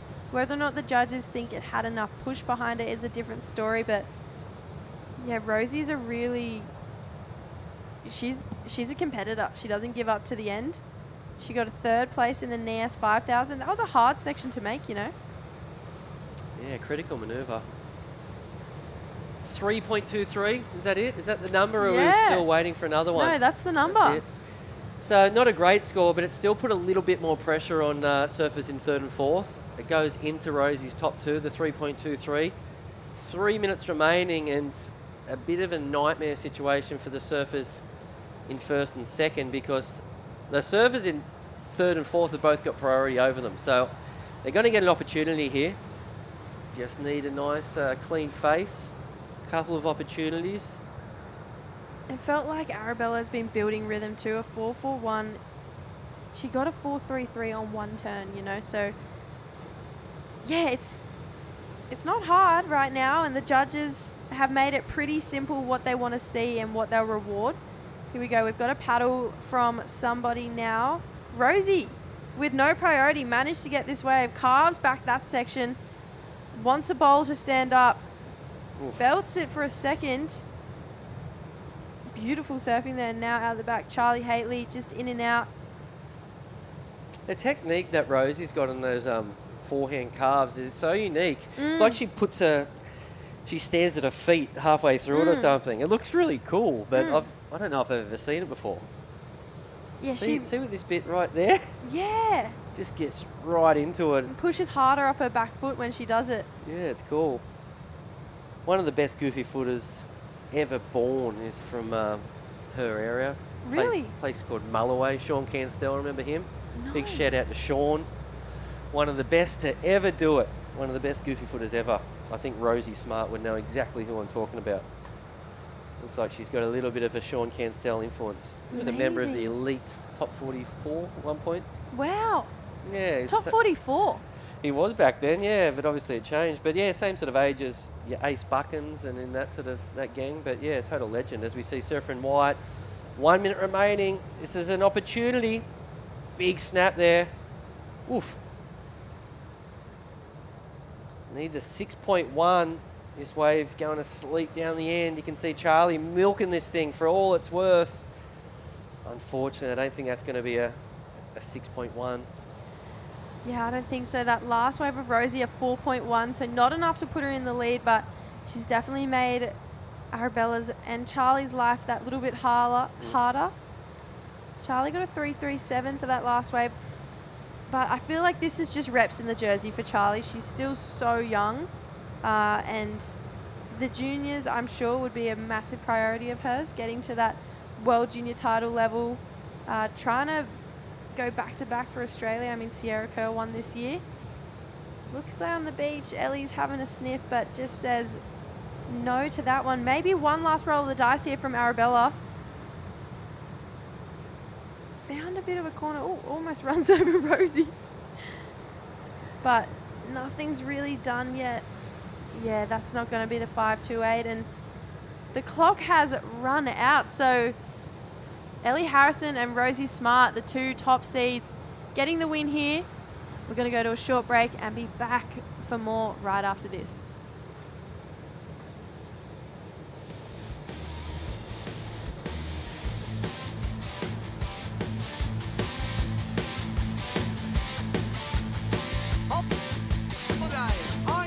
Outdoors. Whoa. Uber. Suspension. Lights. Roof rack. Camping equipment. Recovery gear. Under Ironman Maitland. And under Ironman. Can't do two things at once. Welcome to Sydney. A place to feel alive. To feel free. Come feel it all. And feel new. Adam thought he'd never get Sarah camping. How wrong you were, Adam.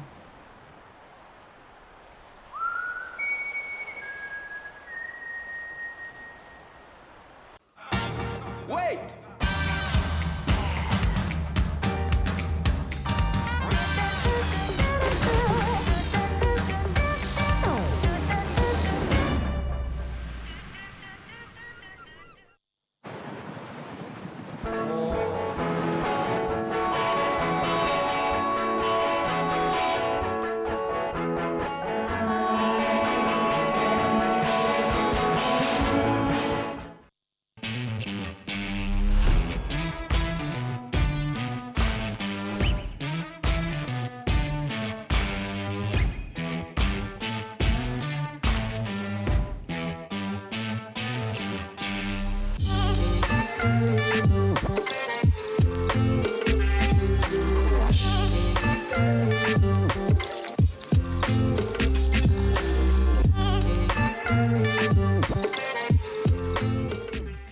The Racecourse is not just a place to watch the horses thunder. It brings generations together to share memories and experiences that are close to our hearts and runs in our veins. Newcastle Racecourse. Home is where the track is.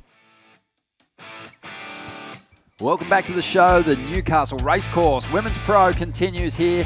Heat number 3 is on. Ainon Matsuoka is out there in the red. Amuro Suzuki, an Olympic bronze medalist, is out there in the blue. Coral Durant from the Bluff, she is out there in the white. And Mirai Akita is going to be out there in the green. All these surfers well situated on the ranks. And this is going to be an interesting heat because where you look at where these competitors are sitting, all of them with a real chance of going all the way, getting themselves onto that Challenger Series. And it's going to be Amuro Suzuki getting things started here. We've seen her in a bunch of Championship Tour events in the past. She's desperate to get that full-time spot at the highest level of the sport. But we'll see what kind of numbers she puts up to kick this one off. Amuro sitting in 6th position. We know there's limited spots on that Challenger Series for these competitors. That's what they're fighting for. Ainon, she's been on fire this year in the Asian region. A big win at Cruy has helped her get to a great position. I think Coral Durant, for me, still owns the best individual turn at the women's event so far. Big forehand hammer. Ronnie Blakey joined by Matt Hoyo. Yeah, Ronnie, haven't seen you all day, mate. We've been missing each other. Yeah, that's okay. Avoiding each other, maybe? No, I wouldn't say that. I wouldn't say that. But no, mate, it's been a pretty solid day. Definitely our best day of competition as far as opportunity goes for the competitors. Yep. Still a couple of low-scoring heats. Just, you know, with 4 competitors in the lineup, sometimes it does get a little tricky for everyone to find those 2 scoring rides. But it does. A couple of real big scoring heats too this morning. The highest heat scoring of the whole event, and both in the same heat. Yeah. The Vaughan brothers, mate. That's right. That was mental. They're going absolutely Waves mad. were pumping all morning too. Yeah, it was fun. Nice and clean. 20.5 minutes to go. And Amuro Suzuki. Still a few good waves out there. It looks a bit harder to find the Savo with the nor'easter. I thought it was going to stay offshore all day today because of the southerlies. Predicted southerly, but it's changed a little bit. It was too hot. Yeah, it had to go nor'easter. It was boiling out there. Yeah, it was cooking. Yeah. Absolutely cooking. Cooking brew. But yeah, so a solid collection of form surfers from the regional QS out there in the lineup, fighting for spots in the round of 16 here. I mentioned Anon, big win at the Cruy event for her. She had a couple of other final appearances. Coral's been doing really well on the regional QS here in Oz. She's sitting in 8th position on the cusp. Our regional rankings, and so is sitting 8th position on the Asian ranks is Mirai. So on the cusp. It's good. It's, you know. And they're still in the mix. It'd be worse sitting on the sidelines or sitting on the beach saying, wanting other people to lose instead of you having to win. Exactly. Well, there's for the Asian region, 4 surfers make that jump, so it's not a lot. No, it's well, they're on huge points compared to everyone else. Exactly. How's that But work? yeah, 4 surfers from the region get in. It's the top 3 from the qualifying series and then a wild card. So not Does it sure usually go to that hasn't 4? been that hasn't been initiated just yet. No Who one picks knows the wild who gets card? it. I think it's there's a process involved. It might depend on injuries. It might depend on who did well on the Challenger Series and maybe just missed out. Yeah. But okay. yeah, I'm sure there's sort of no one campaigning for that position from that perspective, then it will probably go to 4th place. But you want to get it done there, and it's going to be hard to track down Sarah Wakita, whose dad you're pretty familiar with. Wakita, who just had his own section of the Pipeline Reef. Oh, yes, okay. The Wakita Bowl. Yeah, he's in between. He's a Yeah. bit younger than me. Yeah, he's always like hard to see from the shoulder at just tight like when Suji you're looking Kasura. deep. But yeah, Wakita's made a real name for himself on the North Shore, and his kids are So that's- both great surfers. Yeah, right. So that's dad. There's a good Well, this is protege then, isn't it? Anon Oh, wow. Matsuaka, and she is bagged a 4.67 to kick this heat off. Looking to back that up now. I think there was another heat earlier where there were all Japanese surfers except for one Australian as well. That's this like second heat to the Sabo. Wow. Huge contingent of Japanese surfers, eh? Yeah. So on the Australian regional ranks, the Australia Oceania regional ranks, it's the top 4 plus a wild card. Asia just that one less spot, but it's intense. A lot of the form surfers. Here's the Australian regional rankings at the moment. A lot of the form surfers, as you can see at the top end of the rankings, are still alive. Sierra Kerr, she's not here, but why? She's all good. She's a world junior champ. Oh, she's so already got her in, so it spot. doesn't matter. You think she'd come and, I don't know, she doesn't have to, I don't suppose, but just to compete and keep the, well, she's been competing a lot lately. Oh, she's been competing at guts out. Yeah, she's you're been on a magic run, just winning, So junior she's already titles, qualified QS anyway. events. Yeah, she's sweet.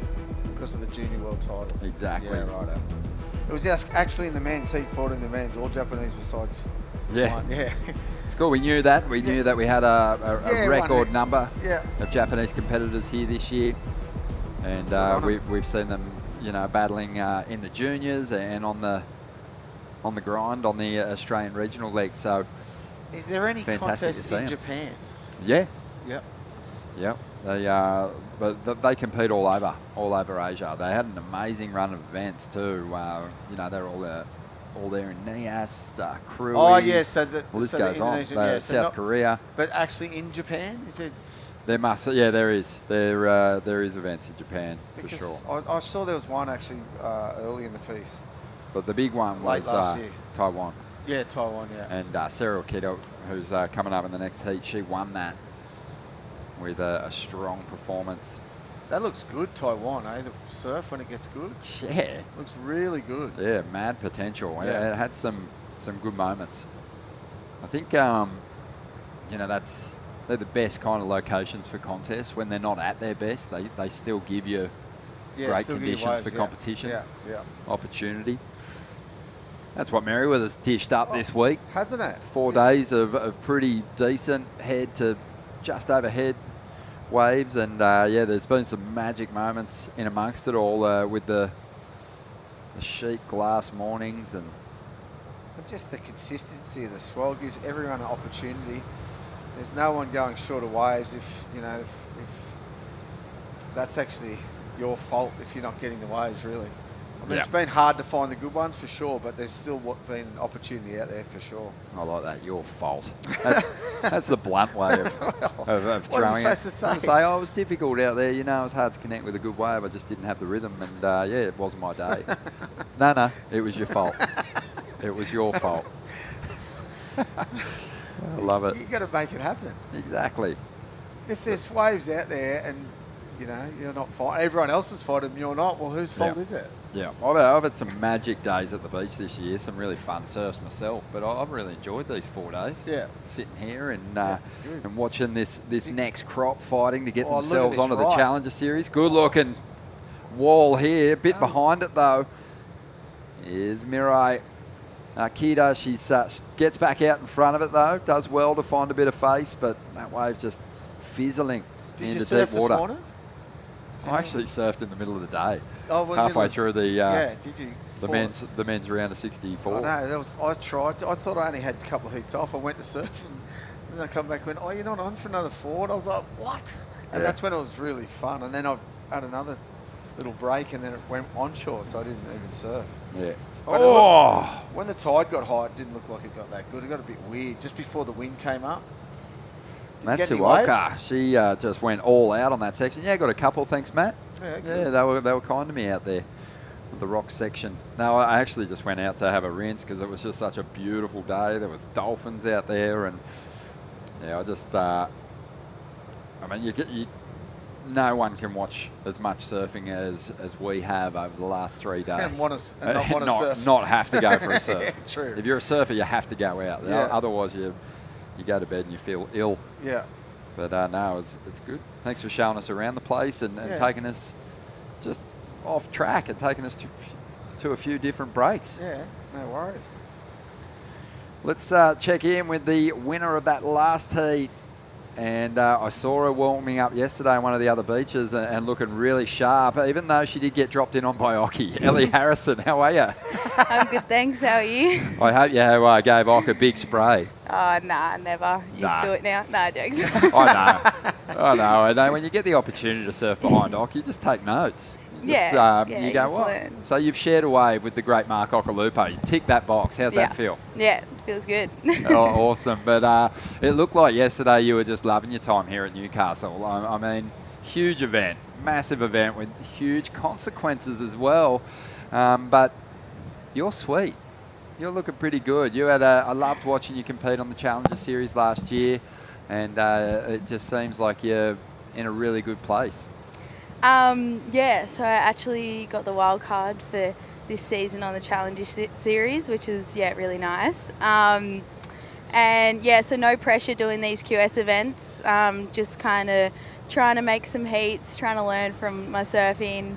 A lot of mistakes in that heat, but a lot to learn from. Nice to progress with Rosie. For sure. Let's talk a little bit about it. Let's dive into the Challenger Series conversation, because you're one of the surfers that's absolutely motored through the QS grind and got yourself to that level. How was the experience? What was the step up like? And did it get even more extreme when you got to the Challengers? I did one Challenger event. I got into Manly the year before, so I kind of got like a little glimpse of what it's like. When I competed in that event, it made me realise that I really want to make it. And then so I made it last year, and it was so much fun. Just experience all new countries and going to new places, new ways, new food, traveling with my mum. It was so incredible. It was a huge step up from QS's for sure. Definitely you felt like the level lifted when you were at those events. I enjoyed trying to surf how I normally do and bring out my surfing that I do every day, and it went all right last year. So it was amazing. You had an incredible finish, equal 12th place on the Challenger Series rankings. We're all so proud of you. Do you feel like it brought your surfing up another level competing on the Challengers? Yeah, for sure. And even just surfing heaps of new ways, putting hours in everywhere I went. I had mum filming, so that was good. Just kind of surfing heaps. Just felt like my surfing improved heaps, and yeah. So I know you've got your mates when you're travelling doing the qualifying series, and you do the obviously the events in Asia as well. We're seeing a couple of ways. We'll get to replays of those in a moment. But when you're travelling and you're competing against the same crew, your country women, your fellow Australians, you're up against one another, but then it seems to kind of shift once you make the Challenger Series, and then you guys are really backing yourselves. Is there a real sort of camaraderie between all the Australians when you hit that Challenger Series? Yeah, kind of when we get to the Challenger, you kind of like me and Nixie just got really close to try to like help each other more than compete against each other. I don't think we had one heat against each other, so it was more like it was more just kind of like trying to learn from each other, and yeah. Awesome. Yeah, well, you're lucky. You're lucky you didn't have to surf against one another. Yeah. You kept it cool in the relationship. It usually always happens to Yeah, the person doesn't you're it? travelling with. You always end up competing against. It's torture. Yeah. That's good. Ellie, tell us, what was your highlight moment last year? Because you did have some great results. Highlight moment. Probably, I got a really good result in America, but my highlight moment was probably at Snapper. Just starting the season off in Snapper was just like pretty special, and I kind of didn't really know where my surfing was at. Like I didn't really know if I was going to make many heats or anything. And then, that one heat that I got like a pretty big score, that was like the moment. Like I walked into my family and like all my aunties and my grandma and my mum, and I was coaching with Richo there, and it just like all sunk in. I was just like, whoa, like this feels pretty special, and like this is what I want to do. Yeah, felt pretty cool. That was huge. That was the big 893. You had Sarah Baum, Macy Callahan, and Moana Jones-Wong, and you got the W. That's big. That's a huge confidence booster. But a great heat for you. Looking forward to seeing you build some momentum through this contest and giving the Challenger Series a red hot dig this year. Yeah, thanks heaps. No worries, Ellie. Best of luck. Yeah, she's one of our best. Hoy, such a talent, and the way that she was on yesterday. Was that a first heat at the Challenger Series at Snapper? I think it was a second at Snapper, but yeah, I remember the wave. Yeah. Surfed it brilliantly, great forehand. And she, like I said, she was ripping yesterday, and even despite the drop in from Ock, she got a couple of decent turns in before he burned her. But no, I think he thought she wasn't going to get around the section as Coral goes to her trademark turn, ditching the fins, can't ride out of it. She's sitting eighth. She did a mad one of those yesterday. Yeah, went into the excellent range. Yeah. Yes. Really big turn. Ocky like. Yeah. That's his turn to a T right there. Most definitely. So 7 minutes remaining here, and Amuro Suzuki's got the lead. Here's a replay. Oh, just right out of that, it's a huge score.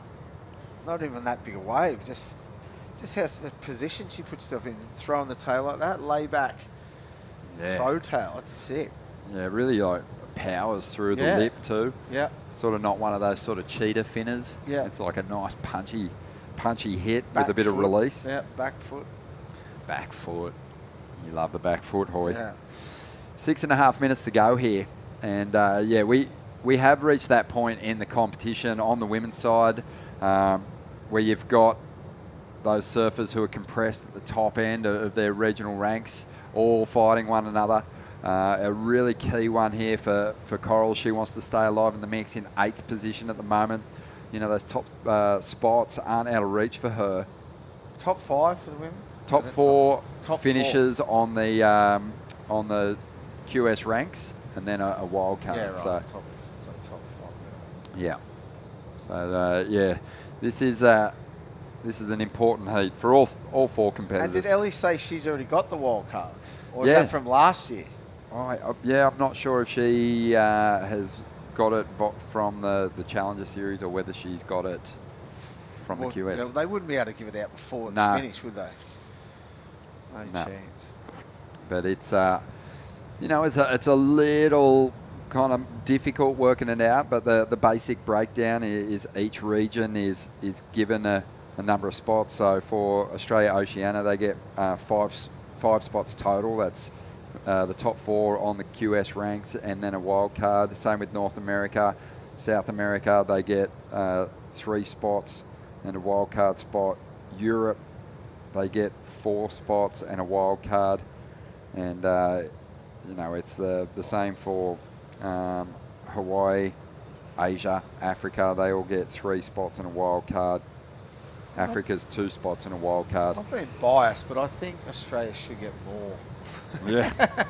It's 48 surfers total. Yeah, that's what it is. There's former CTers. You get exemptions for being a former CT surfer. Like if you got knocked off recently, I think you get Jackson Baker was saying you get a couple of years. CT. What if there's more of those CT surfers? CT non-qualifiers.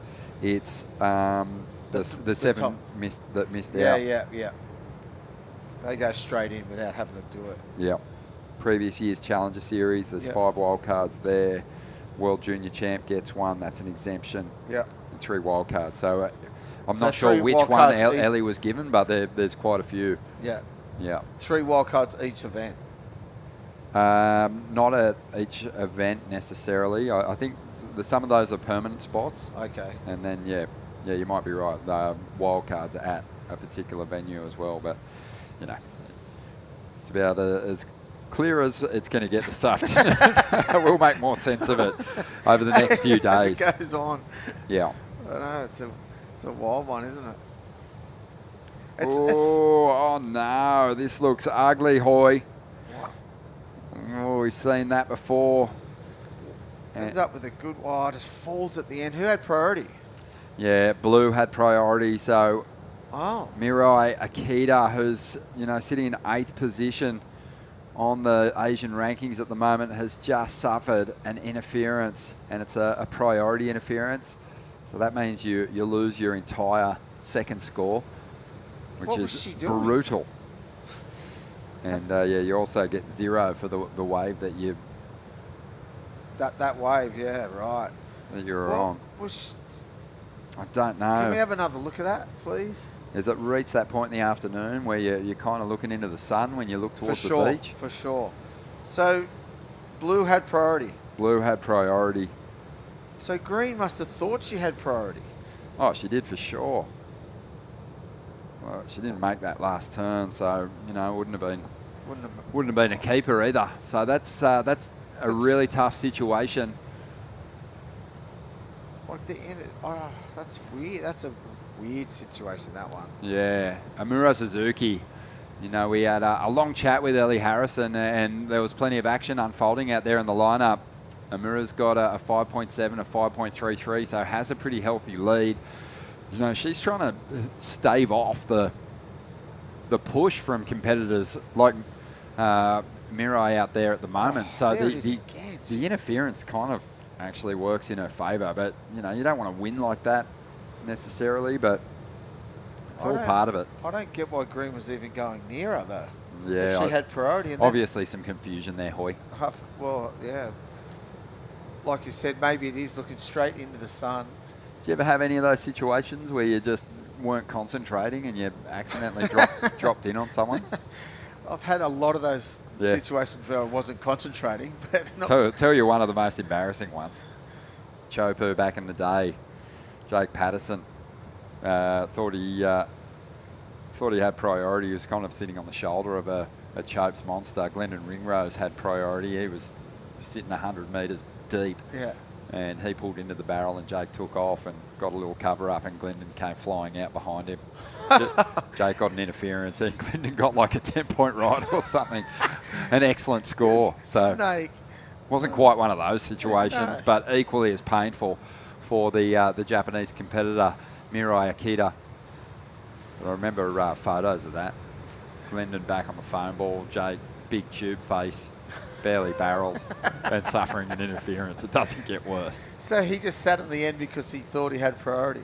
No, I think he thought he was going to get a hell score, but just misread the situation a little, you could say. Just a little. So 25 seconds to go here. The clock's wound down and Coral's chasing that 5.24. Such a crucial number for her. And it doesn't look like that opportunity is going to come her way. Amuro Suzuki, she's hanging on for the finish here. Mirai Akita, you know, this is the last wave of a big QS campaign this year. It's a real shame for her. And she suffered that interference there. This one is all wrapped up. And it's two of the star performers on the Asian ranks who are going to be progressing through to the round of 16. Ainon Matsuoka and, of course, Amuro Suzuki, who just flared up on the backhand out there. We're going to take a quick break here. You're watching the Newcastle Racecourse Women's Pro here at Surfest 2024, presented by Reflections Holiday Parks. The Racecourse is not just a place to watch the horses thunder. It brings generations together to share memories and experiences that are close to our hearts and runs in our veins. Newcastle Racecourse. Home is where the track is. Welcome to Sydney. Upbeat. Downbeat. Feel its heartbeat. Open spaces. Open arms. A place to feel alive. To feel free. Come feel it all. And feel new. Adam has taken a few losses at work this week. A loss out here, a little easier to take.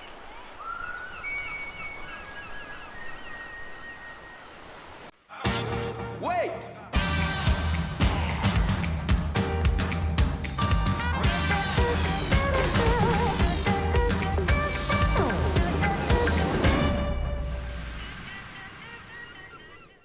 Holidays, Ironman, outdoors, Ironman, whoa, Uber, suspension, lights, roof rack, camping equipment, recovery gear, under Ironman Maitland, and under Ironman. I can't do two things at once. I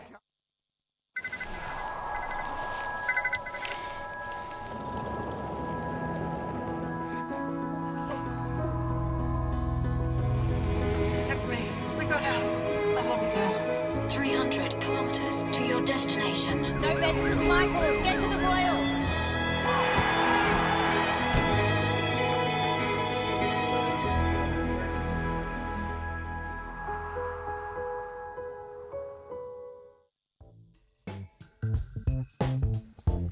Welcome back to the show. The Newcastle Racecourse Women's Pro is on, and we just saw an Olympian just show her class, put together a great heat score total. Amuro Suzuki, 11.03. Ainon Matsuoka, excuse me, she finished up in second place. They're two of the star performers on the Asian ranks at the moment. And that's just the point in the competition we've reached here, Hoy. We got the big names out there, and sitting on top of the Asian ranks at the moment, Sarah Wakita, and she is out there in the red jersey. Nixie Ryan, just a proven champion on the regional QS, had so many victories. She's the surfer from Lennox Head. She's in the blue. Started with a 4 too, which is a good score for this afternoon. You got to make friends with Nixie. Her old boy's a tattooist in Byron. Really? Yeah, Craig. Do you think I need any more? Yeah, well, there's a couple of blank spots. The running illustrated man. Yeah, I'm running out of room. Yeah. A big gap on your forehead that you could fill in. But yeah, he. Not a good look. He works at Sharky's in Byron. Does he? Well, yeah, I used to surf with him a lot. Yeah. But yeah, Nixie's been, you know, a star performer on the regional QS for some time. Cracked the challenges last year. We heard Ellie say that. They travelled together. Raya Campbell's out there too.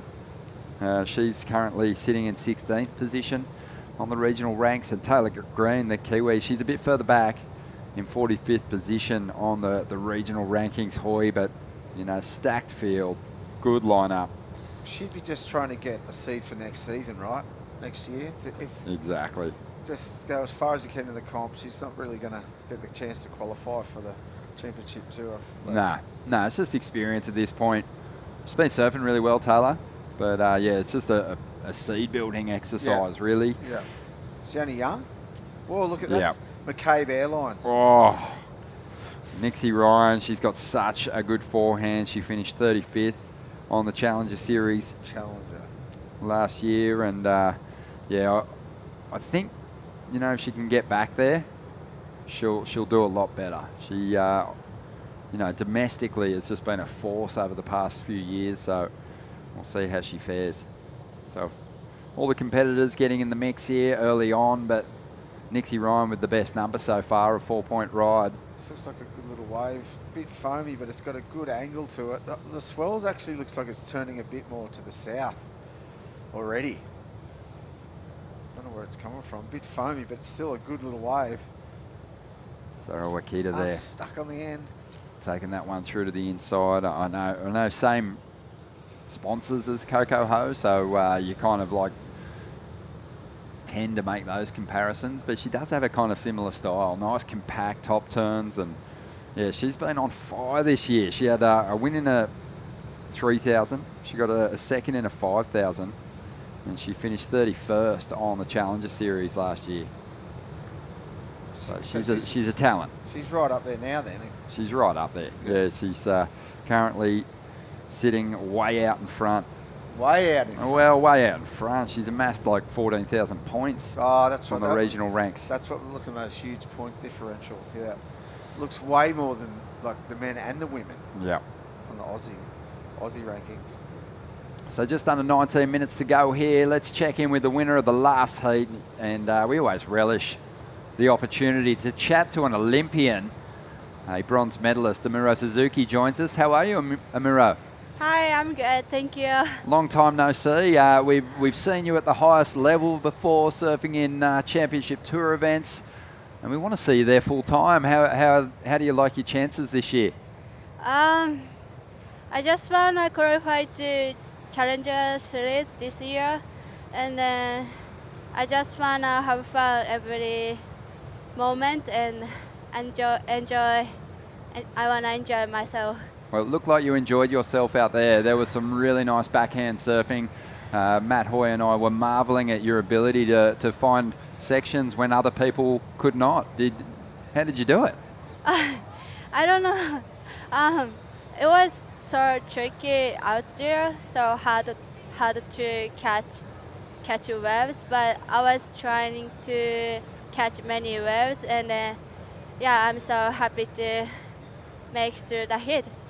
I get the feeling that you love your time here in Australia, because this is where you've had opportunities before to surf in championship tour events. Being that you have surfed in those events, you must have a real desire and hunger to get up to that level and be a full-time competitor on the championship tour. Yeah, yes. I'm glad I could finish that question for you. And who are you travelling with here in Australia this year? With my mom. Beautiful. Yeah. And is your sister in the draw as well? Oh, she's not my sister. She's are you related? Yeah, just same name. Yeah.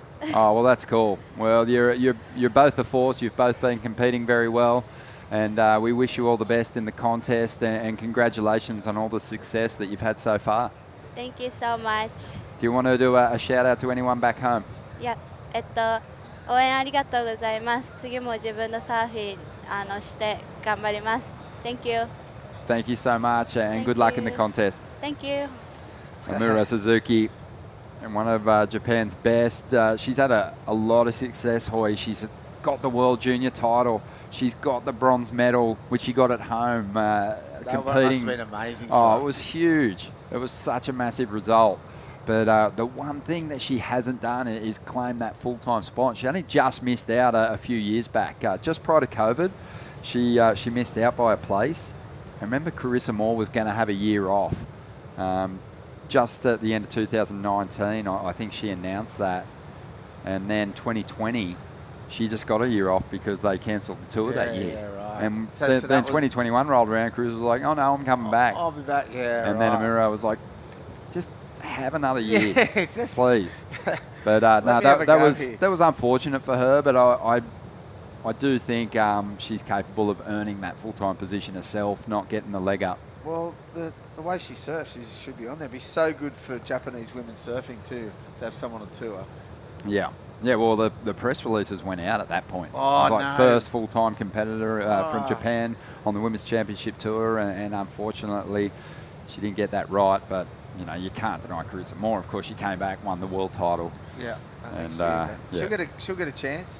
Yeah, she will. So, and like I said, it'd be so good for Yeah, surfing in Japan. It'd be huge. Getting the bronze medal would have been huge. She'd be a national hero.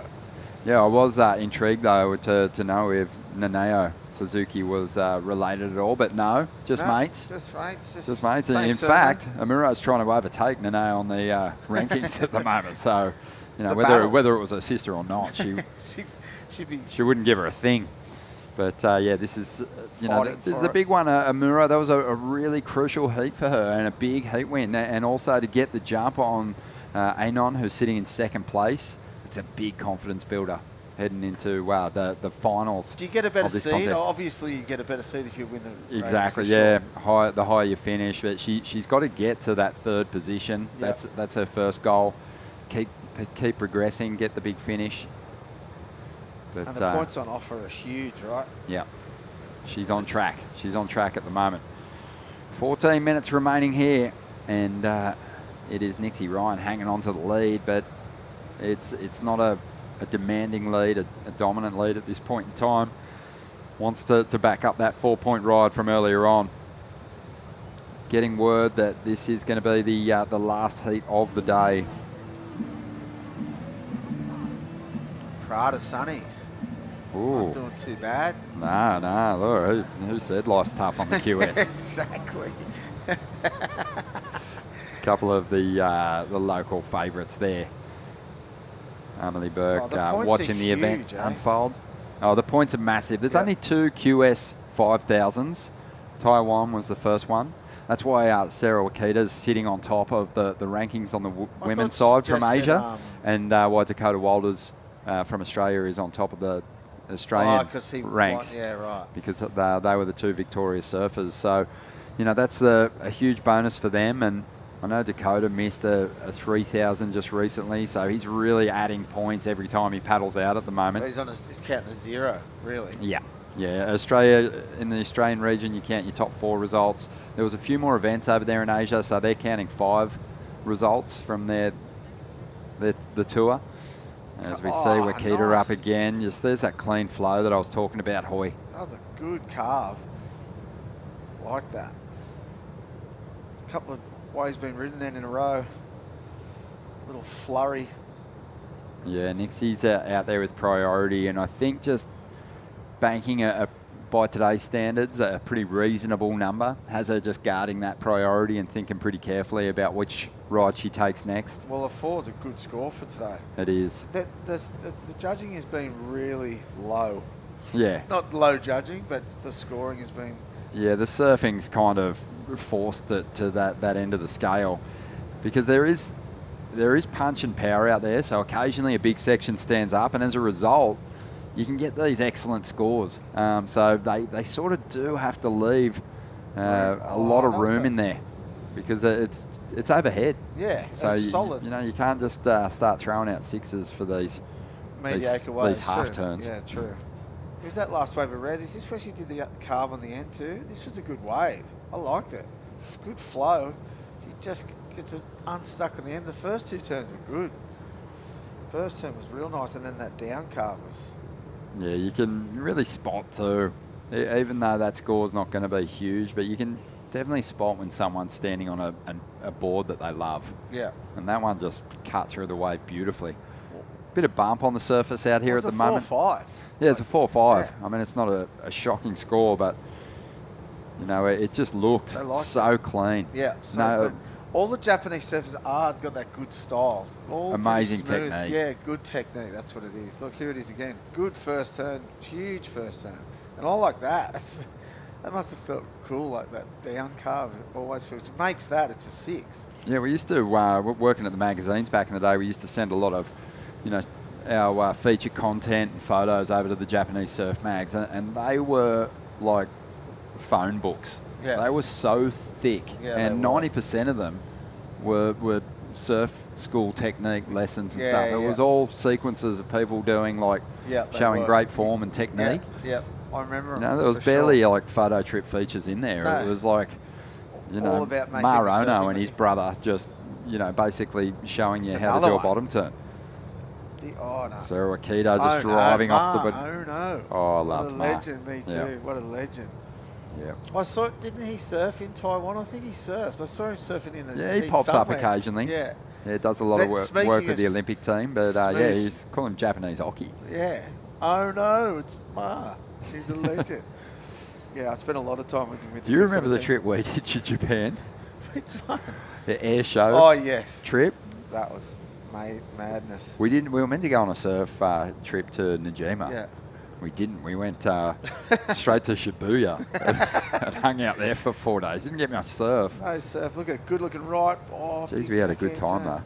though. I love Japan. It's the best. Unbelievable. I remember losing you for 2 days and then finding you doing the full Will Ferrell with the jazz flute, walking across a group of people's businessmen's table, just tapping on glasses and stuff, singing AC/DC. They loved you over there. Love-hate relationship, I think. 9 minutes and 20 seconds to go here, and Sarah Wakita's moved into the lead here. 4.5, 3.77. Still, we could see a massive jump from fourth into first because, you know, Nixie Ryan's got the second best score. Yep. Only needs a 2.53, tiny score. It's that's really hard. funny. We've said this a couple of times Yeah. at the 8-minute mark Yeah. and said, oh, they only needed 2. They should be fine. And they're scrambling around with 30 seconds to go, struggling. Still So not getting it. I think Nixie wants to get, you know, like even if she can't get the score to get to the lead, she'd like to probably just bank something. I think she's held priority since a 4 too. First priority. She hasn't caught another wave, right? No. Or maybe a couple. So let's see what Taylor Green could do on the inside here. Whipped through that first turn. So a smaller wave, but surfed it really well. And she's looking to just bank a 3.11 to climb the ladder, get herself back into a qualifying position here. Little whipping backhand turn there. And another one. That's a good score for out here this afternoon. 2 good turns. Smaller waves, hit the bank a little better. Had a corner, which is hard to find. So, you Couple know, little backhand whips. we've had amazing naming rights sponsors here since the crowdfunding effort kicked off How good at it's the Surfest. best idea ever. It's amazing. And, you know, the surprise on your face when you got down here and saw that it was the Newcastle Racecourse Pro, Women's Pro this year, was worth its weight in gold. But it is a fantastic initiative. It engages local business, gets them behind women's surfing. They get assigned a surfer as well and have the opportunity to win back their investment, which I just think is brilliant. Yeah. As we see Raya Campbell there trying to finish one off. But And for the it'll race- catch on. It's going to catch on. Yeah, well, it's a great initiative. It's awesome every day too when I, you know, head up to the Merriweather Surf Club there and see everyone just engaged in the event and backing it and being a part of it. It's fantastic to see. Full banquet set up there. But the racecourse, Newcastle Racecourse put it on too. Such a great racecourse over there. Have great events, marquee events. Some good trainers coming out of Newcastle, good horses. I still love it. Can't afford to do it anymore. No, But it's still a good good day out. It's a great day out. All the girls get to dress up, the men get to dress up. Even if you're not on the punt. Yeah. Here goes Oh, Wakita exactly. again. Just trying to find some open face here. Oh, can't really get the board back up there, trying to improve on a 3.77. Not on This that is one. this is one of those situations where Nixie's in a pretty decent position, but I can feel it from here. Pressure's building. For you know, sure. it requires such nerve and composure in those situations, doesn't it? And the requirement's gone up too. She needed only a 2.56 before now she needs a Do it. 3.16. Here Go. she goes. Here's a section. Up into the pocket. Oh, Nice hit off the top. Releasing some water there. Oh. Kicks that tail. Oh no. So she could have softened that and I mean, in these situations too, Hoy, like, you just want to convert at least the number you need to get the second. Like, you don't need to blow this heat out of the water. But that was a big mistake there from Nixie. She was on her way. She was on her way. She needs a 3.16, and that's not a given with that first turn. We'll see. Well, it would have been with the second. Oh, That's a for given sure, with the yeah. second. They were two big turns, but just it's like a tail slip here. We watch it again. Good looking wave. She picked the right wave with priority. Good snap at the start, and then this one, she just loses it. Her bottom turn sort of put her off a little bit, I think. Yeah, it didn't really tap into a lot of Nixie's heats last year on the Challenger Series. I think if every event was staged on a right-hand point break, Nixie Ryan qualifies. Like, she is so strong. She has a big power turn, really committed, shows great variation, just has really solid point break flow. But it's not the case. And her backhand's let her down then. If she was chasing a score on a right, there's no way in the world she doesn't convert. I think they're nearly... Well, it was the first turn was solid on a steep section, so she might just jump up into second place here, waiting on the numbers to come through, still waiting on a couple of scores to drop. She needs a 3.16. Like we said, it's going to be close, but she's not going to waste any time waiting for that score to drop. Wave. Here's the forehand, and I've happened? just jinxed her. Didn't you? Something shocking. But she went for it. She got it. She got the number she needed to get the second. 3.6 she got for that. So she gets a 5 or 5.5 if she makes the next turn. Yeah, so a lot of credit. But and the board looks like it just did the same thing it did on the backhand on a forehand then. I think there's some nerves there. You know, even though Nixie's got a fair bit of work to do. Well, that was a good looking right. They're kind of stock turns you should be making. Yeah. You know, in that situation. She's pushing a bit too hard maybe, but it looks like a board tracked out both times. Yeah, well, she's where she needs to be right now, but she's not safe because Taylor Green's chasing a 3.88, and you know if Nixie Ryan's getting a 3.6 for a single turn and then a fall. Look, it went a bit wobbly. She went a bit high.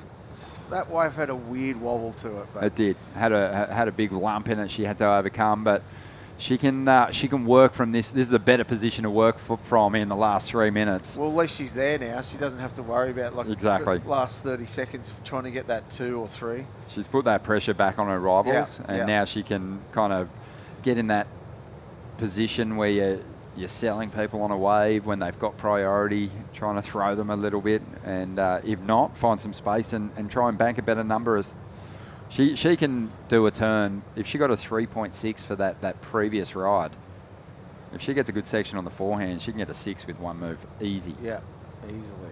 And she's got the power to do it. So just over 2.5 minutes to go here. Comes a set too by the look, a couple of lines out there. The sets usually, especially when the wind's gone onshore, aren't as good as the mid-sized ones. They're a bit lined up, unless you get a corner. But you'd see this one sort of stretching out a little bit, can't you? And I've closed out the whole beach by the look. So the danger competitor is Taylor Green, and she's just banked at 4.2, and she's jumped ahead of Nixie. So she only held that position for a short amount of time there. Oh, wow. So it is so close. There's hardly anything separating second that and third. Big backhand turn she got. Yeah. So this is an intense situation here for Nixie Ryan. 2 minutes to go. She's back in that same situation. Yeah. And we kind of knew she'd be vulnerable when she fell on that second turn. But now needing a 3.94. Taylor Green's all over her too, just with priority. Have a look at that. 2 minutes to go. So you can't let it go. We've seen a couple of mistakes with priority too, today actually. Yeah, with the girls and the men. So Taylor Green's just going to stick right on over here and try and starve her of any chances to jump up into that second spot. It's a long 90 seconds for both. Oh. I just go, leave me alone. The other going, I'm not leaving you alone. Probably goes pretty slow for Taylor Green and goes really fast for Nixie Ryan. Yeah, for sure. Well, here's a couple of more waves coming in too. This could be good. Get away from her. Oh, she can't. Oh, here we go. Sarah Wakita on the inside. Got a fake having a chance on one. She's not that far ahead either. If both Taylor Green and Nixie Ryan get a wave here in the last 50 seconds, Wakita's not safe. True. Don't you need like 4 5s Yeah, Go in front. mid-range fours will kind of get them over the line.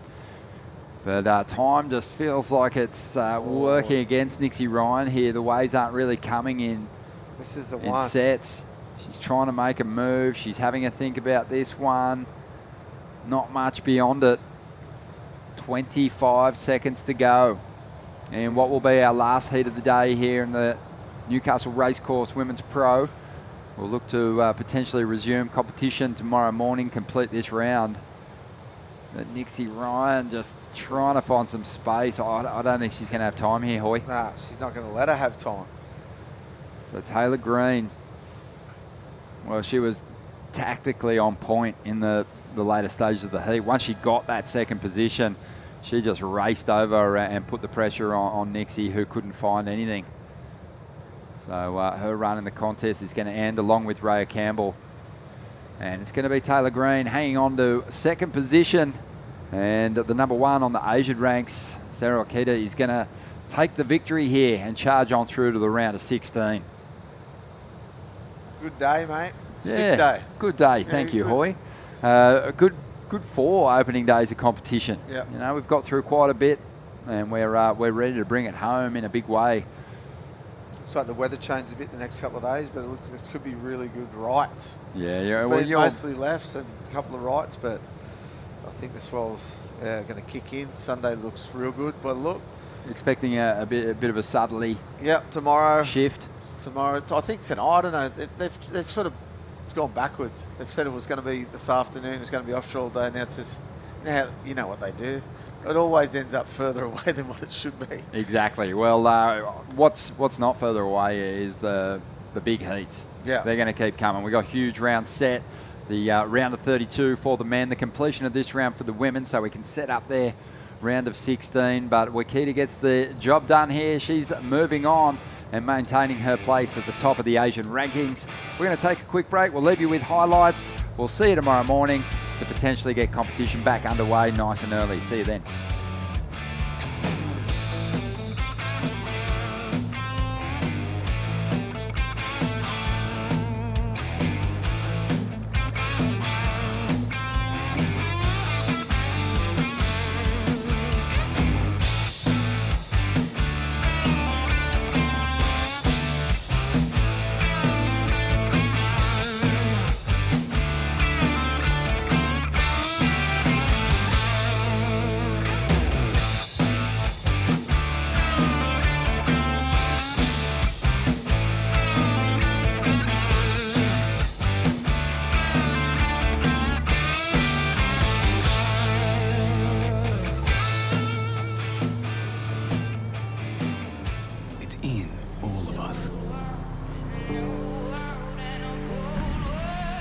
Craving to feel new again, to see something new that will blow our minds, or meet someone new who will change it.